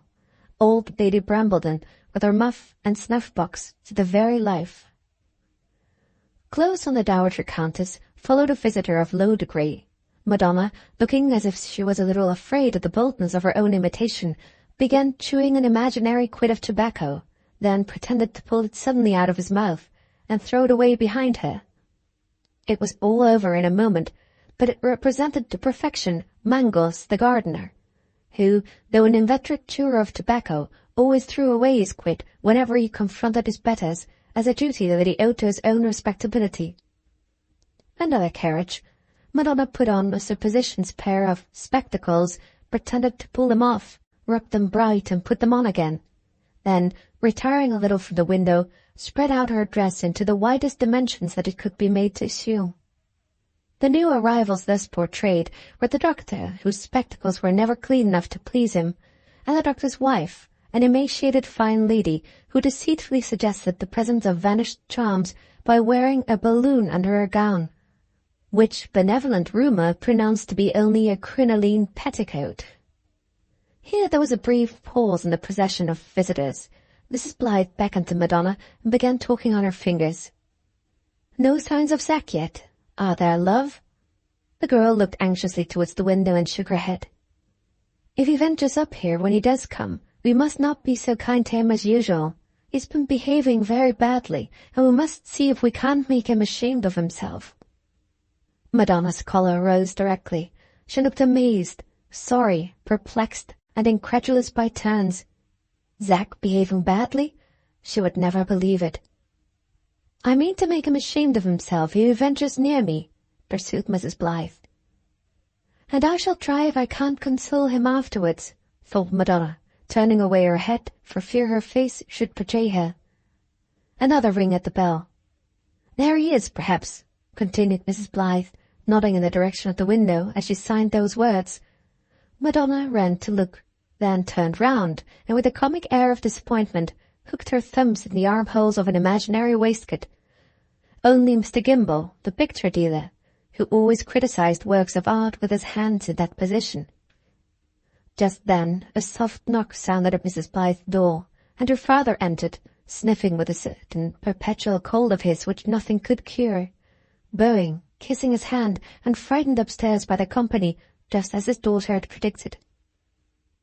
"Oh, Lavvy, the Dowager Countess is downstairs, and her ladyship likes the pictures," exclaimed the old man, snuffling and smiling infirmly in a flutter of nervous glee. "Come and sit down by me, father, and see Madonna doing the visitors. It's funnier than any play that ever was acted." "And her ladyship likes the pictures," repeated the engraver, his poor old watery eyes sparkling with pleasure as he told the little morsel of good news over again, and sat down by the bedside of his favourite child. The rings at the bell began to multiply at compound interest. Madonna was hardly still at the window for a moment, so many were the visitors whose approach up the garden walk it was now necessary for her to signalize. Downstairs, all the vacant seats left in the painting-room were filling rapidly, and the ranks of standers in the back places were getting too deep already. There was Lady Brambledon, whose calls at the studio always lasted the whole morning, sitting in the centre, or place of honour, taking snuff fiercely, talking liberal sentiments in a cracked voice, and apparently feeling extreme pleasure in making the respectable middle classes stare at her in reverent amazement.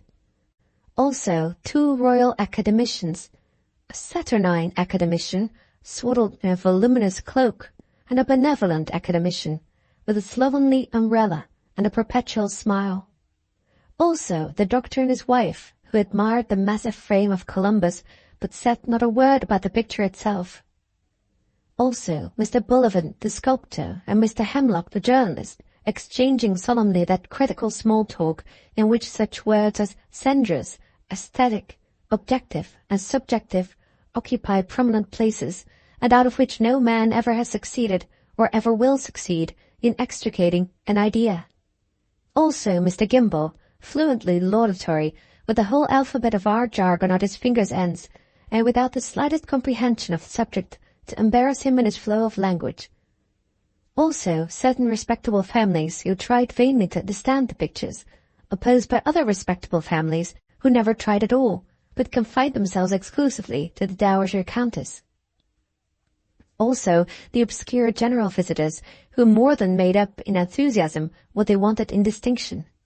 And finally the absolute democracy, or downright low-life party among the spectators, represented for the time being by Mr. Blythe's gardener and Mr. Blythe's cook's father, who, standing together modestly outside the door, agreed in awe-struck whispers that the Golden Age was a tasty thing, and Columbus inside of the New World a beautiful piece.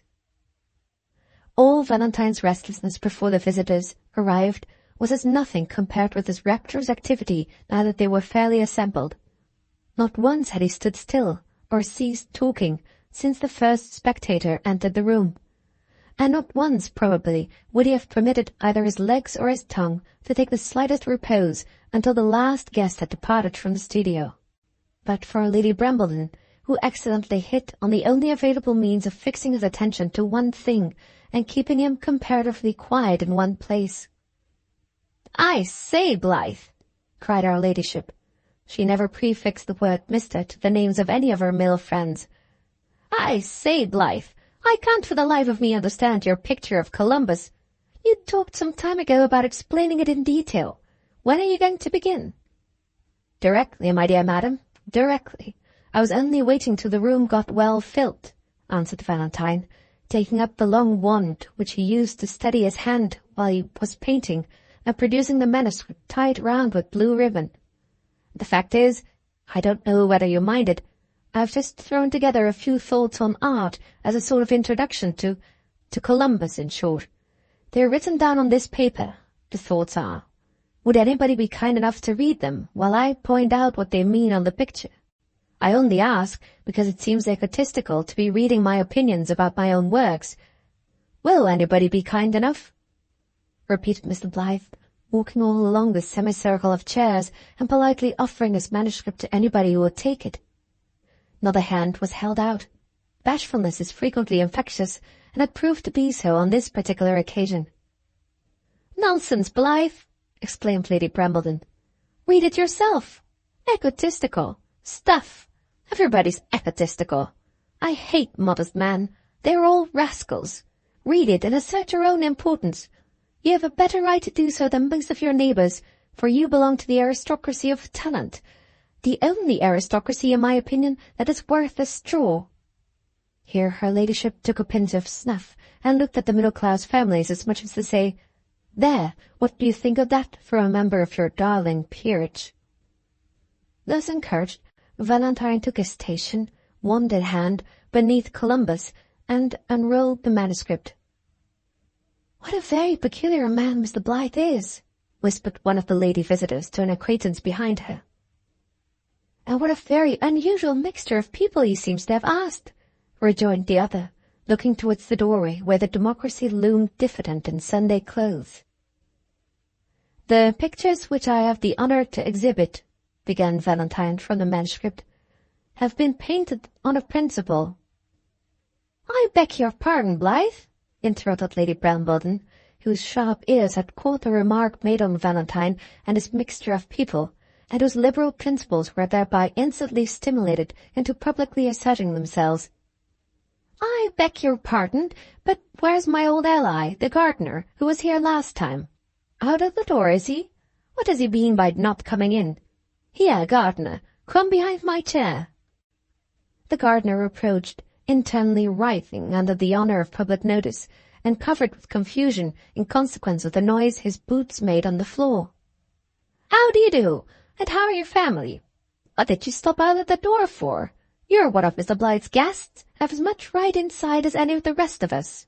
Stand there and listen, and look about you, and inform your mind. This is an age of progress, gardener. Your class is coming uppermost, and time it did too. Go on, Blyth." And again the Dowager Countess took a pinch of snuff, looking contemptuously at the lady who had spoken of the mixture of people. "I take the liberty," continued Valentine, resuming the manuscript, "of dividing all art into two great classes, the landscape subjects and the figure subjects, and I venture to describe these classes in their highest development under the respective titles of art pastoral and art mystic. The Golden Age is an attempt to exemplify art pastoral. Columbus inside of the New World is an effort to express myself in art mystic. In the Golden Age," everybody looked at Columbus immediately. "In the Golden Age," continued Mr. Blyth, waving his wand persuasively towards the right picture, "you have, in the foreground bushes, the middle distance trees, the horizon mountains, and the superincumbent sky, what I would fain hope is a tolerably faithful transcript of mere nature.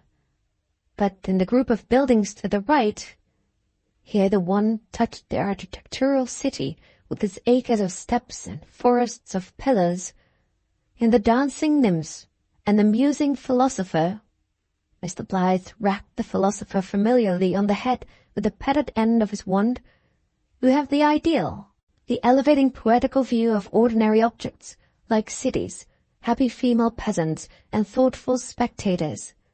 Thus nature is exalted, and thus art pastoral. No, thus art pastoral exalts.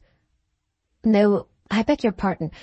Thus art pastoral and nature exalt each other, and, I beg your pardon again, in short, exalt each other." Here Valentine broke down at the end of a paragraph, and the gardener made an abortive effort to get back to the doorway. "Capital, Blyth!" cried Lady Brimbledon. "Liberal, comprehensive, progressive, profound. Gardener, don't fidget." "The true philosophy of art, the true philosophy of art, my lady," added Mr. Gimble, the picture dealer. "Crude?" said Mr. Hemlock, the critic, appealing confidentially to Mr. Bullivant, the sculptor. "What?" inquired that gentleman. "Blyth's principles of criticism," answered Mr. Hemlock. "Oh, yes, extremely so," said Mr. Bullivant. "Having glanced at art pastoral as attempted in the Golden Age," pursued Valentine, turning over a leaf, "I will now, with your permission, proceed to art mystic and Columbus. Art mystic I would briefly endeavor to define as aiming at the illustration of fact on the highest imaginative principles. It takes a scene, for instance, from history, and represents that scene as exactly and naturally as possible. And here the ordinary thinker might be apt to say, art mystic has done enough." "So it has," muttered Mr. Hemlock. "On the contrary, art mystic has only begun. Besides the representation of the scene itself, the spirit of the age—" "Ah, quite right," said Lady Brimbledon. "Yes, yes, the spirit of the age." "The spirit of the age which produced that scene must also be indicated, mystically, by the interaction of those angelic or infernal winged forms, those cherubs and airy female geniuses, those demons and dragons of darkness, which so many illustrious painters have long since taught us to recognize as impersonating to the eye the good and evil influences, virtue and vice, glory and shame, success and failure, past and future, heaven and earth, all on the same canvas." Here Mr. Blyth stopped again. This passage had cost him some trouble, and he was proud of having got smoothly to the end of it. "Glorious!" cried the enthusiastic Mr. Gimble. "Turgid," muttered critical Mr. Hemlock. "Very," assented compliant Mr. Bullivant. "Go on, get to the picture. Don't stop so often," said Lady Brimbledon. "Bless my soul, how the man does fidget!" This was not directed at Valentine, who, however, richly deserved it, but at the unhappy gardener, who had made a second attempt to escape to the sheltering obscurity of the doorway and had been betrayed by his boots.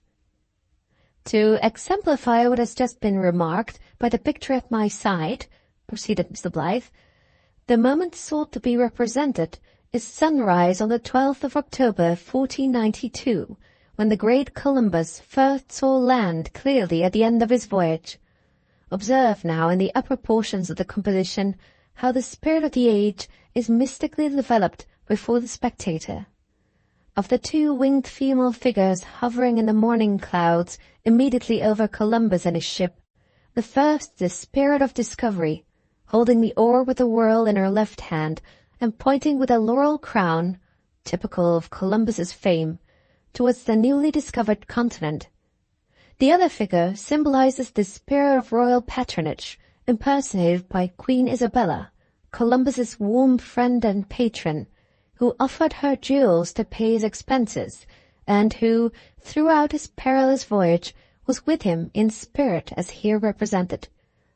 The tawny figure with feathered head, floating hair, and wildly extended pinions, soaring upward from the western horizon, represents the genius of America, advancing to meet her great discoverer, while the shadowy countenances, looming dimly through the morning mist behind her, are portrait types of Washington and Franklin, who would never have flourished in America if that continent had not been discovered, and who are here, therefore, associated prophetically with the first voyagers from the Old World to the New.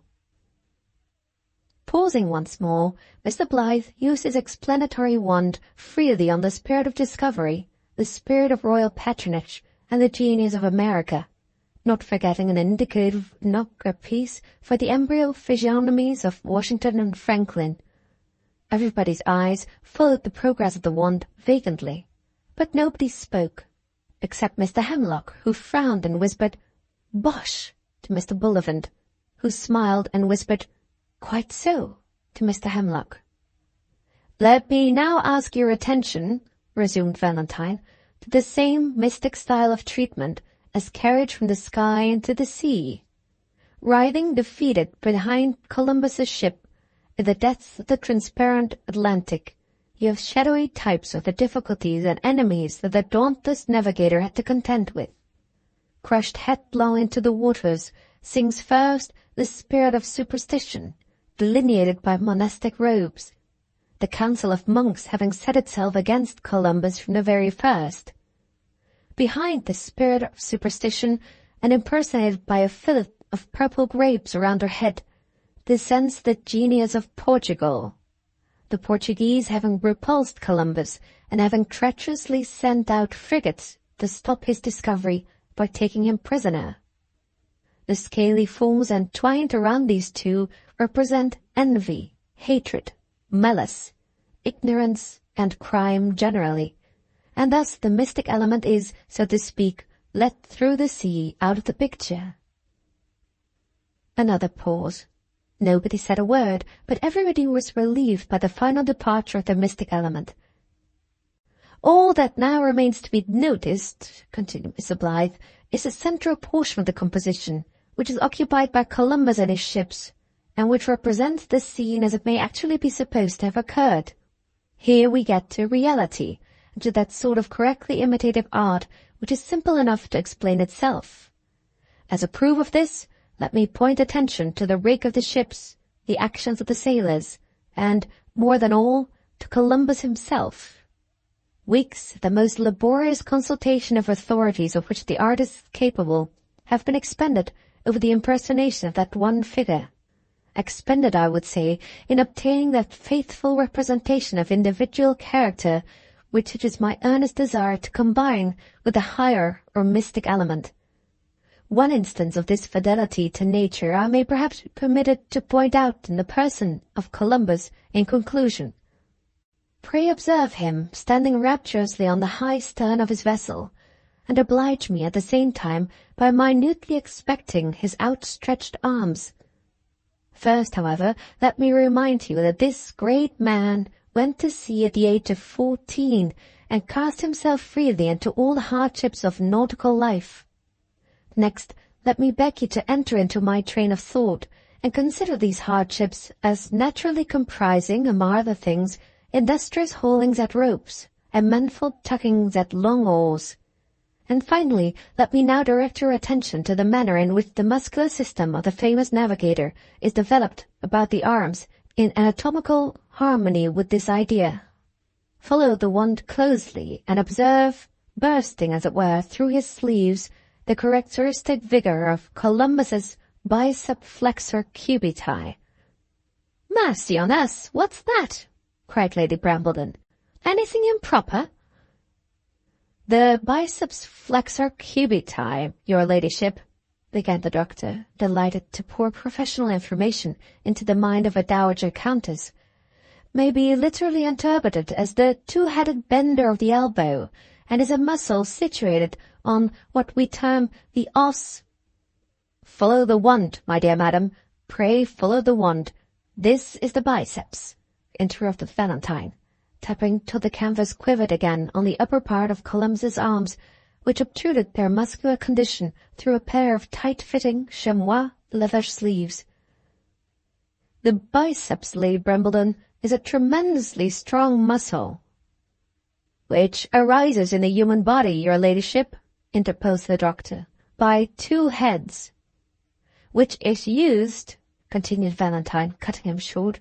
"I beg your pardon, doctor, but this is important. Which is used—" "I beg yours," rejoined the doctor testily. "The origin of the muscle, or place where it arises, is the first thing to be described. The use comes afterwards. It's an axiom of anatomical science—" "But, my dear sir," cried Valentine. "No," said the doctor peremptorily, "you must really excuse me. This is a professional point. If I allow erroneous explanations of the muscular system to pass unchecked in my presence—" "I don't want to make any," cried Mr. Blyth, gesticulating violently in the direction of Columbus. "I only want to describe the use of a muscle before you describe the place of its origin in the human body," persisted the doctor. "No, my dear sir, I can't sanction it. No, indeed, I really cannot sanction it." "Will you let me say 2 words?" asked Valentine. 200,000, my good sir, on any other subject," assented the doctor, with a sarcastic smile. "But on this subject—" "On art," shouted Mr. Blyth, with a tap on Columbus, which struck a sound from the canvas like a thump on a muffled drum. "On art, doctor.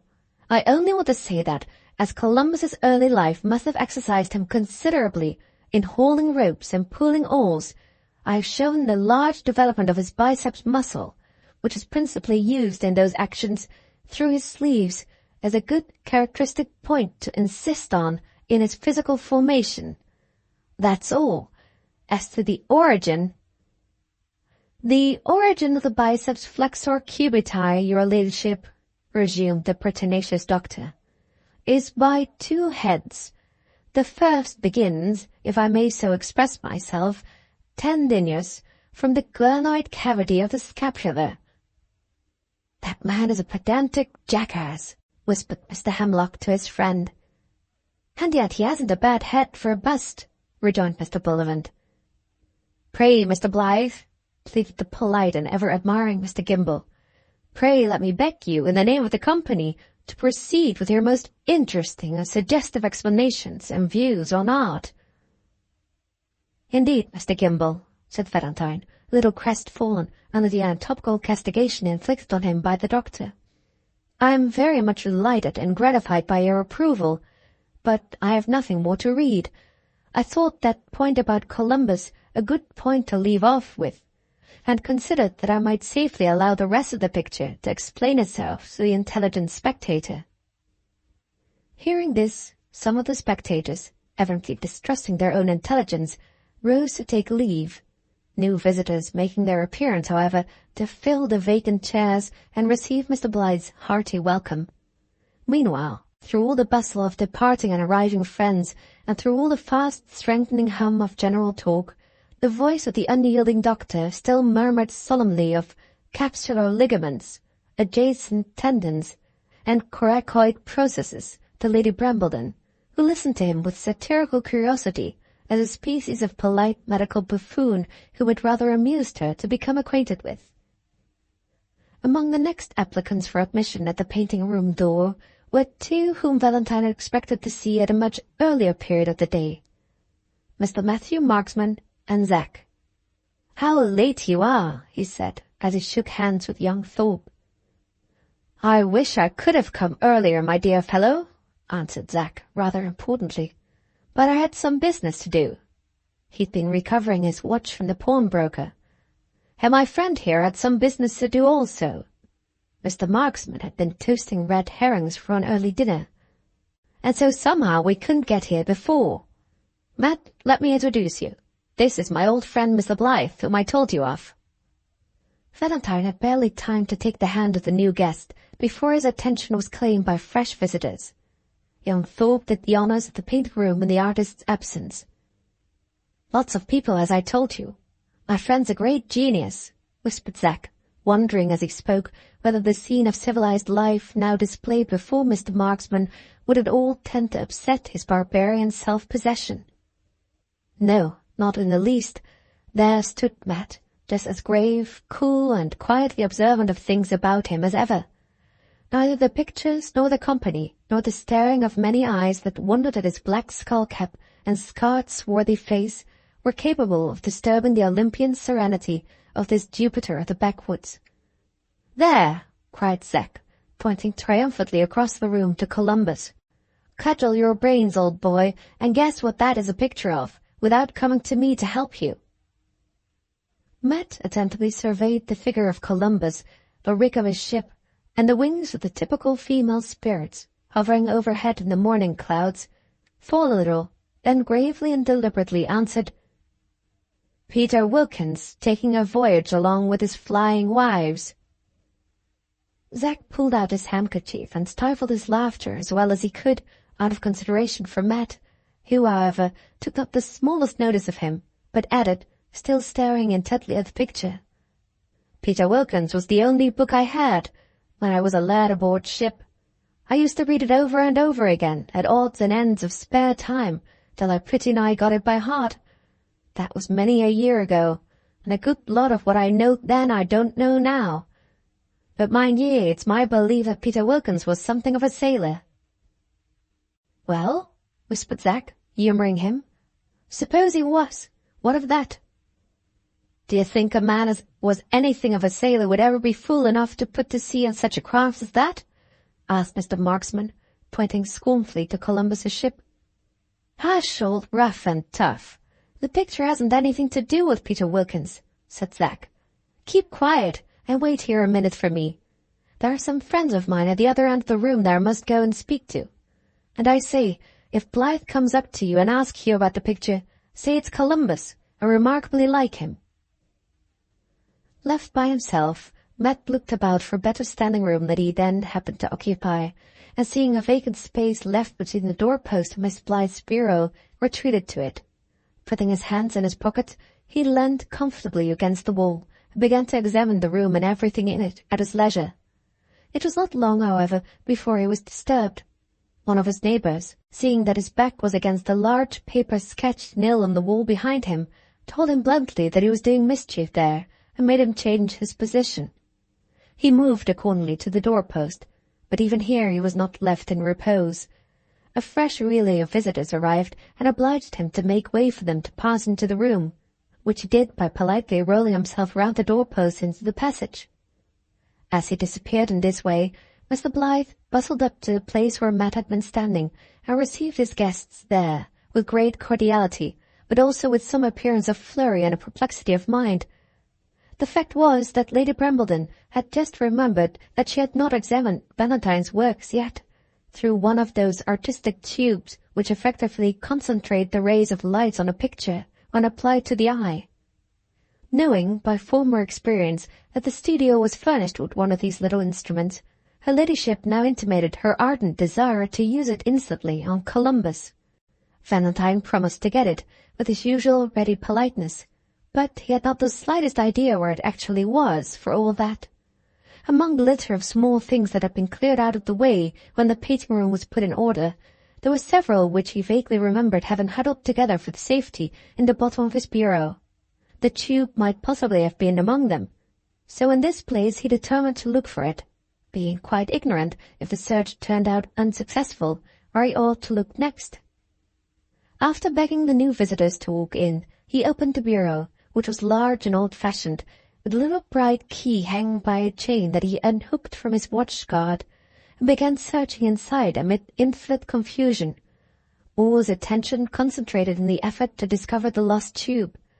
It was not to be found in the bottom of the bureau. He next looked, after a little preliminary hesitation, into a long, narrow drawer opening beneath some pigeonhole recesses at the back.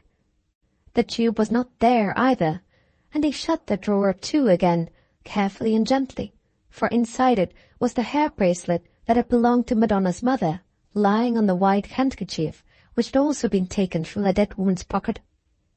Just as he closed the drawer, he heard footsteps at his right hand, and turned in that direction rather suspiciously, locking down the lid of the bureau as he looked round. It was only the civil Mr. Gimble, wanting to know what Mr. Blythe was searching for, and whether he could help him. Valentine mentioned the loss of the tube, and Mr. Gimble immediately volunteered to make one of pasteboard. 10,000 thanks, said Mr. Blythe, hooking the key to his watch-guard again, as he returned to Lady Brambledon with his friend. 10,000 thanks, but the worst of it is, I don't know where to find the pasteboard. If, instead of turning to the right hand to speak to Mr. Gimble, Valentine had turned to the left, he would have seen that, just as he opened the bureau and began to search in it, Mr. Marksman, finding the way into the painting-room clear once more, had rolled himself quietly around the door-post again, and had then, just as quietly, bent forward a little, so as to look sideways into the bureau with those observant eyes of his, which nothing could escape, and which had been trained by his old Indian experience to be always unscrupulously at work, watching something. Little did Mr. Blyth think, as he walked away, talking with Mr. Gimble, and carefully hooking his key onto its swivel again, that Zack's strange friend had seen as much of the inside of the bureau as he had seen of it himself. He shut up his big box uncommon sharp when that smiling little chap come near him, thought Matt, and yet there didn't seem nothing in it that strangers mightn't see. There wasn't no money there, at least none that I set eyes on. Well, it's not my business. Let's have another look at the picture. In the affairs of art, as in other matters, important discoveries are sometimes made, and great events occasionally accomplished, by very ignoble agencies. Matt's deplorable ignorance of painting in general, and grossly illiterate misunderstanding of the subject represented by Columbus in particular, seemed to mark him out as the last man in the world who could possibly be associated with art mystic in the character of guardian genius. Yet such was the proud position which he was now selected by fate to occupy. In plain words, Mr. Blyth's greatest historical work had been for some little time in imminent danger of destruction by falling, and Matt's look at the picture was the all-important look which enabled him to be the first person in the room who perceived that it was in peril. The eye with which Mr. Marksman now regarded the picture was certainly the eye of a barbarian, but the eye with which he afterwards examined the support by which it was suspended was the eye of a sailor and of a good practical carpenter to boot. He saw directly that one of the two iron claps to which the frame lines of Columbus were attached had been carelessly driven into a part of the wall that was not strong enough to hold it against the downward stress of the heavy frame. Little warning driblets of loosened plaster had been trickling down rapidly behind the canvas, but nobody heard them fall in the general buzz of talking, and nobody noticed the thin, fine crack of the iron clamp, which was now lengthening stealthily, minute by minute. "Just let me by, will you?" said Matt quietly to some of his neighbours. "I want to stop those flying women and the man in the crank ship from coming down by the long run." Dozens of alarmed ladies and gentlemen started up from their chairs. Matt pushed through them unceremoniously, and was indebted to his want of politeness for being in time to save the picture.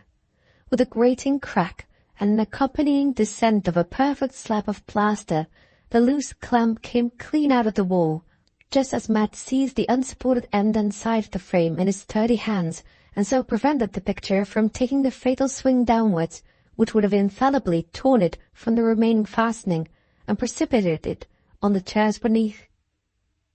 A prodigious confusion and clamouring of tongues ensued, Mr. Blyth being louder, wilder, and more utterly useless in the present emergency than any of his neighbours. Matt, cool as ever, kept his hold of the picture, and, taking no notice of the confused advice and cumbersome help offered to him, called to Zack to fetch a ladder, or, failing that, to get a hoist on some chairs and cut the rope from the clamp that remained firm. Wooden steps, as young Thorpe knew, were usually kept in the painting room. Where had they been removed to now? Mr. Blyth's memory was lost altogether in his excitement. Zack made a speculative dash at the flowing draperies which concealed the lumber in one corner, and dragged out the steps in triumph. "All right, take your time, young un. There's a knife in my left-hand breeches pocket," said Matt. "Now then, cut away that bit of rope's end, and hold on tight at top, while I lower away at bottom. Steady, take it easy, and there you are." With which words the guardian genius left art mystic resting safely on the floor, and began to shake his coat-tails free of the plaster that had dropped on them. "My dear sir, you have saved the finest picture I ever painted," cried Valentine, warmly seizing him by both hands. "I can't find words to express my gratitude and admiration." "Don't worry yourself about that," answered Matt. "I don't suppose I should understand you if you could find them. If you want the picture put up again, I'll do it. And if you want the carpenter's muddle-head punched, who'd put it up before, I shouldn't much mind doing that either," added Matt, looking at the hole from which the clamp had been torn with an expression of the profoundest workmanlike disgust. A new commotion in the room, near the door this time, prevented Mr. Blyth from giving an immediate answer to the 2 friendly propositions just submitted to him. At the first alarm of danger, all the ladies, headed by the Dowager Countess, in whom the instinct of self-preservation was largely developed, had got as far away as they could from the fallen picture before they ventured to look round at the process by which it was at last safely landed on the floor. Just as this had been accomplished, Lady Brambleton, who stood nearest to the doorway, caught sight of Madonna in the passage that led to it. Mrs. Blyth had heard the noise and confusion downstairs, and finding that her bell was not answered by the servants, and that it was next to impossible to overcome her father's nervous horror of confronting the company alone, had sent Madonna downstairs with him to assist in finding out what had happened in the studio. While descending the stairs with her companion, the girl had anticipated that they might easily discover whether anything was amiss without going further than the passage, by merely peeping through the studio door. But all chance of escaping the ordeal of the painting-room was lost the moment Lady Brambleton set eyes on her. The Dowager Countess was one of Madonna's warmest admirers, and now expressed that admiration by pouncing on her with immense affection and enthusiasm from the painting-room doorway. Other people, to whom the deaf and dumb girl was a much more interesting sight than Columbus or the Golden Age, crowded round her, all trying together with great amiability and small intelligence to explain what had happened by signs which no human being could possibly understand. Fortunately for Madonna, Zack, who ever since he had cut the picture down had been assailed by an incessant fire of questions about his strange friend from dozens of inquisitive gentlemen, happened to look towards her over the ladies' heads and came directly to explain the danger from which Columbus had escaped. She tried hard to get away and bear the intelligence to Mrs. Blyth, but Lady Brambleton, feeling amiably unwilling to resign her too soon, pitched on the poor engraver standing tremulous in the passage as being quite clever enough to carry a message upstairs, and sent him off to take the latest news from the studio to his daughter immediately. Thus it was that when Mr. Blyth left Zack's friend to see what was going on near the door, he found Madonna in the painting-room, surrounded by sympathizing and admiring ladies. The first words of explanation by which Lady Brambleton answered his mute look of inquiry reminded him of the anxiety and alarm that his wife must have suffered, had he ran upstairs directly, promising to be back again in a minute or 2. Matt carelessly followed Valentine to the group at the doorway, carelessly looked over some ladies' bonnets, and saw Madonna offering her slate to the Dowager Countess at that moment. The sweet feminine gentleness and youthful softness of the girl's face looked inexpressibly lovely as she now stood shy and confused under the eager eyes that were all gazing on her. Her dress, too, had never more powerfully aided the natural attractions of her face and figure by its own lovable charms of simplicity and modesty than now, when the plain grey merino gown and neat little black silk apron which she always wore were contrasted with the fashionable frippery of fine colours shining all around her.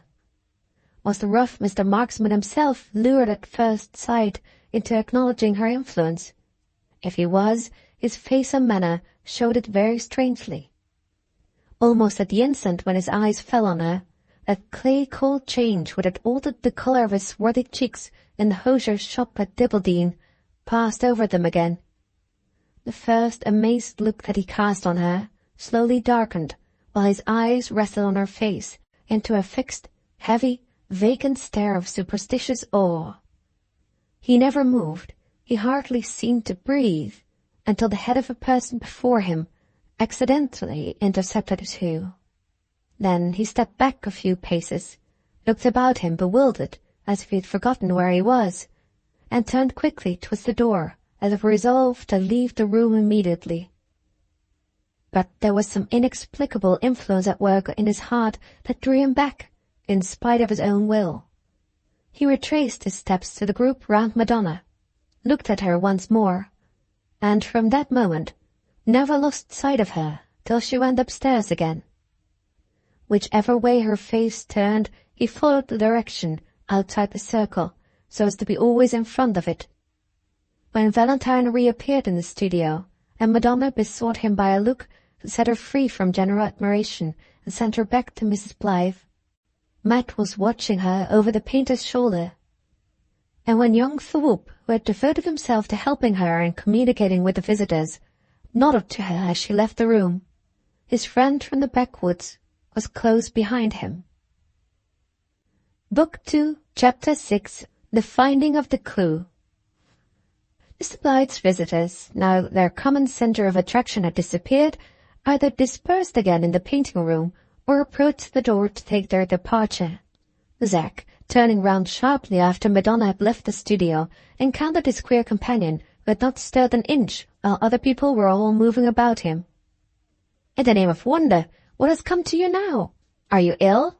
Have you hurt yourself with that picture?" asked Zack, startled by the incomprehensible change which he beheld in his friend's face and manner. "Come out," said Matt.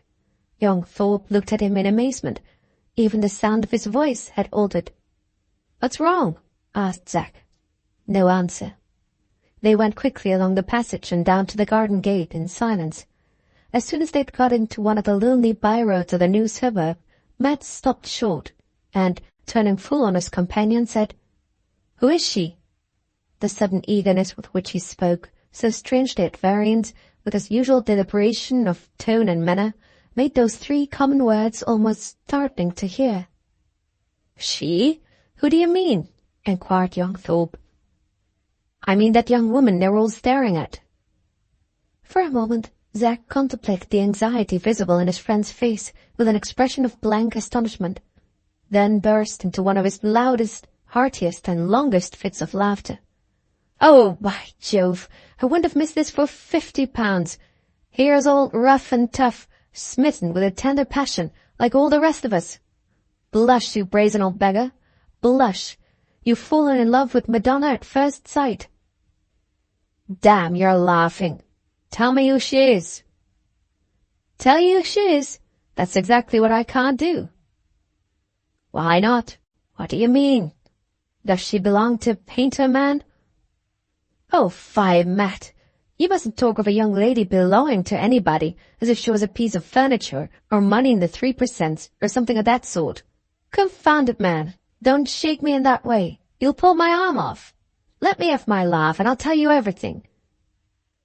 "Tell her then, and be quick about it." "Well, first of all, she's not Blyth's daughter, though some scandal-mongering people have said she is." "Nor yet his wife?" "Nor yet his wife. What a question! He adopted her, as they call it, years ago, when she was a child. But who she is, or where he picked her up, or what is her name, Blyth never has told anybody and never will. She's the dearest, kindest, prettiest little soul that ever lived, and that's all I know about her. It's a short story, old boy, but surprisingly romantic, isn't it?" Matt did not immediately answer. He paid the most breathless attention to the few words of information which Zack had given him, repeated them over again to himself, reflected for a moment, then said, "Why won't the Painter Man tell anybody who she is?" "How should I know? It's a whim of his. And, I'll tell you what, here's a piece of serious advice for you. If you want to go there again and make her acquaintance, don't you ask Blyth who she is, or let him fancy you want to know. He's touchy on that point. Can't say why, but he is. Every man has a raw place about him somewhere. That's Blyth's raw place, and if you hit him on it, you won't get inside of his house again in a hurry, I can tell you." Still, Matt's attention fastened greedily on every word. Still, his eyes fixed eagerly on his informant's face. Still, he repeated to himself what Zack was telling him. "By the by, I suppose you saw the poor dear little soul is deaf and dumb," young Thorpe continued. "She's been so from a child. Some accident, a fall, I believe. But it don't affect her spirits a bit. She's as happy as the day's long. That's one comfort." Deaf and dumb. So like her. It was almost as awful as seeing the dead come to life again. She had Mary's turn with her head. Mary's. Poor creature. Poor creature. He whispered those words to himself under his breath, his face turned aside, his eyes wandering over the ground at his feet, with a faint, troubled, vacantly anxious expression. "Come, come, don't be getting into the dolefulls already," cried Zack, administering an exhilarating thump on the back to his friend. "Cheer up, We're all in love with her. You're rowing in the same boat with Bullivant and Gimble and me, and lots more, and you'll get used to it in time like the rest of us. I'll act the generous rival with you, brother Matt. You shall have all the benefit of my advice gratis, and shall lay siege to our little beauty in regular form. I don't think your own experience among the wild Indians will help you much over here. How do you mean to make love to her? Did you ever make love to a squaw? She isn't his wife, and she isn't his daughter. He won't say where he picked her up or who she is. Repeating these words to himself in a quick, quiet whisper, Matt did not appear to be listening to a single word that young Thorpe said. His mind was running now on one of the answers that he had wrested from Joanna Grice at Dibbleden, the answer which had informed him that Mary's child had been born alive. "Wake up, Matt. You shall have your fair chance with the lady along with the rest of us, and I'll undertake to qualify you on the spot for civilized courtship," continued Zack, pitilessly carrying on this joke. "In the first place, always remember that you mustn't go beyond admiration at a respectful distance to begin with. At the second interview, you may make amorous faces at close quarters, what you call looking unutterable things, you know. At the third, you may get bold and try her with a little present. Lots of people have done that before you. Gimble tried it, and Bullivant wanted to, but Blythe wouldn't let him. And I mean to give her— Oh, by the by, I have another important caution for you." Here he indulged himself in a fresh burst of laughter, excited by the remembrance of his interview with Miss Speckover in Mr. Blythe's hall. "Remember that the whole round of presents is open for you to choose from, except one, and that one is a hair bracelet." Zack's laughter came to an abrupt termination. Matt had raised his head suddenly and was now staring him full in the face again, with a bright, searching look, an expression in which suspicious amazement and doubting curiosity were very strangely mingled together. "You're not angry with me for cracking a few respectable old jokes?" said Zack. "Have I said anything?" "Stop. Yes, I have, though I didn't mean it. You looked up at me in that savage manner when I warned you not to give her a hair bracelet. Surely you don't think me brute enough to make fun of your not having any hair on your own head to give anybody. Surely you have a better opinion of me than that. I give you my word of honor, I never thought of you or your head or that infernal scalping business when I said what I did. It was true. It happened to me." "How did it happen?" said Matt, with eager, angry curiosity. "Only this way. I wanted to give her a hair bracelet myself. My hair and Blythe's and so on. And that addle-headed old woman, who seems to know Madonna, that's the name we give her, as well as Blythe himself, and keeps what she knows just as close, got me into a corner and talked nonsense about the whole thing as old women will." "What did she say?" asked Matt, more eager, more angry, and more curious than ever. "She talked nonsense, I tell you. She said a hair bracelet would be unlucky to Madonna, and then told me Madonna had one already, and then wouldn't let me ask Blythe whether it was true, because I should get her into dreadful trouble if I said anything to him about it, besides a good deal more which he wouldn't care to be bothered with. But I've told you enough, haven't I, to show I was not thinking of you when I said that just now by way of a joke? Come, shake hands, old fellow. You're not offended with me, now I've explained everything?" Matt gave his hand, but he put it out like a man groping in the dark. His mind was full of that memorable letter about a hair bracelet which he had found in the box given to him by Joanna Grice. "A hair bracelet," he said vacantly. "Don't be sulky," cried Zack, clapping him on the shoulder. "A hair bracelet is unlucky to the young woman, and she's got one already." He was weighing attentively the lightest word that Zack had spoken to him. "What's it like?" he asked aloud, turning suddenly to young Thorpe. "What's what like?" "A hair bracelet." "Still harping on that after all my explanations. Like? Why, it's hair plaited up and made to fasten round the wrist, with gold at each end to clasp it by. What are you stopping for again? I'll tell you what, Matt, I can make every allowance for a man in your love-struck situation, but if I didn't know how you had been spending the morning, I should say you were drunk." They'd been walking along quickly while Matt asked what a hair bracelet was like, but no sooner had Zack told him than he came to a dead pause, started, and changed colour, opened his lips to speak, then checked himself and remained silent. The information which he had just received had recalled to him a certain object that he had seen in the drawer of Mr. Blythe's bureau, and the resemblance between the two had at once flashed upon him. The importance which this discovery assumed in his eyes in connection with what he had already heard may be easily estimated, when it is remembered that his barbarian life had kept him totally ignorant that a hair bracelet is in England one of the commonest ornaments of women's wear. "Are we going to stop here all day?" asked Zack. "If you are turning from sulky to sentimental again, I shall go back to Blythe's and pave the way for you with Madonna, old boy."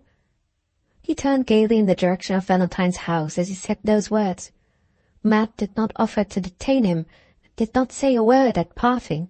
He passed his hand warily over his eyes as Zack left him. "I'm sober," he said vacantly to himself. "I'm not dreaming. I'm not light-headed, though I feel almost like it. I saw that young woman as plain as I see them houses in front of me now. And by God, if she'd been Mary's ghost, she couldn't have been more like her." He stopped. His hand fell to his side, then fastened mechanically on the railings of a house near him. His rough, misshapen fingers trembled round the iron.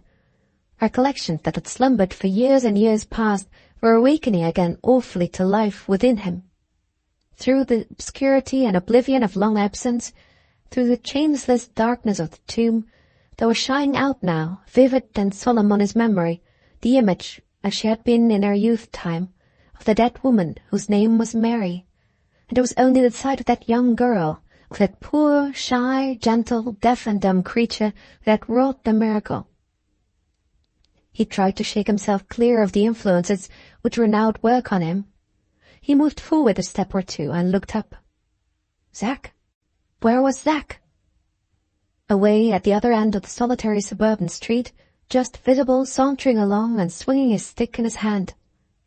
Without knowing why he did so, Matt turned instantly and walked after him, calling to him to come back. The third summons reached him. He stopped, hesitated, made comic gesticulations with his stick in the air, then began to retrace his steps. The effort of walking and calling after him had turned Matt's thoughts in another direction. They now occupied themselves again with the hints that Zack had dropped of some incomprehensible connection between a hair bracelet and the young girl who was called by the strange name of Madonna. With the remembrance of this, there came back also the recollection of the letter about a bracelet and its enclosure of hair, which he had examined in a lonely cattle shed at Dibbledene, and which still lay in a little box bearing on it the name of Mary Grice. "Well," cried Zack, speaking as he came on. "Well, Cupid, what do you want with me now?" Matt did not immediately answer. His thoughts were still travelling back cautiously over the ground which they had already explored. Once more he was pondering on that little circle of plaited hair, having gold at each end, and looking just big enough to go round a woman's wrist, which he had seen in the drawer of Mr. Blythe's bureau. And once again the identity between this object and the ornament which young Thorpe had described as being the thing called a hair bracelet began surely and more surely to establish itself in his mind. "Now then, don't keep me waiting," continued Zack, laughing again as he came nearer. "Clap your hand on your heart and give me your tender message for the future Mrs. Marksman." It was on the tip of Matt's tongue to emulate the communicativeness of young Thorpe and to speak unreservedly of what he had seen in the drawer of the bureau. But he suddenly restrained the words just as they were dropping from his lips. At the same moment his eyes began to lose their vacant, perturbed look and to brighten again with something of craft and cunning, added to their customary watchful expression. "What's the young woman's real name?" he asked carelessly, just as Zack was beginning to banter him for the third time. "Is that all you called me back for? Her real name's Mary." Matt had made his inquiry with the air of a man whose thoughts were far away from his words, and who only spoke because he felt obliged to say something. Zack's reply to his question startled him into instant and anxious attention. "Mary," he repeated in a tone of surprise. "What else besides Mary?" "How should I know? Didn't I try and beat it into your muddled old head half an hour ago that Blythe won't tell his friends anything about her?" There was another pause. The secrecy in which Mr. Blyth chose to conceal Madonna's history, and the sequestered place in the innermost drawer of his bureau where he kept the hair bracelet, began vaguely to connect themselves together in Matt's mind.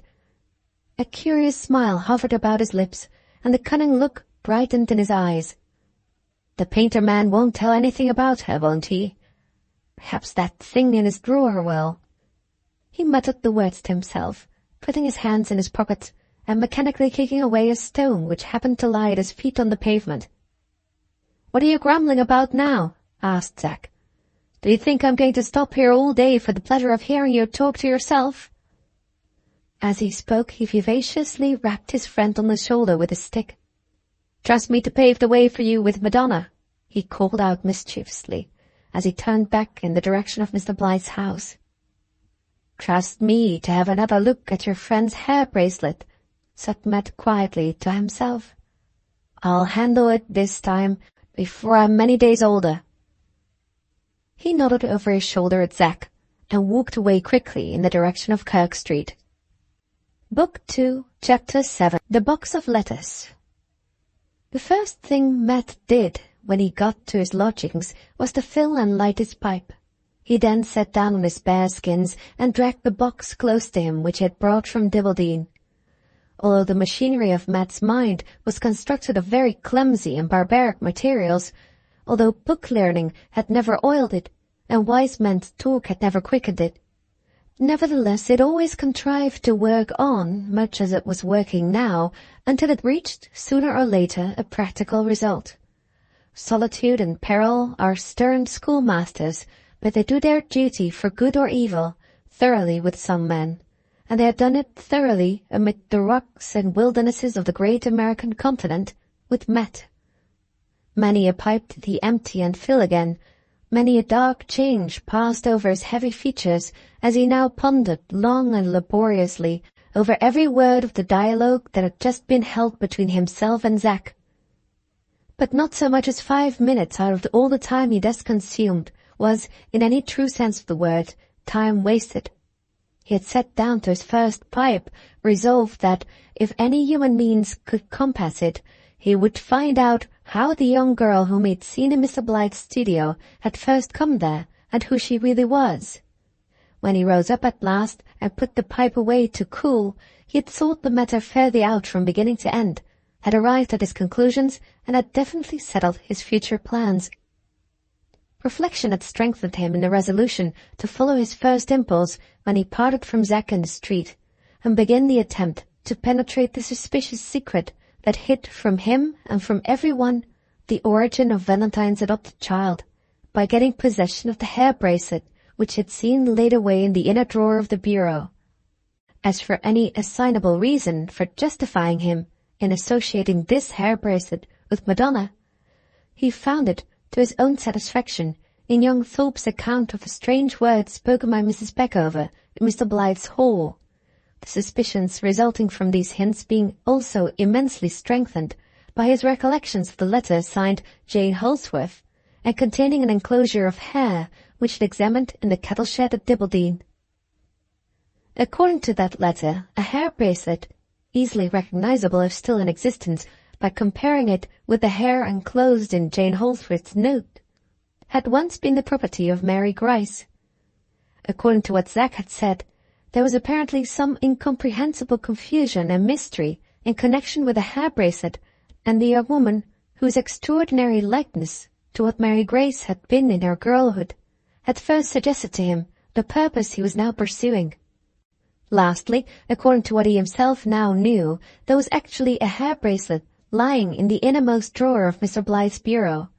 This latter fragment of evidence, assuming in his mind, as has been already remarked, an undue significance in relation to the fragments preceding it, from his not knowing that hair bracelets are found in most houses where there are women in a position to wear any jewelry ornament at all.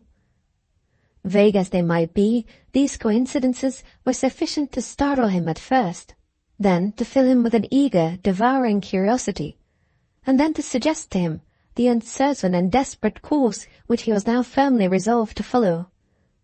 How he was to gain possession of the hair bracelet without Mr. Blythe's knowledge, and without exciting the slightest suspicion in the painter's family, he had not yet determined. But he was resolved to have it. He was perfectly unscrupulous as to means, and he felt certain beforehand of attaining his object. Whither or to what excesses that object might lead him, he never stopped and never cared to consider.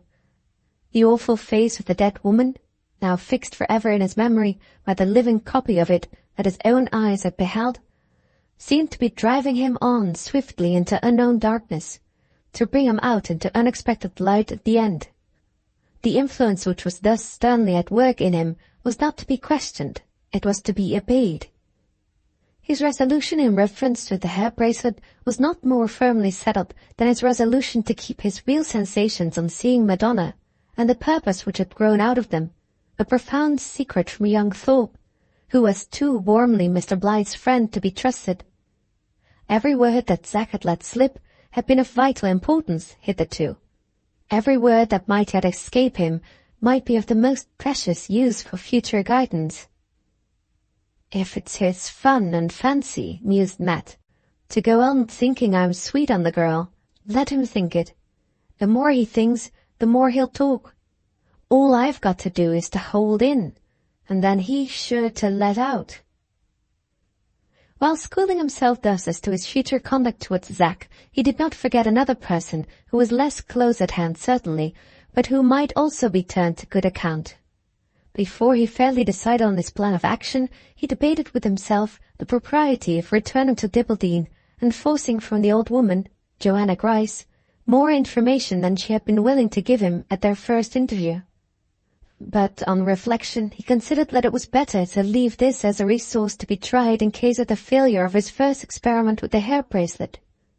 One look at that, one close comparison of the hair it was made of with the surplus hair which had not been used by the jeweller in Mary Grice's bracelet, and which had been returned to her in her friend's letter, was all he wanted in the first place, for this would be enough to clear up every present uncertainty and suspicion connected with the ornament in the drawer of Mr. Blythe's bureau. These were mainly the resolutions to which his long meditation had now crookedly and clumsily conducted him. His next immediate business was to examine those letters in the box which had hitherto not opened, and also to possess himself of the enclosure of hair in a letter to Mary Grice, that he might have it always about him, ready for any emergency. Before he opened the box, however, he took a quick, impatient turn or two up and down his miserable little room. Not once since he had set forth to return to his own country and to the civilization from which, for more than 20 years, he had been an outcast, had he felt, to use his favourite expression, that he was his own man again, until now.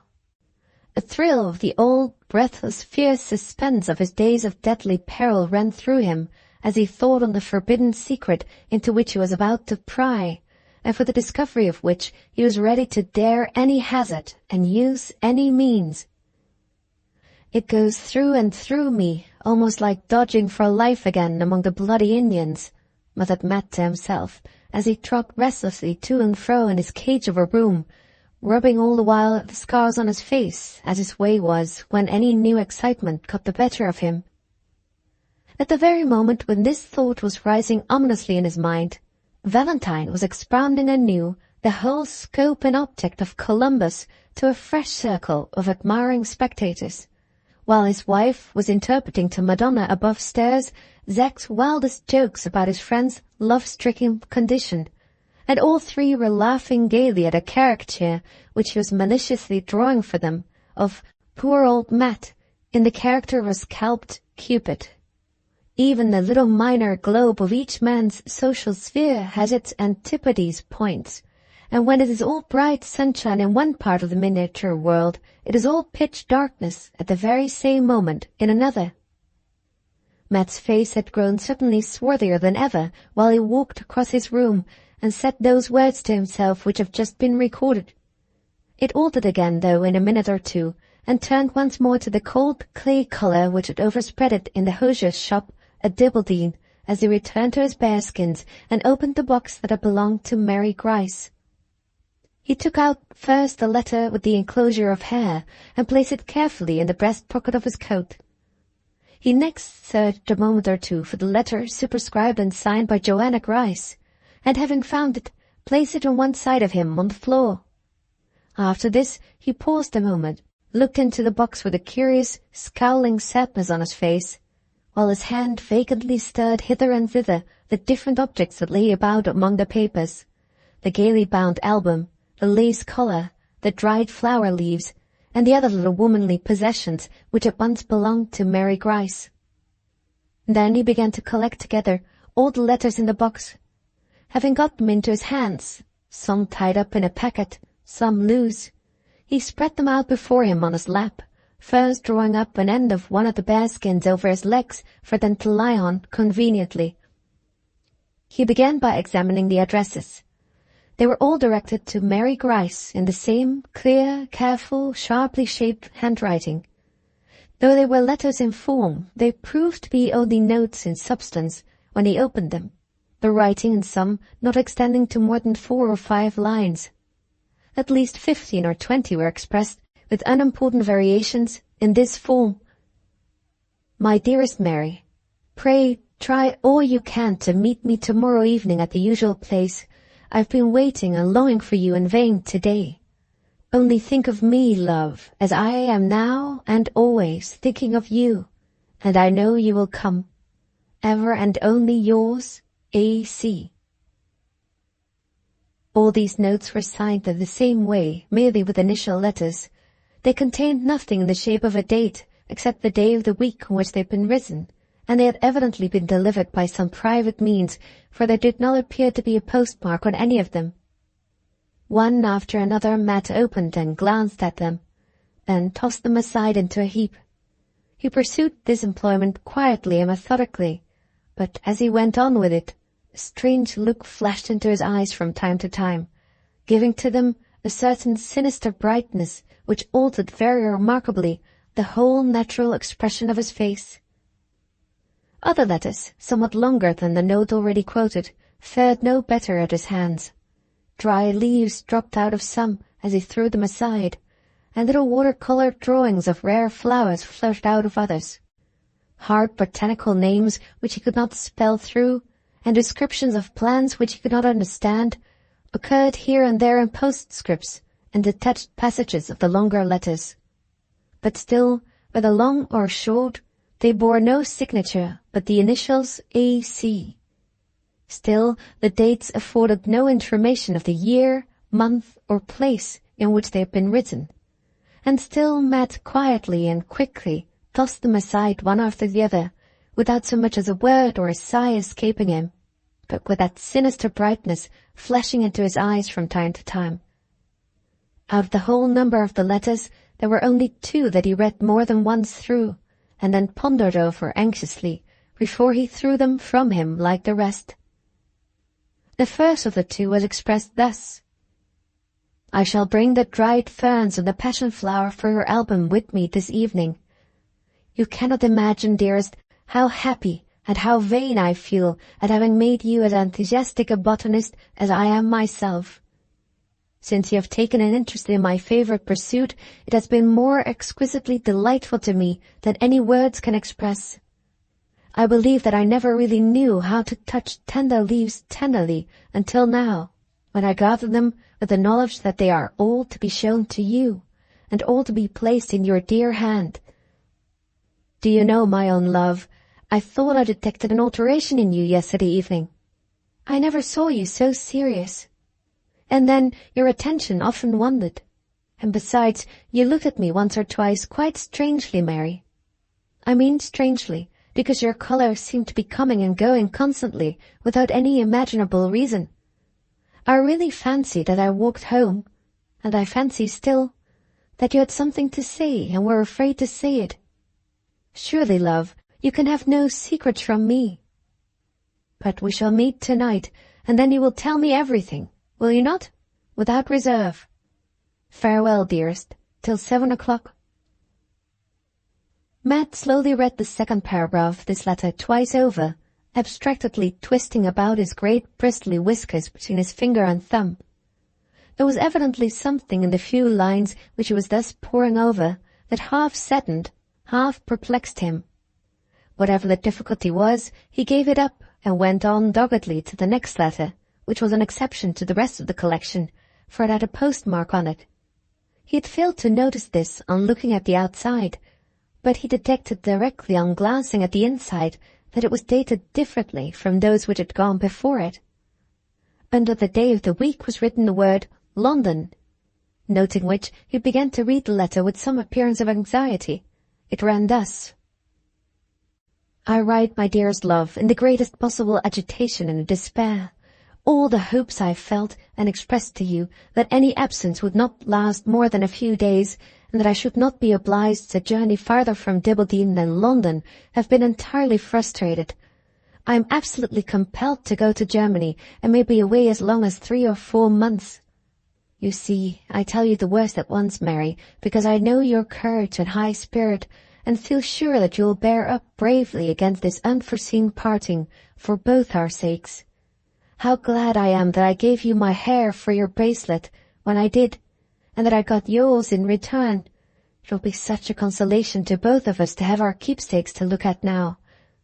If it only rested with me to go or not, no earthly consideration should induce me to take this journey. But the rights and interests of others are concerned in my setting forth, and I must, therefore, depart at the expense of my own wishes and my own happiness. I go this very day, and can only steal a few minutes to write to you. My pen hurries over the paper without stopping an instant. I am so agitated that I hardly know what I am saying to you. If anything, dearest Mary, could add to my sense of the misfortune of being obliged to leave you, it would be the apprehension which I now feel that I may have ignorantly offended you, or that something has happened which you don't like to tell me. Ever since I noticed 10 days ago that little alteration in your manner, I've been afraid you had something on your mind that you were unwilling to confide to me. The very last time we saw each other, I thought you'd been crying, and I'm sure you looked away uneasily whenever our eyes met. What is it? Do relieve my anxiety by telling me what it is in your first letter. The moment I get to the other side of the channel, I will send you word where to direct to. I will write constantly. Mind, you write constantly too. Love me, and remember me always till I return. Never, I hope, to leave you again. A.C. Over this letter, Matt meditated long before he quietly cast it away among the rest. When he had at last thrown it from him, there remained only 3 more to examine.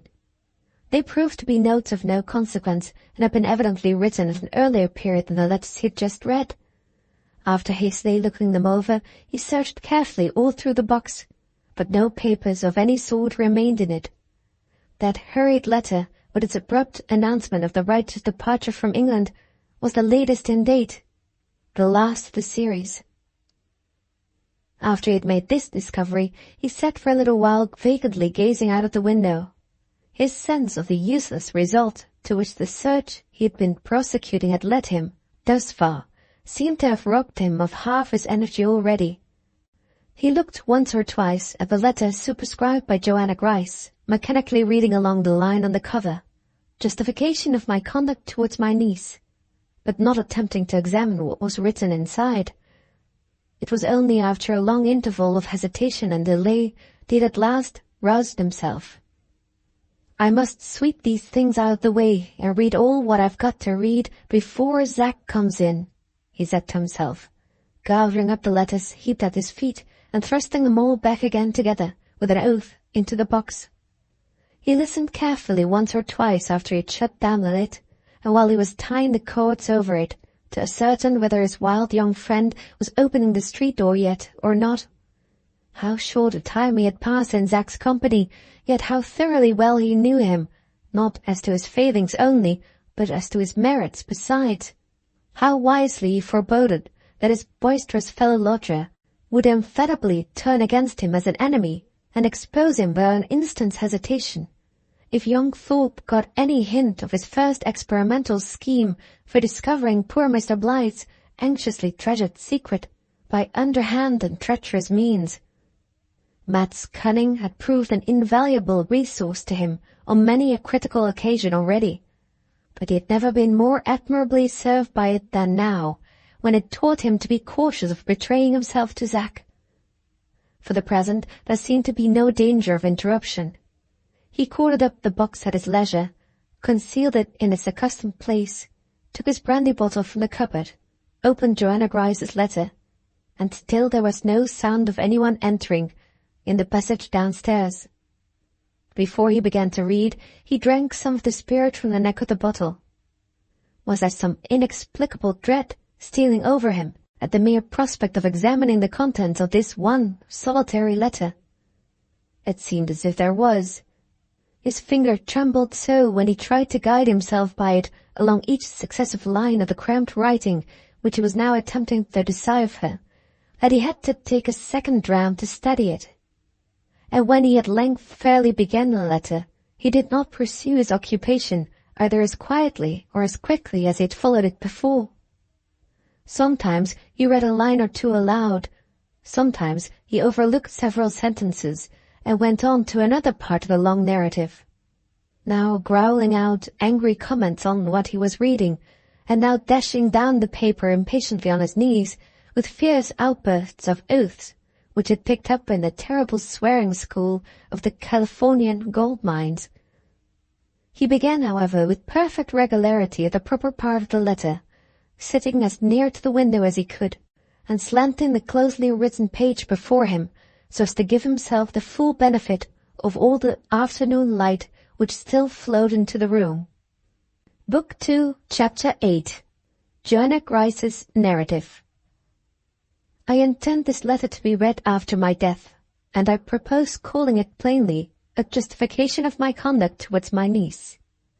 Not because I think my conduct wants any excuse, but because others, ignorant of my true motives, may think that my actions want justifying, and may wickedly condemn me, unless I make some such statement in my own defense as the present. There may still be living one member of my late brother's family whose voice would, I feel sure, be raised against me for what I have done. The relation to whom I refer has been— Here Matt, who had read carefully thus far, grew impatient, and growling out some angry words, guided himself hastily down the letter with his finger till he arrived at the second paragraph. It was in the April month of 1827 that the villain who was the ruin of my niece, and the dishonour of the once respectable family to which she belonged, first came to Dibbledy. He took the little four-room cottage called Jay's Cottage, which was then to be let furnished, and which stands out of the town about a quarter of a mile down Church Lane. He called himself Mr. Carr, and the few letters that came to him were directed to Arthur Carr, Esquire. He was quite a young man, I should say not more than 4 or 25, very quiet-mannered and delicate, or rather effeminate-looking as I thought, for he wore his hair quite long over his shoulders in the foreign way, and had a clear, soft complexion, almost like a woman's. Though he appeared to be a gentleman, he always kept out of the way of making acquaintances among the respectable families about Dibbledy. He had no friends of his own to come and see him that I heard of, except an old gentleman, who might have been his father, and who came once or twice. His own account of himself was that he came to Jay's Cottage for quiet and retirement and study. But he was very reserved, and would let nobody make up to him until the miserable day when he and my brother Joshua, and then my niece Mary, all got acquainted together. Before I go on to anything else, I must say first that Mr. Carr was what they call a botanist. Whenever it was fine, he was always out of doors, gathering bits of leaves, which it seems he carried home in a tin case, and dried and kept by him. He hired a gardener for the bit of ground round about Jay's Cottage, and the man told me once that his master knew more about flowers and how to grow them than anybody he ever met with. Mr. Carr used to make little pictures, too, of flowers and leaves, set together in patterns. These things were thought very odd amusements for a young man to take up with, but he was as fond of them as others of his age might be, hunting or shooting. He brought down many books with him, and read a great deal, but from all that I heard, he spent more time over his flowers and his botany than anything else. We had at that time the 2 best shops in Dibbledy. Joshua sold hosiery, and I carried on a good dressmaking and general millinery business. Both our shops were under the same roof, with a partition wall between. One day Mr. Carr came in Joshua's shop and wanted something which my brother had not got as ready to hand as the common things that the townspeople generally bought. Joshua begged him to sit down for a few minutes, but Mr. Carr, the parlour door at the bottom of the shop being left open, happened to look into the garden, which he could see very well through the window, and said that he would like to wait there and look at the flowers. Joshua was only too glad to have his garden taken such notice of by a gentleman who was a botanist, so he showed his customer in there, and then went up into the warehouse to look for what was wanted. My niece, Mary, worked in my part of the house, along with the other young women. The room they used to be in looked into the garden, and from the window my niece must have seen Mr. Carr, and must have slipped downstairs, I not being in the way just then, to peep at the strange gentleman, or, more likely, to make believe she was accidentally walking in the garden, and so get noticed by him. All I know is that when I came up into the workroom and found she was not there, and looked out at the window, I saw her and Joshua and Mr. Carr all standing together on the grass plot, the strange gentleman talking to her quite intimate with a flower in his hand. I called out to her to come back to her work directly. She looked up at me, smiling in her bold, impudent way, and said, "Father has told me I may stop and learn what this gentleman is so kind as to teach me about my geraniums." After that, I could say nothing more before the stranger, and when he was gone, and she came back triumphing and laughing and singing about the room, more like a mad play actress than a decent young woman, I kept quiet and bore with her provocation. But I went down to my brother Joshua the same day and talked to him seriously, and warned him that she ought to be kept stricter, and never let her have her own way, and offered to keep a strict hand over her myself if he would only support me properly. But he put me off with careless, jesting words, which he learned to repent of bitterly afterwards. Joshua was as pious and respectable a man as ever lived, but it was his misfortune to be too easy-tempered and too proud of his daughter. Having lost his wife and his eldest boy and girl, he seemed so fond of Mary that he could deny her nothing. There was, to be sure, another one left of his family of children who— Here again Matt lost patience. He had been muttering to himself angrily for the last minute or two while he read, and now once more he passed over several lines of the letter and went on at once to a new paragraph. "I have said she was vain of her good looks, and bold and flighty, and I must now add that she was also hasty and passionate and reckless. But she had wheedling ways with her, which nobody was sharp enough to see through but me. When I made complaints against her to her father, and proved that I was right in making them, she always managed to get him to forgive her. She behaved from the outset, though I stood in the place of a mother to her, as perversely towards me as usual in respect to Mr. Carr. It had flattered her pride to be noticed and bowed to, just as if she was a born lady, by a gentleman and a customer at the shop. And the very same evening, at tea-time, she undid before my face the whole effect of the good advice I had been given her father. What with jumping on his knee, kissing him, tying and untying his cravat, sticking flowers in his buttonhole, and going on altogether more like a child than a grown-up young woman, she wheedled him into promising that he would take her next Sunday to see Mr. Carr's garden, for it seems the gentleman had invited them to look at his flowers. I had tried my best, when I heard it, to persuade my brother not to accept the invitation, and let her scrape acquaintance with a stranger under her father's own nose, but all that I could say was useless now. She had got the better of me, and when I put in my word, she had her bold laugh and her light answer ready to insult me with directly. Her father said he wondered I was not amused at her high spirits. I shook my head, but said nothing in return. Poor man, he lived to see where her high spirits led her to. On the Sunday after church they went to Mr. Carr's. Though my advice was set at defiance in this way, I determined to persevere in keeping a stricter watch over my niece than ever. I felt that the maintaining the credit and reputation of the family rested with me, and I determined that I would try my best to uphold our good name. It is some little comfort to me, after all that has happened, to remember that I did my utmost to carry out this resolution. The blame of our dishonor lies not at my door. I disliked and distrusted Mr. Carr from the very first, and I tried hard to make others as suspicious of him as I was.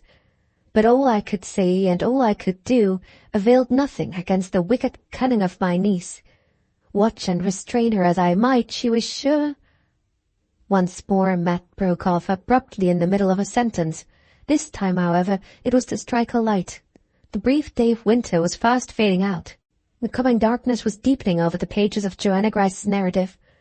When he had lit his candle and had sat down to read again, he lost his place and, not having patience to look for it carefully, went on at once with the first lines that happened to strike his eye. Things were now come then to this pass, that I felt certain she was in the habit of meeting him in secret, and yet I could not prove it to my brother's satisfaction. I had no help that I could call in to assist me against the diabolical cunning that was used to deceive me. To set other people to watch them when I could not would only have been spreading through Dibbleden the very scandal that I was most anxious to avoid. As for Joshua, his infatuation made him deaf to all that I could urge. You would see nothing suspicious in the fondness Mary had suddenly taken for botany and drawing flowers. He let Mr. Carr lend her paintings to copy from, just as if they had known each other all their lives. Next to his blind trust in his daughter, because he was so fond of her, was his blind trust in this stranger, because the gentleman's manners were so quiet and kind, and because he sent us presents of expensive flowers to plant in our garden. He would not authorize me to open Mary's letters, or to forbid her ever to walk out alone, and he even told me once that I did not know how to make proper allowances for young people. Allowances! I knew my niece better, and my duty as one of an honest family better, than to make allowances for such conduct as hers. I kept the tightest hand over her that I could. I advised her, argued with her, ordered her, portioned out her time for her, watched her, warned her, told her in the plainest terms that she should not deceive me, she or gentleman. I was honest and open, and said I disapproved so strongly of the terms she kept up with Mr. Carr, that if ever it lay in my power to cut short their acquaintance together, I would most assuredly do it. I even told her plainly that if she once got into mischief, it would then be too late to reclaim her, and she answered in a reckless, sluggish way that if she ever did get into mischief, it would be nothing but my aggravation that would drive her to it, and that she believed her father's kindness would never find it too late to reclaim her again. This is only one specimen of the usual insolence and wickedness of all her replies to me. As he finished this paragraph, Matt dashed the letter down angrily on his knee, and cursed the writer of it with some of those gold-digger's imprecations which it had been his misfortune to hear but too often in the past days of his Californian wanderings. It was evidently only by placing considerable constraint upon himself that he now refrained from crumpling up the letter and throwing it from him in disgust. However, he spread it out flat before him once more, looked first at one paragraph, then at another, but did not read them, hesitated, and then irritably turned over the leaf of paper before him, and began at the new page. When I told Joshua generally what I had observed, and particularly what I myself had seen and heard on the evening in question, he seemed at last a little staggered, and sent for my niece to insist on an explanation. On his repeating to her what I had mentioned to him, she flung her arms round his neck, looked first at me and then at him, burst out sobbing and crying, and so got from bad to worse till she had a sort of fit.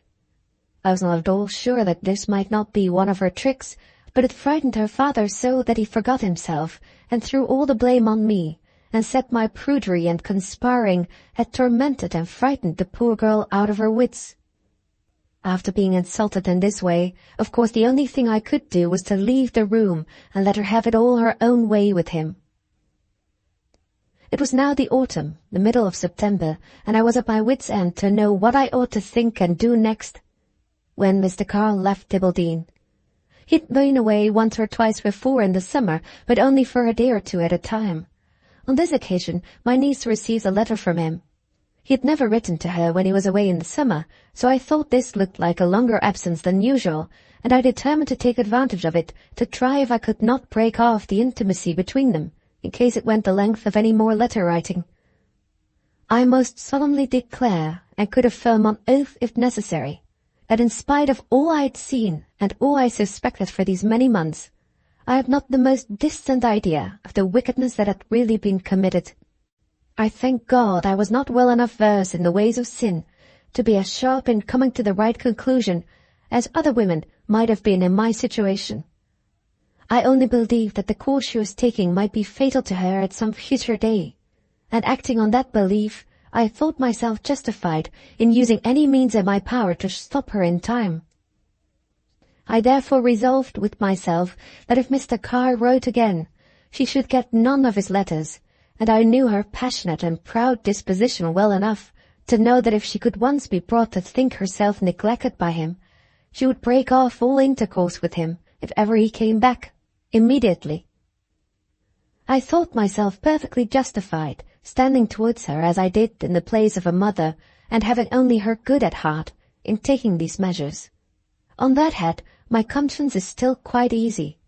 I cannot mention what the plan was that I now adopted without seriously compromising a living person. All I can say is that every letter from Mr. Carr to our house passed into my hands only, and was by me committed to the flames unread. These letters were at first all from my niece, but towards the end of the year 2 came at different intervals, directed to my brother. I distrusted the cunning of the writer and the weakness of Joshua, and I put both those letters into the fire, unread like the rest. After that, no more came, and Mr. Carr never returned to Jay's cottage. In reference to this part of my narrative, therefore, I have only now to add, before proceeding to the miserable confession of our family dishonour, that I never afterwards saw, and only once heard of, the man who tempted my niece to commit the deadly sin which was her ruin in this world, and will be her ruin in the next. I must return first, however, to what happened from my burning of the letters. When my niece found that week after week passed and she never heard from Mr. Carr, she fretted about it much more than I had fancied she would, and Joshua unthinkingly made her worse by wondering, in her presence, at the long absence of the gentleman of Jay's cottage. My brother was a man who could not abide his habits being broken in on. He'd been in the habit of going on certain evenings to Mr. Carr's, that I grieve to say, often taking his daughter with him, to fetch the London paper, to take back drawings of flowers, and so that my niece bring away new ones to copy. And now he fidgeted and was restless and discontented, as much as so easy-tempered a man could be, at not taking his usual walks to Jay's cottage. This, as I have said, made his daughter worse. She fretted, and cried in secret, as I could tell by her eyes, till she grew to be quite altered.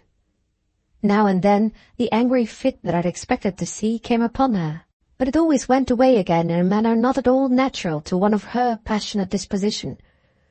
All this time she led me as miserable a life as she could, provoking and thwarting and insulting me at every opportunity. I believe she suspected me in the matter of the letters, but I had taken my measures so as to make discovery impossible, that I determined to wait and be patient and persevering, and get the better of her and her wicked fancy for Mr. Carr, just as I had made up my mind to do. At last, as the winter drew on, she altered so much and got such a strange look in her face, which never seemed to leave it, that Joshua became alarmed and said he must send for the doctor. She seemed to be frightened out of her wits at the mere thought of it, and declared, quite passionately all of a sudden, that she had no want of a doctor, and would see none and answer the questions of none. No, not even if her father himself insisted on it. This astonished me as well as Joshua, and when he asked me privately what I thought was the matter with her, I was obliged, of course, to tell him the truth, and say I believed that she was almost out of her mind with love for Mr. Carr. For the first time in his life, my brother flew into a violent rage with me. I suspect he was furious with his own conscience for reminding him, as it must have done then, how foolishly over-indulgent he had been towards her, and how carelessly he had allowed her, as well as himself, to get acquainted with a person out of her own station, whom it was not proper for either of them to know. I said nothing of this to him at the time. He was not fit to listen to it, and still less fit, even had I been willing to confide it to him, to hear what the plan was which I had adopted for working her cure.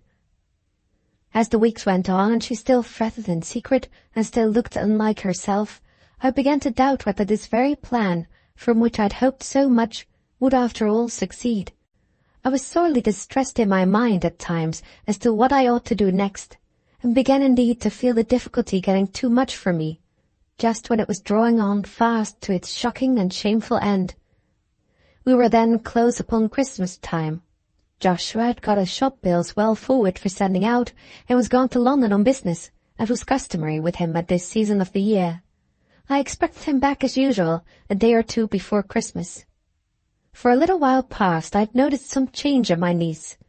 Ever since my brother had talked about sending for the doctor, she had altered a little, in the way of going on more regularly with her work, and pretending, though she made but a bad pretence of it, that there was nothing ailed her. Her object being, of course, to make her father easier about her in his mind. The change, however, to which I now refer, was of another sort, and only affected her manner towards me, and her manner of dressing herself. When we were alone together now, I found her conduct quite altered. She spoke soft to me, and looked humble, and did what work I set her without idleness or murmuring, and once even made as if she wanted to kiss me. But I was on my guard, suspecting that she wanted to entrap me with her wheedling ways into letting out something about Mr. Carr's having written, and my having burned his letters. It was at this time also, and a little before it, that I noticed the alteration in her dress. She fell into wearing her things in a slovenly way, and sitting at home in her shawl, on account of feeling cold, she said, when I reprimanded her for such untidiness. I don't know how long things might have lasted like this, or what the end might have been, if events had gone on in their own way. But the dreadful truth made itself known at last suddenly, by a sort of accident. She had a quarrel with one of the other young women in the dressmaking room, named Ellen Guff, about a certain disreputable friend of hers, one Jane Holdsworth, whom I had once employed and had dismissed for impertinence and slatternly conduct. Ellen Guff, having, it seems, been provoked past all bearing by something my niece said to her, came away to me in a passion, and in so many words told me the awful truth, that my brother's only daughter had disgraced herself and her family for ever. The horror and misery of that moment is present to me now at this distance of time. The shock I then received struck me down at once. I never have recovered from it, and I never shall. In the first distraction of the moment, I must have done or said something downstairs where I was, which must have warned the wretch in the room above that I had discovered her infamy. I remember going to her bedchamber and finding the door locked, and hearing her refuse to open it. After that I must have fainted, for I found myself, I did not know how, in the workroom, and Ellen Guff giving me a bottle to smell to. With her help, I got into my own room, and there I fainted away dead again. When I came to, I went once more to my niece's bedchamber. The door was now open, and there was a bit of paper on the looking-glass directed to my brother Joshua. She was gone from the honest house that her sin had defiled, gone from it forever. She had written only a few scrawled wild lines to her father, but in them there was full acknowledgment of her crime, and a confession that it was the villain Carr who had caused her to commit it. She said she was gone to take her shame from our doors. She entreated that no attempt might be made to trace her, for she would die rather than return to disgrace her family and her father in his old age. After this came some lines which seemed to have been added on second thoughts to what went before. I do not remember the exact words, but the sense referred, shamelessly enough as I thought, to the child that was afterwards born, and to her resolution, if it came into the world alive, to suffer all things for its sake. It was at first some relief to know that she was gone. The dreadful exposure and degradation that threatened us seemed to be delayed at least by her absence. On questioning Ellen Guff, I found that the other two young women who worked under me, and who were most providentially absent on a Christmas visit to their friends, were not acquainted with my niece's infamous secret. Ellen had accidentally discovered it, and she had therefore been obliged to confess to Ellen and put trust in her. Everybody else in the house had been as successfully deceived as I had been myself. When I heard this, I began to have some hope that our family disgrace might remain unknown in the town. I wrote to my brother, not telling him what had happened, but only begging him to come back instantly. It was the bitterest part of all the bitter misery that I then suffered, to think of what I had now to tell Joshua, and of what dreadful extremities his daughter's ruin might drive him to. I strove hard to prepare myself for the time of coming trial, but what really took place was worse than my worst forebodings. When my brother heard the shocking news I had to tell, and saw the scrawled paper she had left for him, he spoke and acted as if he was out of his mind. It was only charitable, only fair to his previous character, to believe, as I then believed, that distress had actually driven him, for the time, out of his senses. He declared that he would go away instantly and search for her, and set others seeking for her too. He even swore that he would bring her back home the moment he found her, that he would succor her in her misery and accept her penitence and shelter her under his roof the same as ever, without so much as giving a thought to the scandal and disgrace that her infamous situation would inflict on her family. He even wrested Scripture from its true meaning to support him in what he said and in what he was determined to do. And, worst of all, the moment he heard how it was that I discovered his daughter's crime, he insisted that Ellen Guff should be turned out of the house. He declared, in such awful language as I'd never believed it possible he could utter, that she should not sleep under his roof that night. It was hopeless to attempt to appease him. He put her out at the door with his own hand that very day. She was an excellent and a regular workwoman, but sullen and revengeful when her temper was once roused. By the next morning, our disgrace was known all over Dibbledy. There was only one more degradation now to be dreaded, and that it sickened me to think of. I knew Joshua well enough to know that if he found the lost wretch he was going in search of, he would absolutely and certainly bring her home again. I had been born in our house at Dibbledy. My mother before me had been born there. Our family had lived in the old place, honestly and reputably, without so much as a breath of ill report ever breathing over them, for generations and generations back. When I thought of this, and then thought of the bare possibility that an abandoned woman might soon be admitted, and a bastard child born, in the house where so many of my relations had lived virtuously and died righteously, I resolved that the day when she set her foot on our threshold should be the day when I left my home and my birthplace forever. While I was in this mind, Joshua came to me, as determined in his way as I secretly was in mine, to ask if I had any suspicions about what direction she had taken. All the first inquiries after her that he'd made in Dibbledy had, it seems, given him no information whatever. I said I had no positive knowledge, which was strictly true, but told him I suspected she was gone to London. He asked why. I answered because I believed she was gone to look after Mr. Carr, and said that I remembered his letter to her. The first and only one she received had the London postmark upon it. We could not find this letter at the time. The hiding-place she had for it, and for all the others she left behind her, was not discovered till years after, when the house was repaired for the people who bought our business. Joshua, however, having nothing better to guide himself by, and being resolved to begin seeking her at once, said my suspicion was a likely one, and went away to London by that night's coach to see what he could do and to get advice from his lawyers about how to trace her. This, which I have been just relating, is the only part of my conduct in the time of our calamity, which I now think of with an uneasy conscience. When I told Joshua I suspected she was gone to London, I was not telling him the truth. I knew nothing certainly about where she was gone, but I did assuredly suspect that she had turned her steps exactly in the contrary direction to London, that is to say, far out Banbury way.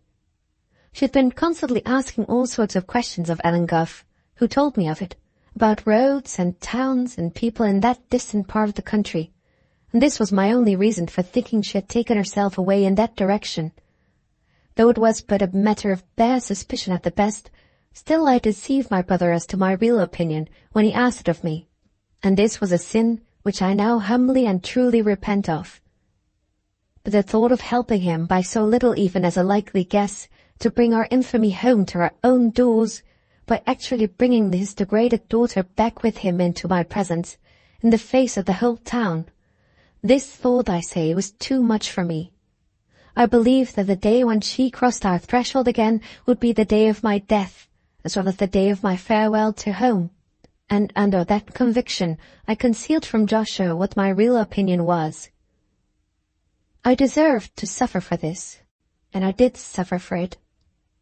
2 or 3 days after the lonely Christmas day that I passed in utter solitude at our house in Dibbleden, I received a letter from Joshua's lawyer in London, telling me to come up and see my brother immediately, for he was taken dangerously ill.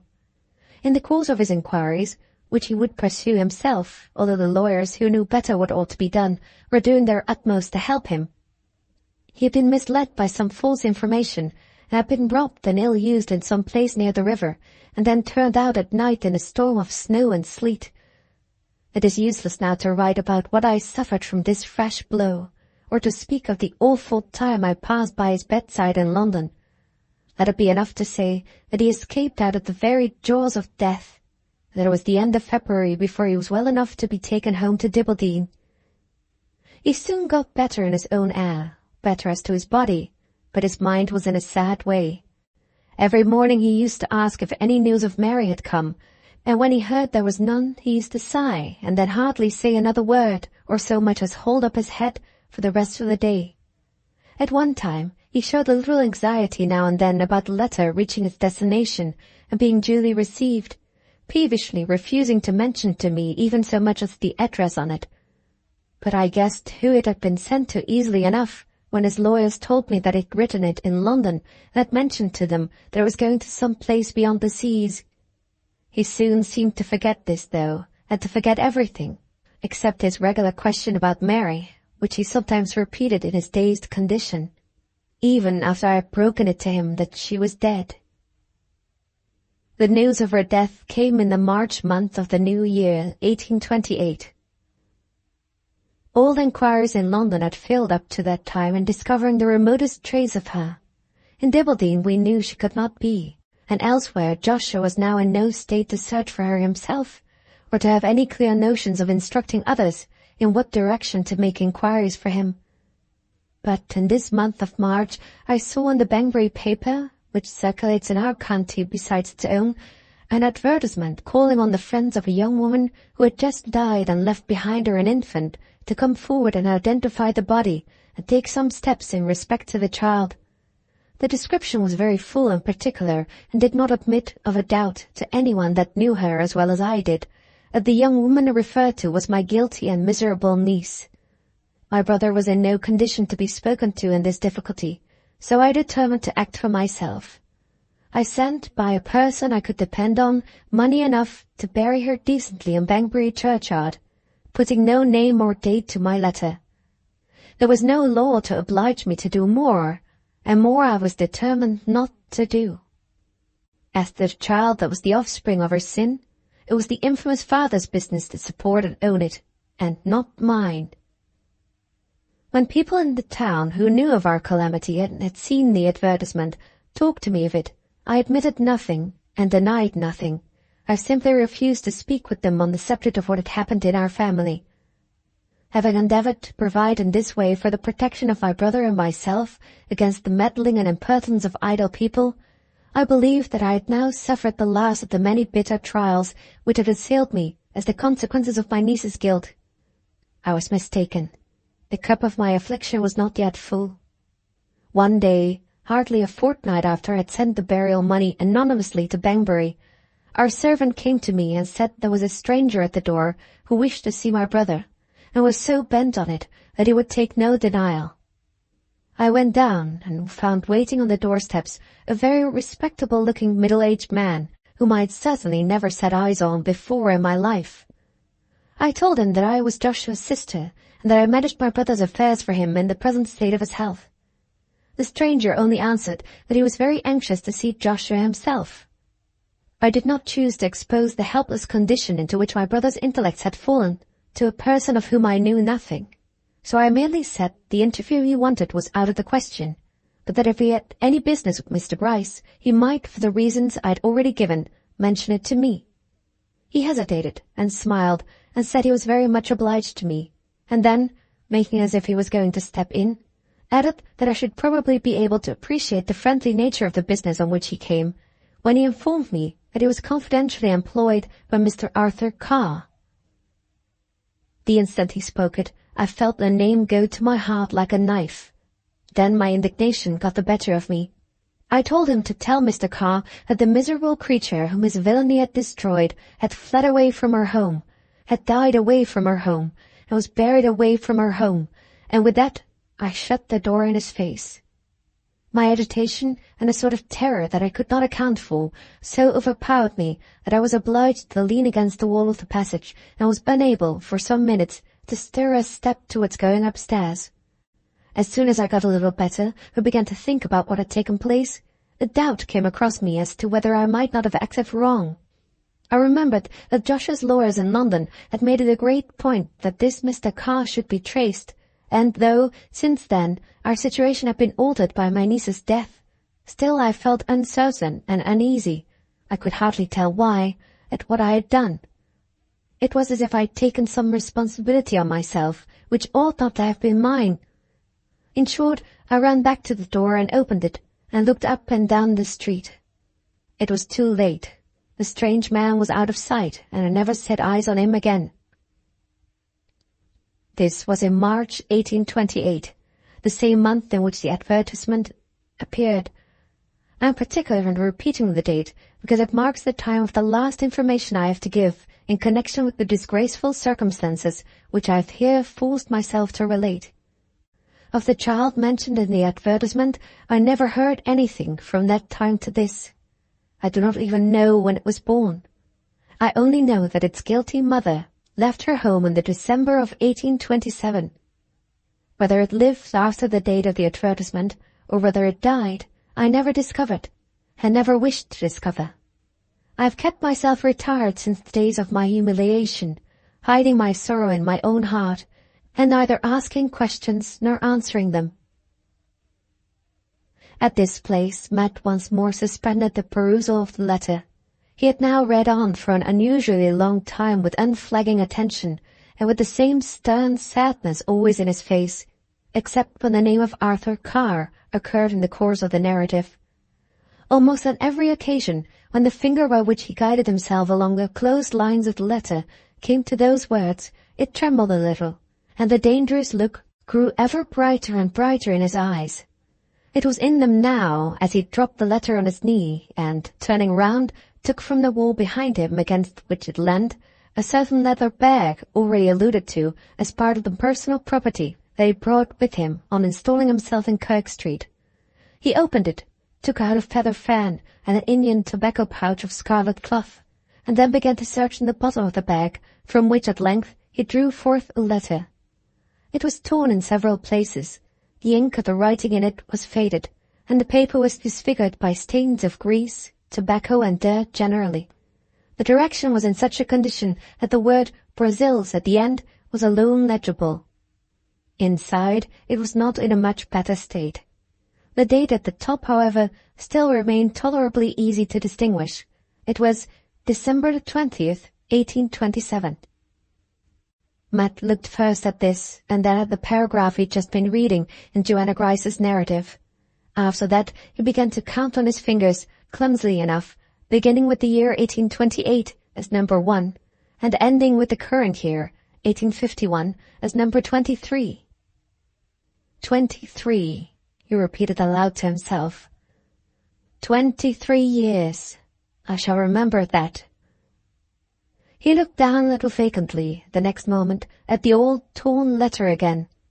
Some of the lines, here and there, had escaped stains and dirt sufficiently to be still easily legible, and it was over these that his eyes now wandered. The first words that caught his attention ran thus: I am now, therefore, in this bitter affliction, more than ever desirous that all past differences between us should be forgotten, and Here the beginning of another line was hidden by a stain, beyond which, on the cleaner part of the letter, the writing proceeded, "In this spirit, then, I counsel you, if you can get continued employment anywhere abroad, to accept it instead of coming back." A rent in the paper made the next words too fragmentary to be easily legible. "Any good news to be sure of hearing from me again. In the meantime, I say it once more, keep away if you can. Your presence could do no good, and it is better for you at your age to be spared the sight of such sorrow as that we are now suffering."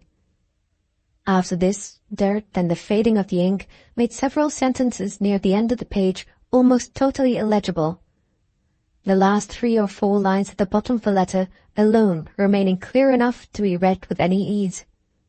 "The poor, lost, unhappy creature! But I shall find her. I know I shall find her. And then, let Joanna say or do what she may, I will forgive my own Mary, for I know she will deserve her pardon. As for him, I feel confident that he may be traced yet, that I can shame him into making the atonement of marrying her. If he should refuse, and the black-hearted villain shall—" At this point, Matt abruptly stopped in his reading, and hastily folding up the letter, put it back in the bag again, along the feather fan and the Indian pouch. "I can't go on that part of the story now, but the time may come—" He pursued the thought which thus expressed itself in him no further, but sat still for a few minutes, with his head on his hand and his heavy eyebrows contracted by an angry frown, staring sullenly at the flame of the candle. Joanna Grice's letter still remained to be finished. He took it up and looked back to the paragraph that he had last read. "As for the child mentioned in the advertisement," those were the words to which he was now referring. The child? There was no mention of its sex. "I should like to know if it was a boy or a girl," thought Matt. Though he was now close at the end of the letter, he roused himself with difficulty to attend to the last few sentences which remained to be read. It began thus: "Before I say anything in conclusion of the sale of our business, of my brother's death, and of the life which I've been leading since that time, I should wish to refer once for all, and very briefly, to the few things which my niece left behind her when she abandoned her home. Circumstances may one day render this necessary. I desire then to state that everything belonging to her is preserved in one of her boxes now in my possession, just as she left it.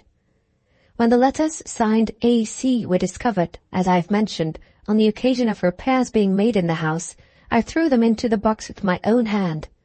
They will all be found, more or less, to prove the justice of those first suspicions of mine which my late brother so unhappily disregarded. In reference to money or valuables, I have only to mention that my niece took all her savings with her in her flight. I knew in what box she kept them, and I saw that box open and empty on her table when I first discovered that she was gone. As for the only 3 articles of jewellery that she had, her brooch I myself saw her give to Ellen Guff. Her earrings she always wore, and I can only presume, never having found it anywhere, that she took with her, in her flight, her hair bracelet." "There it is again," cried Matt, dropping the letter in astonishment the instant those 2 significant words, hair bracelet, caught his eye. He had hardly uttered the exclamation before he heard the door of the house flung open, then shut to again with a bang. Zack had just let himself in with his latchkey. "I'm glad he's come," muttered Matt, snatching up the letter from the floor and crumpling it into his pocket. "There's another thing or 2 I want to find out before I go any further, and Zack's the lad to help me." Book 2, Chapter 9. More Discoveries. When Zack entered the room and saw his strange friend, with legs crossed and hands in pockets, sitting gravely in the usual corner on the floor between a brand-new bottle on one side and a guttering, unsnuffed candle on the other, he roared with laughter and stamped about in his usual boisterous way, till the flimsy little house seemed to be trembling under him to its very foundations. Matt bore all this noise and ridicule, and all the jesting that followed it, about the futility of drowning his passion for Madonna in the brandy bottle, with the most unruffled and exemplary patience. The self-control which he thus exhibited did not pass without its reward. Zack got tired of making jokes which were received with the serenest inattention, and, passing at once from the fanciful to the practical, astonished his fellow lodger by suddenly communicating a very unexpected and very important piece of news. "By the by, Matt," he said, "we must sweep the place up and look as respectable as we can before tomorrow night. My friend Blythe is coming to spend a quiet evening with us. I stayed behind till all the visitors had gone on purpose to ask him." "Do you mean he's coming to have a drop of grog and smoke a pipe along with this too?" asked Matt rather amazedly. "I mean he's coming here, certainly. But as for grog and pipes, he never touches either. He's the best and dearest fellow in the world, but I'm ashamed to say he's spoony enough to like lemonade and tea. Smoking would make him sick directly. And as for grog, I don't believe a drop ever passes his lips from one year's end to another. A wretchedly weak head for drinking," concluded Zack, tapping his forehead with an air of bland bacchanalian superiority. Matt seemed to have fallen into one of his thoughtful fits again. He made no answer, but holding the brandy bottle standing by his side up before the candle, looked in to see how much liquor was left in it. "Don't begin to bother your head about the brandy. You needn't get any more of it for Blythe," continued Zack, noticing his friend's action. "I say, do you know that the best thing you ever did in your life was saving Valentine's picture in that way? You have regularly won his heart by it. He was suspicious of my making friends with you before, but now he doesn't seem to think there's a word in the English language that's good enough for you. He said he should be only too glad to thank you again, when I asked him to come and judge of what you were really like in your own lodging. Tell him some of those splendid stories of yours. I've been terrifying him already with one or two of them at second hand. Oh, Lord, how hospitably we'll treat him, won't we? You shall make his hair stand on end, Matt, and I'll drown him in his favourite tea." "What does he do with them pictures of his?" asked Matt. "Sell 'em?" "Of course," answered the other, confidently, "and gets enormous sums of money for them." Whenever Zack found an opportunity of magnifying a friend's importance, he always rose grandly superior to mere matter-of-fact restraints, and seized the golden moment without an instant of hesitation or a syllable of compromise. "Gets lots of money, does he?" proceeded Matt. "And keeps on hoarding of it up, I dare say, like all the rest of you over here." "He hoard money?" retorted Zack. "You never made a worse guess in your life. I don't believe he ever hoarded sixpence since he was a baby. If Mrs. Blythe didn't look after him, I don't suppose there would be £5 in the house from one year's end to another." There was a moment's silence. It wasn't because he had money in it, then, thought Matt, that he shut down the lid of that big chest of his so sharp. I wonder whether— "He's the most generous fellow in the world," continued Zack, lighting a cigar, "and the best pay. Ask any of his tradespeople." This remark suspended the conjecture that was just forming in Matt's mind. He gave up pursuing it quite readily, and went on at once with his questions to Zack. Some part of the additional information that he desired to obtain from young Thorpe he had got already. He knew now that when Mr. Blythe, on the day of the picture show, shut down the bureau so sharply on Mr. Gimble's approaching him, it was not, at any rate, because there was money in it. "Is he going to bring anybody else here, along with him, tomorrow night?" asked Matt. "Anybody else? Who should he bring?" "Why, you old barbarian, you don't expect him to bring Madonna into our jolly bachelor den to preside over the grog and pipes, do you?" "How old is the young woman?" inquired Matt, contemplatively snuffing the candle with his fingers as he put the question. "Still harping on my daughter?" shouted Zack with a burst of laughter. "She's older than she looks, I can tell you that. You wouldn't guess her at more than 18 or 19, but the fact is, she's actually 23. Steady there, you'll be through the window if you don't sit quieter in your queer corner than that." 23. The very number he had stopped at when he reckoned off the difference on his fingers between 1828 and 1851, just before young Thorpe came in.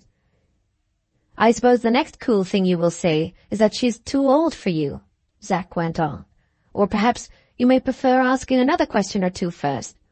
I'll tell you what, old rough and tough, the inquisitive part of your character is beginning to be—" "Bother all this talking," interrupted Matt, jumping up suddenly as he spoke and taking a greasy pack of cards from the chimney-piece. "I don't ask no questions and don't want no answers. Let's have a drop of grog and a turn to a beggar my neighbour. 6 pence a time. Come on." They sat down at once to their cards and their brandy and water, playing uninterruptedly for an hour or more. Zack won, and, being additionally enlivened by the inspiring influences of grog, rose to a higher and higher pitch of exhilaration with every additional 6 pence which his good luck extracted from his adversary's pocket. His gaiety seemed at last to communicate itself even to the imperturbable Matt, who, in an interval of shuffling the cards, was heard to deliver himself suddenly of one of those gruff chuckles which have been already described as the nearest approach he was capable of making towards a civilized laugh. He was so seldom in the habit of exhibiting any outward symptoms of hilarity that Zack, who was dealing for the new game, stopped in astonishment and inquired with great curiosity what it was his friend was grunting about. At first, Matt declined altogether to say. Then, on being pressed, admitted that his mind was just then running on the old woman Zack had spoken of, as having suddenly fallen foul of him in Mr. Blythe's house, because he wanted to give the young woman a present. Which circumstance, Matt added, so tickled his fancy that he would have paid a crown piece out of his pocket only to have seen and heard the whole squabble all through from beginning to end. Zack, whose fancy was now exactly in the right condition to be tickled by anything that tickled his friend, seized in high glee the humorous side of the topic suggested to him, and immediately began describing poor Mrs. Speckover's personal peculiarities in a strain of the most ridiculous exaggeration. Matt listened as he went on with such admiring attention, and seemed to be so astonishingly amused by everything he said, that, in the excitement of success, he ran into the next room, snatched the 2 pillows off the bed, fastened one in front and the other behind him, tied the patchwork counterpane over all for a petticoat, and waddled back into his friend's presence in the character of fat Mrs. Speckover, as she appeared on the memorable evening when she stopped him mysteriously in the passage of Mr. Blythe's house.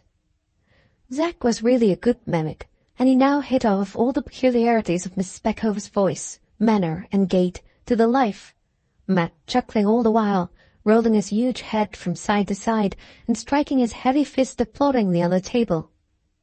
Encouraged by the extraordinary effect his performances produced, Zack went through the whole of his scene with Miss Speckover in the passage, from beginning to end, following that excellent woman through all the various mazes of rhodomontade in which she then bewildered herself, and imitating her terror when he threatened to run upstairs and ask Mr. Blythe if Madonna really had a hair bracelet, with such amazing accuracy and humour as made Matt declare that what he had just beheld for nothing would cure him of ever paying money again to see any regular play-acting as long as he lived. By the time young Thorpe had reached the climax of his improvised dramatic entertainment, he had so thoroughly exhausted himself that he was glad to throw aside the pillows and the counterpane, and perfectly ready to spend the rest of the evening quietly over the newspaper. His friend did not interrupt him by a word, except at the moment when he sat down, and then Matt said, simply and carelessly enough, that he thought he should detect the original Miss Speckover directly by Zack's imitation, if ever he met with her in the streets. To which young Thorpe merely replied that he was not very likely to do anything of the sort, because Mrs. Speckover lived at Rubbleford, where her husband had some situation, and where she herself kept a little dairy and muffin shop.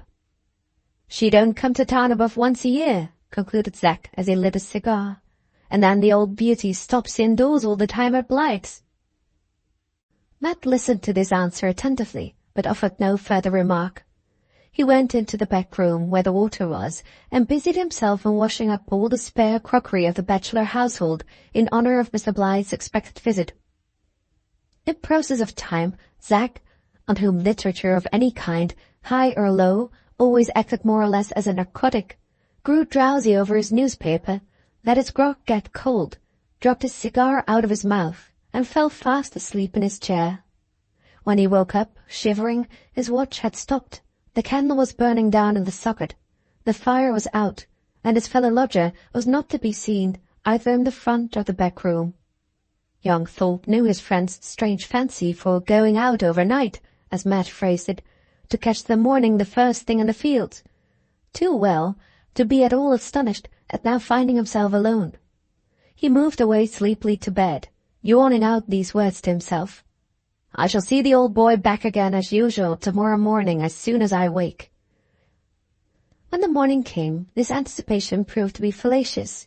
The first objects that greeted Zack's eyes when he lazily awoke about 11 o'clock were an arm and a letter, introduced cautiously through his partially opened bedroom door. Though by no means contemptible in regard to muscular development, this was not the hairy and Herculean arm of Matt. It was only the arm of the servant of all work who held the barbarian lodger in such salutary awe that she had never been known to venture her whole body into the forbidden region of his apartments since he had first inhabited them. Zack jumped out of bed and took the letter. It proved to be from Valentine, and summoned him to repair immediately to the painter's house to see Mrs. Thorpe, who earnestly desired to speak with him. His colour changed as he read the few lines Mr. Blyth had written, and thought of the prospect of meeting his mother face to face for the first time since he had left his home. He hurried on his clothes, however, without a moment's delay, and went out directly, now walking at the top of his speed, now running, in his anxiety not to appear dilatory or careless in paying obedience to the summons that had just reached him. On arriving at the painter's house, he was shown into one of the parlours on the ground floor, and there sat Mrs. Thorpe, with Mr. Blyth to keep her company. The meeting between mother and son was characteristic on both sides. Without giving Valentine time enough to get from his chair to the door, without waiting an instant to ascertain what sentiments towards him were expressed in Mrs. Thorpe's face, without paying the smallest attention to the damage he did to her cap and bonnet, Zack saluted his mother with the old shower of hearty kisses and the old boisterously affectionate hug of his nursery and schoolboy days.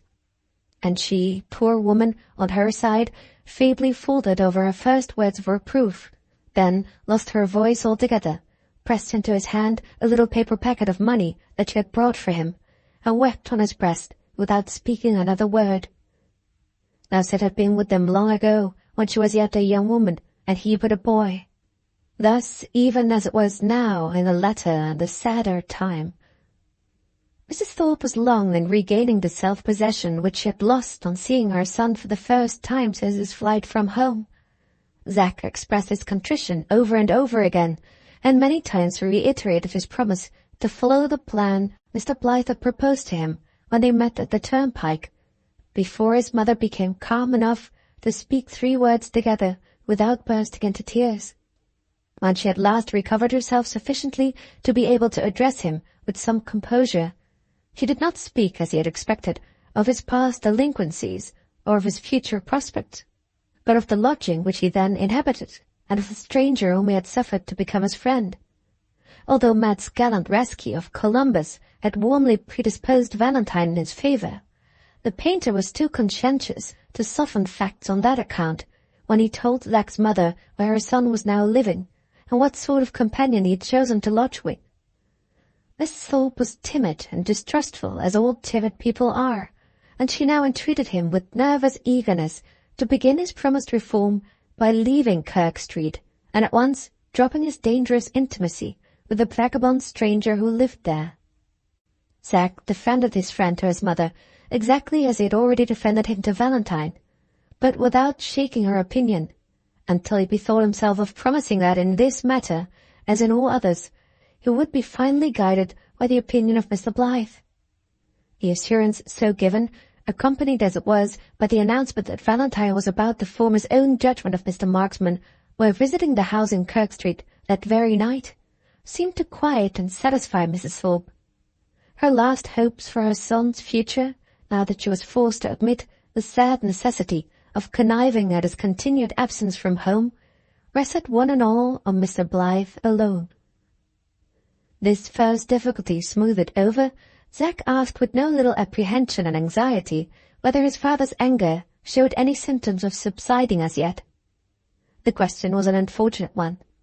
Mrs. Thorpe's eyes began to fill with tears again the moment she heard it. The news she had now to tell her son in answering his inquiries was of a very melancholy and a very hopeless kind. The attack of palpitations in the heart which had seized Mr. Thorpe on the day of his son's flight from Bear Grove Square had been immediately and successfully relieved by the medical remedies employed, but it had been followed, within the last day or two, by a terrible depression of spirits, under which the patient seemed to have given way entirely, and for which the doctor was unable to suggest any speedy process of cure. Few in number at all times, Mr. Thorpe's words had now become fewer than ever. His usual energy appeared to be gone altogether. He still went through all the daily business of the religious societies to which he belonged, in direct opposition to the doctor's advice, but he performed his duties mechanically and without any apparent interest in the persons or events with which he was brought in contact. He had only referred to his son once in the last 2 days. Then it was not to talk of reclaiming him, not to ask where he had gone, but only to desire briefly and despairingly that his name might not be mentioned again. So far as Zach's interests or apprehensions were now concerned, there was, consequently, no fear of any new collision occurring between his father and himself. When Mrs. Thorpe had told her husband, after receiving Valentine's answer to her letter, that their runaway son was in safe hands, Mr. Thorpe never asked, as she had feared he would, what hands. And again, when she hinted that it might be perhaps advisable to assist the lad to some small extent, as long as he kept in the right way and suffered himself to be guided by the safe hands already mentioned, still Mr. Thorpe made no objections and no inquiries, but bowed his head and told her to do as she pleased, at the same time whispering a few words to himself, which were not uttered loud enough for her to hear. She could only, therefore, repeat the sad truth that, since his energies had given way, all his former plans and all his customary opinions in reference to his son seemed to have undergone some disastrous and sudden alteration. It was only in consequence of this alteration, which appeared to render him as unfit to direct her how to act as to act himself, that she had ventured to undertake the responsibility of arranging the present interview with Zach, and of bringing him the small pecuniary assistance which Mr. Blyth had considered to be necessary in the present melancholy emergency. The enumeration of all these particulars, interrupted as it constantly was by unavailing lamentations on one side and by useless self-reproaches on the other, occupied much more time than either mother or son had imagined. It was not till the clock in Mr. Blythe's hall struck that Mrs. Thorpe discovered how much longer her absence from home had lasted than she had intended it should on leaving Bear Grove Square. She rose directly in great trepidation, took a hurried leave of Valentine, who was loitering about his front garden, sent the kindest messages she could think of to the ladies above stairs, and departed at once for home. Zack escorted her to the entrance of the square, and, on taking leave, showed the sincerity of his contrition in a very unexpected and desperate manner, by actually offering to return home then and there with his mother, if she wished it. Mrs. Thorpe's heart yearned to take him at his word, but she remembered the doctor's orders and the critical condition of her husband's health, and forced herself to confess to Zack that the favourable time for his return had not yet arrived. After this, with mutual promises to communicate again soon through Valentine, they parted very sadly, just at the entrance of Bear Grove Square, Mrs. Thorpe hurrying nervously to her own door, Zack returning gloomily to Mr. Blythe's house. Meanwhile, how had Matt been occupying himself since he had left his young friend alone in a lodging in Kirk Street? He had really gone out, as Zack had supposed, for one of those long night walks of his, which usually took him well into the country before the first grey of daylight had spread far over the sky. On ordinary occasions he only indulged in these oddly timed pedestrian excursions because the restless habits engendered by his vagabond life made him incapable of conforming to civilized hours by spending the earliest part of the morning, like other people, inactively in bed. On this particular occasion, however, he had gone out with something like a special purpose, for he had left Kirk Street, not so much for the sake of taking a walk, as for the sake of thinking clearly and at his ease. Matt's brain was never so fertile in expedients as when he was moving his limbs freely in the open air.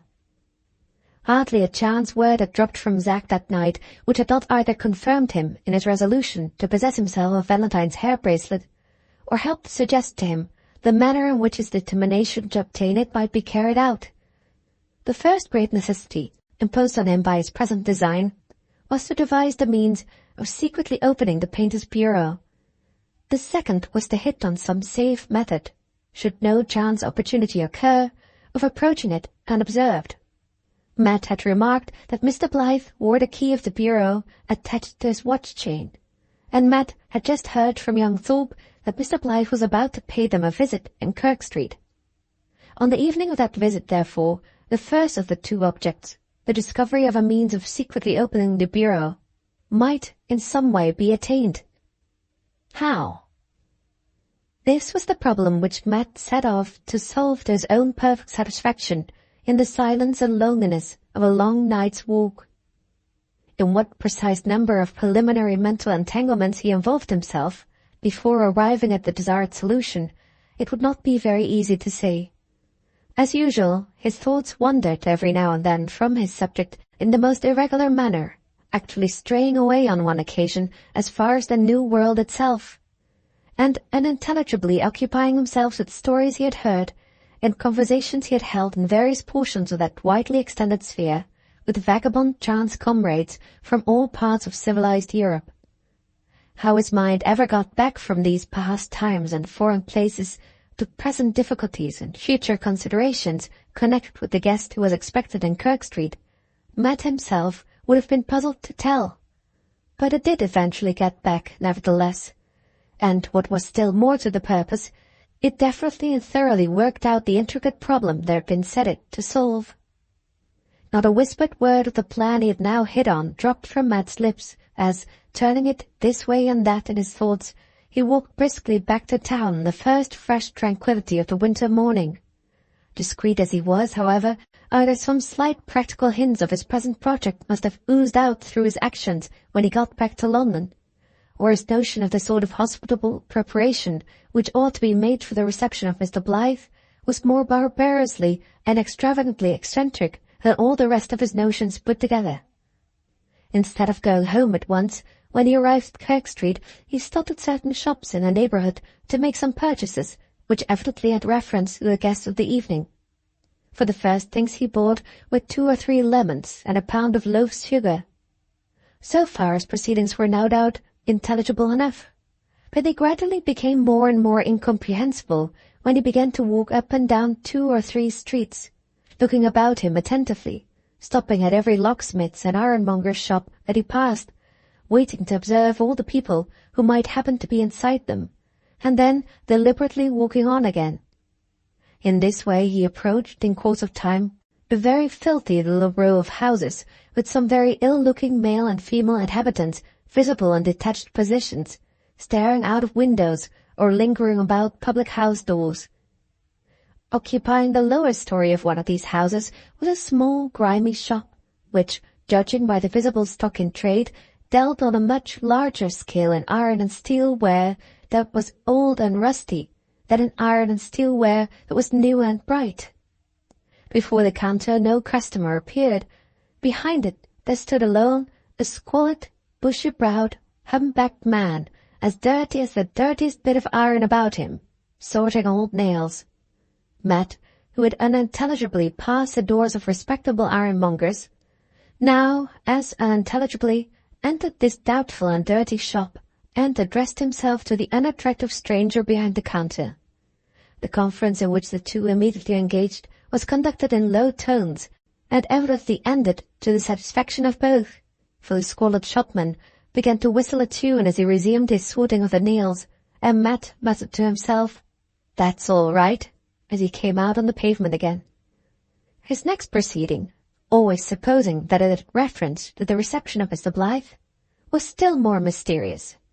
He went into one of those grocers' shops which are dignified by the title of Italian warehouses, and bought a small lump of the very best refined wax. After making this extraordinary purchase, which he put into the pocket of his trousers, he next entered the public-house opposite his lodgings, and, in defiance of what Zack had told him about Valentine's temperate habits, bought and brought away with him not only a fresh bottle of brandy, but a bottle of old Jamaica rum besides. Young Thorpe had not returned from Mr. Blythe's when Matt entered the lodgings with these purchases. He put the bottles, the sugar, and the lemons in the cupboard, cast a satisfied look at 3 clean tumblers and spoons already standing on the shelf, relaxed so far from his usual composure of aspect as to smile, lit the fire, and heaped plenty of coal on to keep it alight, then sat down on his bearskins, wriggled himself comfortably into the corner, and threw his handkerchief over his face, chuckling gruffly for the first time since the past night as he put his hand in his pocket and so accidentally touched a lump of wax that lay in one of them. "Now I'm all ready for the painter man," growled Matt behind the handkerchief, as he quietly settled himself to go to sleep. Book 2, Chapter 10, The Squaw's Mixture. Like the vast majority of those persons who are favored by nature with what is commonly termed a high flow of animal spirits, Zack was liable at certain times and seasons to fall from the heights of exhilaration to the depths of despair without stopping for a moment, by the way, at any intermediate stages of moderate cheerfulness, pensive depression, or tearful gloom. After he had parted from his mother, he presented himself again at Mr. Blythe's house in such a prostrate condition of mind, and talked of his delinquencies and their effect on his father's spirit, with such vehement bitterness of self-reproach, as quite amazed Valentine, and even alarmed him a little on the lad's account. The good-natured painter was no friend to contrite desperation of any kind, and no believer in repentance which could not look hopefully forward to the future, as well as sorrowfully back at the past.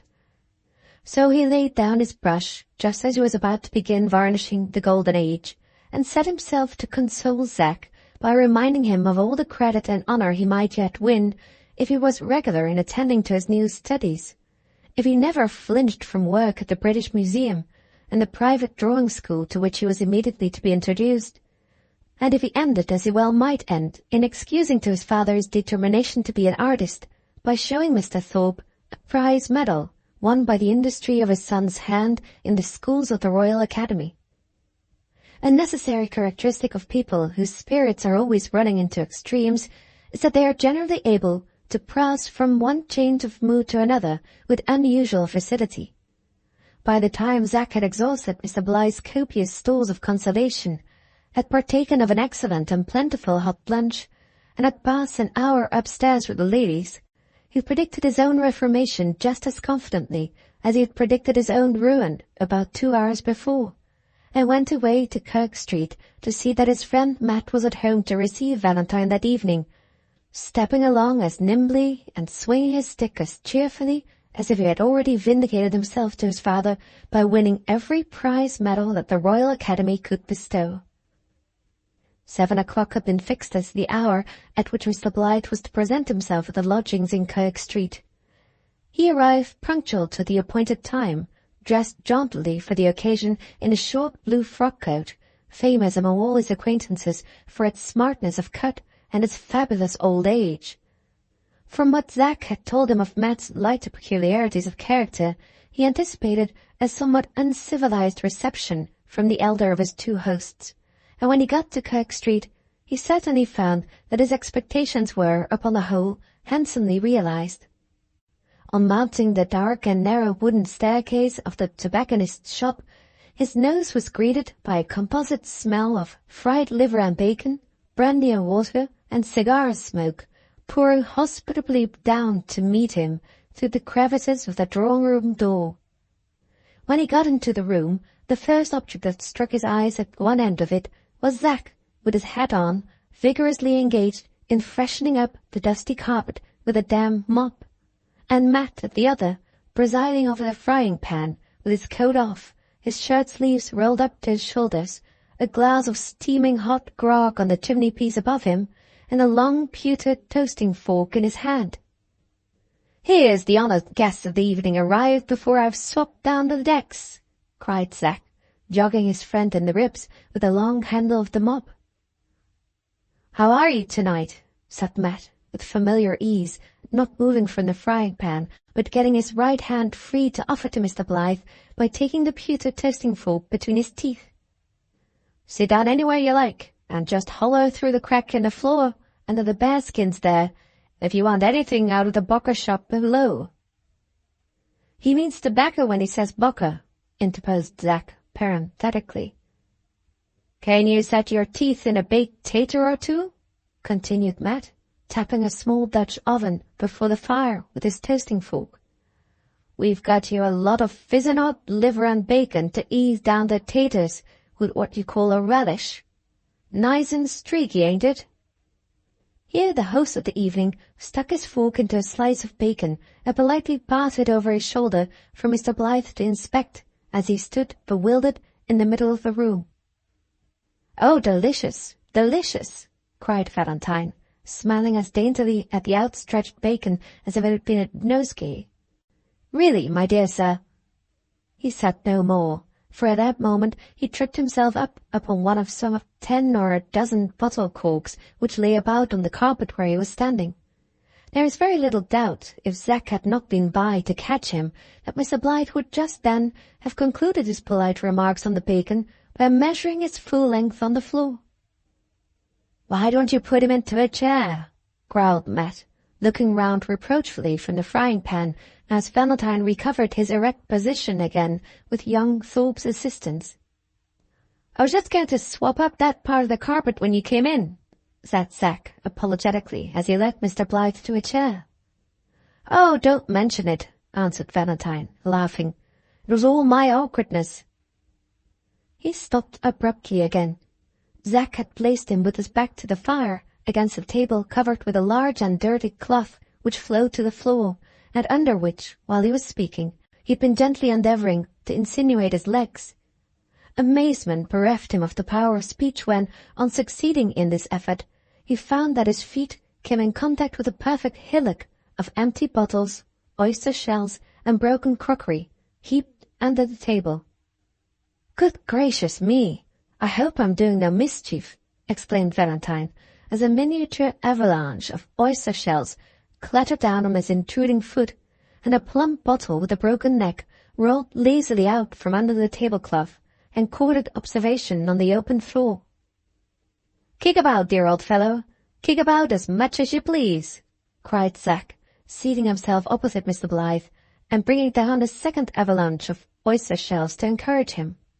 "The fact is, we're rather put to it for space here, so we keep the cloth always laid for dinner and make a temporary lumber room of the place under the table. Rather a new idea that, I think. Not tidy, perhaps, but original and ingenious, which is much better." "Amazingly ingenious," said Valentine, who was now beginning to be amused as well as surprised by his reception in Kirk Street. "Rather untidy, perhaps, as you say, Zack, but new, and not disagreeable, I suppose, when you're used to it.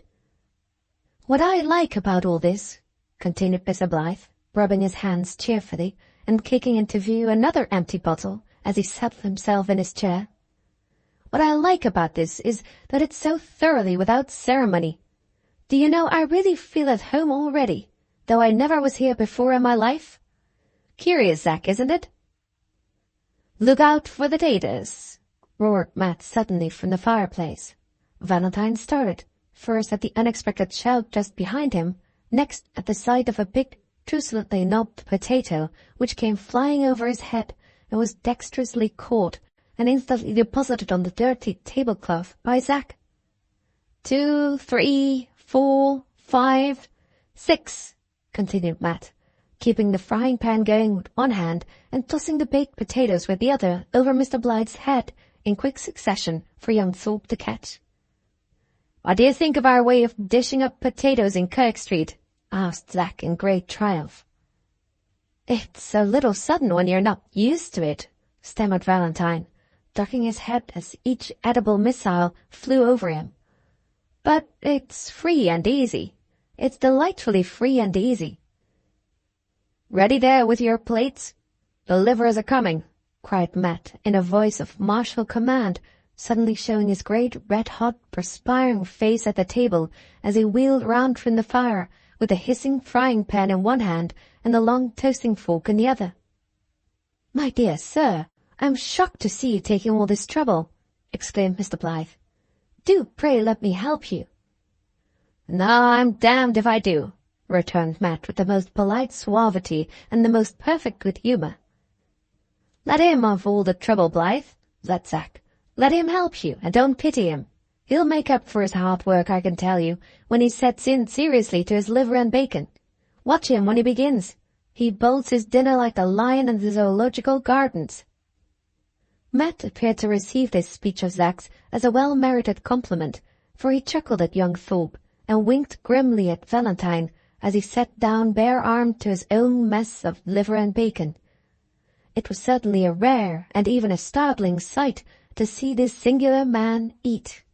Lump by lump, without one intervening morsel of bread, he tossed the meat into his mouth rather than put it there, turned it apparently once round between his teeth, and then voraciously and instantly swallowed it whole.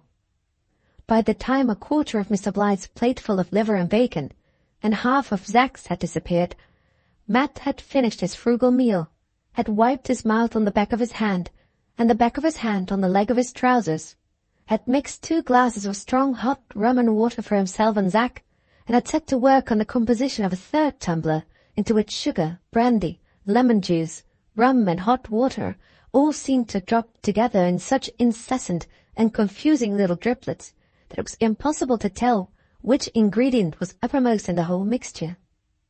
When the tumbler was full, he set it down on the table with an indicative bang, close to Valentine's plate. "Just try a toothful of that to begin with," said Matt. "If you like it, say yes. If you don't, say no, and I'll make it better next time." "You are very kind indeed," answered Mr. Blyth, eyeing the tumbler by his side with some little confusion and hesitation. "But really, though I should be shocked to appear ungrateful, I'm afraid I must own, Zack, you ought to have told your friend—" "So I did," said Zack, sipping his rum and water with infinite relish. "The fact is, my dear sir," continued Valentine, "I have the most wretched head in the world for strong liquor of any kind." "Don't call it strong liquor," interposed Matt, emphatically tapping the rim of his guest's tumbler with his forefinger. "Perhaps," pursued Mr. Blyth with a polite smile, "I ought to have said grog." "Don't call it grog," retorted Matt, with 2 disputatious taps on the rim of the glass. "Dear me," asked Valentine, amazedly. "What is it then?" "It's squaw's mixture," answered Matt, with 3 distinct taps of asseveration. Mr. Blyth and Zack laughed, under the impression that their queer companion was joking with them. Matt looked steadily and sternly from one to the other, then repeated with the gruffest gravity, "I tell you, it's squaw's mixture." "What a very curious name. How is it made?" asked Valentine. "Enough brandy to spile the water, enough rum to spile the brandy and water, enough lemon to spile the rum and brandy and water, enough sugar to spile everything. That's squaw's mixture," replied Matt, with perfect calmness and deliberation. Zack began to laugh uproariously. Matt became more inflexibly grave than ever. Mr. Blyth felt that he was growing interested on the subject of the squaw's mixture. He stirred it diffidently with his spoon and asked with great curiosity how his host first learned to make it. "When I was out over there in the nor'west," began Matt, nodding towards the particular point of the compass that he mentioned. "When he says nor'west and wags his addled head like that at the chimney pots over the way, he means North America," Zack explained. "When I was out nor'west," repeated Matt, heedless of the interruption, "working along with the exploring gang, our stock of liquor fell short, and we had to make the best of it in the cold with a spurt of spirits and a pinch of sugar, drowned in more hot water than had ever got down the throat of e'er man of the lot of us before. We christened the brew squaw's mixture, because it was such weak stuff that even a woman couldn't have got drunk on it if she tried. Squaw means woman in those parts, you know, and mixture means what you've got afore you now. I knowed you couldn't stand regular grog, and that's why I cooked it up for you. Don't keep on stirring of it with a spoon like that, or you'll stir it away altogether. Try it. Let me try it. Let's see how weak it is, cried Zack, reaching over to Valentine. Don't you go a-shoving of your oar into another man's Rolex, said Matt, dexterously knocking Zack's spoon out of his hand just as it touched Mr. Blythe's tumbler.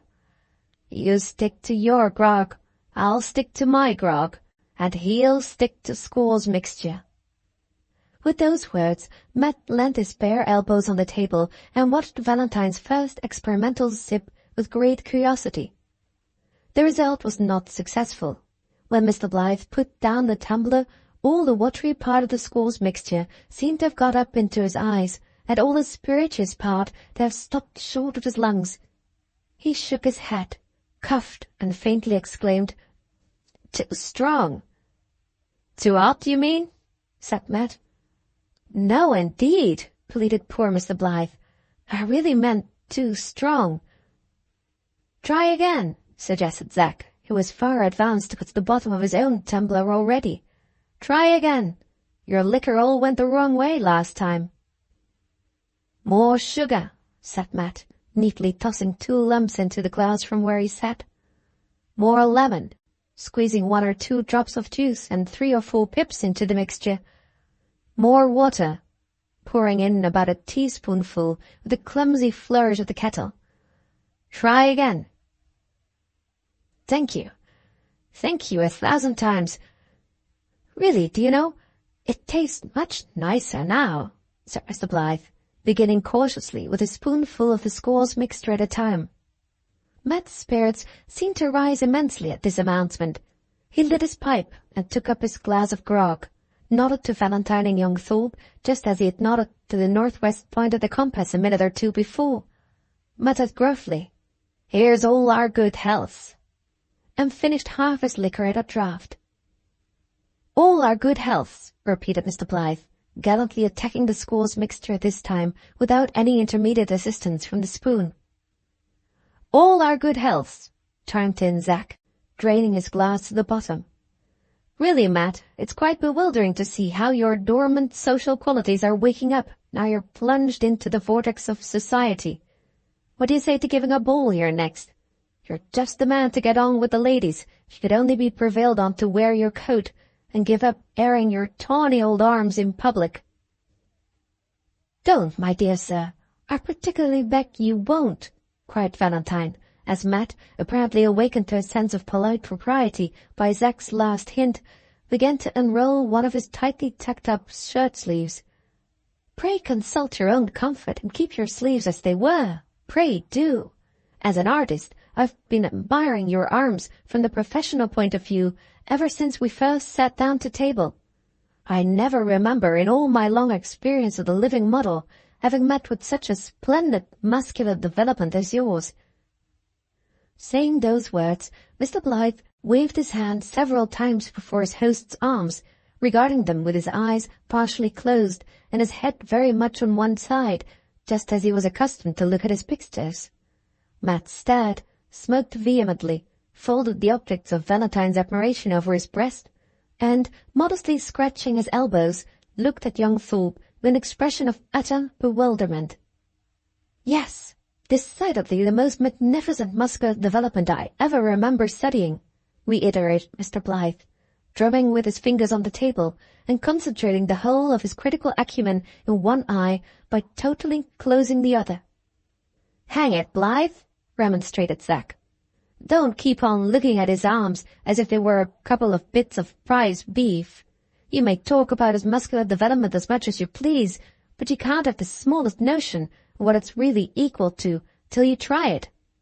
I say, old rough and tough, jump up and show him how strong you are. Just lift him on your toe like you did me." Here Zack pulled Matt unceremoniously out of his chair. "Come along, Blythe. Get opposite to him. Give him hold of your hand. Stand on the toe part of his right foot. Don't wriggle about. Stiffen your hand and aim and... There, what do you say to his muscular development now?" concluded Zack, with an air of supreme triumph, as Matt slowly lifted from the ground the foot on which Mr. Blythe was standing, and, steadying himself on his left leg, raised the astonished painter with his right nearly 2 feet high in the air. Any spectator observing the performance of this feat of strength, and looking only at Matt, might well have thought it impossible that any human being could present a more comical aspect than he now exhibited, with his black skull-cap pushed a little on one side, and showing an inch or so of his bald head, with his grimly grinning face empurpled by the violent physical exertion of the moment, and with his thick, heavy figure ridiculously perched on one leg. Mr. Blythe, however, was beyond all comparison the more laughable object of the two, as he soared nervously into the air on Matt's foot, tottering infirmly in the strong grasp that supported him, till he seemed to be trembling all over, from the tips of his crisp black hair to the flying tails of his frock-coat. As for the expression of his round, rosy face, with the bright eyes fixed in a startled stare, and the plump cheeks crumpled up by an uneasy smile, it was so exquisitely absurd, as young Thorpe saw it over his fellow lodger's black skull-cap, that he roared again with laughter. "Oh, look up at him!" cried Zack, falling back in his chair. "Look at his face, for heaven's sake, before you put him down." But Matt was not to be moved by this appeal. All the attention his eyes could spare during those few moments was devoted not to Mr. Blythe's face, but to Mr. Blythe's watch-chain. There hung the bright little key of the painter's bureau, dangling jauntily to and fro over his waistcoat pocket. As the right foot of the Samson of Kirk Street hoisted him up slowly, the key swung temptingly backwards and forwards between them. "Come take me, it seemed to say, as Matt's eyes fixed greedily on it every time it dangled towards him. "Wonderful, wonderful!" cried Mr. Blythe, looking excessively relieved when he found himself safely set down on the floor again. "That's nothing to some of the things he can do," said Zack. "Look here, put yourself stomach downwards on the carpet, and if you think the waistband of your trousers will stand it, he'll take you up in his teeth." "Thank you, Zack. I'm perfectly satisfied, without risking the waistband of my trousers," rejoined Valentine, returning in a great hurry to the table. "The grog's getting cold," grumbled Matt. "Do you find it slip down easy now?" he continued, handing the squall's mixture in the friendliest manner to Mr. Blythe. "Astonishingly easy," answered Valentine, drinking this time almost with the boldness of Zack himself. "Now it's cooler, one tastes the sugar. Whenever I've tried to drink regular grog, I've never been able to get people to give it me sweet enough. The delicious part of this is that there's plenty of sugar in it. And besides, it has the merit, which real grog has not, of being harmless. It tastes strong to me, to be sure, but then I'm not used to spirits. After what you say, however, of course it must be harmless. Perfectly harmless, I've no doubt." Here he sipped again, pretty freely this time, by way of convincing himself of the innocent weakness of the squall's mixture. While Mr. Blythe had been speaking, Matt's hands had been gradually stealing down deeper and deeper into the pockets of his trousers, until his finger and thumb, and a certain plastic substance hidden away in his left-hand pocket, came gently into contact, just as Valentine left off speaking. "Let's have another toast," cried Matt, quite briskly, the instant the last word was out of his guest's mouth. "Come on, one of you, and give us another toast," he reiterated, with a roar of barbarous joviality, taking up his glass in his right hand and keeping his left still in his pocket. "Give you another toast, you noisy old savage," repeated Zack. "I'll give you 5 all at once. Mr. Blythe, Mrs. Blythe, Madonna, Columbus, and the Golden Age. 3 excellent people and 2 glorious pictures. Let's lump them all together in a friendly way and drink long life and success to them in beakers of fragrant grog," shouted the young gentleman, making perilously rapid progress through his second glass as he spoke. "Do you know, I'm afraid I must change to some other place if you have no objection," said Mr. Blythe, after he had duly honoured the composite toast just proposed. "The fire here behind me is getting rather too hot." "Change along with me," said Matt, I don't mind heat, nor cold neither, for the matter of that. Valentine accepted this offer with great gratitude. By the by, Zack, he said, placing himself comfortably in his host's chair between the table and the wall, I was going to ask a favor of our excellent friend here, when you suggested that wonderful and matchless trial of strength which we have just had. You have been of such inestimable assistance to me already, my dear sir, he continued, turning towards Matt, with all his natural cordiality of disposition now fully developed under the fostering influence of the school's mixture. You have laid me under such an inexpressible obligation in saving my picture from destruction. I wish you could make up your mind to say what you want in plain words, interrupted Matt. I'm one of your rough-handed, thick-headed sort, I am. I'm not gentleman enough to understand palaver. It don't do me no good. It only words me into a perspiration. And Matt, shaking down his shirt-sleeve, drew it several times across his forehead as a proof of the truth of his last assertion. Quite right, cried Mr. Blyth, patting him on the shoulder in the most friendly manner imaginable. In plain words, then, when I mentioned just now how much I admired your arms in an artistic point of view, I was only paving the way for asking you to let me make a drawing of them in black and white for a large picture that I mean to paint later in the year. My classical figure composition, you know, Zack. You've seen the sketch. Hercules bringing to Eurystheus the Erymanthean boar, a glorious subject, and our friend's arms, and indeed his chest too, if he would kindly consent to sit for it, would make the very studies I most want for Hercules. What on earth is he driving at? Asked Matt, addressing himself to young Thorpe, after staring at Valentine for a moment or two in a state of speechless amazement. He wants to draw your arms. Of course you'll be only too happy to let him. You can't understand anything about it now, but you will when you begin to sit. Pass the cigars. Thank Blythe for meaning to make a Hercules of you, and tell him you'll come to the painting room whenever he likes, answered Zack, joining his sentences together in his most offhand manner, all in a breath. What painting room? Where is it? Asked Matt, still in a densely stupefied condition. My painting room, replied Valentine, where you saw the pictures and saved Columbus yesterday. Matt considered for a moment, then suddenly brightened up and began to look quite intelligent again. I'll come, he said, as soon as you like. The sooner the better, clapping his fist emphatically on the table and drinking to Valentine with his heartiest nod. That's a worthy, good-natured fellow, cried Mr. Blythe, drinking to Matt in return with grateful enthusiasm. The sooner the better, as you say. Come tomorrow evening. All right, tomorrow evening, assented Matt. His left hand, as he spoke, began to work stealthily round and round in his pocket, moulding into all sorts of strange shapes that plastic substance which had lain hidden there ever since his shopping expedition in the morning. I should have asked you to come in the daytime, continued Valentine.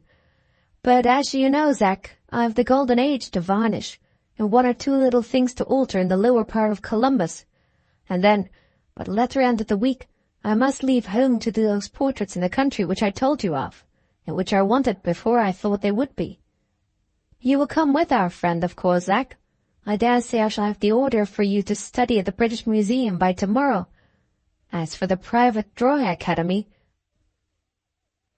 no offence, but I can't stand seeing you stirring up them grounds at the bottom of your glass any longer, Matt broke in here, taking away Mr. Blythe's tumbler as he spoke, throwing the sediments of sugar, the lemon pips, and little liquor left to cover them, into the grate behind, and then hospitably diverting himself to the concoction of a second supply of that palatable and innocuous beverage, the school's mixture. Half a glass, cried Mr. Blythe.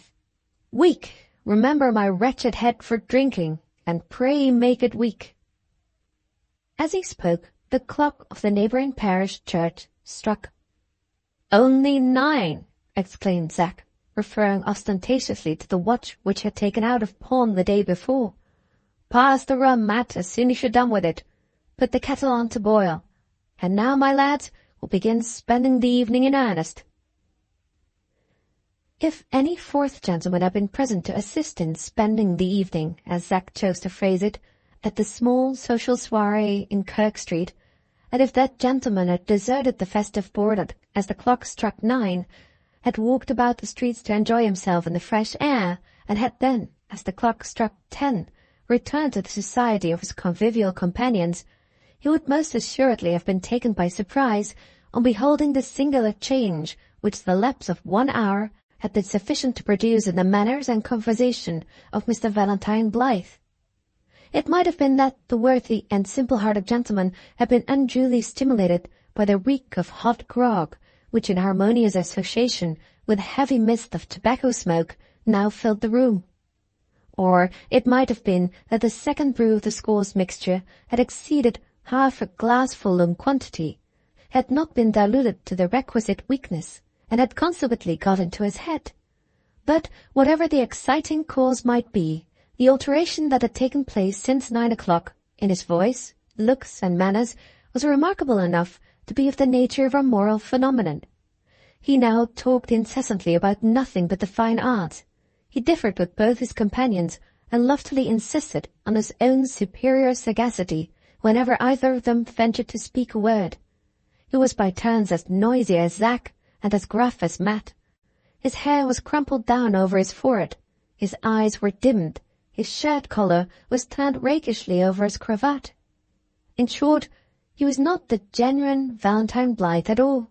He was only a tipsy counterfeit of him. As for young Thorpe, any slight steadiness of brain which he might naturally possess, he had long since parted with, as a matter of course, for the rest of the evening. Matt alone remained unchanged. There he sat, reckless of the blazing fire behind him, still with that left hand of his dropping stealthily every now and then into his pocket, smoking, drinking, and staring at his two companions just as gruffly self-possessed as ever. "There's 10, muttered Matt, as the clock struck. "I said we should be getting jolly by 10. So we are." Zack nodded his head solemnly, and stared hard at one of the empty bottles on the floor, which had rolled out from the temporary storeroom under the table. "Hold your tongues, both of you," cried Mr. Blyth. "I insist on clearing up that disputed point about whether artists are not just as hardy and strong as other men. I'm an artist myself, and I say they are. I'll agree with you in everything else, for you're the two best fellows in the world. But if you say a word against artists, I'm your enemy for life. You may talk to me by the hour together about admirals, generals, and prime ministers. I mention the glorious names of Michelangelo and Raphael, and down goes your argument directly. When Michelangelo's nose was broken, do you think he minded it? Look in his life, and see if he did. That's all. Ha!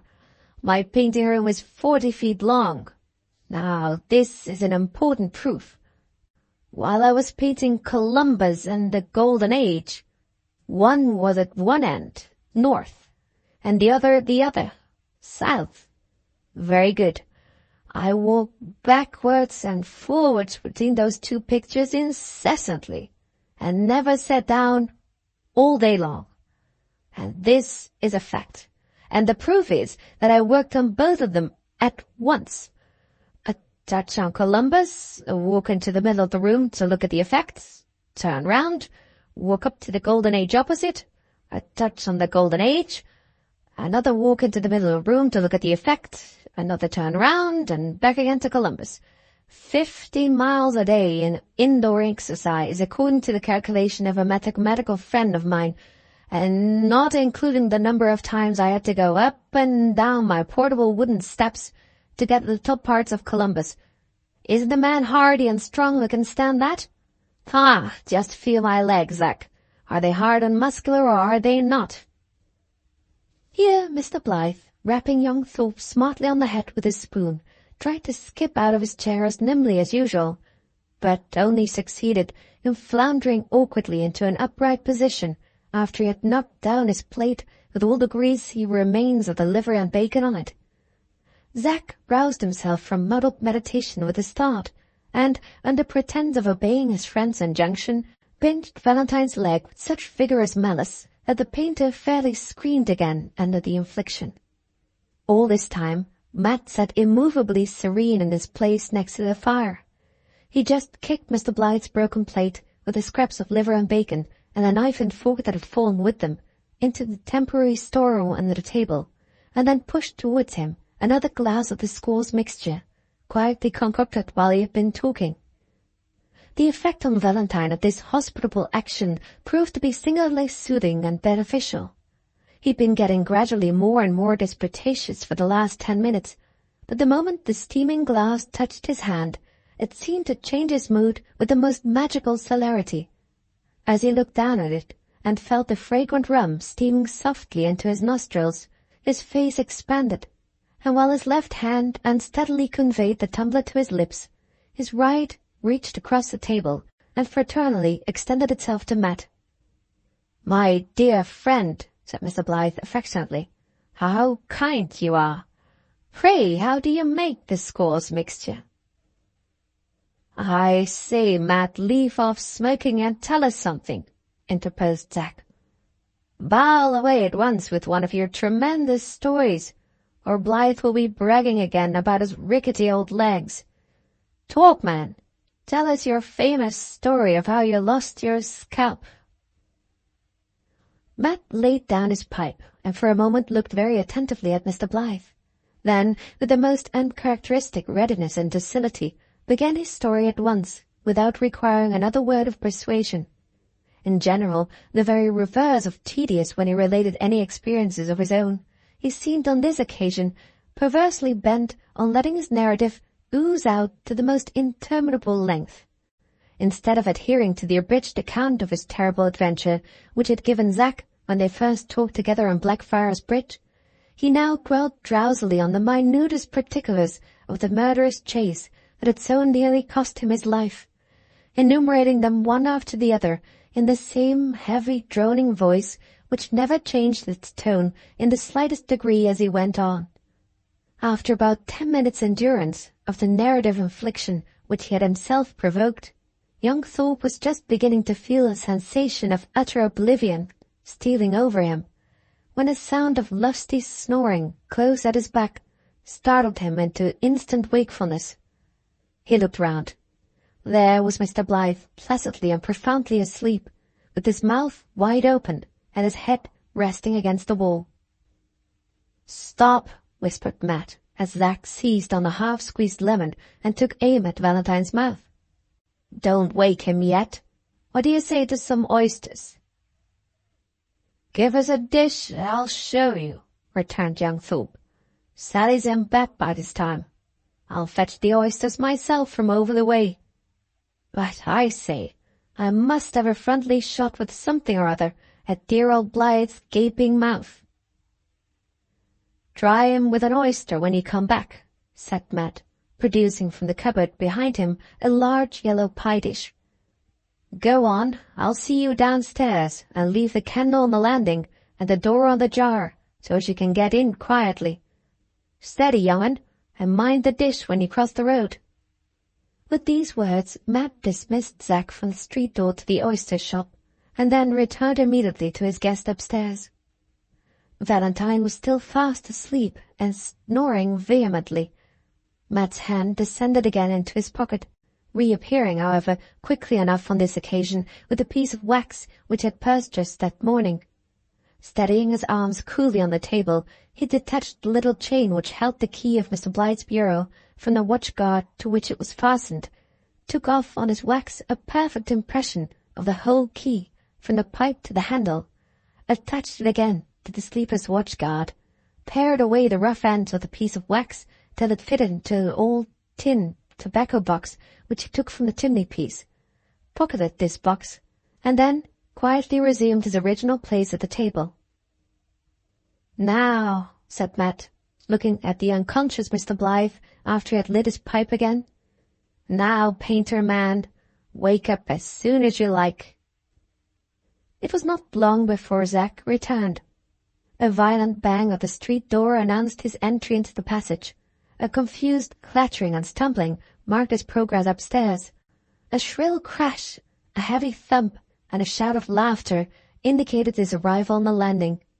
Matt ran out directly and found him prostrate on the floor, with the yellow pie dish in halves at the bottom of the stairs, and dozens of oyster shells scattered about him in every direction. "Hurt?" inquired Matt, pulling him up by the collar and dragging him into the room.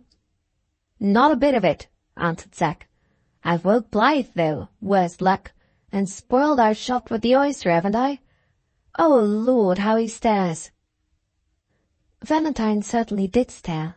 He was standing up, leaning against the wall, and looking about him in a woefully dazed condition. Either his nap, or the alarming manner in which he had been awakened from it, had produced a decided change for the worst in him.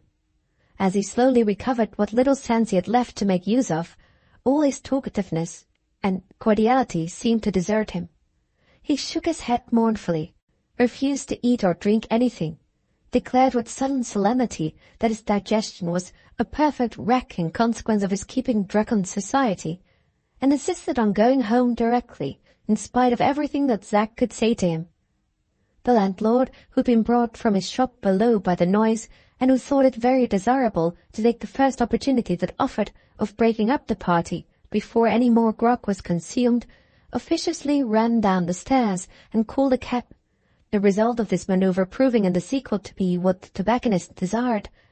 The moment the sound of wheels was heard at the door, Mr. Blythe clamoured peremptorily for his hat and coat, and, after some little demur, was at last helped into the cab in the most friendly and attentive manner by Matt himself. "Just see the lights out upstairs and the young one in bed, will you?" said Matt to his landlord, as they stood together on the doorstep. "I'm going to blow some of the smoke out of me by taking a turn in the fresh air." He walked away briskly as he said the last words, but when he got to the end of the street, instead of proceeding northwards towards the country and the cool night breeze that was blowing from it, he perversely turned southwards towards the filthiest little lanes and courts in the whole neighbourhood. Stepping along at a rapid pace, he directed his course towards that particular row of small and vile houses which he had already visited early in the day, and stopped as before at the second-hand iron shop. It was shut up for the night, but a dim light, as of 1 farthing candle, glimmered through the circular holes in the tops of the shutters, and when Matt knocked at the door with his knuckles, it was opened immediately by the same hump-backed shopman with whom he had conferred in the morning. "Got it?" asked the hunchback in a cracked, querulous voice, the moment the door was ajar. "All right," answered Matt in his gruffest bass tones, handing to the little man the tin tobacco box. "We said tomorrow evening, didn't we?" continued the squalid shopman. "Not later than 6, added Matt. "Not later than 6, repeated the other, shutting the door softly as his customer walked away, northward this time, to seek the fresh air in good earnest.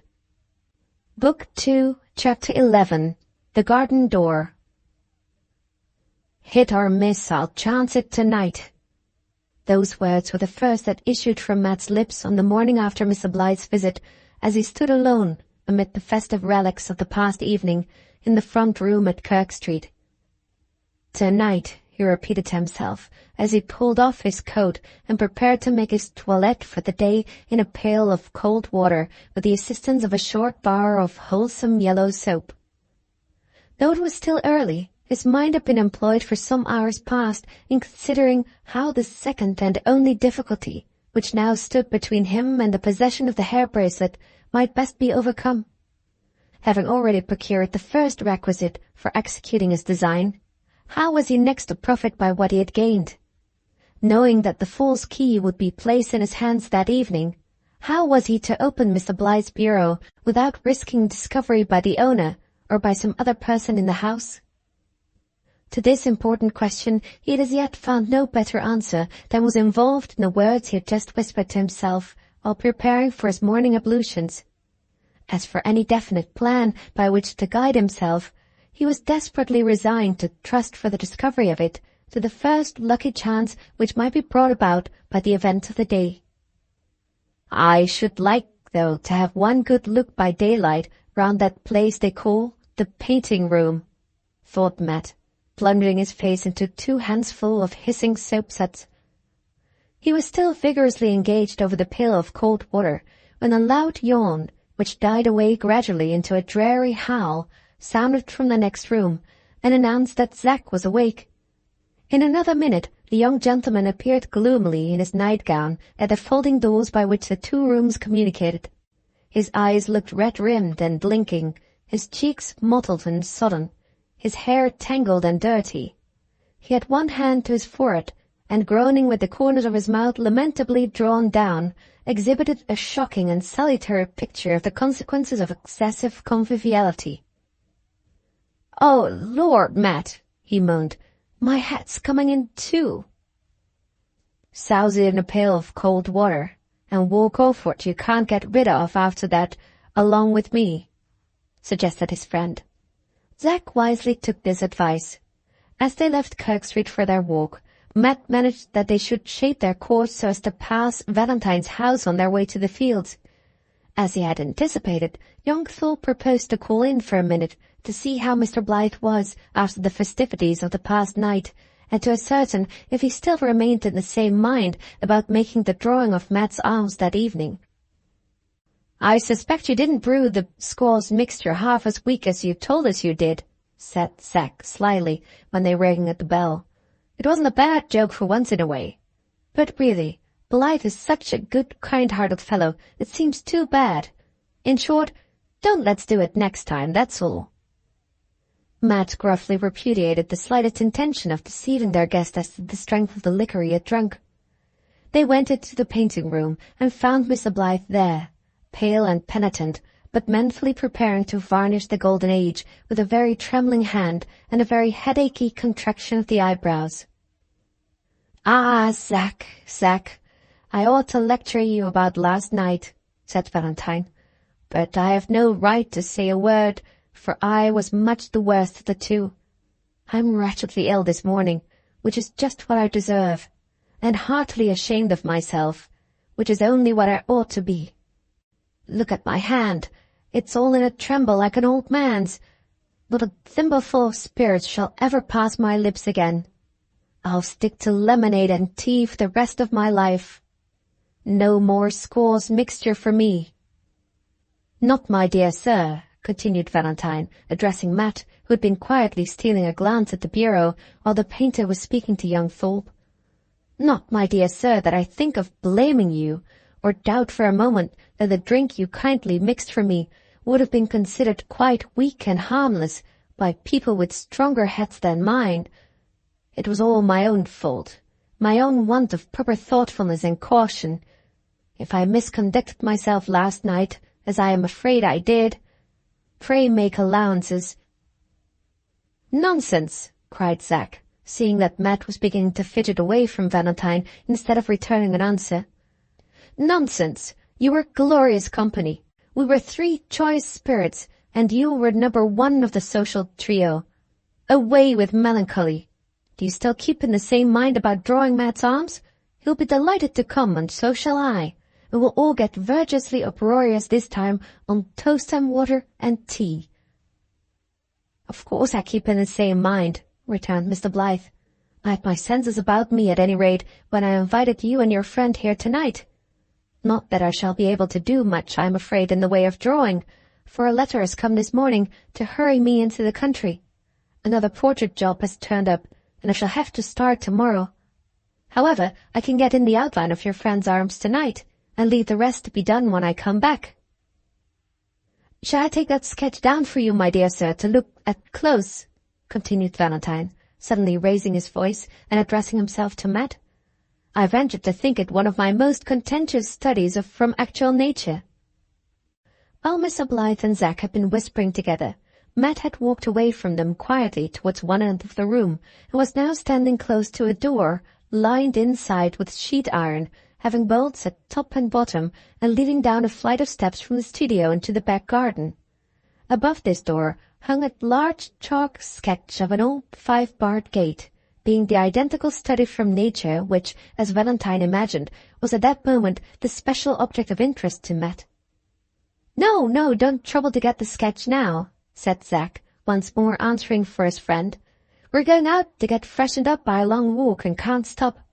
Now then, Matt, what on earth are you staring at? The garden door or the sketch at the 5-barred gate?" "The picture, in course," answered Matt, with unusual quickness and irritability. "It shall be taken down for you to look at close tonight," said Mr. Blyth, delighted by the impression which the 5-barred gate seemed to have produced on the new visitor.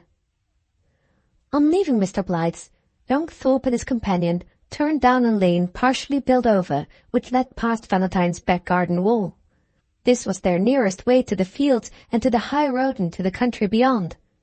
Before they'd taken 6 steps down the lane, Matt, who had been incomprehensibly stolid and taciturn inside the house, became just as incomprehensibly curious and talkative all on a sudden outside it. In the first place, he insisted on mounting some planks lying under Valentine's wall, to be used for the new houses that were being built in the lane, and peeping over to see what sort of garden the painter had. Zack summarily pulled him down from his elevation by the coat-tails, but not before his quick eye had travelled over the garden, had ascended the steps leading from it to the studio, and had risen above them as high as the brass handle of the door by which they were approached from the painting room. In the second place, when he'd been prevailed on to start fairly for the walk, Matt began to ask questions with the same pertinacious inquisitiveness which he had already displayed on the day at the picture show. He set out with wanting to know whether there were to be any strange visitors at Mr. Blyth's that evening, and then, on being reminded that Valentine had expressly said at parting, "Nobody but ourselves," asked if they were likely to see the painter's wife downstairs. After the inquiry had of necessity been answered in the negative, he went on to a third question, and desired to know whether the young woman, as he persisted in calling Madonna, might be expected to stay upstairs with Mrs. Blyth or to show herself occasionally in the painting room. Zack answered this inquiry also in the negative, with a running accompaniment of bad jokes as usual. Madonna, except under extraordinary circumstances, never came down into the studio in the evening when Mr. Blyth had company there. Satisfied on these points, Matt now wanted to know at what time Mr. Blyth and his family were accustomed to go to bed, and explained, when Zack expressed astonishment at the inquiry, that he had only asked this question in order to find out the hour at which it would be proper to take leave of their host at night. On hearing this, young Thorpe answered as readily and casually as usual that the painter's family were early people who went to bed before 11 o'clock, adding that it was, of course, particularly necessary to leave the studio in good time on the occasion referred to, because Valentine would most probably start for the country next day by one of the morning trains. Matt's next question was preceded by a silence of a few minutes. Possibly he was thinking in what terms he might best put it. If this were the case, he certainly decided on using the briefest possible form of expression, for when he spoke again, he asked in so many words what sort of a woman the painter's wife was. Zack characteristically answered the inquiry by a torrent of his most superlative eulogies on Mrs. Blyth, and then, passing from the lady herself to the chamber that she inhabited, wound up with a magnificent and exaggerated description of the splendor of her room. Matt listened to him attentively, then said he supposed Mrs. Blyth must be fond of curiosities and all sorts of knick-knack things from foreign parts.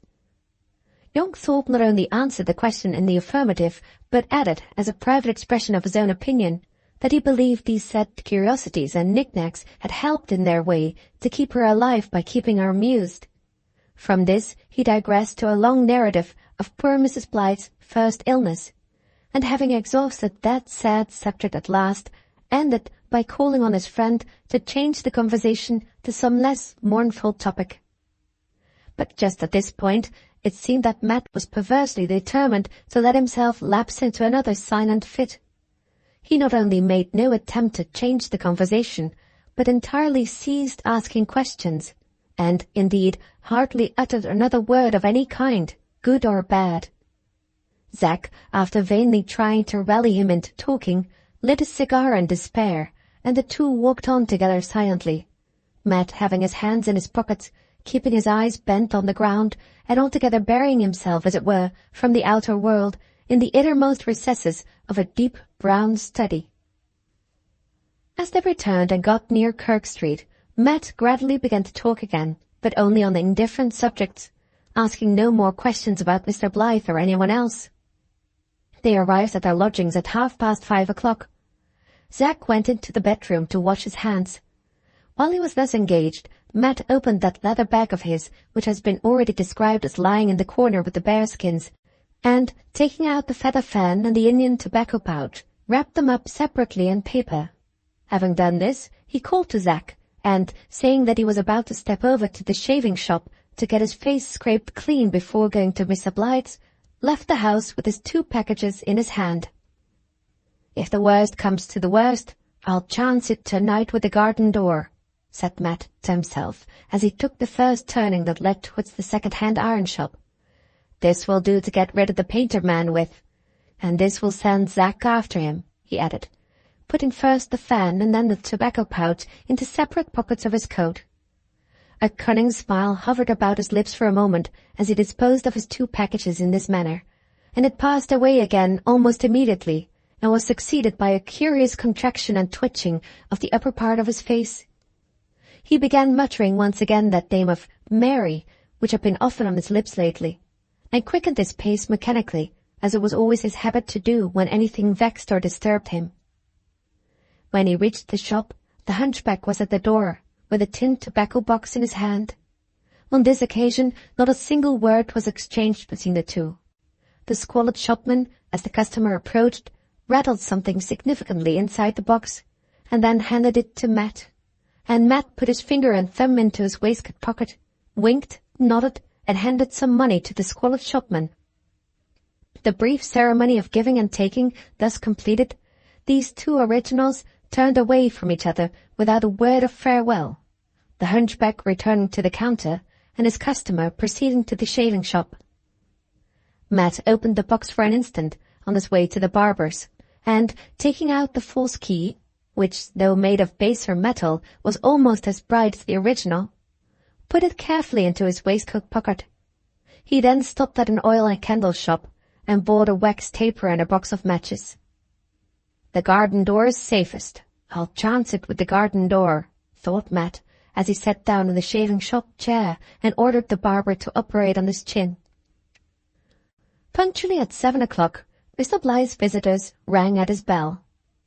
When they entered the studio, they found Valentine all ready for them, with his drawing board at his side, and his cartoon sketch for the proposed new picture of Hercules bringing to King Eurystheus the Erymanthean boar lying rolled up at feet.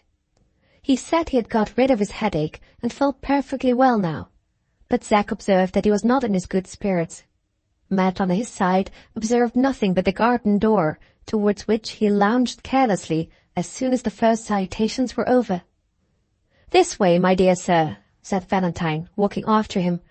"I have taken down the drawing you were so good as to admire this morning, as I said I would. Here it is on this painting stand, if you would like to look at it."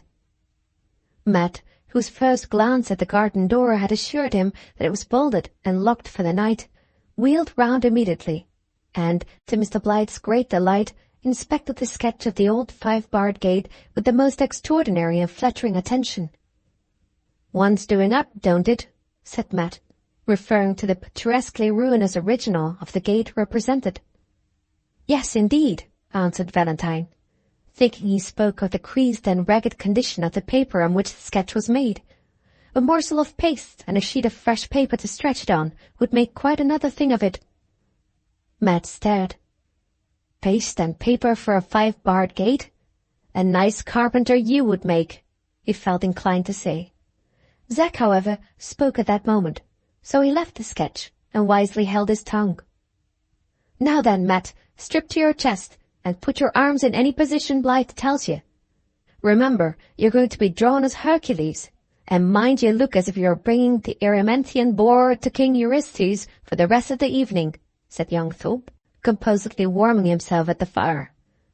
While Matt awkwardly and with many expressions of astonishment at the strange piece of service required from him by his host, divested himself of his upper garments, Valentine unrolled on the floor the paper cartoon of his classical composition, and, having refreshed his memory from it, put his model forthwith into the position of Hercules, with a chair to hold instead of an Erymanthian boar, and Zack to look at as the only available representative of King Eurystheus. This done, Mr. Blyth wasted some little time as usual before he began to work in looking for his drawing materials. In the course of his search over the littered studio table, he accidentally laid his hand on 2 envelopes with enclosures, which, after examining the addresses, he gave immediately to young Thorpe. "Here, Zack," he said. "These belong to you. The large envelope contains your permission to draw at the British Museum. The small one has a letter of introduction inside, presenting you with my best recommendations to my friend Mrs. Strether, a very pleasing artist and the curator of an excellent private drawing academy. You'd better call tomorrow before 11.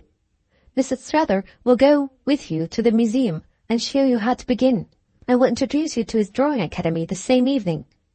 Pray, Zack, be steady and careful. Remember all you have promised your mother and me, and show us that you are now really determined to study the art in good earnest." Zack expressed great gratitude for his friend's kindness, and declared with the utmost fervour of voice and manner that he would repair all his past faults by unflagging future industry as a student of art. After a little longer delay, Valentine at last collected his drawing materials and fairly began to work, Matt displaying from the first the most extraordinary and admirable steadiness as a model. But while the work of the studio thus proceeded with all the smoothness and expedition that could be desired, the incidental conversation by no means kept pace with it. In spite of all that young Thorpe could say or do, the talk lagged more and more, and grew duller and duller. Valentine was evidently out of spirits, and the Hercules of the evening had stolidly abandoned himself to the most inveterate silence. At length, Zack gave up all further effort to be sociable, and left the painting room to go upstairs and visit the ladies. Matt looked after him as he quitted the studio, and seemed about to speak. Then, glancing aside at the bureau, checked himself suddenly, and did not utter a word. Mr. Blyth's present depression of spirits was not entirely attributable to a certain ominous reluctance to leave home, which had been vainly trying to shake off since the morning. He had a secret reason for his uneasiness, which happened to be intimately connected with the model whose Herculean chest and arms he was now busily engaged in drawing. The plain fact was that Mr. Blyth's tender conscience smote him sorely when he remembered the trust Mrs. Thorpe placed in his promised supervision over her son, and when he afterwards reflected that he still knew as little of Zack's strange companion as Zack did himself. His visit to Kirk Street, undertaken for the express purpose of guarding the lad's best interests by definitely ascertaining who Mr. Matthew Marksman really was, had ended in what he was now ashamed to dwell over, or even to call to mind. "Dear, dear me," thought Mr. Blyth, while he worked away silently at the outline of his drawing. "I ought to find out whether this very friendly, good-natured, and useful man is fit to be trusted with Zack. And now the lad is out of the room, I might very well do it. Might? I will." And, acting immediately on this conscientious resolve, simple-hearted Mr. Blyth actually set himself to ask Matt the important question of who he really was. Matt was candour itself in answering all inquiries that related to his wanderings over the American continent. He confessed with the utmost frankness that he'd been sent to sea as a wild boy whom it was impossible to keep steady at home, and he quite readily admitted that he had not introduced himself to Zack under his real name. But at this point his communicativeness stopped. He did not quibble or prevaricate. He just bluntly and simply declared that he would tell nothing more than he had told already. "I said to the young 'un," concluded Matt, "when we first come together, I haven't heard the sound of my own name for better than 20 years past, and I don't care if I never hear it again. That's what I said to him. That's what I say to you. I'm a rough 'un, I know, but I haven't broke out of prison, or cheated the gallows." "My dear sir," interposed Valentine, eagerly and alarmedly, "pray don't imagine any such offensive ideas ever entered my head. I might perhaps have thought that family troubles—" "That's it," Matt broke in quickly. "Family troubles. Drop it there and you'll leave it right."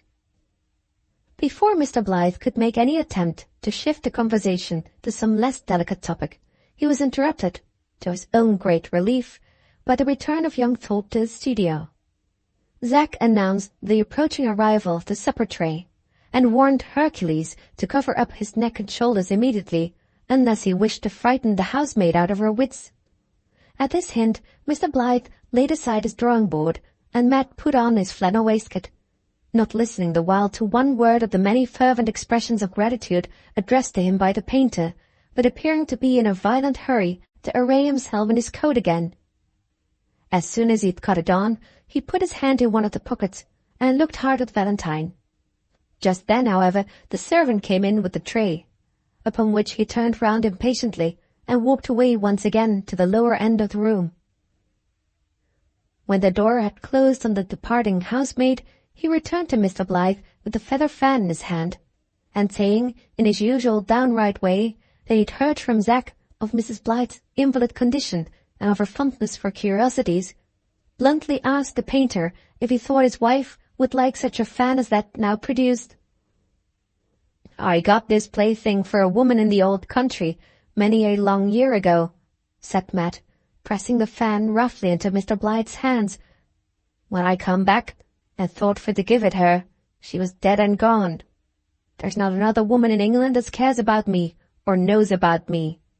If you're too proud to let your wife have the thing, throw it into the fire. I haven't got nobody to give it to, and I can't keep it by me, and won't keep it by me no longer." In the utterance of these words there was a certain rough pathos and bitter reference to past calamity which touched Valentine in one of his tender places. His generous instincts overcame his prudent doubts in a moment, and moved him, not merely to accept the present, but also to predict warmly that Mrs. Blyth would be delighted with it. "Zack," he said, speaking in an undertone to young Thorpe, who had been listening to Matt's last speech and observing his production of the fan in silent curiosity and surprise. "Zack, I'll run upstairs with the fan to Levy at once, so as not to seem careless about your friend's gift. Mind you do the honours of the supper table with proper hospitality while I am away." Speaking these words, Mr. Blyth bustled out of the room as nimbly as usual. A minute or two after his departure, Matt put his hand into his pocket once more, mysteriously approached young Thorpe, and opened before him the paper containing the Indian tobacco pouch, which was made of scarlet cloth, and was very prettily decorated with coloured beads. "Do you think the young woman would fancy this for a kind of plaything?" he asked. Zack, with a shout of laughter, snatched the pouch out of his hands and began to rally his friend more unmercifully than ever. For the first time, Matt seemed to be irritated by the boisterous merriment of which was made the object, and cut his tormentor short quite fiercely, with a frown and an oath. "Don't lose your temper, you amorous old savage," cried Zack, with incorrigible levity. "I'll take your pouch upstairs to the beloved object, and, if Blyth will let her have it, I'll bring her down here to thank you for it herself." Saying this, young Thorpe ran laughing out of the room, with the scarlet pouch in his hand. Matt listened intently till the sound of Zack's rapid footsteps died away upstairs, then walked quickly and softly down the studio to the garden door, gently unlocked it, gently drew the bolts back, gently opened it, and ascertained that it could also be opened from without, merely by turning the handle. Then, quietly closing it again, left it, to all appearance, as fast for the night as before, provided no one went near enough or had sufficiently sharp eyes to observe that it was neither bolted nor locked. "Now for the big chest," thought Matt, taking the false key out of his pocket and hastening back to the bureau. "If Zack or the painter man come down before I've time to get at the drawer inside, I've made sure of my second chance with the garden door." He had the key in the lock of the bureau as this thought passed through his mind. He was just about to turn it when the sound of rapidly descending footsteps upon the stairs struck on his quick ear. "Too late," muttered Matt. "I must chance it after all with the garden door." Putting the key into his pocket again as he said this, he walked back to the fireplace. The moment after he got there, Mr. Blyth entered the studio.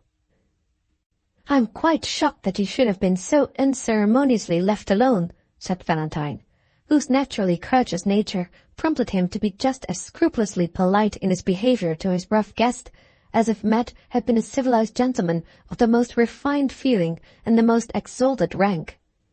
"I'm so sorry you should have been left, through Zach's carelessness, without anybody to ask you to take a little supper," continued Valentine, turning to the table.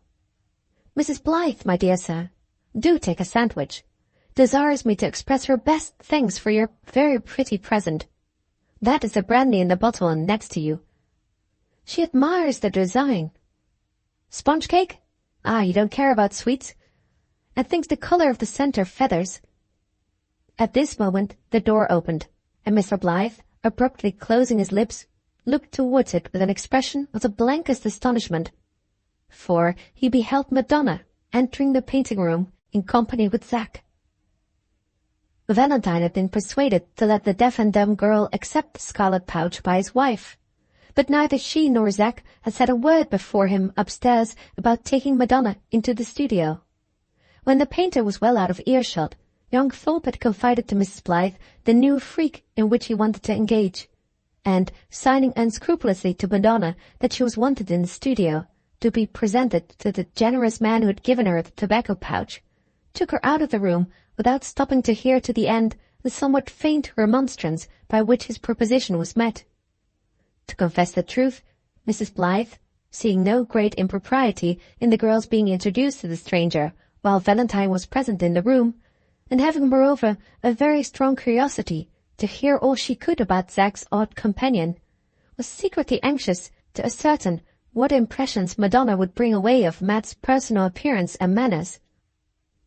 And thus it was that Zach, by seizing his opportunity at the right moment, and exerting a little of that cool assurance in which he was never very deficient, now actually entered the painting room in a glow of mischievous triumph, with Madonna on his arm. Valentine gave him a look as he entered which he found it convenient not to appear to see. The painter felt strongly inclined at that moment to send his adopted child upstairs again directly, but he restrained himself out of a feeling of delicacy towards his guest, for Matt had not only seen Madonna, but had hesitatingly advanced a step or two to meet her the instant she came into the room. Few social tests for analyzing female human nature can be more safely relied on than that which the moral investigator may easily apply by observing how a woman conducts herself towards a man who shows symptoms of confusion on approaching her for the first time. If she has nothing at all in her, she awkwardly forgets the advantage of her sex and grows more confused than he is. If she has nothing but brains in her, she cruelly abuses the advantage and treats him with quiet contempt.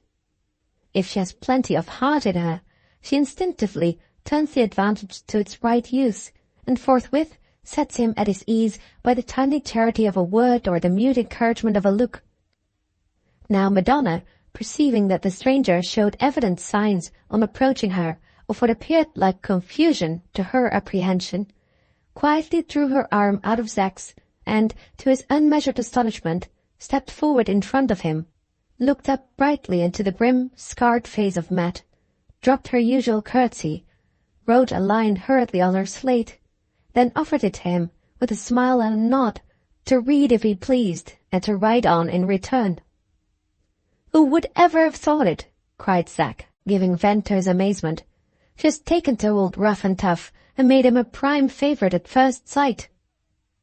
Valentine was standing near, but he did not appear to hear this speech. He was watching the scene before him closely and curiously, accustomed as he was to the innocent candour with which the deaf and dumb girl always showed her approval or dislike of strangers at a first interview, as also to her apparent perversity in often displaying a decided liking for the very people whose looks and manners had been previously considered certain to displease her. He was now almost as much surprised as Zach when he witnessed her reception of Matt. It was an infallible sign of Madonna's approval as she followed up an introduction by handing her slate of her own accord to a stranger. When she was presented to people whom she disliked, she invariably kept it by her side until it was formally asked for. Eccentric in everything else, Matt was consistently eccentric even in his confusion. Some men who are bashful in a young lady's presence show it by blushing. Matt's colour sank instead of rising. Other men, similarly affected, betray their burdensome modesty by fidgeting incessantly. Matt was as still as a statue.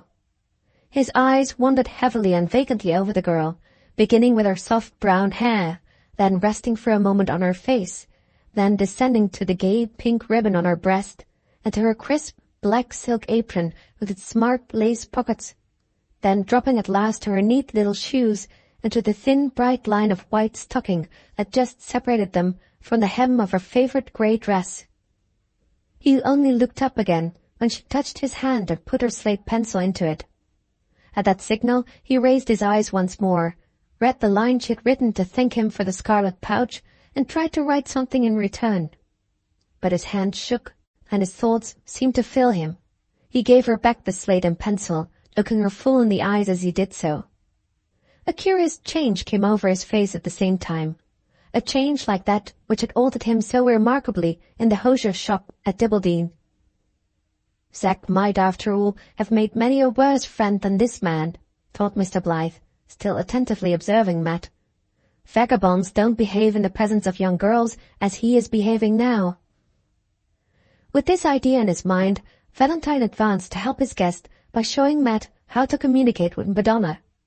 The painter was interrupted, however, by young Thorpe, who, the moment he recovered from his first sensations of surprise, began to talk nonsense again, at the top of his voice, with the mischievous intention of increasing Matt's embarrassment. While Mr. Blythe was attempting to silence Zack by leading him to the supper table, Madonna was trying her best to reassure the great, bulky, sunburned man who seemed to be absolutely afraid of her. She moved to his stool, which stood near a second table in a corner by the fireplace, and, sitting down, produced the scarlet pouch, intimating by a gesture that Matt was to look at what she was now doing.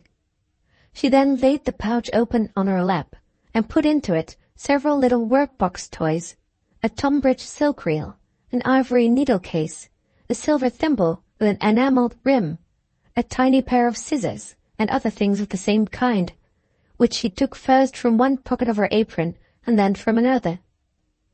While she was engaged in filling the pouch, Zack, standing at the supper table, drummed on the floor with his foot to attract her attention, and interrogatively held up a decanter of wine and a glass. She started as the sound struck on her delicate nerves, and, looking at young Thorpe directly, signed that she did not wish for any wine. The sudden movement of her body thus occasioned shook off her lap a little mother-of-pearl bodkin case, which lay more than half out of one of the pockets of her apron. The bodkin case rolled under the stool, without her seeing it, for she was looking towards the supper table, without being observed by Matt, for his eyes were following the direction of hers, without being heard by Mr. Blythe, for Zack was, as usual, chattering and making a noise. When she had put two other little toys that remained in her pockets into the pouch, she drew the mouth of it tight, passed the loops of the loose thongs that fastened it over one of her arms, and then, rising to her feet, pointed to it, and looked at Matt with a very significant nod. The action expressed the idea she wished to communicate plainly enough. "See," it seemed to say, "see what a pretty work-bag I can make of your tobacco pouch." But Matt, to all appearance, was not able to find out the meaning of one of her gestures, easy as they were to interpret. His senses seemed to grow more and more perturbed the longer he looked at her. As she curtsied to him again, and moved away in despair, he stepped forward a little, and suddenly and awkwardly held out his hand. "The big man seems to be getting a little less afraid of me," thought Madonna, turning directly, and meeting his clumsy advance towards her with a smile. But the instant he took her hand, her lips closed, and she shivered through her whole body as if dead fingers had touched her. "Oh," she thought now, "how cold his hand is! How cold his hand is!" If I hadn't felt her warm to touch, I should have been dreaming tonight that I'd seen Mary's ghost. This was the grim fancy which darkly troubled Matt's mind at the very same moment when Madonna was thinking how cold his hand was. He turned away impatiently from some wine offered to him just then by Zack, and, looking vacantly into the fire, drew his coat cuff several times over his eyes and forehead. The chill from the strange man's hand still lingered icily about Madonna's fingers, and made her anxious, though she hardly knew why, to leave the room. She advanced hastily to Valentine and made the sign which indicated Mrs. Blyth by laying her hand on her heart. She then pointed upstairs. Valentine, understanding what she wanted, gave her leave directly to return to his wife's room. Before Zack could make even a gesture to detain her, she had slipped out of the studio, after not having remained in it much longer than 5 minutes. "Zack," whispered Mr. Blyth as the door closed, "I am anything but pleased with you for bringing Madonna downstairs. You have broken through all rule in doing so. And besides that, you have confused your friend by introducing her to him without any warning or preparation." "Oh, that doesn't matter," interrupted young Thorpe. "He's not the sort of man to want warning about anything. I apologize for breaking rules, but as for Matt, why, hang it, Blythe, it's plain enough what has been wrong with him since supper came in. He's fairly knocked up with doing Hercules for you.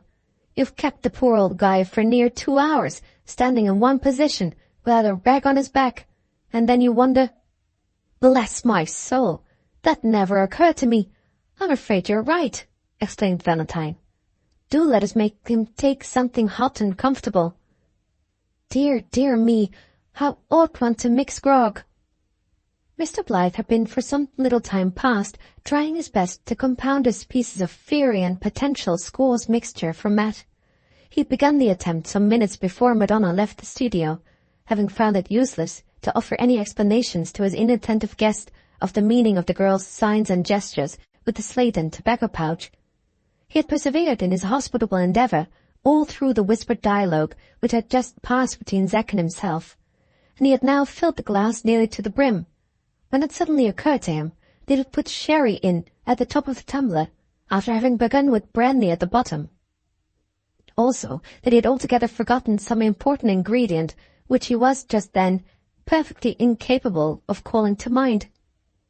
"Here, Matt," cried Zack, "come and mix yourself something hot. Blythe's been trying to do it for you and can't." Matt, who had been staring more and more vacantly into the fire all this time, turned round again at last towards his friends at the supper table. He started a little when he saw that Madonna was no longer in the room, then looked aside from the door by which he had departed to the bureau. He had been pretty obstinately determined to get possession of the hair bracelet from the first, but he was doubly and trebly determined now.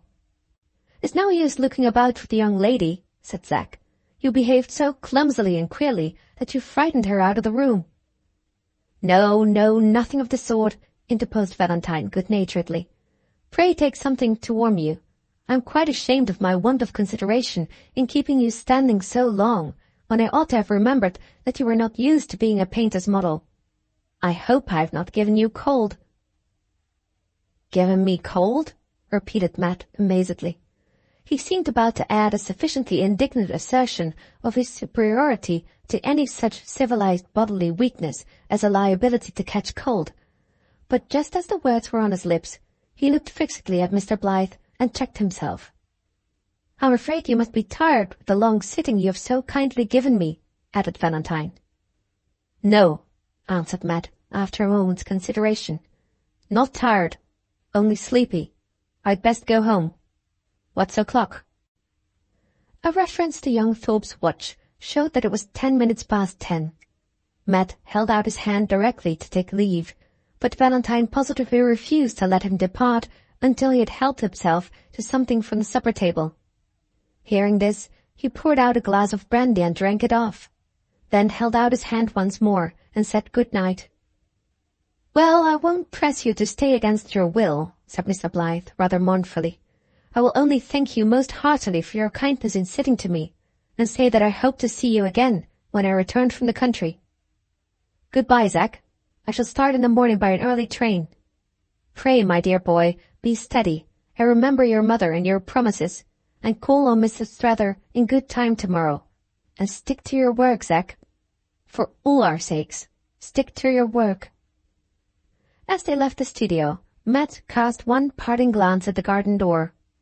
Would the servant, who had most likely bolted and locked it early in the evening, go near it again before she went to bed?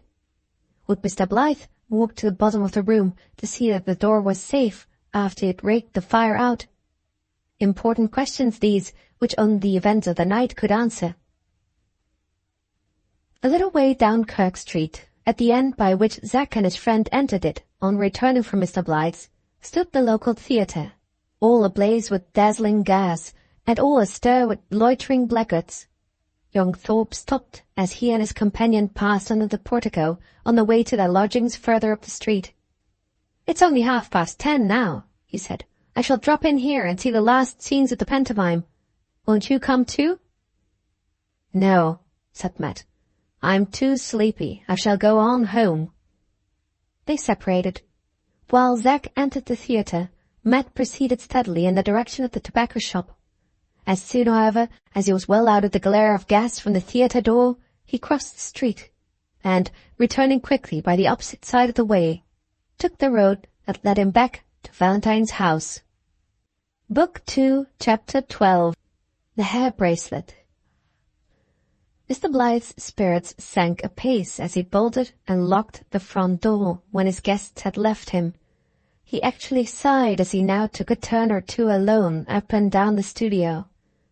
3 times did he approach close to the garden door as he walked slowly from end to end of the room, but he never once looked up at it. His thoughts were wandering after Zack and Zack's friend, and his attention was keeping them company. "Whoever this mysterious Matt may be," mused Valentine, stopping at the 4th turn and walking up to the fireplace, "I don't believe there's anything bad about him, and so I shall tell Mrs. Thorpe the next time I see her." He set himself to rake out the fire, leaving only a few red embers and tiny morsels of coal to flame up fitfully from time to time in the bottom of the grate. Having done this, he stood and warmed himself for a little while, and tried to whistle a favourite tune. The attempt was a total failure. He broke down at the 3rd bar, and ended lamentably in another sigh. "What can be the matter with me? I never felt so miserable about going away from home before." Puzzling himself uselessly with such reflections as these, he went to the supper table and drank a glass of wine, picked a bit of a sandwich, and unnecessarily spoiled the appearance of 2 sponge cakes by absently breaking a small piece off each of them. He was in no better humour for eating or drinking than for whistling, so he wisely determined to light his candle forthwith and go to bed. After extinguishing the lights that had been burning on the supper table, he cast a parting glance all round the room, and was then about to leave it, when the drawing of the old 5-barred gate, which he had taken down for Matt to look at, and had placed on a painting stand at the lower end of the studio, caught his eye. He advanced towards it directly, stopped halfway, hesitated, yawned, shivered a little, thought to himself that it was not worth while to trouble about hanging the drawing up over the garden door that night, and so, yawning again, turned on his heel and left the studio. Mr. Blythe's 2 servants slept upstairs. About 10 minutes after their master had ascended to his bedroom, they left the kitchen for their dormitory on the garret floor. Patty, the housemaid, stopped as she passed the painting room to look in and see that the lights were out and the fire safe for the night. Polly, the cook, went on with the bedroom candle, and, after having ascended the stairs as far as the first landing from the hall, discreetly bethought herself of the garden door, the general care and superintendence of which was properly attached to her department in the household. "I say, did you lock the garden door?" said Polly to Patty through the banisters. "Yes, I did it when I took up master's tea," said Patty to Polly, appearing lazily in the hall, after one sleepy look round the fast-darkening studio. "Hadn't you better see to it again, to make sure?" suggested the cautious cook. "Hadn't you? It's your place," retorted the careless housemaid. "Hush," whispered Valentine, suddenly appearing on the landing above Polly from his bedroom, arrayed in his flannel dressing-gown and nightcap. "Don't talk here, or you'll disturb your mistress. Go up to bed and talk there. Good night." "Good night, sir," answered together the two faithful female dependents of the house of Blyth, obeying their master's order with simpering docility and deferring to a future opportunity all further considerations connected with the garden door. The fire was fading out fast in the studio grate. Now and then, at long intervals, a thin tongue of flame leapt up faintly against the ever-invading gloom, flickered for an instant over the brighter and more prominent objects in the room, then dropped back again into darkness. The profound silence was only interrupted by those weird house noises which live in the death of night and die in the life of day, by that sudden crackling in the wall, by that mysterious creaking in the furniture, by those still small ghostly sounds from inanimate bodies which we have all been startled by over and over again while lingering at our book after the rest of the family are asleep in bed, while waiting up for a friend who is out late, or while watching alone through the dark hours in a sick chamber. Excepting such occasional night noises as these, so familiar yet always so strange, the perfect tranquillity of the studio remained undisturbed for nearly an hour after Mr. Blyth had left it. No neighbours came home in cabs, no bowling drunken man wandered into the remote country fastnesses of the new suburb. The night breeze, blowing in from the fields, was too light to be audible. The watchdog in the nurseryman's garden hard by was as quiet on this particular night as if he had actually barked himself dumb at last. Outside the house, as well as inside, the drowsy reign of old primeval quiet was undisturbed by the innovating vagaries of the rebel noise. Undisturbed till the clock in the hall pointed to 11:15. Then there came softly and slowly up the iron stairs that led from the back garden to the studio a sound of footsteps. When these ceased, the door at the lower end of the room was opened gently from outside, and the black, bulky figure of Matt appeared on the threshold, lowering out gloomily against the background of starry sky. He stepped into the painting room and closed the door quietly behind him, stood listening anxiously in the darkness for a moment or two, then, pulling from his pocket the wax taper and the matches which he had bought that afternoon, immediately provided himself with a light. While the wick of the taper was burning up, he listened again. Except the sound of his own heavy breathing, all was quiet around him. He advanced at once to the bureau, starting involuntarily as he brushed by Mr. Blyth's lay figure with the Spanish hat and the Roman toga, and cursing it under his breath for standing in his way, as if it had been a living creature. The door leading from the studio into the passage of the house was not quite closed, but he never noticed this as he passed through the bureau, though it stood close to the chink left between the door and the post. He had the false key in his hand. He knew that he should be in possession of the hair bracelet in another moment, and, his impatience for once getting the better of his cunning, he pounced on the bureau, without looking aside first either to the right or the left. He had unlocked it, had pulled open the inner drawer, had taken out the hair bracelet, and was just examining it closely by the light of his taper, after having locked the bureau again, when a faint sound on the staircase of the house caught his ear. At the same instant, a thin streak of candlelight flashed on him through the narrow chink between the hardly closed door and the doorpost. It increased rapidly in intensity as the sound of softly advancing footsteps now grew more and more distinct from the stone passage leading to the interior of the house. He had the presence of mind to extinguish his taper, to thrust the hair bracelet into his pocket, and to move across softly from the bureau, which stood against the lock-side doorpost, to the wall, which was by the hinge-side doorpost, so that the door itself might open back upon him, and thus keep him concealed from the view of any person entering the room. He had the presence of mind to take these precautions instantly, but he had not self-control enough to suppress the involuntary exclamation which burst from his lips at the moment when the thin streak of candlelight first flashed into his eyes.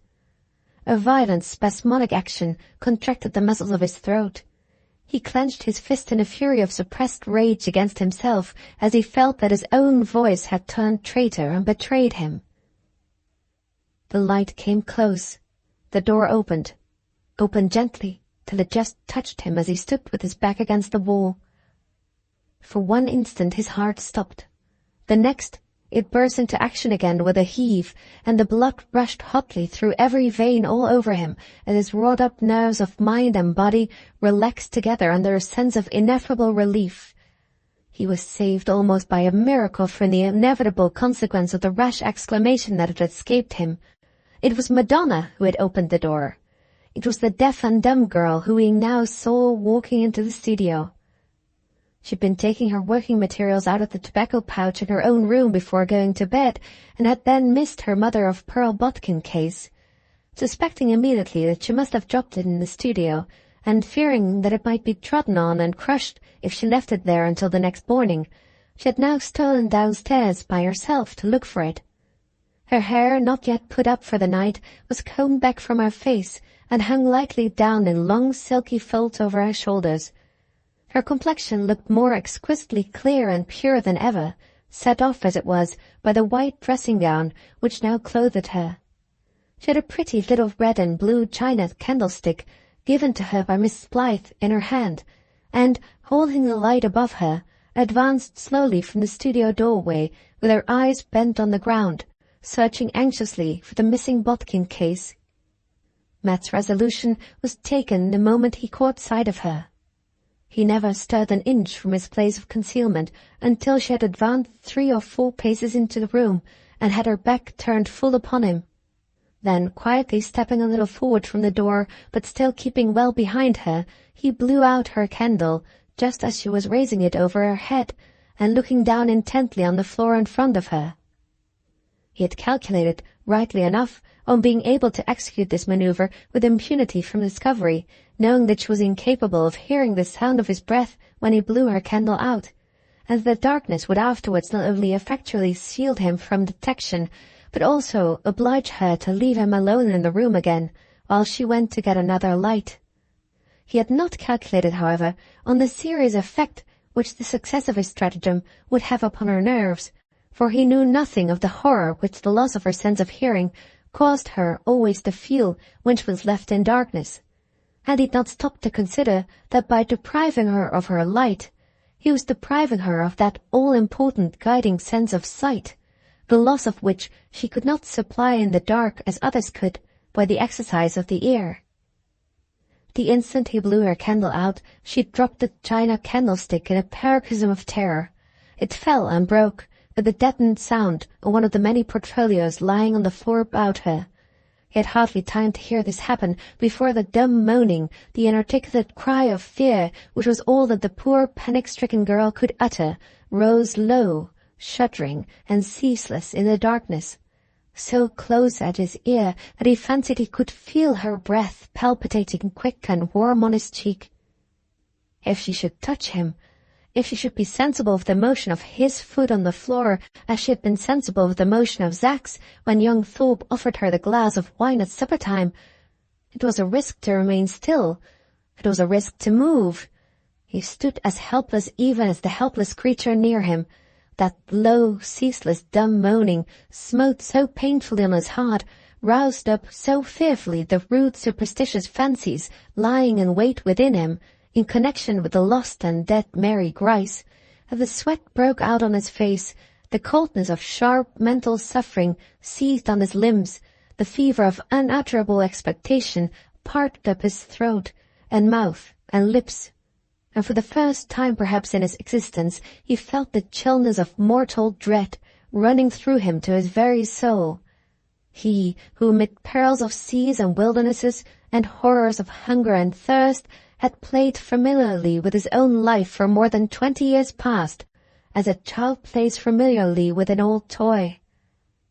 He knew not how long it was before the dumb moaning seemed to grow fainter, to be less fearfully close to him, to change into what sounded at one moment like a shivering of her whole body, at another like a rustling of her garments, at a third like a slow scraping of her hands over the table on the other side of her, and of her feet over the floor. She had summoned courage enough at last to move and to grope her way out. He knew it as he listened. He heard her touch the edge of the half-opened door. He heard the still sound of her first footfall on the stone passage outside. then the noise of her hand drawn along the wall, then the lessening gasps of her affrighted breathing as she gained the stairs. When she was gone, and the change and comfort of silence and solitude stole over him, his power of thinking, his cunning and resolution began to return. Listening yet a little while, and hearing no sound of any disturbance among the sleepers in the house, he ventured to light one of his matches, and, by the brief flicker that it afforded, picked his way noiselessly through the lumber in the studio, and gained the garden door. In a minute he was out again in the open air. In a minute more he had got over the garden wall, and was walking freely along the lonely road of the new suburb, with the hair bracelet safe in his pocket. At first he did not attempt to take it out and examine it. He had not felt the slightest scruple beforehand. He did not feel the slightest remorse now in connection with the bracelet, and with this manner of obtaining possession of it. Callous, however, as he was in this direction, he was sensitive in another. There was both regret and repentance in him as he thought of the deaf and dumb girl and of the paroxysm of terror he had caused her. How patiently and prettily she had tried to explain to him her gratitude for his gift and the use she meant to put it to, and how cruelly he had made her suffer in return. "I wish I hadn't frightened her so," said Matt to himself, thinking of this in his own rough way as he walked rapidly homewards. "I wish I hadn't frightened her so." But his impatience to examine the bracelet got the better of his repentance, as it had already got the better of every other thought and feeling in him. He stopped under a gas lamp and drew his prize out of his pocket. He could see that it was made of two kinds of hair, and that something was engraved on the flat gold of the clasp. But his hand shook, his eyes were dimmer than usual, the light was too high above him, and try as he might, he could make out nothing clearly. He put the bracelet into his pocket again, and, muttering to himself impatiently, made for Kirk Street at his utmost speed. His landlord's wife happened to be in the passage when he opened the door. Without the ceremony of a single preliminary word, he astonished her by taking her candle out of her hand and instantly disappearing upstairs with it. Zack had not come from the theatre. He had lodgings to himself. He could examine the hair bracelet in perfect freedom. His first look was at the clasp. By holding it close to the flame of the candle, he succeeded in reading the letters engraved on it. M.G. in memory of S.G. Mary Grice in memory of Susan Grice. Matt's hand closed fast on the bracelet and dropped heavily on his knee as he uttered those words. The pantomime which Zack had gone to see was so lengthened out by encores of incidental songs and dances that it was not over till close on midnight. When he left the theatre, the physical consequences of breathing a vitiated atmosphere made themselves felt immediately in the regions of his mouth, throat, and stomach. Those ardent aspirations in the direction of shellfish and malt liquor, which it is especially the mission of the English drama to create, overcame him as he issued into the fresh air, and took him to the local oyster shop for refreshment and change of scene. Having the immediate prospect of the private drawing academy vividly and menacingly present before his eyes, Zack thought of the future for once in his life, and astonished the ministering vassals of the oyster shop, with all of whom he was on terms of intimate friendship, by enjoying himself with exemplary moderation at the festive board. When he had done supper and was on his way to bed at the tobacconist's across the road, it is actually not too much to say that he was sober and subdued enough to have borne inspection by the President and Council of the Royal Academy as a model student of the fine arts. It was rather a surprise to him not to hear his friends snoring when he let himself into the passage, but his surprise rose to a blank astonishment when he entered the front room and saw the employment on which his fellow lodger was engaged. Matt was sitting by the table with his rifle laid across his knees and was scouring the barrel bright with a piece of sandpaper. By his side was an unsnuffed candle, an empty bottle, and a tumbler with a little raw brandy left to the bottom of it. His face, when he looked up, showed that he'd been drinking hard. There was a stare in his eyes that was at once fierce and vacant, and a hard, fixed, unnatural smile on his lips which Zack did not at all like to see. "Why, Matt, old boy," he said soothingly, "you look a little out of sorts. What's wrong?" Matt scoured away at the barrel of the gun harder than ever, and gave no answer. "What in the name of wonder can you be scouring your rifle for tonight?" continued young Thorpe. "You've never yet touched it since you brought it into the house. What can you possibly want with it now? We don't shoot birds in England with rifle bullets." "A rifle bullet will do for my game if I put it up," said Matt, suddenly and fiercely fixing his eyes on Zack. "What game does he mean?" thought young Thorpe. "He's been drinking himself pretty nearly drunk. Can anything have happened to him since we parted company at the theatre? Should like to find out, but he's such an old savage when the brandy's in his head that I don't half like to question him." Here Zack's reflections were interrupted by the voice of his eccentric friend. "Did you ever meet with a man of the name of Carr?" asked Matt. He looked away from young Thorpe, keeping his eyes steadily on the rifle and rubbing hard the barrel as he put this question. "No," said Zack. "Not that I can remember."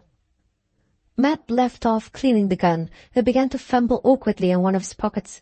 After some little time he produced what appeared to Zack to be an inordinately long letter, written in a crammed hand, and superscribed apparently with 2 long lines of inscription instead of an ordinary address.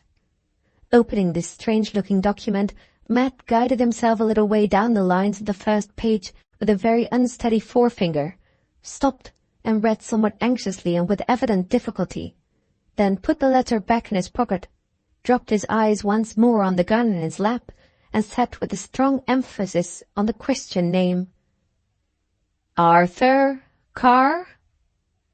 "No," returned Zack. "I never met with a man of that name. Is he a friend of yours?" Matt went on scouring the rifle barrel. Young Thorpe said nothing more. He'd been a little puzzled early in the evening when his friend exhibited the fan and tobacco pouch, neither of which had been produced before, and had mentioned to Mr. Blyth that they were once intended for a woman who was now dead. Zack had thought this conduct rather odd at the time, but now, when it was followed by these strangely abrupt references to the name of Carr, by this mysterious scouring of the rifle, and desperate brandy-drinking and solitude, he began to feel perplexed in the last degree about Matt's behaviour. "Is this about Arthur Carr a secret of the old boy's?" Zack asked himself with a sort of bewildered curiosity. "Is he letting out more than he ought, I wonder, now he is little in liquor?" While young Thorpe was pondering thus, Matt was still industriously scouring the barrel of his rifle. After the silence in the room had lasted some minutes, he suddenly threw away his morsel of sandpaper and spoke again. "Zack," he said, familiarly smacking the stock of his rifle, "me and you had some talk once about going away to the wild country of the waters together. I'm ready to sail when you are, if—" He had glanced up at young Thorpe with his vacant, bloodshot eyes as he spoke the last words, but he checked himself almost at the same moment and looked away again quickly at the gun. "If what?" asked Zack. "If I can lay my hands first on Arthur Carr," answered Matt, with very unusual lowness of tone. "Only let me do that, and I shall be game to tramp it at an hour's notice. He may be dead and buried for anything I know." "Now what's the use of looking after him?" interposed Zack. "The use is, I've got it into my head that he's alive, and that I shall find him," returned Matt. "Well?" said young Thorpe eagerly. Matt became silent again. His head drooped slowly forward, and his body followed it till he rested his elbows on the gun. Sitting in this crouched-up position, he abstractedly began to amuse himself by snapping the lock of the rifle. Zack, suspecting that the brandy he had swallowed was beginning to stupefy him, determined with characteristic recklessness to rouse him into talking at any hazard. "What the devil is all this mystery about?" he cried boldly. "Ever since you pulled out that feather fan and tobacco pouch at Blyth's—" "Well, what of them?" interrupted Matt, looking up instantly with a fierce, suspicious stare. "Nothing particular," pursued Zack undauntedly, "except that it's odd you had never brought them out before, and odder still that you should tell Blyth and never say a word here to me about getting them for a woman." "What of her?"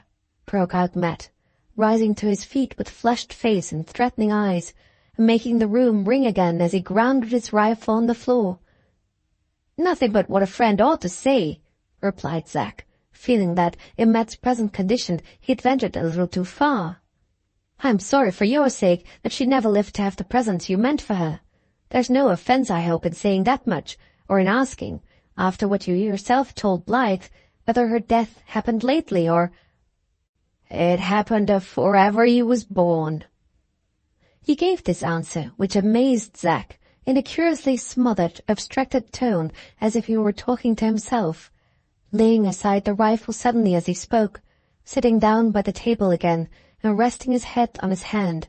Young Thorpe took a chair near him, but wisely refrained from saying anything just at that moment. Silence seemed to favour the change that was taking place for the better in Matt's temper. He looked up after a while, and regarded Zack with a rough wistfulness and anxiety working in his swarthy face. "I like you, Zack," he said, laying one hand on the lad's arm and mechanically stroking down the cloth of his sleeve. "I like you. Don't let us two part company. Let's always pull together as brotherly and pleasant as we can." He paused. His hand tightened round young Thorpe's arm, and the hot, dry, tearless look in his eyes began to soften as he added, "I take it kind in you, Zack, saying you were sorry for her just now. She died afore ever you was born." His hand relaxed its grasp, and when he had repeated those last words, he turned a little away and said no more. Astonishment and curiosity impelled young Thorpe to hazard another question. "Was she a sweetheart of yours?" he asked, unconsciously sinking his voice to a whisper. "Or a relation, or—" "Kin to me, said Matt quickly, yet not impatiently, reaching out his hand again to Zack's arm, but without looking up. "Was she your mother?" "No." "Sister?" "Yes." For a minute or two Zack was silent after this answer. As soon as he began to speak again, his companion shook his arm, a little impatiently this time, and stopped him. "Drop it," said Matt peremptorily. "Don't let's talk no more. My head—" "Anything wrong with your head?" asked Zack. Matt rose to his feet again. A change began to appear in his face. The flesh that had tinged it from the first deepened palpably and spread up to the very rim of his black skull-cap. A confusion and dimness seemed to be stealing over his eyes, a thickness and heaviness to be impeding his articulation when he spoke again. "I've overdone it with the brandy," he said. "My head's getting hot under the place where they scalped me. Give me hold of my head and show me a light, Zack. I can't stop indoors no longer. Don't talk. Let me out of the house at once." Young Thorpe took up the candle directly, and leading the way downstairs, led him out into the street by the private door, not venturing to irritate him by saying anything, but waiting on the doorstep, and watching him with great curiosity as he started for his walk. He was just getting out of sight when Zack heard him stop and strike his stick on the pavement. In less than a minute he had turned and was back again at the door of the tobacconist's shop. "Zack," he whispered, "you ask about among your friends if any of 'em ever knowed a man with that name I told you of." "Do you mean the Arthur Carr you were talking about just now?" inquired young Thorpe. "Yes, Arthur Carr," said Matt, very earnestly. Then, turning away before Zack could ask him any more questions, he disappeared rapidly this time in the darkness of the street. Book 2, Chapter 13. The Search for Arthur Carr. Mr. Blythe was astir betimes on the morning after Matt and young Thorpe had visited him in the studio. Manfully determined not to give way an inch to his own continued reluctance to leave home, he packed up his brushes and colours and started on his portrait-painting tour by the early train which he had originally settled to travel by. Although he had every chance of spending his time during his absence agreeably as well as profitably, his inexplicable sense of uneasiness at being away from home remained with him even on the railway. defying all the exhilarating influences of rapid motion and change of scene, and oppressing him as inveterately as it had oppressed him the night before. Bad, however, as his spirits now were, they would have been much worse if he had known of two remarkable domestic events which it had been the policy of his household to keep strictly concealed from him on the day of his departure. When Mr. Blyth's cook descended the first thing in the morning to air the studio in the usual way by opening the garden door, she was not a little amazed and alarmed to find that, although it was closed, it was neither bolted nor locked. She communicated this circumstance, reproachfully of course, to the housemaid, who answered, indignantly, as was only natural, by reiterating her assertion of the past night that she had secured the door properly at 6 o'clock in the evening. Polly, appealing to contradictory visible fact, rejoined that the thing was impossible. Patty, holding fast to affirmatory personal knowledge, retorted that the thing had been done. Upon this, the two had a violent quarrel, followed by a sulky silence, succeeded by an affectionate reconciliation, terminated by a politic resolution to say nothing more about the matter, and especially to abstain from breathing a word in connection with it to the ruling authorities above stairs.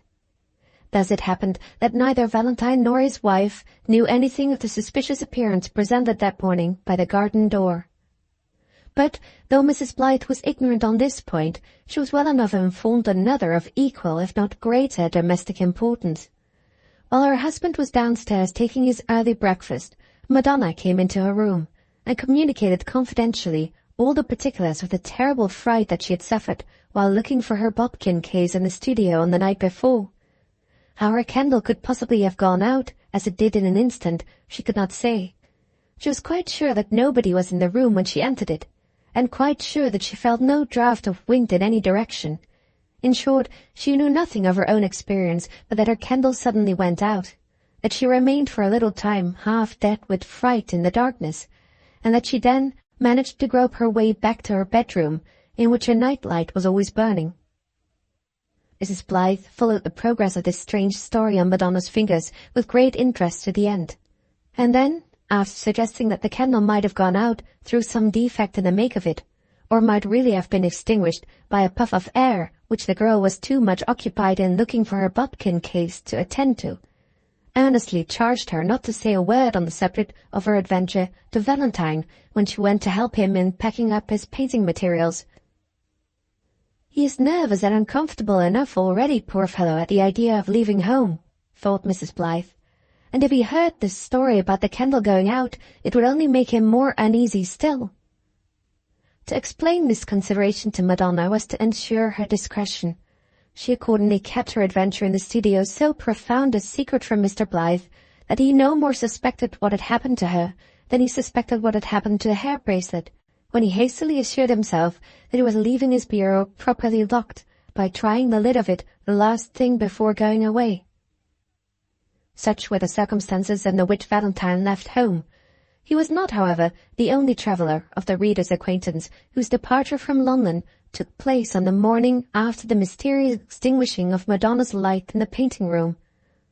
By a whimsical coincidence, it so happened that, at the very same hour when Mr. Blyth was journeying in one direction, to paint portraits, Mr. Matthew Marksman, now perhaps also recognizable as Mr. Matthew Grice, was journeying in another, to pay a second visit to Dibbleden.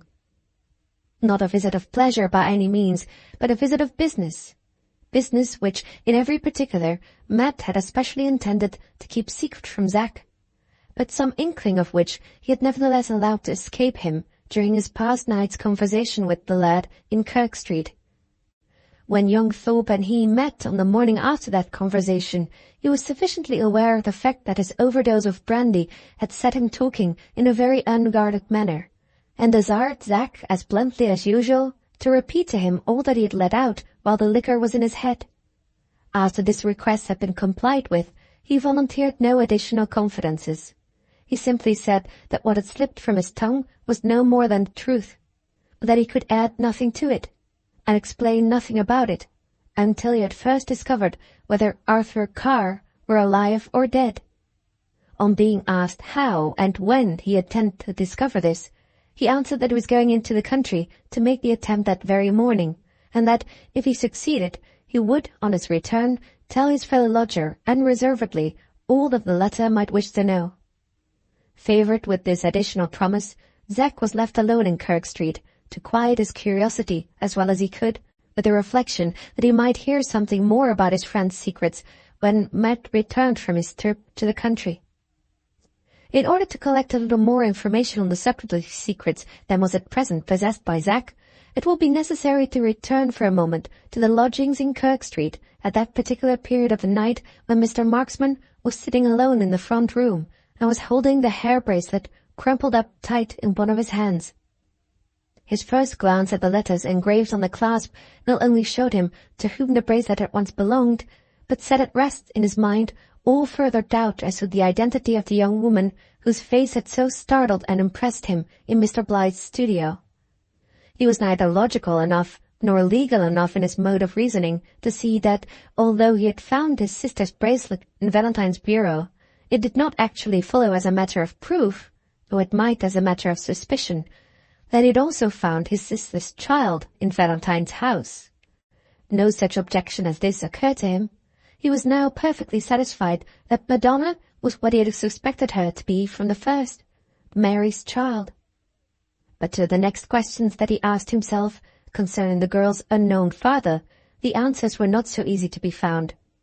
Who was Arthur Carr? Where was he? Was he still alive? His first hasty suspicion that Valentine might have assumed the name of Arthur Carr and might therefore be the man himself was set at rest immediately by another look at the bracelet.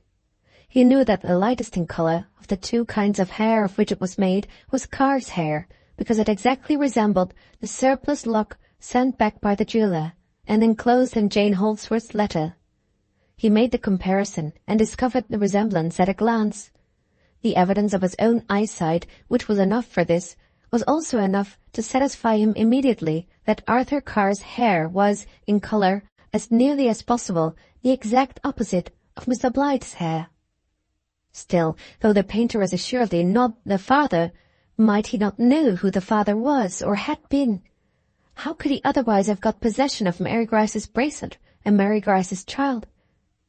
These two questions suggested a third in Matt's mind. Should he discover himself at once to Mr. Blyth and compel him by fair means or foul to solve all doubts and disclose what he knew? No, not at once. That would be playing at the outset a desperate and dangerous move in the game which had best be reserved to the last. Besides, it was useless to think of questioning Mr. Blyth just now, except by the uncertain and indiscreet process of following him into the country, for he had settled to take his departure from London early the next morning. But it was now impossible to rest, after what had been already discovered, without beginning, in one direction or another, the attempt to find out Arthur Carr. Matt's purpose of doing this sprang from the strongest of all resolutions, a vindictive resolution. That dangerous part of the man's nature which his life among the savages and his wanderings in the wild places of the earth had been stealthily nurturing for many a long year past, was beginning to assert itself, now that he had succeeded in penetrating the mystery of Madonna's parentage by the mother's side. Placed in his position, the tender thought of their sister's child would, at this particular crisis, have been uppermost in many men's hearts. The one deadly thought of the villain who had been Mary's ruin was uppermost in Matt's. He pondered but a little while on the course that he should pursue before the idea of returning to Dibbleden and compelling Joanna Grice to tell more than she had told at their last interview occurred to him. He disbelieved a passage in her narrative which stated that she had seen and heard nothing of Arthur Carr in all the years that had elapsed since the flight and death of her niece. He had his own conviction, or rather his own presentiment, which he had mentioned to Zack, that the man was still alive somewhere, and he felt confident that he had it in his power, as a last resource, to awe the old woman into confessing everything that she knew. To Dibbleden, therefore, in the first instance, he resolved to go. If he failed there in finding any clue to the object of his inquiry, he determined to repair next to Rubbleford, and to address himself boldly to Mrs. Peckover. He remembered that when Zack had first mentioned her extraordinary behavior about the hair bracelet in Mr. Blyth's hall, he had prefaced his words by saying that she knew apparently as much of Madonna's history as the painter did himself, and that she kept that knowledge just as close and secret. This woman, therefore, doubtless possessed information which she might be either entrapped or forced into communicating. There would be no difficulty about finding out where she lived, for on the evening when he had mimicked her, young Thorpe had said that she kept a dairy and muffin shop at Rebelford. To that town then he proposed to journey in the event of failing in his purpose at Dibbledene. And if, by any evil chance, he should end in ascertaining no more from Mrs. Peckover than from Joanna Grice, what course should he take next?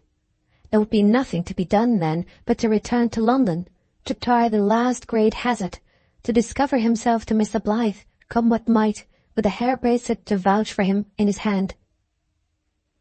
These were his thoughts as he sat alone in the lodging in Kirk Street. That night they had ended in the fatal consolation of the brandy bottle, in the desperate and solitary excess which had so cheated him of his self-control, of the lurking taint which his life among the savages had left in his disposition, and the deadly rancour which his recent discovery of his sister's fate had stored up in his heart, escaped from concealment, and betrayed themselves in that half-drunken, half-sober occupation of scouring the rifle barrel, which had so greatly amazed Zack to witness, and which the lad had so suddenly and strangely suspended by his few chance words of sympathizing reference to Mary's death. But in the morning Mad's head was clear, and his dangerous instincts were held once more under cunning control. In the morning, therefore, he declined explaining himself to young Thorpe, and started quietly for the country by the first train. On being set down at the Dibbledene station, Mad lingered a little and looked about him, just as he'd lingered and looked on the occasion of his first visit. He subsequently took the same road to the town which he had then taken, and, on gaining the church, stopped, as he had formerly stopped, at the churchyard gate. This time, however, he seemed to have no intention of passing the entrance, no intention, indeed, of doing anything, unless standing vacantly by the gate, and mechanically swinging it backwards and forwards with both his hands, can be considered in the light of an occupation. As for the churchyard, he hardly looked at it now. There were 2 or 3 people at a little distance, walking about among the graves, who it might have been thought would have attracted his attention, but he never took the smallest notice of them. He was evidently meditating about something, for he soon began to talk to himself, being, like most men who have passed much of their time in solitude, unconsciously in the habit of thinking aloud. "I wonder how many years ago it is since she and me used to swing backwards and forwards on this," he said, still pushing the gate slowly to and fro. "The hinges used to creak then.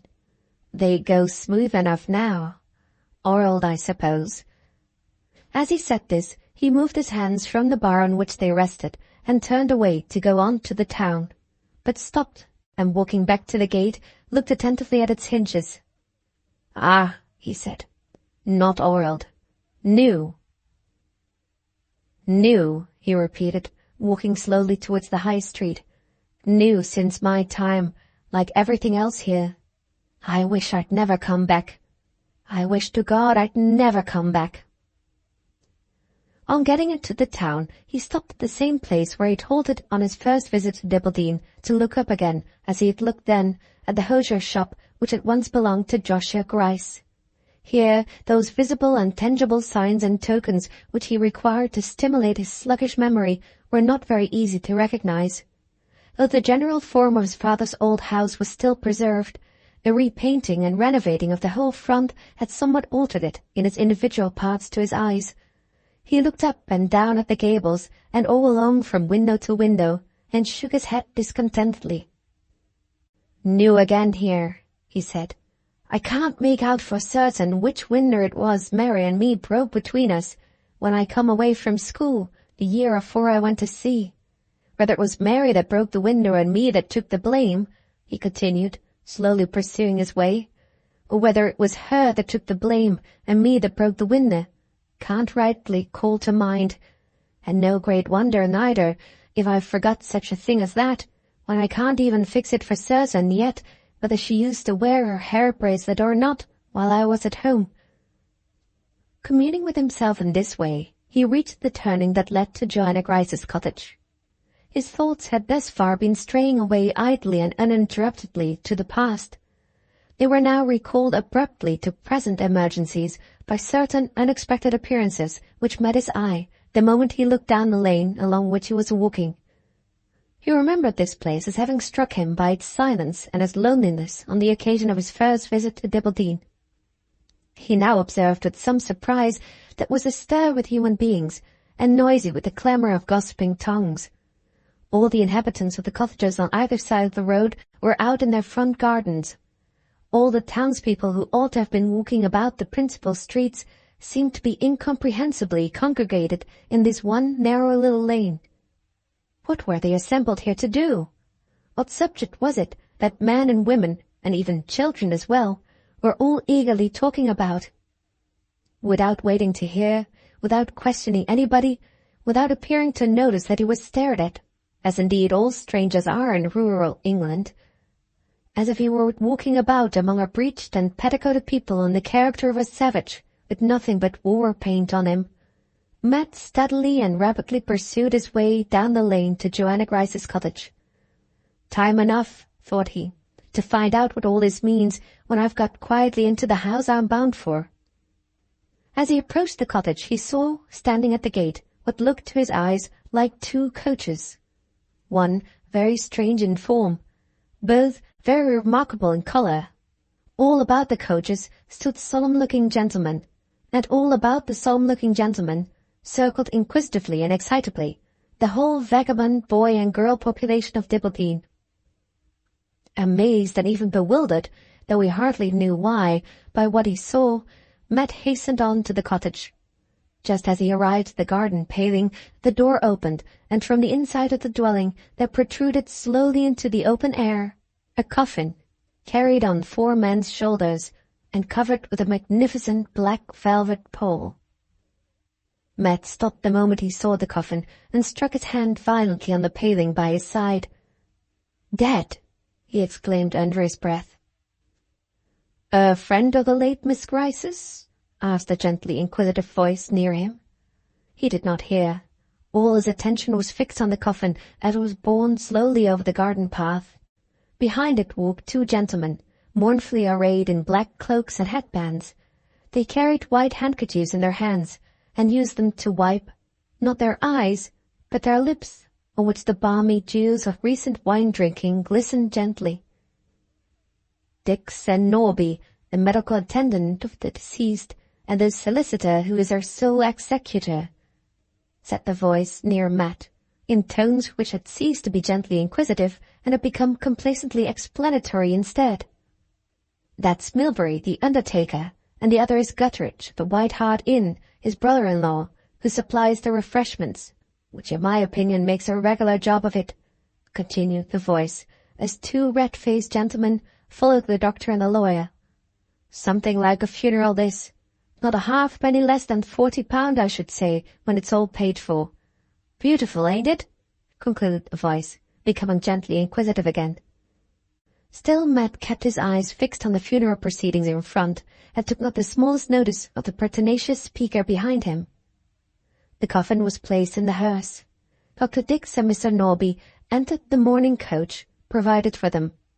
The smug human vultures who prey commercially on the civilized dead arranged themselves with black wands in solemn undertaker's order of procession on either side of the funeral vehicles. Those clumsy pomps of feathers and velvet, of strutting horses and marching mutes, which are still permitted among us to desecrate with grotesquely shocking fiction the solemn fact of death, fluttered out in their blackest state grandeur, and showed their most woeful state paces, as the procession started magnificently with its meagre offering of 1 dead body more to the bride, a fugitive and outcast. The clown's wife and the Irish girl who rode in the circus wept for her, stranger though she was, as they followed her coffin to the poor corner of the churchyard. When Joanna Grice died in the place of her birth, among the townspeople with whom her whole existence had been passed, every eye was tearless that looked on her funeral procession. The 2 strangers who made part of it gossiped pleasantly as they rode after the hearse about the news of the morning, and the sole surviving member of her family, whom chance had brought to her door on her burial day, stood aloof from the hired mourners and moved not a step to follow her to the grave. No, not a step. The hearse rolled on slowly towards the churchyard, and the sightseers in the lane followed it, but Matthew Grice stood by the garden paling at the place where he'd held it from the first. What was her death to him? Nothing but the loss of his first chance of tracing Arthur Carr. Tearlessly and pitilessly she had left it to strangers to bury her brother's daughter, and now, tearlessly and pitilessly, there stood her brother's son, leaving it to strangers to bury her. "Don't you mean to follow to the churchyard and see the last of it?" inquired the same inquisitive voice which had twice already endeavoured to attract Matt's attention. He turned round this time to look at the speaker and confronted a wizen, flaxen-haired, sharp-faced man, dressed in a jaunty shooting jacket, carrying a riding cane in his hand and having a thoroughbred black and tan terrier in attendance at his heels. "Excuse me asking the question," said the wizened man, "but I noticed how dumbfounded you were when you saw the coffin come out. A friend of the deceased, I thought to myself directly." "Well," interrupted Matt gruffly, "suppose I am. What then?" "Will you oblige me by putting this in your pocket?" asked the wizened man, giving Matt a card. "My name's Tat, and I've recently started in practice here as a solicitor.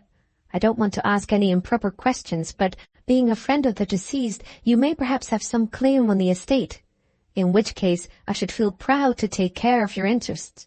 It isn't strictly professional, I know, to be touting for the chance of a client in this way, but I'm obliged to do it in self-defense. Dix, Norby, Milbury, and Guttridge all play into one another's hands, and what's monopolized among 'em, the whole doctoring, lawyering, undertaking, and licensed victualling business of Dibbleden. I've made up my mind to break down Norby's monopoly and keep as much business out of his office as I can. That's why I take time by the forelock and give you my card." Here Mr. Tat left off explaining and began to play with his terrier. Matt looked up thoughtfully at Joanna Grice's cottage.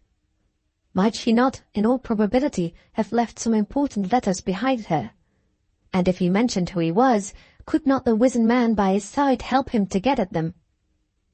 "A good deal of mystery about the late Miss Grice," resumed Mr. Tat, still playing with the terrier. "Nobody but Dix and Norby can tell exactly when she died, or how she's left her money. Queer family altogether." "Rats, Pincher? Where are the rats?" "There's a son of old Grice's, who has never, they say, been properly accounted for." "Aye, boy, there's a cat. Hie after her, Pincher."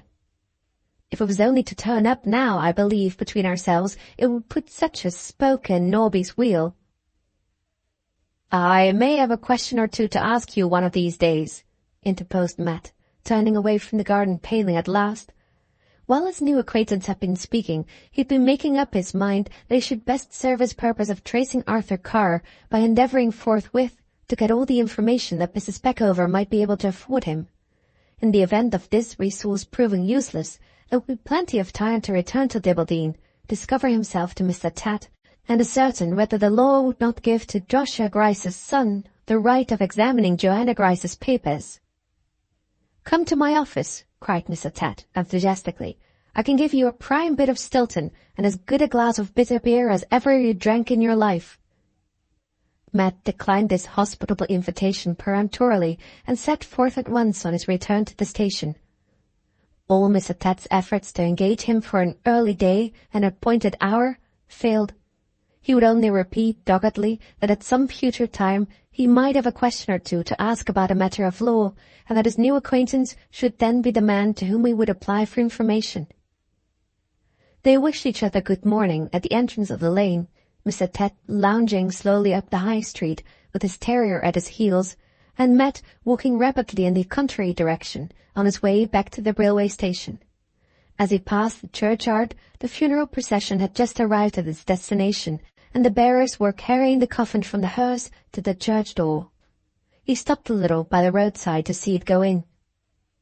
"She was no good to anybody about her all her lifetime," he thought bitterly, as the last heavy fold of the velvet pall was lost to view in the darkness of the church entrance. But if she'd only lived a day or two longer, she might have been of some good to me. There's more of what I wanted to know nailed down along with her in that coffin than ever I'm likely to find out anywhere else. It's a long hunt of mine, this it is, a long hunt on a dull scent, and her death has made it duller. With this farewell thought, he turned from the church. As he pursued his way back to the railroad, he took Jane Holdsworth's letter out of his pocket and looked at the hair enclosed in it. It was the 4th or 5th time he had done this during the few hours that had passed since he had possessed himself of Mary's bracelet. From that period there had grown within him a vague conviction that the possession of Carr's hair might in some way lead to the discovery of Carr himself. He knew perfectly well that there was not the slightest present or practical use in examining this hair, and yet there was something that seemed to strengthen him afresh in his purpose, to encourage him anew after his unexpected check at Dibbleden, merely in the act of looking at it. "If I can't track him no other way," he muttered, replacing the hair in his pocket, "I've got the notion into my head, somehow, that I shall track him by this." Matt found it no very easy business to reach Rubbleford. He had to go back a little way on the Dibbleden line, then to diverge by a branch line, and then to get upon another main line, and travel along it some distance before he reached his destination. It was dark by the time he reached Rubbleford. However, by inquiring of 1 or 2 people, he easily found the dairy and muffin shop when he was once in the town, and saw to his great delight that it was not shut up for the night. He looked in at the window under a plaster cast of a cow, and observed by the light of one tallow candle burning inside a chubby buxom girl sitting at the counter and either drawing or writing something on a slate. Entering the shop, after a moment or two of hesitation, he asked if he could see Mrs. Peckover. "Mother went away, sir, 3 days ago, to nurse Uncle Bob at Banbury," answered the girl. Here was a second check, a second obstacle to defer the tracing of Arthur Carr. It seemed like a fatality. "When do you expect her back?" asked Matt. "Not for a week or 10 days, sir," answered the girl. "Mother said she wouldn't have gone, but for Uncle Bob being her only brother, and not having wife or child to look after him at Banbury." Banbury? Where had he heard that name before? "Father's up at the rectory, sir," continued the girl, observing that the stranger looked both disappointed and puzzled. "If it's dairy business you come upon, I can attend to it. But if it's anything about accounts to settle, Mother said they were to be sent on to her." "Maybe I shall have a letter to send to your mother," said Matt, after a moment's consideration. "Can you write me down on a bit of paper where she is?" "Oh, yes, sir." And the girl very civilly and readily wrote in her best round hand on a slip of bill paper this address: Martha Peckover, at Rob Randall, 2 Dawson's Buildings, Banbury. Matt absently took the slip of paper from her and put it into his pocket, then thanked the girl and went out. While he was inside the shop, he had been trying in vain to call to mind where he had heard the name of Banbury before. The moment he was in the street, the lost remembrance came back to him. Surely, Banbury was the place where Joanna Grice had told him that Mary was buried. After walking a few paces, he came to a large linen-draper's shop, with plenty of light in the window. Stopping here, he hastily drew from his pocket the manuscript containing the old woman's justification of her conduct, for he wished to be certain about the accuracy of his recollection, and he had an idea that the part of the narrative which mentioned Mary's death would help to decide him in his present doubt. Yes, on turning to the last page, there it was written in so many words: "I sent, by a person I could depend on, money enough to bury her decently in Banbury churchyard." "I'll go there tonight," said Matt to himself, thrusting the letter into his pocket and taking the way back to the railway station immediately. Book 2, Chapter 14, Mary's Grave. Matthew Grice was a resolute traveller, but no resolution is powerful enough to alter the laws of inexorable timetables to suit the convenience of individual passengers. Although Matt left Rubbleford in less than an hour after he had arrived there, He only succeeded in getting halfway to Banbury before he had to stop for the night and wait at an intermediate station for the first morning train on what was termed the trunk line. By this main railroad he reached his destination early in the forenoon and went at once to Dawson's Buildings. "Mrs. Peckover has just stepped out, sir, Mr. Randall being a little better this morning, for a mouthful of fresh air. She'll be in again in half an hour," said the maid-of-all-work, who opened Mr. Randall's door. Matt began to suspect that something more than mere accident was concerned in keeping Mrs. Peckover and himself asunder. "I'll come again in half an hour," he said, then added, just as the servant was about to shut the door, "Which is my way to the church?" Banbury Church was close at hand, and the directions he received for finding it were easy to follow.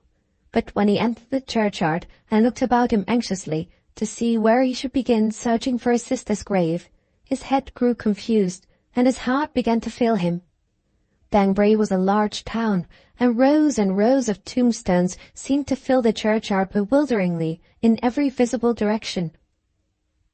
At a little distance a man was at work opening a grave, and to him Matt applied for help, describing his sister as a stranger who had been buried somewhere in the churchyard better than 20 years ago.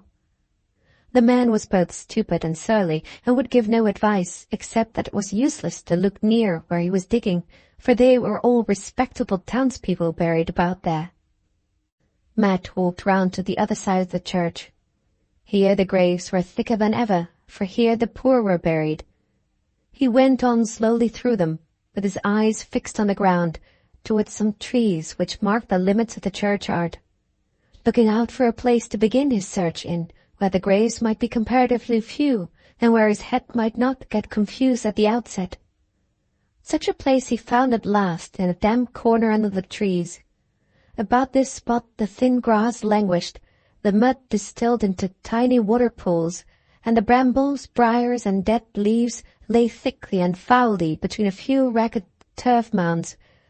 Could they have laid her here? Could this be the last refuge to which Mary ran after she fled from home? A few of the mounds had stained, mouldering tombstones at their heads. He looked at these first, and finding only strange names on them, turned next to the mounds marked out by crossboards of wood. At one of the graves the crossboard had been torn or had rotted away from its upright support, and lay on the ground weather-stained and split, but still faintly showing that it had once had a few letters cut in it. He examined this board to begin with, and was trying to make out what the letters were, when the sound of someone approaching disturbed him. He looked up and saw a woman walking slowly towards the place where he was standing. It was Mrs. Peckover herself. She had taken a prescription for her sick brother to the chemist's, had bought him one or two little things he wanted in the High Street, and had now, before resuming her place at his bedside, stolen a few minutes to go and look at the grave of Madonna's mother. It was many, many years since Mrs. Peckover had last paid a visit to Banbury churchyard. She stopped and hesitated when she first caught sight of Matt, but after a moment or two, not being a woman easily balked in anything when she had once undertaken to do it, continued to advance, and never paused for the second time until she had come close to the grave by which Matt stood, and was looking him steadily in the face, exactly across it. He was the first to speak. "Do you know whose grave this is?" he asked. "Yes, sir," answered Mrs. Peckover, glancing indignantly at the broken board and the mud and brambles all about it. "Yes, sir, I do know, and what's more, I know that it's a disgrace to the parish. Money has been paid twice over to keep it decent, and look what a state it's left in." "I asked you whose grave it was," repeated Matt impatiently. "A poor, unfortunate, forsaken creatures who's gone to heaven, if ever an afflicted, repenting woman went there yet," answered Mrs. Peckover warmly. "Forsaken? Afflicted? A woman, too?" Matt repeated to himself thoughtfully. "Yes, forsaken and afflicted," cried Mrs. Peckover, overhearing him. "Don't you say no ill of her, whoever you are. She shan't be spoken unkindly of in my hearing, poor soul." Matt looked up suddenly and eagerly. "What's your name?" he inquired. "My name's Peckover, and I'm not ashamed of it," was the prompt reply. "And now, if I may make so bold, what's yours?" Matt took from his pocket the hair bracelet and, fixing his eyes intently on her face, held it up across the grave for her to look at.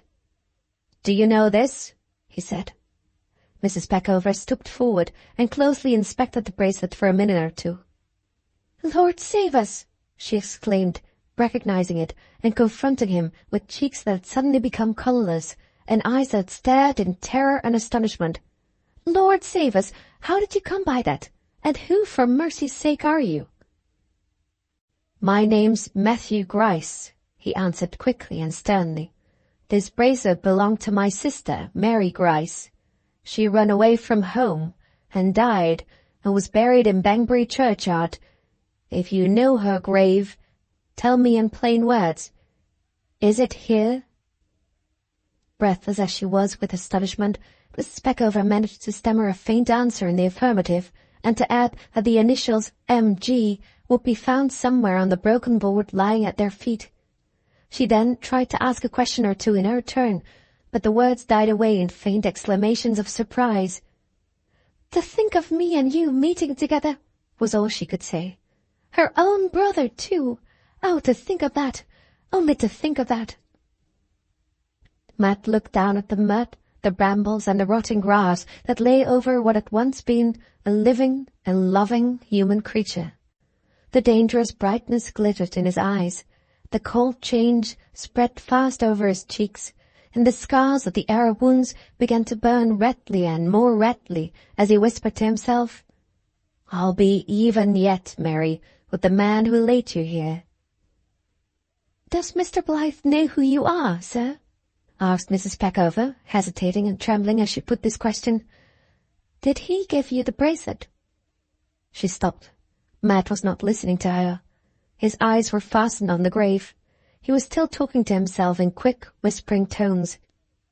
"Her bracelet was hid from me in another man's chest," he said. "I found her bracelet. Her child was hid from me in another man's house. I found her child. Her grave was hid from me in a strange churchyard. I found her grave. The man who laid her in it is hid from me still. I shall find him." "Please do listen to me, sir, for one moment," pleaded Mrs. Peckover, more nervously than before. "Does Mr. Blyth know about you? And little Mary? Oh, sir, whatever you do, pray, pray don't take her away from where she is now.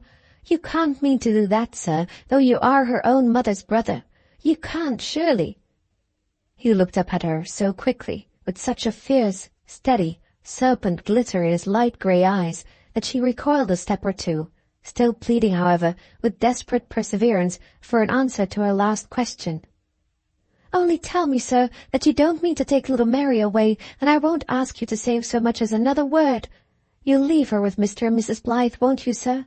For your sister's sake, you'll leave her with the poor bedridden lady that's been like a mother to her for so many years past. For your dear lost sister's sake that I was with when she died." "Tell me about her." He said those few words with surprising gentleness, as Mrs. Peckover thought, for such a rough-looking man. Yes, all you want to know," she answered. "But I can't stop here. There's my brother. I've got such a turn with seeing you, it's almost put him out of my head. There's my brother that I must go back to and see if he's asleep still. You just please to come along with me and wait in the parlour. It's close by, while I step upstairs." Here she stopped in great confusion. It seemed like running some desperate risk to ask this strange, stern-featured relation of Mary Grice's into her brother's house. And yet, thought Mrs. Peckover, if I can only soften his heart by telling him about his poor unfortunate sister, it may make him all the readier to leave little Mary. At this point her perplexities were cut short by Matthew himself, who said, shortly, that he had been to Dawson's buildings already to look after her. On hearing this, she hesitated no longer. It was too late to question the propriety or impropriety of admitting him now. "Come away, then," she said. "Don't let's wait no longer. And don't fret about the infamous state they've left things in here," she added, thinking to propitiate him, as she saw his eyes turn once more at parting on the broken board and the brambles around the grave. I know where to go, and who to speak to." "Go nowhere and speak to nobody," he broke in sternly, to her great astonishment. "All what's got to be done to it, I mean to do myself." "You?" "Yes, me. It's little enough I ever did for her while she was alive, and it's little enough now, only to make things look decent about the place where she's buried, but I mean to do that much for her, and no other man shall stir a finger to help me." Roughly as it was spoken, this speech made Mrs. Peckover feel easier about Madonna's prospects. The hard-featured man was, after all, not so hard-hearted as she'd thought him at first. She even ventured to begin questioning him again, as they walked together towards Dawson's buildings. He varied very much in his manner of receiving her inquiries, replying to some promptly enough, and gruffly refusing, in the plainest terms, to give a word of answer to others. He was quite willing, for example, to admit that he had procured her temporary address at Banbury from her daughter at Rebelford, but he flatly declined to inform her how he had first found out that she lived at Rebelford at all. Again, he readily admitted that neither Madonna nor Mr. Blyth knew who he really was, but he refused to say why he had not disclosed himself to them, or when he intended, if he ever intended at all, to inform them that he was the brother of Mary Grice. As to getting him to confess in what manner he had become possessed of the hair bracelet, Mrs. Peckover's first question about it, although only answered by a look, was received in such a manner as to show her that any further efforts on her part in that direction would be perfectly fruitless. On one side of the door at Dawson's Buildings was Mr. Randall's shop, and on the other was Mr. Randall's little dining parlour. In this room Mrs. Peckover left Matt, while she went upstairs to see if her sick brother wanted anything. Finding that he was still quietly sleeping, she only waited to arrange the bedclothes comfortably about him, and to put a handbell easily within his reach in case he should awake, and then went downstairs again immediately. She found Matt sitting with his elbows on the one little table in the dining parlour, his head resting on his hands. Upon the table, lying by the side of the bracelet, was the lock of hair out of Jane Holdsworth's letter, which he had yet once more taken from his pocket to look at. "Why, mercy on me!" cried Mrs. Peckover, glancing at it. "Surely it's the same hair that's worked into the bracelet. Wherever, for goodness' sake, did you get that?" "Never mind where I got it. Do you know whose hair it is? Look a little closer. The man this hair belonged to was the man she trusted in, and he laid her in the churchyard for her pains." "Oh, who was he? Who was he?" asked Mrs. Peckover eagerly. "Who was he?" repeated Matthew sternly. "What do you mean by asking me that?" "I only mean that I never heard a word about the villain. I don't so much as know his name." "You don't?" He fastened his eyes suspiciously on her as he said those two words. "No, as true as I stand here, I don't. Why, I didn't even know that your poor dear sister's name was Grice till you told me." His look of suspicion began to change to a look of amazement as he heard this. He hurriedly gathered up the bracelet and the lock of hair and put them into his pocket again. "Let's hear first how you met with her," he said. "I'll have a word or two about the other matter afterwards." Mrs. Peckover sat down near him and began to relate the mournful story which she had told to Valentine and Dr. and Mrs. Joyce, now many years ago, in the rectory dining-room. But on this occasion she was not allowed to go through her narrative uninterruptedly.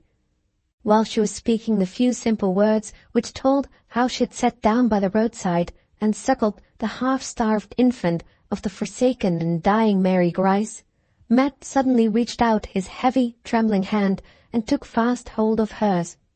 He gripped it with such force that, stout-hearted and hardy as she was, she cried out in alarm and pain, "Oh, don't! You hurt me! You hurt me!" He dropped her hand directly and turned his face away from her, his breath quickening painfully, his fingers fastening on the side of his chair, as if some great pang of oppression were trying him to the quick. She rose and asked anxiously what ailed him, but, even as the words passed her lips, he mastered himself with that iron resolution of his which few trials could bend, and none break, and motioned to her to sit down again. "Don't mind me," he said. "I'm old and tough-hearted with being battered about in the world, and I can't give myself vent nohow with talking or crying like the rest of you. Never mind, it's all over now. Go on." She complied, a little nervously at first, but he did not interrupt her again. He listened while she proceeded, looking straight at her, not speaking or moving, except when he winced once or twice, as a man winces under unexpected pain, while Mary's deathbed words were repeated to him. Having reached this stage of her narrative, Mrs. Peckover added little more, only saying, in conclusion, "I took care of the poor soul's child, as I said I would, and did my best to behave like a mother to her, till she got to be 10-year-old. Then I give her up, because it was for her own good, to Mr. Blyth." He did not seem to notice the close of the narrative, the image of the forsaken girl, sitting alone by the roadside, with her child's natural sustenance dried up within her, travel-worn, friendless, and desperate, was still uppermost in his mind, and when he next spoke, gratitude for the help that had been given to Mary in her last sore distress was the one predominant emotion which strove roughly to express itself to Mrs. Peckover in these words. "Is there any living soul you care about that a trifle of money would do a little good to?" he asked, with such abrupt eagerness that she was quite startled by it. "Lord bless me!" she exclaimed. "What do you mean? What's that got to do with your poor sister or Mr. Blyth?" "It's got this to do," burst out Matthew, starting to his feet, as the struggling gratitude within him stirred body and soul both together. "You turned to and helped Mary when she hadn't nobody else in the world to stand by her. She was always Father's darling, but Father couldn't help her then, and I was away on the wrong side of the sea and couldn't be no good to her neither. But I'm on the right side now, and if there's any friends of yours, north, south, east or west, that will be happier for a trifle of money, here's all mine. Catch it and give it 'em." He tossed his beaver skin roll, with the banknotes in it, into Mrs. Peckover's lap. "Here's my 2 hands that I dursn't take a hold of yours with, for fear of hurting you again. Here's my 2 hands that can work along with any man's. Only give 'em something to do for you, that's all. Give 'em something to make or mend, I don't care what." "Hush, hush," interposed Mrs. Peckover. "Don't be so dreadful noisy, there's a good man, or you'll wake my brother upstairs. And besides, where's the use to make such a stir about what I done for your sister? Anybody else would have took as kindly to her as I did, seeing what distress she was in, poor soul. Here," she continued, handing him back the beaver skin roll. "Here's your money, and thank you for the offer of it. Put it up safe in your pocket again. We managed to keep our heads above water, thank God, and don't want to do no better than that. Put it up in your pocket again, and then I'll make bold to ask you for something else." "For what?" inquired Matt, looking her eagerly in the face. "Just for this, that you'll promise not to take little Mary from Mr. Blyth. Do, pray do promise me you won't." "I never thought to take her away," he answered. "Where should I take her to? What can a lonesome old vagabond like me do for her? If she's happy where she is, let her stop where she is." "Lord bless you for saying that," fervently exclaimed Mrs. Peckover, smiling for the first time, and smoothing out her gown over her knees with an air of inexpressible relief. "I'm rid of my grand fright now, and getting to breathe again freely, which I haven't once yet been able to do since I first set eyes on you. Ah, you're rough to look at, but you've got your feelings like the rest of us. Talk away now as much as you like. Ask me about anything you please." "What's the good?" he broke in, gloomily. "You don't know what I wanted you to know. I come down here for to find out the man as once owned this." He pulled the lock of hair out of his pocket again. "And you can't help me. I didn't believe it when you first said so, but I do now." "Well, thank you for saying that much, though you might have put it civiller." "His name was Arthur Carr. Did you never hear tell of anybody with the name of Arthur Carr?" "No, never. Never till this very moment." "The painter man will know," continued Matt, talking more to himself than to Mrs. Peckover. "I must go back and chance it with the painter man after all." "Painter man?" repeated Mrs. Peckover. "Painter? Surely you don't mean Mr. Blyth?" "Yes, I do." "Why, what in the name of fortune can you be thinking of? How should Mr. Blyth know more than me? He never set eyes on little Mary till she was 10 years old, and he knows nothing about her poor unfortunate mother except what I told him." These words seemed at first to stupefy Matt. They burst upon him in the shape of a revelation for which he was totally unprepared. It had never once occurred to him to doubt that Valentine was secretly informed of all that he most wished to know. He had looked forward to what the painter might be persuaded, or, in a last resort, forced, to tell him, as the one certainty on which he might finally depend. And here was this fancied security exposed in a moment as the wildest delusion that ever man trusted in. What resource was left? To return to Dibbleden and, by the legal help of Mr. Tat, to possess himself of any fragments of evidence which Joanna Grice might have left behind her in writing. This seemed but a broken reed to depend on, and yet nothing else now remained. "I shall find him. I don't care where he's hid away from me. I shall find him yet," thought Matt, still holding with dogged and desperate obstinacy to his first superstition, in spite of every fresh sign that appeared to confute it. "Why worry yourself about finding Arthur Carr at all?" pursued Mrs. Peckover, noticing his perplexed and mortified expression.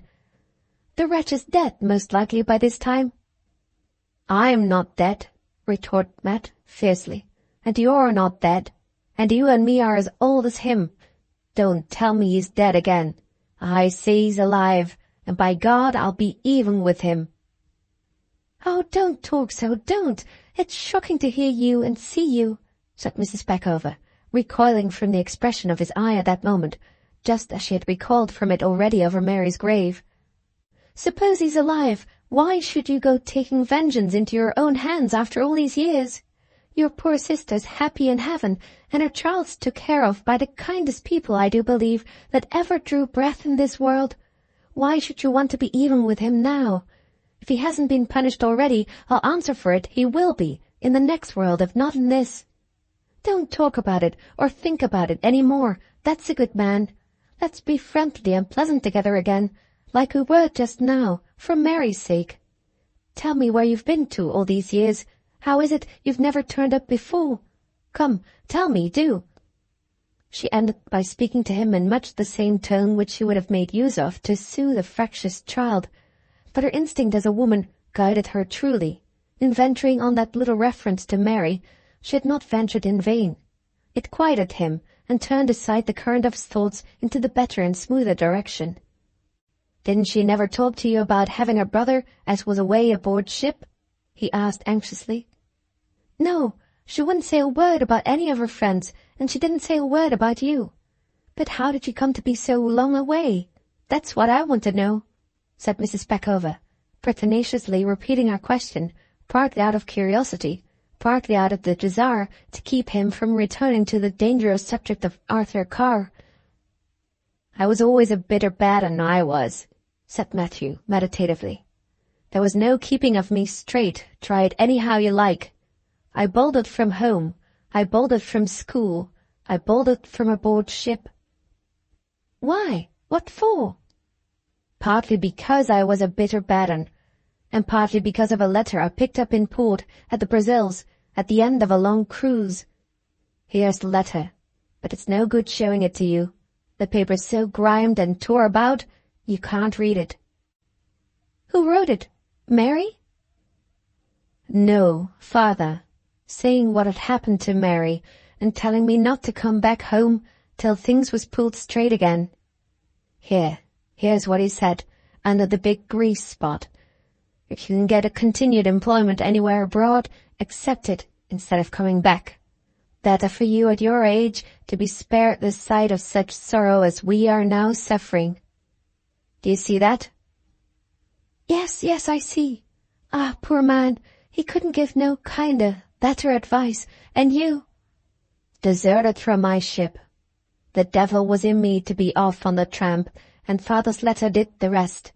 I got wild and desperate with the thought of what had happened to Mary, and with knowing they were ashamed to see me back again at home.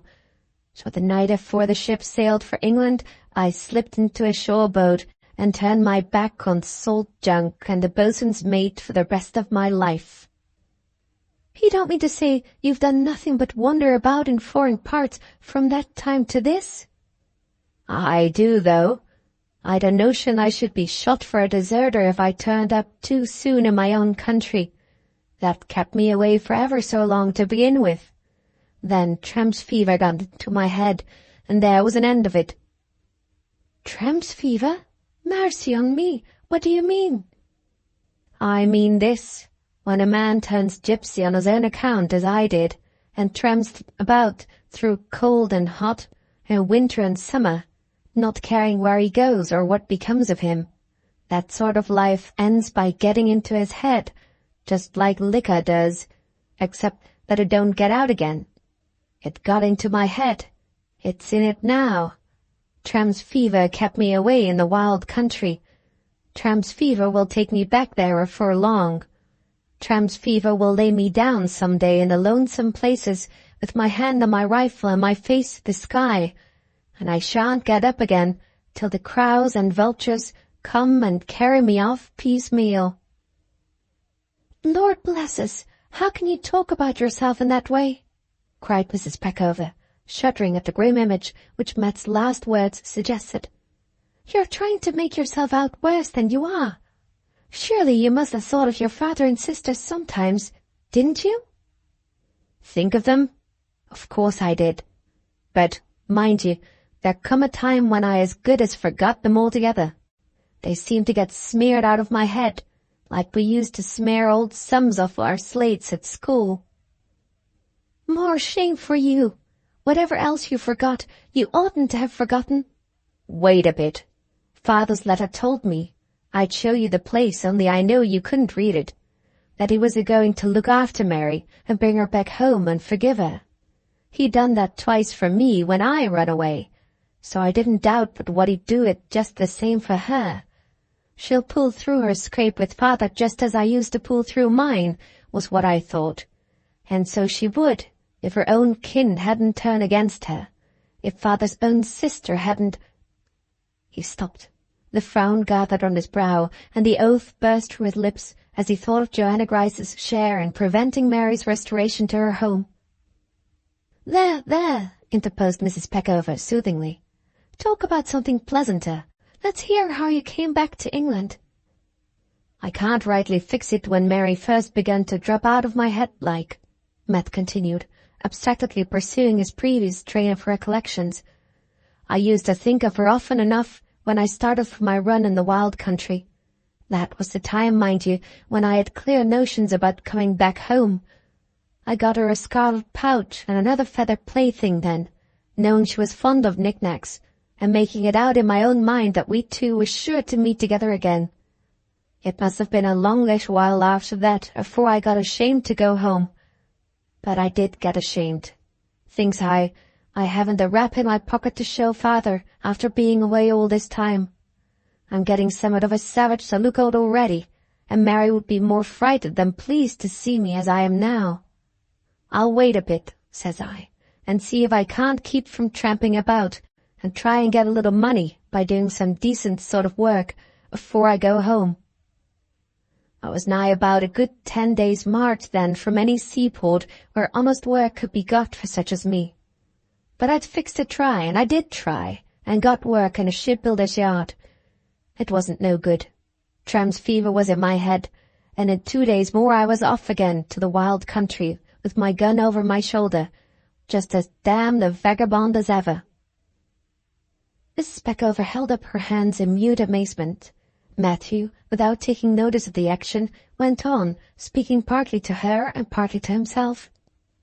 It must have been about that time when Mary and father, and all what had to do with them, begun to drop out of my head.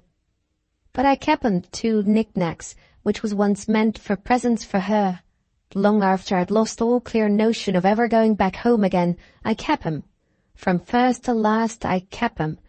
I can't hardly say why, unless it was that I got so used to keeping of them that I hadn't the heart to let 'em go. Not, mind you, but what they might now and then have set me thinking of father and Mary at home. At times, you know, when I changed 'em from one bag to another, or took and blew the dust off of 'em, for to keep 'em as nice as I could. But the older I got, the worse I got at calling anything to mind in a clear way about Mary in the old country. There seemed to be a sort of fog rolling up betwixt us now. I couldn't see her face clear in my own mind no longer. It come upon me once or twice in dreams when I nodded alone over my fire after a tough day's march. It come upon me at such times so clear that it startled me up, all in a cold sweat, wild and puzzled, with not knowing at first whether the stars were shimmering down at me in father's paddock at Dibbleden, or in the lonesome places over the sea, hundreds of miles away from any living soul. But that was only dreams, you know. Waking, I was all astray now, whenever I fell a-thinking about father or her. The longer I tramped it over the lonesome places, the thicker that fog got which seemed to have rose up in my mind between me and them I'd left at home. At last it come to darken in altogether, and never lifted no more that I can remember, till I crossed the seas again and got back to my own country. "But how did you ever think of coming back after all those years?" asked Mrs. Peckover. "Well, I got a good heap of money, for once in a way, with digging for gold in California," he answered. "And my mate that I worked with, he says to me one day, 'I don't see my way to how we are to spend our money now we've got it, if we stop here. What can we treat ourselves to in this place excepting bad brandy and cards? Let's go over to the old country, where there ain't nothing we want that we can't get for our money. And when it's all gone, let's turn tail again and work for more.' He wrought upon me like that till I went back with him. We crawled aboard ship, and when we got into port, he went his way and I went mine. Not, mind you, that I started off at once for the old place as soon as I was ashore. That fog in my mind I told you of seemed to lift a little when I heard my own language and saw my own country people's faces about me again. And then there come a sort of fear over me, a fear of going back home at all after the time I'd been away. I got over it, though, and went in a day or two. When I first laid my hand on the churchyard gate that Mary and me used to swing on, and when I looked up at the old house, with the gable ends just what they used to be, though the front was new painted and strange names was over the shop door, then all my time in the wild country seemed to shrivel up somehow, and better than 20 years ago began to be almost like yesterday. I'd seen father's name in the churchyard, which was no more than I looked for, but when they told me Mary had never been brought back, when they said she died many a year ago among strange people, they cut me to the quick. Ah, no wonder, no wonder. It was a wonder to me, though. I should have laughed at any man if he told me I should be took so at hearing what I heard about her after all the time I'd been away. I couldn't make it out then, and I can't now. I didn't feel like my own man when I first set eyes on the old place, and then to hear she was dead. It cut me, as I told you. It cut me deeper still when I come to tumble over the things she'd left behind her in her box. 20 years ago got nigher and nigher to yesterday, with every fresh thing belonging to her that I laid a hand on. There was an arbour in father's garden she used to be fond of working in of evenings. I'd lost all thought of that place for more years than I can reckon up. I called it to mind again, and called her to mind again too, sitting and working and singing in the arbour, only with laying hold of a bit of patchwork stuff in the bottom of her box, with a needle and thread left sticking in it.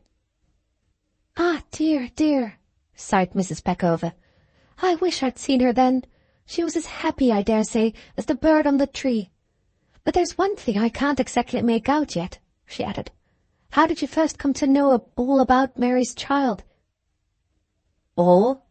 There wasn't no all in it till I see the child herself. Except knowing that the poor creature's baby had been born alive, I knowed nothing when I first come away from the old place in the country. Child? I hadn't nothing of the sort in my mind when I got back to London.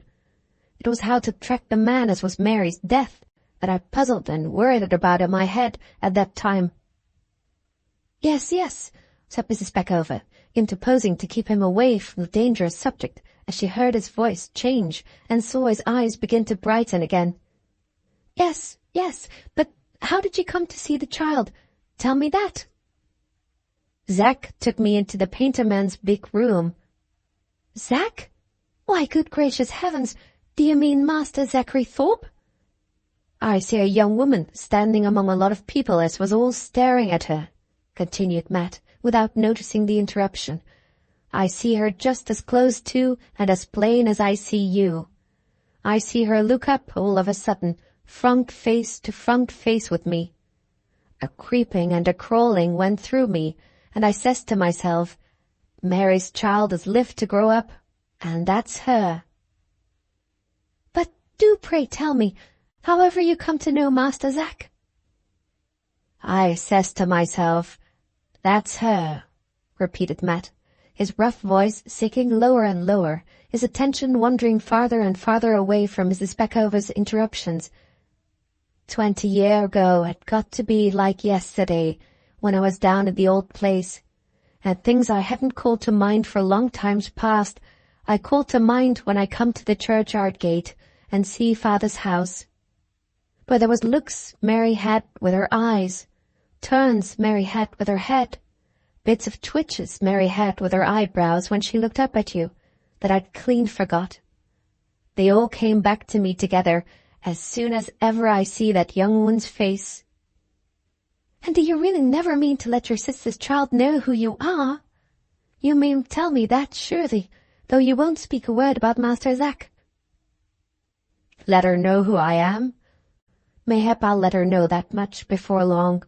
When I'm going back to the wild country I may say to her, rough as I am to look at, I'm your mother's brother, and you're the only bit of my own flesh and blood I've got left to cotton to in all the world. Give it a shake of your hand and a kiss for mother's sake, that I won't trouble you no more.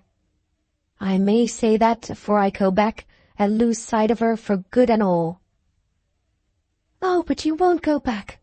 Only you tell Mr. Blythe you don't want to take her away, and then say to him, I'm Mr. Grice, and— Stop. Don't you get a talking about Mr. Grice. Why not? It's her lawful name, isn't it? Lawful enough, I dare say, but I don't like the sound of it, though it's mine. Father as good as said he was ashamed to own it when he wrote me that letter, and I was afraid to own it when I deserted from my ship. Bad luck has followed the name from first to last. I ended with it years ago, and I won't take up with it again now. Call me Matt. Take it as easy with me as if I was kin to you. Well then, Matt, said Miss Peckover with a smile, I've got such a many things to ask you still. I wish you could make it out to ask them tomorrow, rejoined Matthew. I've overdone myself already, with more talking than I'm used to. I want to be quiet with my tongue, and get to work with my hands for the rest of the day. You don't happen to have a foot rule in the house, do you? On being asked to explain what motive could induce him to make this extraordinary demand for a foot rule, Matt answered that he was anxious to proceed at once to the renewal of the crossboard at the head of his sister's grave. He wanted the rule to measure the dimensions of the old board. He desired to be directed to a timber merchant's, where he could buy a new piece of wood, and after that he would worry Mrs. Peckover about nothing more. Extraordinary as his present caprice appeared to her, the good woman saw that it had taken complete possession of him, and wisely and willingly set herself to humour it. She procured for him the rule and the address of a timber merchant, and then they parted, Matt promising to call again in the evening at Dawson's Buildings. When he presented himself at the timber merchant's, after having carefully measured the old board in the churchyard, he came in no humour to be easily satisfied. Never was any fine lady more difficult to decide about the texture, pattern, and colour to be chosen for a new dress than Matt was when he arrived at the timber merchant's about the grain, thickness, and kind of wood to be chosen for the crossboard at the head of Mary's grave. At last he selected a piece of walnut wood, and having paid the price demanded for it without any haggling, inquired next for a carpenter, of whom he might hire a set of tools. A man who has money to spare has all things at his command. Before evening, Matt had a complete set of tools, a dry shed to use them in, and a comfortable living room at a public house near, all at his own sole disposal. Being skilful enough at all carpenter's work of an ordinary kind, he would, under most circumstances, have completed in a day or two such an employment as he had now undertaken. But a strange fastidiousness, A most uncharacteristic anxiety about the smallest matters delayed him through every stage of his present undertaking. Mrs. Peckover, who came every morning to see how he was getting on, was amazed at the slowness of his progress. He was from the first morbidly scrupulous in keeping the board smooth and clean. After he had shaped it and fitted it to its upright supports, after he had cut in it, by Mrs. Peckover's advice, the same inscription which had been placed on the old board, the simple initials M.G., with the year of Mary's death, 1828.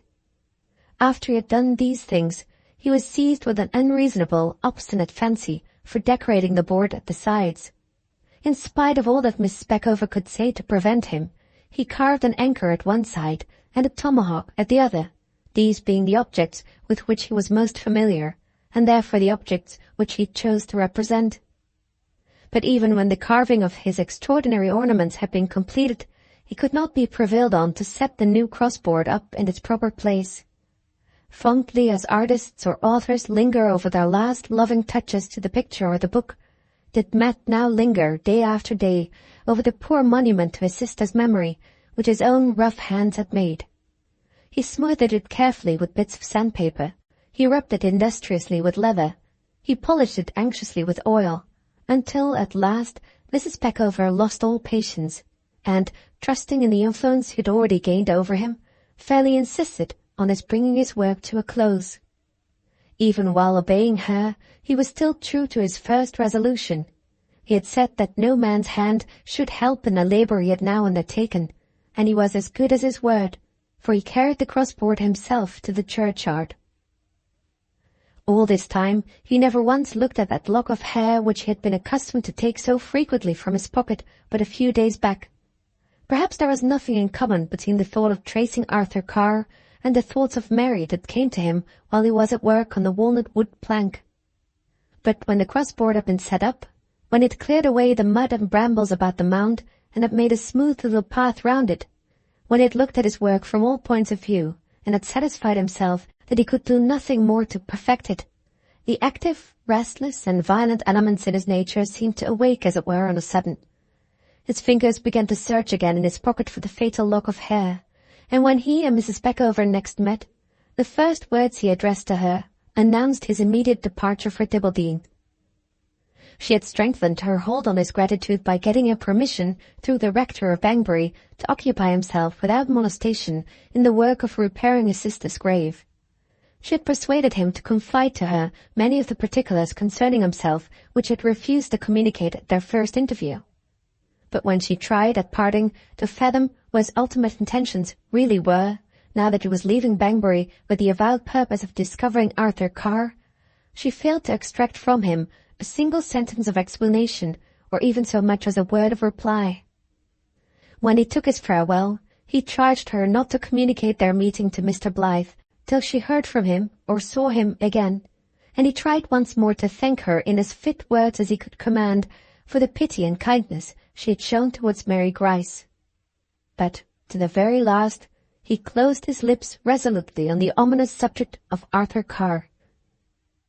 He'd been a fortnight absent from London when he set forth once more for Dibbledy to try that last chance of tracing out the hidden man which might be afforded him by a search among the papers of Joanna Grice. The astonishment and delight of Mr. Tat when Matthew, appearing in the character of a client at the desolate office door, actually announced himself as the sole surviving son of old Joshua Grice, flowed out in such a torrent of congratulatory words that Matt was at first literally overwhelmed by them. He soon recovered himself, however, and while Mr. Tat was still haranguing fluently about proving his client's identity and securing his client's right of inheritance, silenced the solicitor by declaring as bluntly as usual that he had not come to Dibbledy to be helped to get hold of money, but to be helped to get hold of Joanna Grice's papers. This extraordinary announcement produced a long explanation and a still longer discussion, in the middle of which Matt lost his patience and declared that he would set aside all legal obstacles and delays forthwith by going to Mr. Norby's office and demanding of that gentleman, as the official guardian of the late Miss Grice's papers, permission to look over the different documents which the old woman might have left behind her. It was to no earthly purpose that Mr. Tat represented this course of proceeding as unprofessional, injudicious, against etiquette, and utterly ruinous, looked at from any point of view. While he was thus expostulating, Matthew was stepping out at the door, and Mr. Tat, who could not afford to lose even this most outrageous and unmanageable of clients, had no other alternative but to make the best of it and run after him. Mr. Norby was a remarkably lofty, solemn, and ceremonious gentleman, feeling as bitter a hatred and scorn for Mr. Tat as it is well possible for one legal human being to entertain toward another. There is no doubt that he would have received the irregular visit of which he was now the object with the most chilling contempt if he had only been allowed time to assert his own dignity. But before he could utter a single word, Matthew, in defiance of all that Mr. Tat could say to silence him, first announced himself in his proper character, and then, after premising that he came to worry nobody about money matters, coolly added that he wanted to look over the late Mary Grice's letters and papers directly, for a purpose which was not of the smallest consequence to anyone but himself. Under ordinary circumstances, Mr. Norby would have simply declined to hold any communication with Matt until his identity had been legally proved. But the prosperous solicitor of Dibbleden had a grudge against the audacious adventurer who had set up in practice against him, and he therefore resolved to depart a little on this occasion from the strictly professional course for the express purpose of depriving Mr. Tat of as many prospective 6 and 8pences as possible. Waving his hand solemnly, when Matt had done speaking, he said, "Wait a moment, sir," then rang a bell and ordered in his head clerk. "Now, Mr. Scott," said Mr. Norby, loftily addressing the clerk, "have the goodness to be a witness in the first place that I protest against this visit on Mr. Tat's part as being indecorous, unprofessional, and unbusinesslike. In the second place, be a witness also that I do not admit the identity of this party," pointing to Matt, "and that what I am now about to say to him, I say under protest, and denying pro forma that he is the party he represents himself to be. You thoroughly understand, Mr. Scott?" Mr. Scott bowed reverently. Mr. Norby went on. "If your business connection, sir, with that party," he said, addressing Matthew and indicating Mr. Tat, "was only entered into to forward the purpose you have just mentioned to me, I beg to inform you, denying, you will understand, at the same time your right to ask for such information, that you may wind up matters with your solicitor whenever you please. The late Miss Grice has left neither letters nor papers. I destroyed them all by her own wish, in her own presence, and under her own written authority, during her last illness. My head clerk here, who was present to assist me, will corroborate the statement, if you wish it." Matt listened attentively to these words, but listened to nothing more. A sturdy legal altercation immediately ensued between the two solicitors, but it hardly reached his ears. Mr. Tat took his arm and led him out, talking more fluently than ever, but he had not the poorest trifle of attention to bestow on Mr. Tat. All his faculties together seemed to be absorbed by this one momentous consideration. Had he really and truly lost the last chance of tracing Arthur Carr? When they got into the High Street, his mind somewhat recovered its freedom of action, and he began to feel the necessity of deciding at once on his future movements. Now that his final resource had failed him, what should he do next? It was useless to go back to Banbury, useless to remain at Dibbleden, yet the fit was on him to be moving again somewhere. Better even to return to Kirk Street than to remain irresolute and inactive on the scene of his defeat. He stopped suddenly, and saying, "It's no good waiting here now. I shall go back to London," impatiently shook himself free of Mr. Tat's arm in a moment. He found it by no means so easy, however, to shake himself free of Mr. Tat's legal services. "Depend on my zeal," cried this energetic solicitor, following Matthew pertinaciously on his way to the station. If there's law in England, your identity shall be proved and your rights respected. I intend to throw myself into this case heart and soul. Money, justice, law, morality are all concerned. One moment, my dear sir. If you must really go back to London, oblige me at any rate with your address, and just state in a cursory way whether you were christened or not at Dibbledine Church. I want nothing more to begin with. Absolutely nothing more, on my word of honour as a professional man.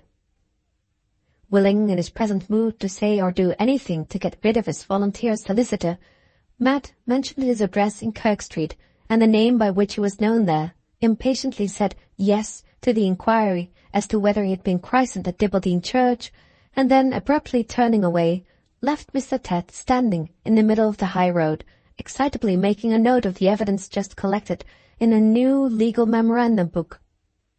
As soon as Matt was alone, the ominous question suggested itself to him again.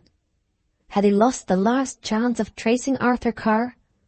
Although inexorable facts seemed now to prove past contradiction that he had, even yet he held to his old superstition more doggedly and desperately than ever. Once more, on his way to the station, he pulled out the lock of hair and obstinately pondered over it. Once more, while he journeyed to London, that strange conviction upheld him, which had already supported him under previous checks. I shall find him, thought Matt, rolling along in the train. I don't care where he's hid away from me. I shall find him yet. Book 2, Chapter 15, The Discovery of Arthur Carr. While Matthew Grice was travelling backwards and forwards between town and town in the Midland counties, the life led by his young friend and comrade in the metropolis was by no means devoid of incident and change. Zack had met with his adventures as well as Matt, one of them in particular being of such a nature, or rather leading to such results, as materially altered the domestic aspect of the lodgings in Kirk Street.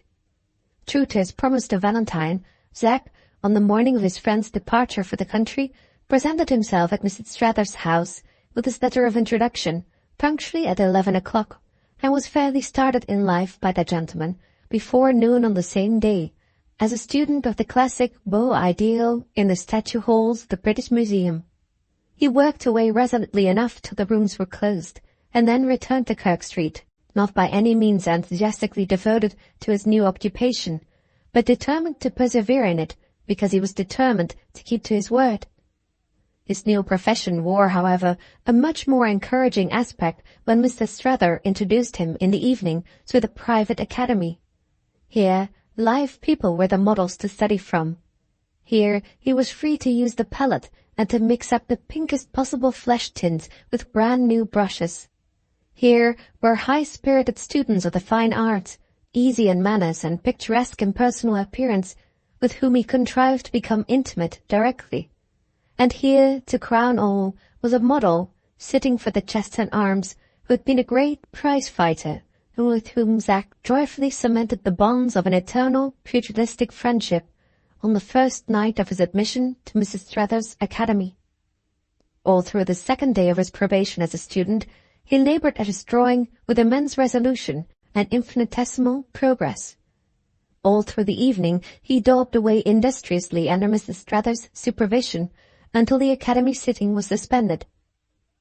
It would have been well for him if he had gone home as soon as he laid down his brushes, but in an evil hour he lingered after the studies of the evening were over to have a gossip with the prize-fighting model, and in an indiscreet moment he consented to officiate as one of the patrons at an exhibition of sparring to be held that night in a neighbouring tavern for the ex-pugilist's benefit. After being conducted in an orderly manner enough for some little time, the pugilistic proceedings of the evening were suddenly interrupted by one of the patrons present, who was also a student at the drawing academy, declaring that his pocket had been picked, and insisting that the room door should be closed and the police summoned immediately. Great confusion and disturbance ensued, amid which Zack supported the demand of his fellow student, perhaps a little too warmly. At any rate, a gentleman sitting opposite to him, with a patch over one eye and the nose broken in 3 places, swore that young Thorpe had personally insulted him by implying that he was the thief. and vindicated his moral character by throwing the cheese plate at Zack's head. The missile struck the mark, at the side however instead of in front, and breaking when it struck, inflicted what appeared to every unprofessional eye that looked at the injury like a very extensive and dangerous wound. The chemist to whom Zack was taken in the first instance to be bandaged thought little of the hurt, but the local doctor who was called in after the lad's removal to Kirk Street did not take so reassuring a view of the patient's case. The wound was certainly not situated in a very dangerous part of the head, but it had been inflicted at a time when Zack's naturally full-blooded constitution was in a very unhealthy condition, from the effects of much more ardent spirit drinking than was at all good for him. Bad fever symptoms set in immediately, and appearances became visible in the neighborhood of the wound at which the medical head shook ominously. In short, Zack was now confined to his bed, with the worst illness he had ever had in his life, and with no friend to look after him, except the landlady of the house. Fortunately for him, his doctor was a man of skill and energy, who knew how to make the most of all the advantages which the patient's youth and strength could offer to assist the medical treatment. In 10 days' time, young Thorpe was out of danger of any of the serious inflammatory results which had been apprehended from the injury to his head. Wretchedly weak and reduced, unwilling to alarm his mother by informing her of his illness, without Valentine to console him or Matt to amuse him, Zack's spirits now sank to a far lower ebb than they had ever fallen to before. In his present state of depression, feebleness, and solitude, there were moments when he doubted of his own recovery, in spite of all that the doctor could tell him. While in this frame of mind, the remembrance of the last sad report he had heard of his father's health affected him very painfully, and he bitterly condemned himself for never having written so much as a line to ask Mr. Thorpe's pardon since he had left home. He was too weak to use the pen himself, but the tobacconist's wife, a slovenly, showy, kind-hearted woman, was always ready to do anything to serve him, and he determined to make his mind a little easier by asking her to write a few penitent lines for him, and by having the letter dispatched immediately to his father's address in Bear Grove Square. His landlady had long since been made the confidant of all his domestic tribulations, for he freely communicated them to everybody with whom he was brought much in contact, and she showed therefore no surprise, but on the contrary expressed great satisfaction when his request was preferred to her. This was the letter which Zack, with tearful eyes and faltering voice, dictated to the tobacconist's wife. My dear father, I am truly sorry for never having written to ask you to forgive me before. I write now and beg your pardon with all my heart, for I am indeed very penitent and ashamed of myself. If you will only let me have another trial, it will not be too hard upon me at first. I will do my best never to give you any more trouble. Therefore, pray write to me at 14 Kirk Street, Wendover Market, where I am now living with a friend who has been very kind to me. Please give my dear love to Mother, and believe me your truly penitent son, Z. Thorpe, June. Having got through this letter pretty easily, and finding that the tobacconist's wife was quite ready to write another for him if he pleased, Zack resolved to send a line to Mr. Blyth, who, as well as he could calculate, might now be expected to return from the country every day. On the evening when he had been brought home with the wound in his head, he had entreated that his accident might be kept a secret from Mrs. Blyth, who knew his address, in case she should send after him. This preliminary word of caution was not uselessly spoken. Only 3 days later, a note was brought from Mrs. Blyth, upbraiding him for never having been near the house during Valentine's absence, and asking him to come and drink tea that evening. The messenger, who waited for an answer, was sent back with the most artful verbal excuse which the landlady could provide for the emergency, and no more notes have been delivered since. Mrs. Blyth was doubtless not over well satisfied with the cool manner in which her invitation had been received. In his present condition of spirits, Zack's conscience upbraided him soundly for having thought of deceiving Valentine by keeping him in ignorance of what had happened. Now that Matt seemed, by his long absence, to have deserted Kirk Street forever, there was a double abstraction and hope for the weary at heart sick Zack in the prospect of seeing the painter's genial face by his bedside. To his oldest, kindest, and most merciful of friends, therefore, he determined to confess what he dare not so much as hint to his own father.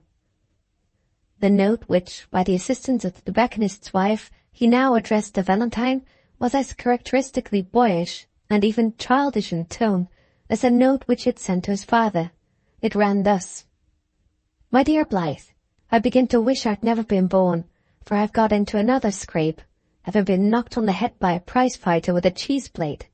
It was wrong in me to go where I did, I know, but I went to Mrs. Strather, just as you told me, and stuck to my drawing. I did indeed. Pray do come as soon as ever you get back. I sent this letter to make sure of getting you at once. I'm so miserable and lonely, and too weak still to get out of bed. My landlady's very good and kind to me, but as for that old vagabond, Matt, he's been away in the country, I don't know how long, and has never written to me.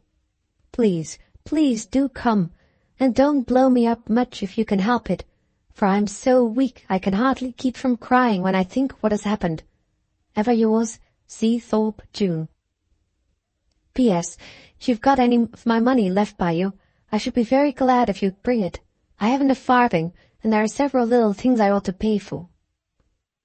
This letter, and the letter to Mr. Thorpe, after being duly sealed and directed, were confided for delivery to a private messenger.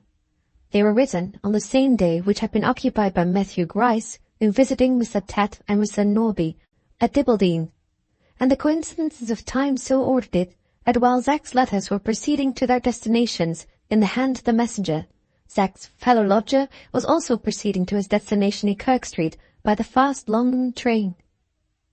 Beargrove Square was nearer to the messenger than Valentine's house, so the first letter that he delivered was that all-important petition for the paternal pardon, on the favourable reception of which depended Zack's last chance of reconciliation with home. Mr. Thorpe sat alone in his dining parlour, the same dining parlour in which, so many weary years ago, he had argued with old Mr. Goodworth about his son's education. Mrs. Thorpe, being confined to her room by a severe cold, was unable to keep him company. The doctor had just taken leave of him. Friends in general were forbidden, on medical authority, to excite him by visits. He was left lonely, and he had the prospect of remaining lonely for the rest of the day. That total prostration of the nervous system from which the doctor had declared him to be now suffering showed itself painfully, from time to time, in his actions as well as his looks, in his sudden startings when an unexpected noise occurred in the house, in the trembling of his wan, yellowish-white hand whenever he lifted it from the table, in the transparent paleness of his cheeks, in the anxious uncertainty of his ever-wandering eyes.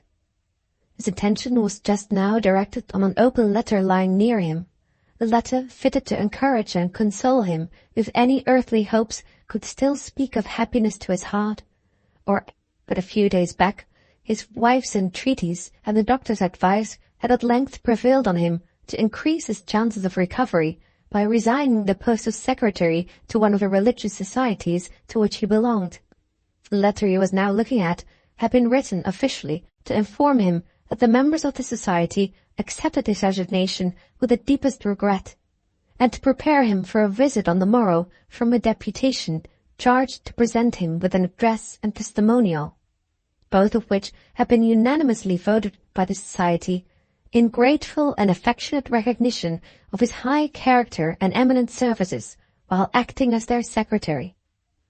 He had not been able to resist the temptation of showing this letter to the doctor, and he could not refrain from reading it once again now, before he put it back in his desk. It was, in his eyes, the great reward and the great distinction of his life. He was still lingering thoughtfully over the last sentence when Zack's letter was brought in to him. It was only for a moment that he dared to taste again the sweetness of a well-won triumph, but even in that moment there mingled with it the poisoning bitter of every past association that could pain him most. With a heavy sigh he put away the letter from the friends who honored him, and prepared to answer the letter from the son who had deserted him. There was grief, but no anger in his face as he read it over for the second time. He sat thinking for a little while, then drew towards him his inkstand and paper, hesitated, wrote a few lines, and paused again, putting down the pen this time and covering his eyes with his thin, trembling hand. After sitting thus for some minutes, he seemed to despair of being able to collect his thoughts immediately, and to resolve on giving his mind full time to compose itself. He shut up his son's letter and his own unfinished reply together in the paper case. But there was some reassuring promise for Zack's future prospects contained even in the little that he had already written, and the letter suggested forgiveness at the very outset, for it began with, "My dear Zachary." On delivering Zack's second note at Valentine's house, the messenger was informed Mr. Blyth was expected back on the next day, or on the day after that at the latest. Having a discretionary power to deal as she pleased with her husband's correspondence when he was away from home, Mrs. Blyth opened the letter as soon as it was taken up to her. Madonna was in the room at the time, with her bonnet and shawl on, just ready to go out for her usual daily walk, with Patty the housemaid for a companion in Valentine's absence. "Oh, that wretched Zack!" exclaimed Mrs. Blyth, looking seriously distressed and alarmed the moment her eyes fell on the first lines of the letter. "He must be ill indeed," she added, looking closely at the handwriting, "for he has evidently not written this himself." Madonna could not hear these words, but she could see the expression which accompanied their utterance, and could indicate by a sign her anxiety to know what had happened.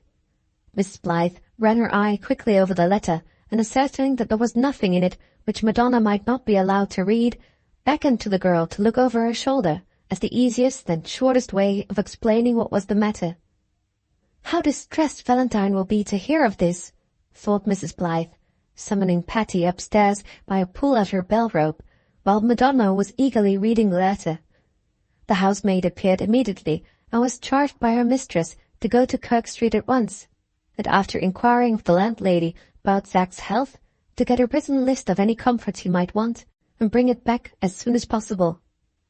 "And mind you leave a message," pursued Mrs. Blyth in conclusion, "to say that he need not trouble himself about money matters, for your master will come back from the country either tomorrow or next day." Here her attention was suddenly arrested by Madonna, who was eagerly and even impatiently signing on her fingers. "What are you saying to Patty? Oh, do let me know what you are saying to Patty." Mrs. Blyth repeated, by means of the deaf and dumb alphabet, the instructions which she had just given to the servant, and added, observing the paleness and agitation of Madonna's face, "Let us not frighten ourselves unnecessarily, my dear, about Zack. He may turn out to be much better than we think him from reading his letter." "May I go with Patty?" rejoined Madonna, her eyes sparkling with anxiety, her fingers trembling as they rapidly formed these words. "Let me take my walk with Patty, just as if nothing had happened. Let me go. Pray let me go." "She can't be of any use, poor child," thought Mrs. Blyth, "but if I keep her here, she will only be fretting herself into one of her violent headaches. Besides, she may as well have her walk now, for I shan't be able to spare Patty later in the day."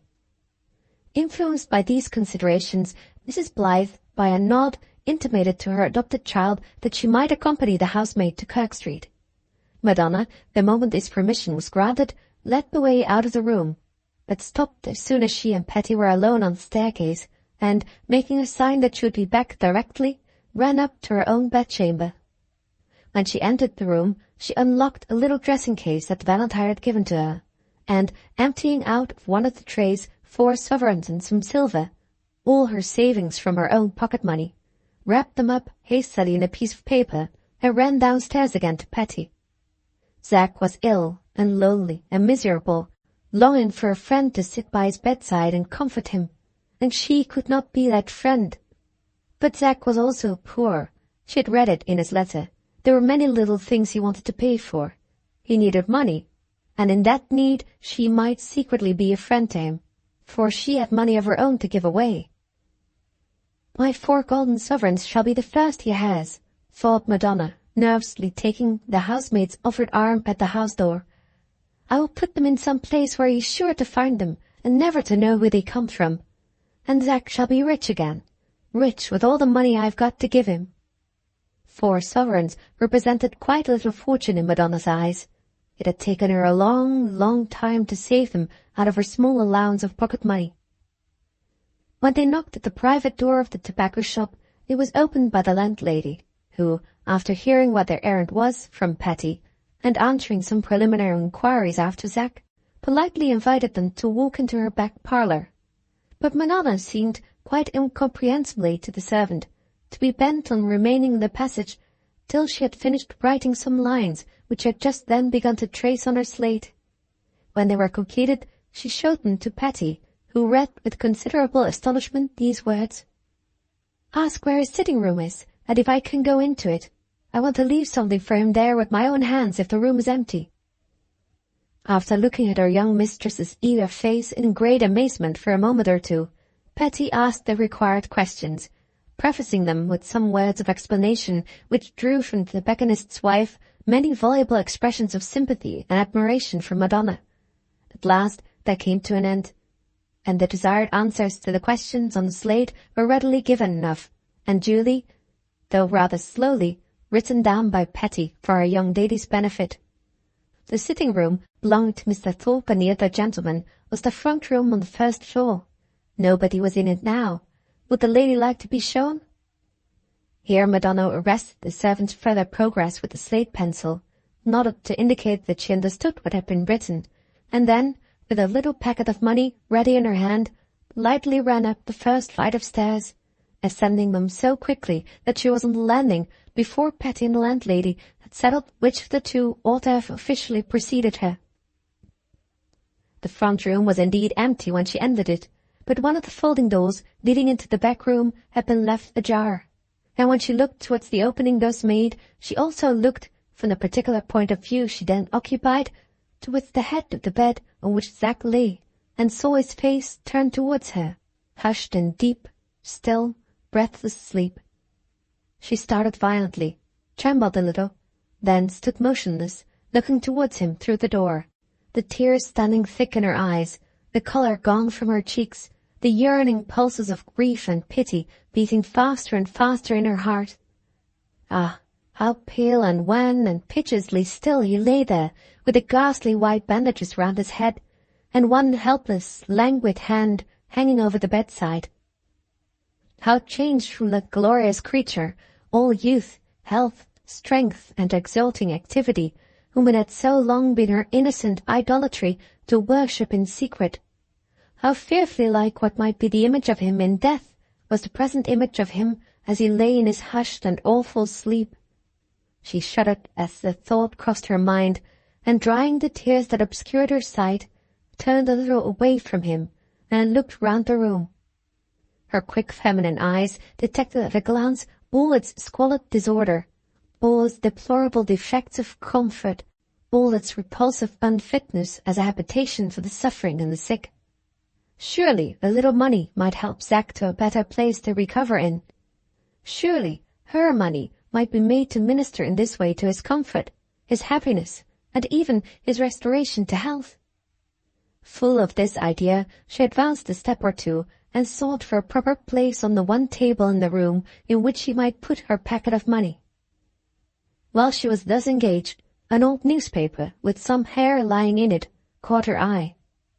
The hair was Zack's, and was left to be thrown away, having been cut off that very morning by the doctor, who thought that enough had not been removed from the neighbourhood of the wound by the barber originally employed to clear the hair from the injured side of the patient's head. Madonna had hardly looked at the newspaper before she recognized the hair in it as Zack's by its light brown colour, and by the faint golden tinge running through it. One little curly lock, lying rather apart from the rest, especially allured her eyes. She longed to take it as a keepsake which Zack would never know that she possessed. For a moment she hesitated, and in that moment the longing became an irresistible temptation. After glancing over her shoulder to assure herself that no one had followed her upstairs, she took the lock of hair and quickly hid it away in her bosom. Her eyes had assured her that there was no one in the room, but if she had not been deprived of the sense of hearing, she would have known that persons were approaching it, by the sound of voices on the stairs, a man's voice being among them. Necessarily ignorant, however, of this, she advanced unconcernedly, after taking the lock of hair, through the table to the chimney-piece, which it struck her might be the safest place to leave the money on. She had just put it down there, when she felt a slight concussion caused by the opening and closing of the door behind her, and turning round instantly, confronted Patty, the landlady, and the strange, swarthy-faced friend of Zach's who had made her a present of the scarlet tobacco pouch. Terror and confusion almost overpowered her as she saw him advance to the chimney-piece and take up the packet she had just placed there. He had evidently opened the room door in time to see her put it down, and he was now deliberately unfolding the paper and examining the money inside. While he was thus occupied, Patty came close up to her, and, with rather a confused and agitated face, began writing on her slate, much faster and much less correctly than usual. She gathered, however, from the few crooked lines scrawled by the servant, that Patty had been very much startled by the sudden entrance of the landlady's rough lodger, who had let himself in from the street just as she was about to follow her young mistress up to the sitting-room, and had uncivilly stood in her way on the stairs, while he listened to what the good woman at the house had to tell him about young Mr. Thorpe's illness. Confused as the writing was on the slate, Madonna contrived to interpret it thus far, and would have gone on interpreting more if she had not felt a heavy hand laid on her arm, and had not, on looking round, seen Zach's friend making signs to her, with her money loose in his hand. She felt confused but not frightened now, for his eyes, as she looked into them, expressed neither suspicion nor anger. They rested on her face kindly and sadly, while he first pointed to the money in his hand and then to her. She felt that her colour was rising, and that it was a hard matter to acknowledge the gold and silver as being her own property. But she did so acknowledge it. He then pointed to himself, and when she shook her head, pointed through the folding doors into Zach's room. Her cheeks began to burn, and she grew suddenly afraid to look at him. But it was no harder trial to confess the truth than shamelessly to deny it by making a false sign. So she looked up at him again, and bravely nodded her head. His eyes seemed to grow clearer and softer as they still rested kindly on her, but he made her take back the money immediately, and, holding her hand as he did so, detained it for a moment with a curious, awkward gentleness. Then, after first pointing again to Zach's room, he began to search in the breast pocket of his coat, took from it at one rough grasp some letters tied together loosely, and a clumsy-looking rolled-up strip of fur, put the letters aside on the table behind him, and, unrolling the fur, showed her that there were bank-notes in it. She understood him directly. He had money of his own for Zach's service, and wanted none from her. After he had replaced the strip of fur in his pocket, he took up the letters from the table to be put back also. As he reached them towards him, a lock of hair, which seemed to have accidentally got between them, fell out on the floor just at her feet. She stooped to pick it up for him, and was surprised as she did so to see that it exactly resembled in colour the lock of Zach's hair which she had taken from the old newspaper and had hidden in her bosom. She was surprised at this, and she was more than surprised when he angrily and abruptly snatched up the lock of hair just as she touched it. Did he think that she wanted to take it away from him? If he did, it was easy to show him that a lock of Zach's hair was just now no such rarity that people need quarrel about the possession of it. She reached her hand to the table behind, and, taking some of the hair from the old newspaper, held it up to him with a smile, just as he was on the point of putting his own lock of hair back in his pocket. For a moment he did not seem to comprehend what her action meant. Then the resemblance between the hair in her hand and the hair in his own struck him suddenly. The whole expression of his face changed in an instant, changed so darkly that she recoiled from him in terror, and put back the hair into the newspaper. He pounced on it directly, and, crunching it up in his hand, turned his grim, threatening face and fiercely questioning eyes on the landlady. While she was answering his inquiry, Madonna saw him look towards Zach's bed, and, as he looked, another change passed over his face. The darkness faded from it, and the red scars on his cheek deepened in colour. He moved back slowly to the further corner of the room from the folding doors, his restless eyes fixed in a vacant stare. One of his hands clutched round the old newspaper, the other motioning clumsily and impatiently to the astonished and alarmed women to leave him. Madonna had felt Patty's hand pulling at her arm more than once during the last minute or two. She was now quite as anxious as her companion to quit the house. They went out quickly, not venturing to look at Matt again, and the landlady followed them. She and Patty had a long talk together at the street door, evidently judging by the expression of their faces about the conduct of the rough lodger upstairs. But Madonna felt no desire to be informed particularly of what they were saying to each other. Much as Matthew's strange behaviour had surprised and startled her, he was not the uppermost subject in her mind just then. It was the discovery of her secret, the failure of her little plan for helping Zack with her own money, that she was now thinking of with equal confusion and dismay. She had not been in the front room at Kirk Street much more than 5 minutes altogether, yet what a succession of untoward events had passed in that short space of time. For a long while after the women had left him, Matt stood motionless in the furthest corner of the room from the folding doors, looking vacantly towards Zack's bedchamber. His first surprise on finding a stranger talking in the passage when he let himself in from the street. His first vexation on hearing of Zack's accident from the landlady. His momentary impulse to discover himself to Mary's child when he saw Madonna standing in his room, and again when he knew that she had come there with her little offering for the one kind purpose of helping the sick lad in his distress. All these sensations were now gone from his memory as well as from his heart, absorbed in the one predominant emotion with which the discovery of the resemblance between Zack's hair and the hair from Jane Holtwit's letter now filled him. No ordinary shocks could strike Matt's mind hard enough to make it lose its balance. This shock prostrated it in an instant. In proportion as he gradually recovered his self-possession, so did the desire strengthen in him to ascertain the resemblance between the two kinds of hair once more, but in such a manner as it had not been ascertained yet. He stole gently to the folding doors and looked into young Thorpe's room. Zack was still asleep. After pausing for a moment and shaking his head sorrowfully, as he noticed how pale and wasted the lad's face looked, he approached the pillow and laid the lock of Arthur Carr's hair upon it, close to the uninjured side of Zack's head.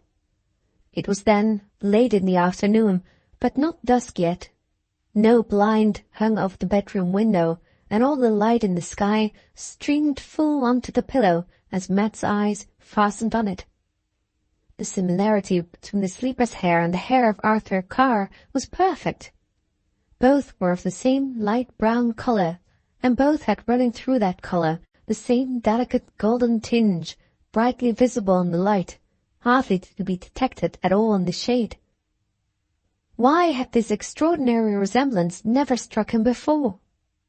Perhaps because he had never examined Arthur Carr's hair with attention until he had possessed himself of Mary's bracelet and had gone away to the country. Perhaps also because he had never yet taken notice enough of Zack's hair to care to look close at it. And now the resemblance was traced. To what conclusion did it point? Plainly from Zack's youth to none in connection with him. But what elder relatives had he, and which of them was he most like? Did he take after his father? Matt was looking down at the sleeper just then. Something in the lad's face troubled him, and kept his mind from pursuing that last thought. He took the lock of hair from the pillow and went into the front room. There was anxiety and almost dread in his face as he thought of the fatally decisive question in relation to the momentous discovery he had just made, which must be addressed to Zack when he awoke. He had never really known how fond he was of his fellow lodger until now, when he was conscious of a dull, numbing sensation of dismay at the prospect of addressing that question to the friend who had lived as a brother with him since the day when they first met. As the evening closed in, Zack woke. It was a relief to Matt, as he went to the bedside, to know that his face could not now be clearly seen. The burden of that terrible question pressed heavily on his heart, while he held his comrade's feeble hand, while he answered as considerately, yet as briefly as he could, the many inquiries addressed to him, and while he listened patiently and silently to the sufferer's long, wandering, faintly uttered narrative of the accident that had befallen him. Towards the close of that narrative, Zack himself unconsciously led the way to the fatal question which Matt longed, yet dreaded to ask him. "Well, old fellow," he said, turning feebly on his pillow so as the face met you, "something like what you call the horrors has been taking hold of me. And this morning in particular I was so wretched and lonely that I asked the landlady to write for me to my father, begging his pardon and all that. I haven't behaved as well as I ought, and somehow, when a fellow's ill and lonely, he gets homesick." His voice began to grow faint, and he left the sentence unfinished. "Zack," said Matt, turning his face away from the bed while he spoke, though it was now quite dark. "Zack, what sort of a man is your father?" "What sort of a man? How do you mean?" "To look at. Are you like him in the face?" "Lord help you, Matt, as little like as possible. My father's face is all wrinkled and marked." Aye, like other old men's faces. His hair's grey, I suppose?" "Quite white. By the by, talking of that, there is one point I'm like him in, at least like what he was when he was a young man." "What's that?" "What we've been speaking of, his hair. I've heard my mother say when she first married him. Just shake up my pillow a bit, will you, Matt?" Yes. And what did you hear your mother say?" "Oh, nothing particular. Only that when he was a young man, his hair was exactly like what mine is now." As those momentous words were spoken, the landlady knocked at the door and announced that she was waiting outside with candles and a nice cup of tea for the invalid. Matt led her into the bedchamber, then immediately walked out of it into the front room and closed the folding doors behind him. Brave as he was afraid at that moment to let Zack see his face. He walked to the fireplace and rested his head and arm on the chimney-piece, reflected for a little while, then stood upright again, and searching in his pocket, drew from it once more that fatal lock of hair which he had examined so anxiously and so often during his past fortnight in the country. "Your work is done," he said, looking at it for a moment as it lay in his hand. Then, throwing it into the dull red fire which was now burning low in the grate, "Your work's done, and mine won't be long a doing." He rested his head and arm again warily on the chimney-piece and added, "I'm brothers with Zack. There's the hard part of it. I'm brothers with Zack." Book 2, Chapter 16, The Day of Reckoning. On the forenoon of the day that followed Matt's return to Kirk Street, the ordinarily dull aspect of Beargrove Square was enlivened by a procession of 3 handsome private carriages which stopped at Mr. Thorpe's door. From each carriage there descended gentlemen of highly respectable appearance, clothed in shining black garments, and wearing, for the most part, white cravats. One of these gentlemen carried in his hands a handsome silver inkstand, and another gentleman, who followed him, bore a roll of glossy paper tied round with a broad ribbon of sober purple hue. The roll contained an address to Mr. Thorpe, eulogizing his character in very affectionate terms. The inkstand was a testimonial to be presented after the address, and the gentlemen who occupied the 3 private carriages were all eminent members of the religious society which Mr. Thorpe had served in the capacity of secretary, and from which he now was obliged to secede in consequence of the precarious state of his health. A small and orderly assembly of idle people had collected on the pavement to see the gentlemen alight, to watch them go into the house, to stare at the inkstand, to wonder at the address, to observe that Mr. Thorpe's page wore his best livery, and that Mr. Thorpe's housemaid had on new cap ribbons and her Sunday gown. After the street door had been closed and these various objects for popular admiration had disappeared, there still remained an attraction outside in the square which addressed itself to the general ear. One of the footmen in attendance on the carriages had collected many interesting particulars about the deputation and the testimonial, and while he related them in regular order to another footman anxious for information, the small and orderly public of idlers stood round about and eagerly caught up any stray words explanatory of the ceremonies then in progress inside the house, which fell in their way. One of the most attentive of these listeners was a swarthy-complexioned man with bristling whiskers and a scarred face, who had made one of the assembly on the pavement from the moment for its first congregating. He had been almost as much stared at by the people about him as the deputation itself, and had been set down among them generally as a foreigner of the most outlandish kind. But, in plain truth, he was English to the backbone, being no other than Matthew Grice.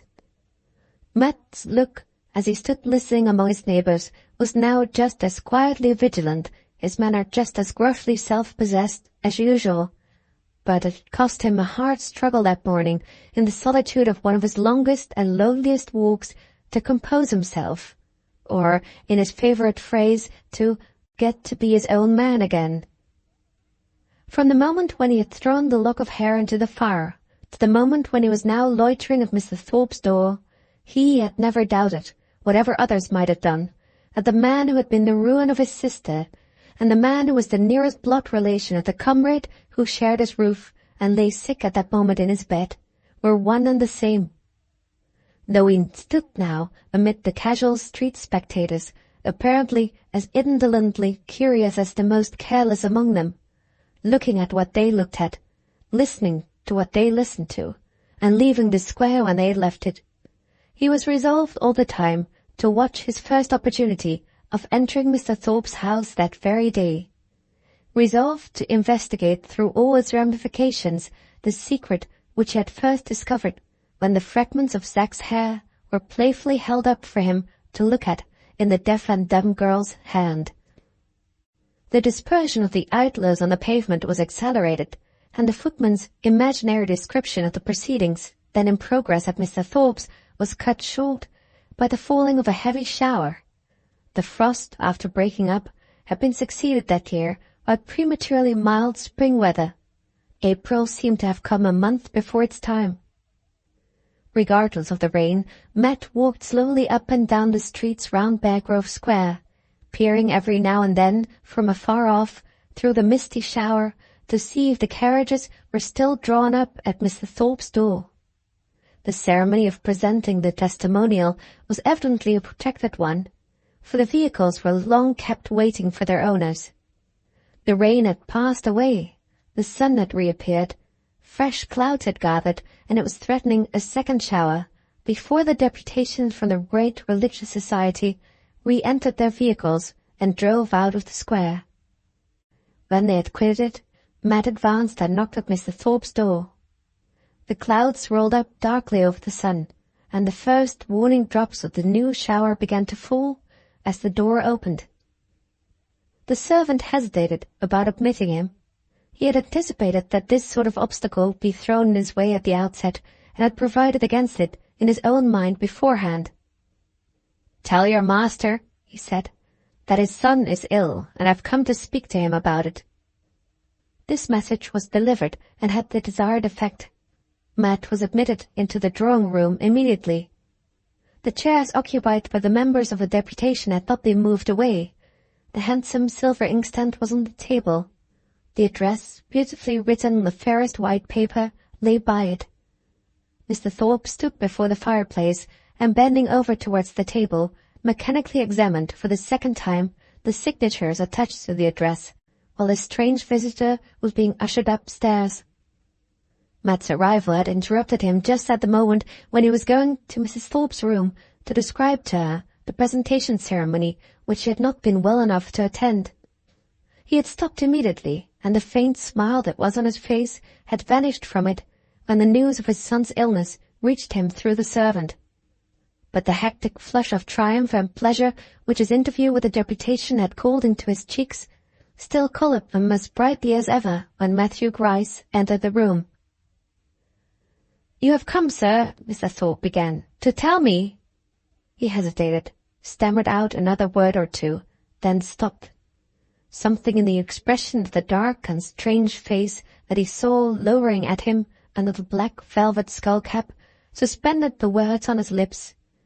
In his present nervous and feeble state, any sudden emotions of doubt or surprise, no matter how slight and temporary in their nature, always proved too powerful for his self-control, and betrayed themselves in his speech and manner painfully. Matt said not a word to break the ominous silence. Was he at that moment, in very truth, standing face to face with Arthur Carr? Could this man, so frail and meagre, with the narrow chest, the drooping figure, the effeminate pink tinge on his wan, wrinkled cheeks, be indeed the man who had driven Mary to that last refuge where the brambles and weeds grew thick, and the foul mud-pools stagnated in the forgotten corner of the churchyard? "You have come, sir," resumed Mr. Thorpe, controlling himself by an effort which deepened the flush on his face, "to tell me news of my son, which I am not entirely unprepared for. I heard from him yesterday, and, though it did not strike me at first, I noticed on referring to his letter afterwards that it was not in his own handwriting. My nerves are not very strong, and they have been tried, most pleasurably tried, already this morning, by such testimonies of kindness and sympathy as it does not fall to the lot of many men to earn. May I beg you, if your news should be of an alarming nature, which God forbid, to communicate it as gently—" "My news is this," Matt broke in. "Your son's been hurt in the head, but he's got over the worst of it now. He lives with me, I like him, and I mean to take care of him till he gets on his legs again. That's my news about your son. But that's not all I've got to say. I bring you news of somebody else." "Will you take a seat and be good enough to explain yourself?" They sat down at opposite sides of the table, with the testimonial and the address lying between them. The shower outside was beginning to fall at its heaviest. The splashing noise of the rain and the sound of running footsteps as the few foot passengers in the square made for shelter at the top of their speed penetrated into the room during the pause of silence which ensued after they had taken their seats. Mr. Thorpe spoke first. "May I inquire your name?" he said, in his lowest and calmest tones. Matt did not seem to hear the question. He took up the address from the table, looked at this list of signatures, and turned to Mr. Thorpe. "I have been hearing about this," he said. "Are all them names there the names of friends of yours?" Mr. Thorpe looked a little astonished, but he answered, after a moment's hesitation, "Certainly, the most valued friends I have in the world." "Friends," pursued Matt, reading to himself the introductory sentence in the address, "who have put the most affectionate trust in you." Mr. Thorpe began to look rather offended, as well as rather astonished. "Will you excuse me," he said coldly, "if I beg you to proceed to the business that has brought you here?" Matt placed the address on the table again, immediately in front of him, and took a pencil from a tray with writing materials in it, which stood near at hand. "Friends who have put their most affectionate trust in you," he repeated. "The name of one of them friends isn't here. It ought to be, and I mean to put it down." As the point of his pencil touched the paper of the address, Mr. Thorpe started from his chair. "What am I to understand, sir, by this conduct?" he began haughtily, stretching out his hand to possess himself of the address. Matt looked up with a serpent glitter in his eyes and the angry red tinge glowing in the scars on his cheek. "Sit down," he said. "I'm not quick at writing. Sit down and wait till I'm done." Mr. Thorpe's face began to look a little agitated. He took a step towards the fireplace, intending to ring the bell. "Sit down and wait," Matt reiterated, in quick, fierce, quietly uttered tones of command, rising from his own chair and pointing peremptorily to the seat just vacated by the master of the house. A sudden doubt crossed Mr. Thorpe's mind and made him pause before he touched the bell. Could this man be in his right senses? His actions were entirely unaccountable. His words and his way of uttering them were alike strange. His scarred, scowling face looked hardly human at that moment. Would it be well to summon help? No, worse than useless. Except the page, who was a mere boy, there were none but women servants in the house. When he remembered this, he sat down again, and at the same moment Matt began, clumsily and slowly, to write on the blank space beneath the last signature attached to the address. The sky was still darkening apace. The rain was falling heavily, and more heavily, as he traced the final letter, and then handed the paper to Mr. Thorpe, bearing inscribed on it the name of Mary Grice. "Read that name," said Matt. Mr. Thorpe looked at the characters traced by the pencil. His face changed instantly. He sank down into the chair. One faint cry burst from his lips. Then he was silent. Low, stifled, momentary as it was, that cry proclaimed him to be the man. He was self-denounced by it even before he cowered down, shuddering in the chair, with both his hands pressed convulsively over his face. Matt rose to his feet and spoke, eyeing him pitilessly from head to foot. "Not a friend of all of them," he said, pointing down at the address, "put such affectionate trust in you as she did. When first I see her grave in the strange churchyard, I said I'd be even with the man who laid her in it. I'm here today to be even with you. Carr or Thorpe, whichever you call yourself, I know how you used her from first to last. Her father was my father. Her name is my name. You were her worst enemy 23 years ago. You are my worst enemy now. I am her brother, Matthew Grice." The hands of the shuddering figure beneath him suddenly dropped. The ghastly uncovered face looked up at him, with such a panic stare in the eyes, such a fearful quivering and distortion of all the features, that it tried even his firmness of nerve to look at it steadily. In spite of himself, he went back to his chair and sat down doggedly by the table, and was silent. A low murmuring and moaning, amid which a few disconnected words made themselves faintly distinguishable, caused him to look round again. He saw that the ghastly face was once more hidden. He heard the disconnected words reiterated, always in the same stifled, wailing tones. Now and then a half-finished phrase was audible from behind the withered hands still clasped over the face.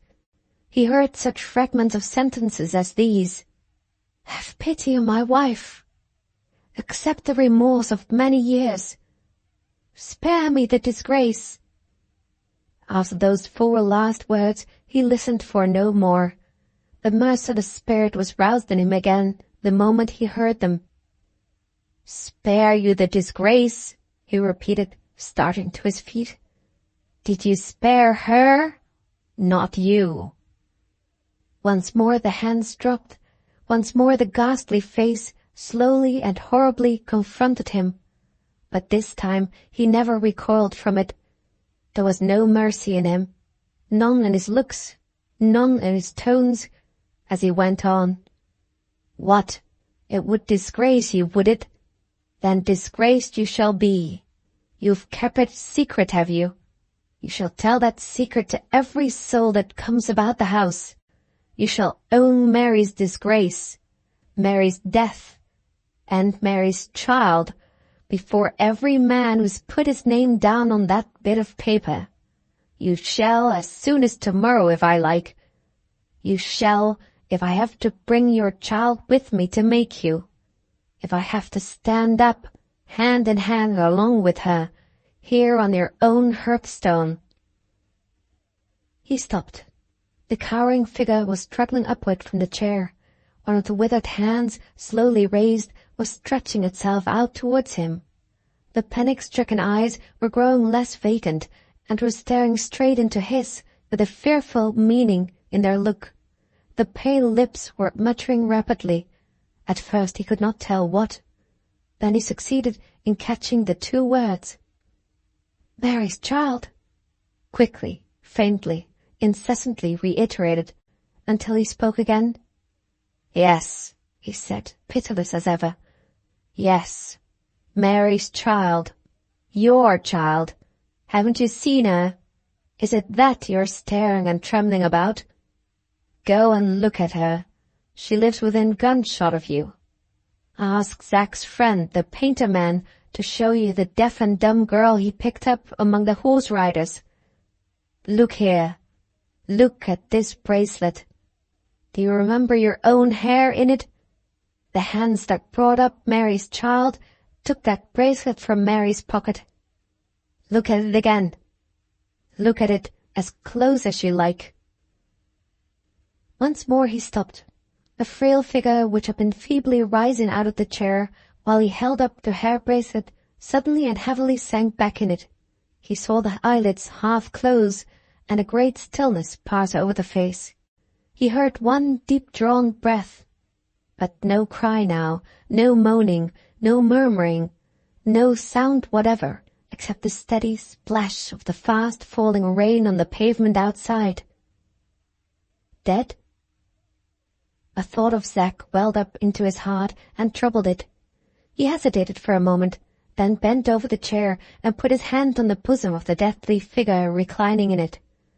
A faint fluttering was still to be felt, and the pulse, when he tried that next, was beating feebly. It was not death he looked on now, but the swoon that is near neighbour to it. For a minute or two he stood with his eyes fixed on the white, calm face beneath him, thinking. "If me and Zach," he whispered to himself, "hadn't been brothers together." He left the sentence unfinished, took his hat quickly and quitted the room. In the passage downstairs he met one of the female servants, who opened the street door for him. "Your master wants you," he said with an effort. He spoke those words, passed by her, and left the house. Book 2, Chapter 17, Matthew Grice's Revenge. Neither looking to the right nor the left, neither knowing nor caring whither he went, Matthew Grice took the first turning he came to, which led him out of Beargrove Square. It happened to be the street communicating with a long suburban road, at the remote extremity of which Mr. Blyth lived. Matt followed this road mechanically, not casting a glance at the painter's abode when he passed it, and taking no notice of a cab with luggage on the roof, which drew up as he walked by at the garden gate. If he had only looked round at the vehicle for a moment, he must have seen Valentine sitting inside it and counting out the money for his fare. But he still went on, straight on, looking aside at nothing. He fronted the wind and the clearing quarter of the sky as he walked. The shower was now fast subsiding, and the first rays of returning sunlight as they streamed through mist and cloud fell tenderly and warmly on his face. Though he did not show it outwardly, there was strife and trouble within him. The name of Zach was often on his lips, and he varied constantly in his rate of walking, now quickening, now slackening his pace at irregular intervals. It was evening before he turned back towards home, night before he sat down again in the chair by young Thorpe's bedside. "I'm a deal better tonight, Matt," said Zach, answering his first inquiries. "That good fellow Blyth has come back. He's been sitting here with me a couple of hours or more. Where have you been to all day, you restless old rough and tough?" he continued, with something of his natural light-hearted manner returning already. "There's a letter come for you, by the by. The landlady said she would put it on the table in the front room." Matthew found and opened the letter, which proved to contain 2 enclosures. One was addressed to Mr. Blyth, the other had no direction. The handwriting in the letter being strange to him, Matt looked first for the name at the end, and found that it was Thorpe. "Wait a bit," he said, as Zach spoke again just then. "I want to read my letter. We'll talk after." This is what he read. "Some hours have passed since you left my house. I've had time to collect a little strength and composure, and have received such assistance and advice as have enabled me to profit by that time. Now I know that I can write calmly. I send you this letter. My object is not to ask how you became possessed of the guilty secret which I had kept from everyone, even from my wife, but to offer you such explanation and confession as you have a right to demand from me. I do not cavil about that right. I admit that you possess it, without desiring further proof than your actions, your merciless words, and the bracelet in your possession have afforded me. It is fit you should first be told that the assumed name by which I was known at Dibbleden merely originated in a foolish jest, in a wager that certain companions of my own age, who were accustomed to ridicule my fondness for botanical pursuits, and often to follow and disturb me when I went in search of botanical specimens, would not be able to trace and discover me in my country retreat. I went to Dibbleden because the neighbourhood was famous for specimens of rare ferns which I desired to possess, and I took my assumed name before I went to help in keeping me from being traced and disturbed by my companions. My father alone was in the secret, and came to see me once or twice in my retirement. I have no excuse to offer for continuing to preserve my false name at a time when I was bound to be candid about myself and my station in life. My conduct was as unpardonably criminal in this as it was in greater things. My stay at the cottage I had taken lasted much longer than my father would have remitted, if I had not deceived him, and if he had not been much harassed at that time by unforeseen difficulties in his business as a foreign merchant. These difficulties arrived at last at a climax, and his health broke down under them. His presence, or the presence of a properly qualified person to represent him, was absolutely required in Germany, where one of his business houses, conducted by an agent, was established. I was his only son. He had taken me as a partner into his London house, and had allowed me, on the plea of delicate health, to absent myself from my duties for months and months together, and to follow my favourite botanical pursuits just as I pleased. When, therefore, he wrote me word that great part of his property, and great part, consequently, of my sister's fortunes, depended on my going to Germany, his own health not permitting him to take the journey, I had no choice but to place myself at his disposal immediately. I went away, being assured beforehand that my absence would not last more than 3 or 4 months at the most. While I was abroad, I wrote to your sister constantly. I had treated her dishonourably and wickedly, but no thought of abandoning her had ever entered my heart. My dearest hope at that time was the hope of seeing her again. Not one of my letters was answered. I was detained in Germany beyond the time during which I had consented to remain there, and in the excess of my anxiety I even ventured to write twice to your father. Those letters also remained unanswered. When I at last got back to England, I immediately sent a person whom I could rely to Dibbleden to make the inquiries which I dreaded to make myself. My messenger was turned from your doors with the fearful news of your sister's flight from home and of her death. It was then I first suspected that my letters had been tampered with. It was then, too, when the violence of my grief and despair had a little abated, that the news of your sister's flight inspired me for the first time with a suspicion of the consequence which had followed the commission of my sin. You may think it strange that this suspicion should not have occurred to me before. It would seem so no longer, perhaps, if I detailed to you the peculiar system of home education by which my father, strictly and conscientiously, endeavoured to preserve me, as other young men are not usually preserved, from the moral contaminations of the world. But it will be useless to dwell on this now. No explanations can alter the events of the guilty and miserable past. Anxiously, though privately and in fear and trembling, I caused such inquiries to be made as I hoped might decide the question whether the child existed or not. They were long persevered in, but they were useless. Useless, perhaps, as I now think with bitter sorrow, because I trusted them to others, and had not the courage to make them openly myself. 2 years after that time I married, under circumstances not of an ordinary kind. What circumstances you have no claim to know. That part of my life is my secret and my wife's, and belongs to us alone. I have now dwelt long enough for your information on my own guilty share in the event of the past. As to the present and the future, I have still a word or two left to say.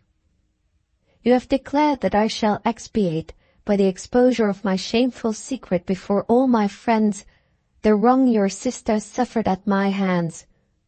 My life has been one long expiation for that wrong. My broken health, my altered character, my weary secret sorrows, unpartaken and unconsoled, have punished me for many years past more heavily than you think. Do you desire to see me visited by more poignant sufferings than these? If it be so, you may enjoy the vindictive triumph of having already inflicted them. Your threats will force me, in a few hours, from the friends I have lived with, at the very time when the affection shown to me, and the honor conferred on me by those friends, have made their society most precious to my heart. You force me from this, and from more. For you force me from my home at the moment when my son has affectionately entreated me to take him back to my fireside. These trials, heavy as they are, I am ready to endure if, by accepting them humbly, I may be deemed to have made some atonement for my sin. But more I have not the fortitude to meet. I cannot face the exposure with which you are resolved to overwhelm me. The anxiety, perhaps I ought to say the weakness of my life, has been to win and keep the respect of others. You are about, by disclosing the crime which dishonored my youth, to deprive me of my good fame. I can let it go without a struggle, as part of the punishment that I have deserved, but I have not the courage to wait and see you take it from me. My own sensations tell me that I have not long to live. My own convictions assure me that I cannot fitly prepare myself for death until I am far removed from worldly interests and worldly terrors. In a word, from the horror of an exposure which I have deserved, but which, at the end of my weary life, is more than I can endure. We have seen the last of each other in this world. Tonight I shall be beyond the reach of your retaliation, for tonight I shall be journeying to the retreat in which the short remainder of my life will be hidden from you and from all men. It now only remains for me to advert to the two enclosures contained in this letter. The first is addressed to Mr. Blyth.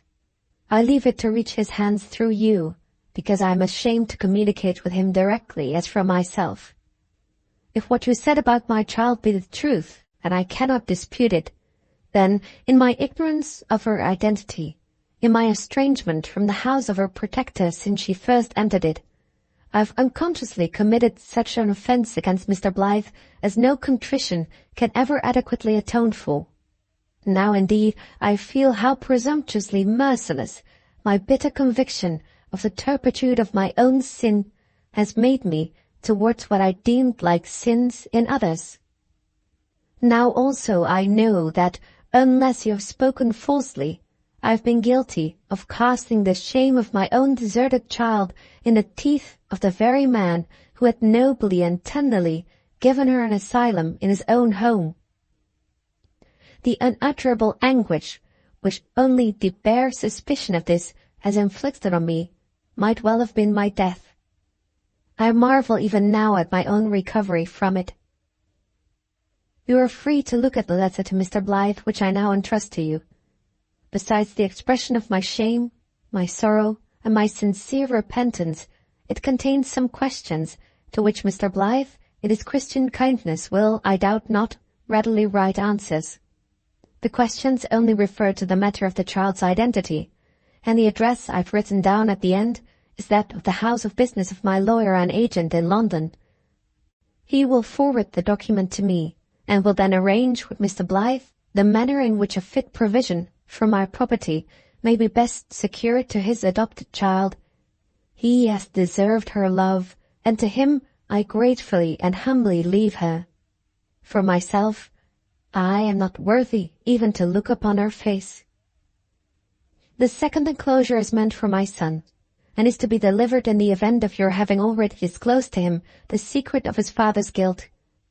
But if you have not done this, if any mercy towards me has entered into your heart, and pleads with it for pardon and for silence, then destroy the letter, and tell him that he will find a communication waiting for him at the house of my agent. He wrote to ask my pardon. He has it freely. Freely in my turn, I hope to have his forgiveness for severities exercised towards him, which were honestly meant to preserve him betimes from ever falling as his father fell, but which I now fear were persevered in too hardly and too long. I have suffered for this error, as for others, heavily, more heavily when he abandoned his home than I should ever wish him to know. You said he lived with you and that you were fond of him. Be gentle with him, now that he's ill, for his mother's sake. My hand grows weaker and weaker. I can write no more. Let me close this letter by entreating your pardon. If you ever granted me, then I also ask your prayers. With this, the letter ended. Matthew sat holding it open in his hand for a little while. He looked round once or twice at the enclosed letter from Mr. Thorpe to his son, which lay close by on the table, but did not destroy it, did not so much as touch it even. Zack spoke to him before long from the inner room. "I'm sure you must have done reading your letter by this time, Matt. I've been thinking, old fellow, of the talk we used to have, about going back to America together, and trying a little buffalo hunting, and roaming about in the wilds. If my father takes me into favor again, and can be got to say yes, I should so like to go with you, Matt. Not for too long, you know, because of my mother and my friends over here, but a sea voyage, and a little scouring about in what you call the lonesome places, would do me such good. I don't feel as if I should ever settle properly to anything till I've had my fling. I wonder whether my father would let me go." "I know he would, Zack." "You? How?" "I'll tell you how another time. You shall have your run, Zack. You shall have your heart's content along with me." As he said this, he looked again at Mr. Thorpe's letter to his son, and took it up in his hand this time. "Oh, how I wish I was strong enough to start. Come in here, Matt, and let's talk about it." "Wait a bit, and I will." Pronouncing those words, he rose from his chair. "For your sake, Zack," he said, and dropped the letter into the fire. "What can you be about all this time?" asked young Thorpe. "Do you call to mind," said Matt, going into the bedroom and sitting down by the lad's pillow, "do you call to mind me saying that I'd be brothers with you, when first us two come together? Well, Zack, I've only been trying to be as good as my word." "Trying? What do you mean? I don't understand, old fellow." "Never mind. You'll make it out better some day. Let's talk about getting aboard ship and going a buffalo hunting now." They discussed the projected expedition until Zack grew sleepy. As he fell off into a pleasant doze, Matt went back into the front room, and, taking from the table Mr. Thorpe's letter to Mr. Blyth, left Kirk Street immediately for the painter's house. It had occurred to Valentine to unlock his bureau twice since his return from the country, but on neither occasion had he found it necessary to open that long, narrow drawer at the back, in which he had secreted the hair bracelet years ago. He was consequently still totally ignorant that it had been taken away from him, when Mary Grice entered the painting room and quietly put it into his hand. Consternation and amazement so thoroughly overpowered him that he suffered his visitor to lock the door against all intruders, and then to lead him peremptorily to a chair, without uttering a single word of inquiry or expostulation. All through the narrative on which Matt now entered, he sat totally speechless, until Mr. Thorpe's letter was placed in his hands, and he was informed that Madonna was still to be left entirely under his own care. Then, for the first time, his cheeks showed symptoms of returning to their natural color, and he exclaimed fervently, Thank God! I shan't lose her after all. I only wish you had begun by telling me of that the moment you came into the room." Saying this, he began to read Mr. Thorpe's letter. When he had finished it and looked up at Matt, the tears were in his eyes. "I can't help it," said the simple-hearted painter. "It would even affect you, Mr. Grice, to be addressed in such terms of humiliation as these. How can he doubt my forgiving him, when he has a right to my everlasting gratitude for not asking me to part with our darling child? They never met. He has never seen her face," continued Valentine, in lower and fainter tones. "She always wore her veil down by my wish when we went out, and our walks were generally into the country instead of town way. I only once remember seeing him coming towards us, and then I crossed the road with her, knowing we were not on terms. There's something shocking in father and daughter living so near each other, yet being, if one may say so very far apart. It is dreadful to think of that. It is far more dreadful to think of its having been her hand which held up the hair for you to look at, and her little innocent action which led to the discovery of who her father really was." "Do you ever mean to let her know as much about it as we do?" asked Matthew. The look of dismay began to appear again in Valentine's face. "Have you told Zack yet?" he inquired, nervously and eagerly. "No," said Matt. "And don't you. When Zack's on his legs again, he's going to take a voyage and get a season's hunting along with me in the wild country over the water. I'm as fond of the lad as if he was a bit of my own flesh and blood. I cut him to him when he hid out so hardy for me at the singing shop, and we've been brothers together ever since. You mightn't think it, to look at me, but I've spared Zack's father for Zack's sake, and I don't ask no more reward for it than to take the lad a-hunting for a season or two along with me.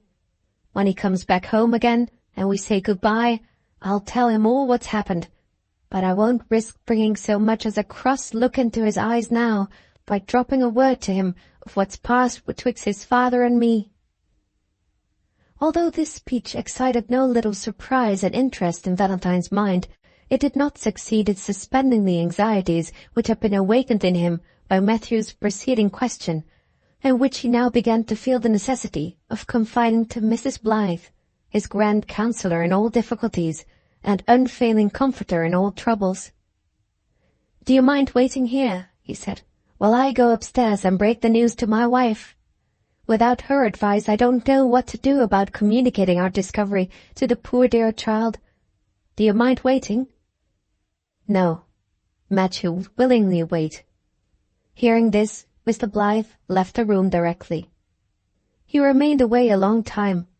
When he came back, his face did not seem to have gained in composure during his absence. "My wife has told me of another discovery," he said, "which her motherly love for our adopted daughter enabled her to make some time since. I've been sadly surprised and distressed at hearing of it, but I need say no more on the subject to you, and that Mrs. Blyth has at once decided me to confide nothing to Madonna, to Mary I ought to say, until Zack has got well again and has left England. When I heard just now from you of his projected voyage, I must confess I saw many objections to it. They have all been removed by what my wife has told me. I heartily agree with her that the best thing Zack can do is to make the trip he proposes. You are willing to take care of him, and I honestly believe that we may safely trust him with you." A serious difficulty being thus disposed of, Valentine found leisure to pay some attention to minor things. Among other questions which he now asked was one relating to the hair-bracelet and to the manner in which Matthew had become possessed of it. He was answered by the frankest confession, a confession which tried even his kindly and forbearing disposition to the utmost as he listened to it, and which drew from him, when it was ended, some of the strongest terms of reproach that had ever passed his lips. Matt listened till he had done, then, taking his hat to go, muttered a few words of rough apology, which Valentine's good nature induced him to accept, almost as soon as they were spoken. "We must let bygones be bygones," said the painter. "You have been candid with me at last, at any rate, and in recognition of that candour I say, good night, Mr. Grice, as a friend of yours still." When Matt returned to Kirk Street, the landlady came out of her little parlour to tell him of a visitor who had been to the lodgings in his absence. An elderly lady, looking very pale and ill, had asked to see young Mr. Thorpe, and had prefaced the request by saying that she was his mother. Zack was then asleep, but the lady had been taken upstairs to see him in bed, had stooped over him and kissed him, and had then gone away again, hastily and in tears. Matthew's face grew grave as he listened, but he said nothing when the little lady had done, except a word or two charging her not to mention to Zack what had happened when he woke. It was plain that Mrs. Thorpe had been told her husband's secret, and that she had lovingly devoted herself to him as comforter and companion to the last. When the doctor paid his regular visit to the invalid the next morning, he was called on immediately for an answer to the important question of when Zack would be fit to travel. After due consideration and careful inspection of the injured side of the patient's head, he replied that in a month's time the lad might safely go on board ship, and that the sea voyage proposed would do more towards restoring him to perfect health and strength than all the tonic medicines that all the doctors in England could prescribe.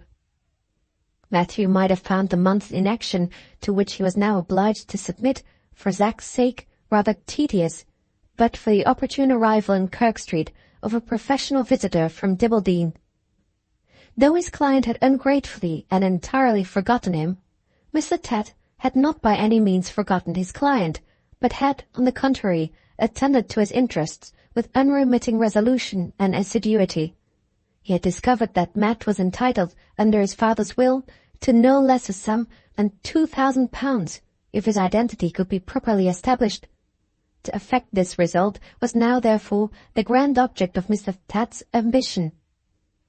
He had the prospect not only of making a little money, but of establishing a reputation in Dibbleden if he succeeded, and, by dint of perseverance, he ultimately did succeed.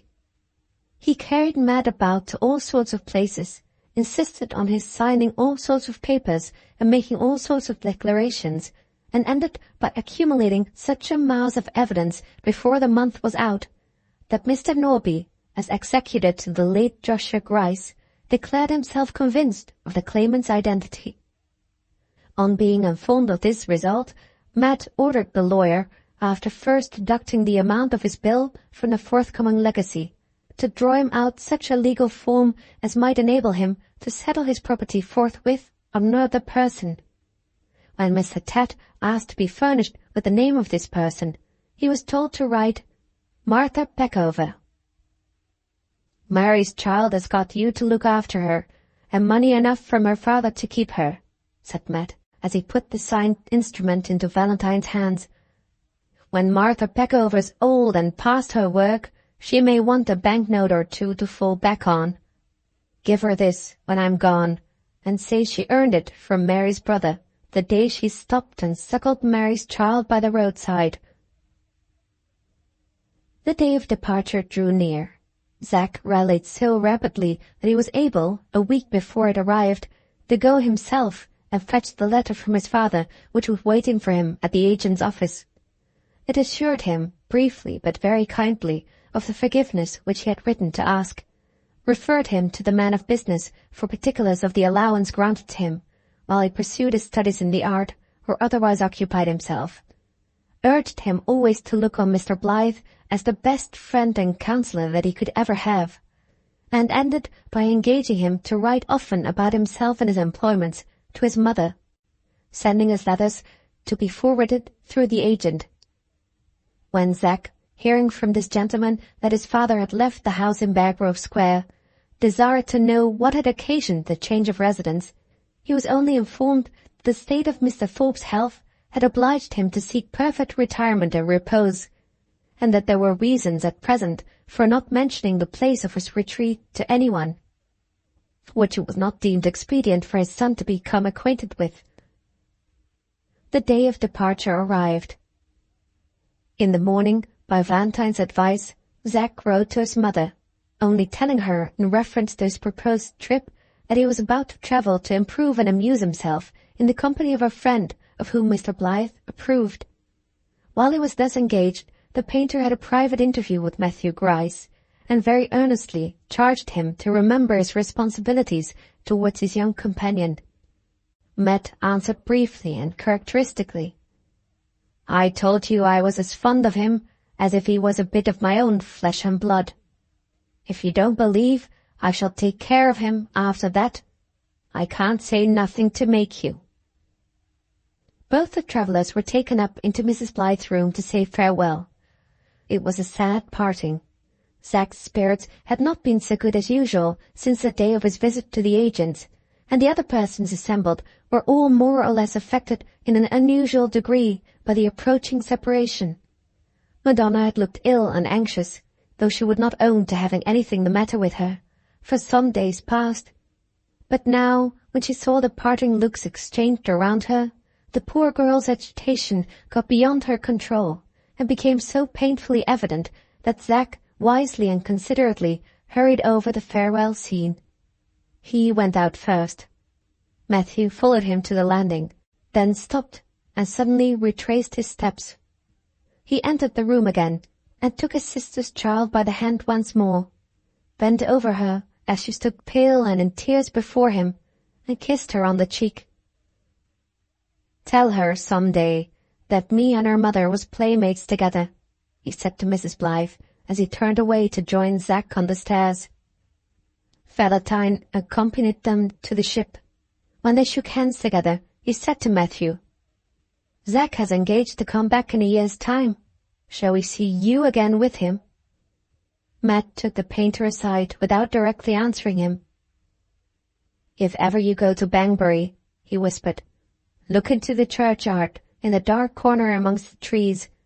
There's a bit of walnut wood planking put up now at the place where she's buried, and it would be a comfort to me to know that it was kept clean and neat. I should take it kind of you if you'd give it a brush or two with your hand when you're near it, for I never hope to see the place myself, no more." Sadly and thoughtfully, Valentine returned alone to his own house. He went up at once to his wife's room. As he opened the door, he started and stopped on the threshold. Madonna was sitting on the couch by her adopted mother, with her face hidden on Mrs. Blythe's bosom, and her arms clasped tight round Mrs. Blythe's neck. "Have you ventured to tell her all, Levy?" he asked. Mrs. Blythe was not able to speak in answer. She looked at him with tearful eyes and bowed her head. Valentine lingered at the door for a moment, then softly closed it, and left them together. Closing chapter of Hide and Seek, a year and a half afterwards. It is sunset after a fine day in August, and Mr. Blythe is enjoying the evening breeze in the invalid room. Besides the painter and his wife, and Madonna, 2 visitors are present who occupy both the spare beds in the house. One is Mrs. Thorpe, the other Mrs. Peckover, and they've been asked to become Valentine's guests to assist at the joyful ceremony of welcoming Zack to England on his return from the wilds of America. He has outstayed his year's leave of absence by nearly 6 months, and his appearance at Mr. Blythe's has become an event of daily, or more properly, of hourly expectation. There is a sad and significant change in Mrs. Thorpe's dress. She wears the widow's cap and weeds. It is nearly 7 months since her husband died in the remote Welsh village to which he retired on leaving London. With him, as with many other confirmed invalids, nature drooped to her final decay gradually and warily, but his death was painless, and his mental powers remained unimpaired to the end. One of the last names that lingered lovingly on his lips, after he had bade his wife farewell, was the name of his absent son. Mrs. Thorpe sits close to Mrs. Blythe, and talks to her in low, gentle tones. The kind black eyes of the painter's wife are brighter than they have been for many a long year past, and the clear tones of her voice, cheerful always, have a joyous sound in them now. Ever since the first days of the spring season, she has been gaining so greatly in health and strength that the favourable turn has taken place in her malady, which was spoken of as possible by the doctors long ago, as the time of first sufferings. She has several times for the last fortnight been moved from her couch for a few hours to a comfortable seat near the window, and if the fine weather still continues, she is to be taken out in a day or two for an airing in an invalid chair. The prospect of this happy event and the pleasant expectation of Zach's return have made Valentine more gaily talkative and more nimbly restless than ever. As he skips discursively about the room at this moment, talking of all sorts of subjects and managing to mix art up with every one of them, dressed in the old jaunty frock-coat with the short tails, he looks, if possible, younger, plumper, rosier and brisker than when he was first introduced to the reader. It is wonderful, when people are really youthful at heart, to see how easily the girdle of Venus fits them, and how long they contrive to keep it on without ever wearing it out. Mrs. Peckover, arrived in festively flaring cap ribbons, sits close to the window to get all the air she can, and tries to make more of it by fanning herself with the invariable red cotton pocket-handkerchief to which she has been all her life attached. In bodily circumference she has not lost an inch of rotundity, suffers in consequence considerably from the heat, and talks to Mr. Blyth with parenthetical pantings which reflect little credit on the cooling influence of the breeze or the ventilating properties of the pocket-handkerchief fan. Madonna sits opposite to her at the window, as cool and pretty a contrast as can be imagined in her white muslin dress and light rose-coloured ribbons. She is looking at Mrs. Peckover and smiling every now and then at the comically languishing faces made by that excellent woman to express to little Mary the extremity of her sufferings from the heat. The whole length of the window-sill is occupied by an aeolian harp, one of the many presents which Valentine's portrait-painting expeditions have enabled him to offer to his wife. Madonna's hand is resting lightly on the box of the harp, for by touching it in this way she becomes sensible to the influence of its louder and higher notes when the rising breeze draws them out. This is the only pleasure she can derive from music, and it is always, during the summer and autumn evenings, one of the amusements that she enjoys in Mrs. Blythe's room. Mrs. Thorpe, in the course of her conversation with Mrs. Blyth, has been reminded of a letter to one of her sisters, which she has not yet completed, and goes to her own room to finish it, Valentine running to open the door for her with the nimblest juvenile gallantry, then returning to the window and addressing Mrs. Peckover. "Hot as ever, eh? Shall I get you one of Levy's fans?" says Mr. Blyth. "No, thank you, sir. I ain't quite melted yet," answers Mrs. Peckover. "But I'll tell you what I wish you would do for me. I wish you would read the Master Zach's last letter. You promised, you know, sir." "And I would have performed my promise before, Mrs. Peckover, if Mrs. Thorpe had not been in the room. There are passages in the letter which it might revive very painful remembrances in her to hear. Now she has left us, I have not the least objection to read, if you are ready to listen." Saying this, Valentine takes the letter from his pocket. Madonna, recognizing it, asks by a sign if she may look over his shoulder and read it for the second time. The request is granted immediately. Mr. Blyth makes her sit on his knee, puts his arm round her waist, and begins to read aloud as follows. "My dear Valentine, although I am writing to you to announce my return, I cannot say that I take up my pen in good spirits. It is not so long since I picked up my last letters from England that told me of my father's death. But besides that, I have had a heavy trial to bear in hearing the dreadful secret which you all kept from me when it was discovered, and afterwards in parting from Matthew Grice. What I felt when I knew the secret, and heard why Matt and all of you had kept it from me, I may be able to tell you, but I cannot and dare not write about it. You may be interested to hear how my parting with Matthew happened, and I will relate it to you as well as I can. You know, from my other letters, all the glorious hunting and riding we have had, and the thousands of miles of country we've been over, and the wonderful places we've seen. Well, Baya, the place I now write from, has been the end of our travels. It was here I told Matt of my father's death, and he directly agreed with me that it was my duty to go home and comfort my poor dear mother by the first ship that sailed for England. After we'd settled that, he said he had something serious to tell me, and asked me to go with him northward, half a day's march along the sea coast, saying we could talk together quietly as we went along. I saw that he'd got his rifle over his shoulder and his baggage at his back, and thought it odd, but he stopped me from asking any questions by telling me from beginning to end all that you and he knew about my father before we left England. I was at first so shocked and amazed by what I heard, and then had so much to say to him about it, that our half-day's march, by the time we'd got to the end of it, seemed to me to have hardly lasted as long as an hour. He stopped, though, at the place he had fixed on, and held out his hand to me, and said these words: "I've done my duty by you, Zack, as brother should by brother. The time's come at last for us two to say goodbye.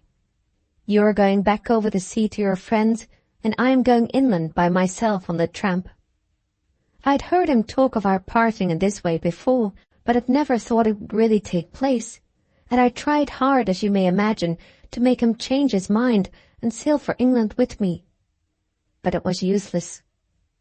"No, Zack," he said, "I doubt if I'm fit for the life you're going back to lead. I've given it a trial, and a hard and bitter one it's been to me. I began life on the tramp, and on the tramp I shall end it. Goodbye, Zack. I shall think of you when I light my fire and cook my bit of victuals without you in the lonesome places tonight."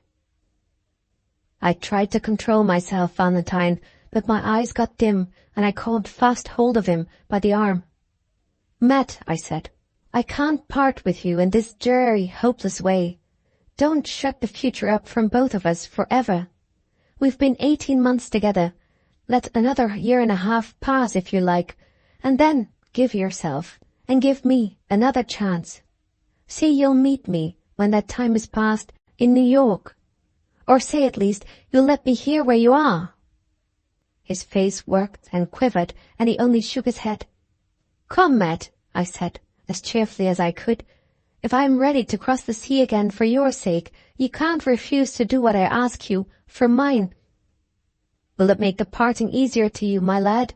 he asked kindly. "Yes, indeed it will," I answered. "Well then, Zack," he said, "you shall have your way. Don't let's say no more now. Come, let's cut it as short as we can, or we shan't part as men should. God bless you, lad, and all of them you're going back to see." Those were his last words. After he'd walked a few yards inland, he turned round and waved his hand, then went on, and never turned again. I sat down on the sand hillock where we'd said goodbye and burst out crying. What with the dreadful secret he'd been telling me as we came along, and then the parting when I didn't expect it, all I had of the man about me gave way somehow in a moment, and I sat alone, crying and sobbing on the sand hillock, with the surf roaring miles out at sea behind me, and the great plain before, with Matthew walking over it alone on his way to the mountains beyond. When I'd had time to get ashamed of myself for crying, and had got my eyesight clear again, he was already far away from me. I ran to the top of the highest hillock, and watched him over the plain. A desert without a shrub to break the miles and miles of flat ground spreading away to the mountains. I watched him as he got smaller and smaller.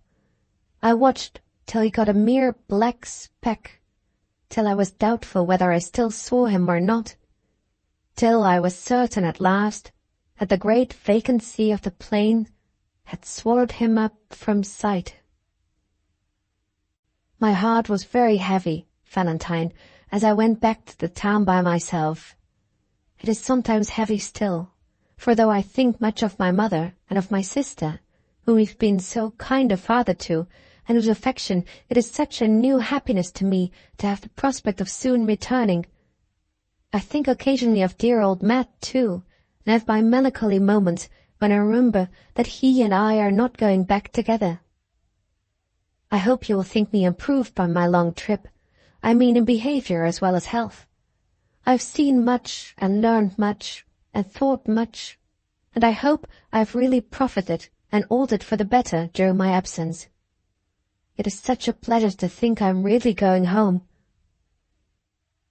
Here Mr. Blythe stops abruptly and closes the letter, for Mrs. Thorpe re-enters the room. "The rest is only about when he expects to be back," whispers Valentine to Mrs. Peckover. "By my calculations," he continues, raising his voice and turning towards Mrs. Thorpe, "by my calculations, which, not having a mathematical head, I don't boast of, mind, as being infallibly correct, Zack is likely, I should say, to be here in about—" "Hush! Hush! Hush!" cries Mrs. Peckover, jumping up with incredible agility at the window and clapping her hands in a violent state of excitement. "Don't talk about when he will be here. Here he is. He's come in a cab. He's got out into the garden. He sees me. Welcome back, Master Zack. Welcome back. Hooray! Hooray!" Here Mrs. Peckover forgets her company manners and waves the red cotton handkerchief out of the window in an irrepressible burst of triumph. Zack's hearty laugh is heard outside, then his quick step on the stairs. Then the door opens, and he comes in with his beaming, sunburnt face, healthier and heartier than ever. His first embrace is for his mother, his second for Madonna, and, after he has greeted everyone else cordially, he goes back to those two. Mr. Blythe is glad to see that he sits down between them and takes their hands gently and affectionately in his. Matthew Grice is in all their memories when the first greetings are over. Valentine and Madonna look at each other, and the girl's fingers sign hesitatingly the letters of Matthew's name. "She is thinking of the comrade you have lost," says the painter, addressing himself a little sadly to Zack. "The only living soul that's kin to her now by her mother's side," adds Mrs. Peckover. "It's like her pretty ways to be thinking of him kindly for her mother's sake." "Are you really determined, Zack, to take that second voyage?" asks Valentine. "Are you determined to go back to America on the one faint chance of seeing Matt once more?" "If I am a living man 18 months hence," Zack answers resolutely, "nothing shall prevent my taking the voyage. Matthew Grice loved me like a brother, and, like a brother, I will yet bring him back, if he lives to keep his promise and meet me when the time comes." The time came, and on either side the two comrades of former days, in years so far apart, in sympathies so close together, lived to look each other in the face again. The solitude which had once hardened Matthew Grice had wrought on him in his riper age to better and higher ends. In all his later roamings, the tie which had bound him to those sacred human interests in which we live and move and have our being, the tie which he himself believed that he had broken, held fast to him still. His grim, scarred face softened, his heavy hand trembled in the friendly grasp that held it, as Zack pleaded with him once more, and this time pleaded not in vain.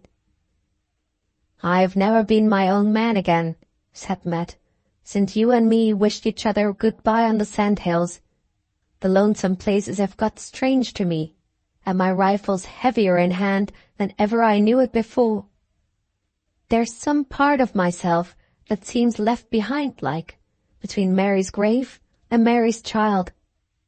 Must I cross the seas again to find it? Give us hold of your hand, Zack, and take the leavings of me back along with you." So the noble nature of the man unconsciously asserted itself in his simple words. So the two returned to the old land together. The first kiss with which his dead sister's child welcomed him back cooled the tramp's fever forever, and the man of many wanderings rested at last among the friends who loved him, to wander no more.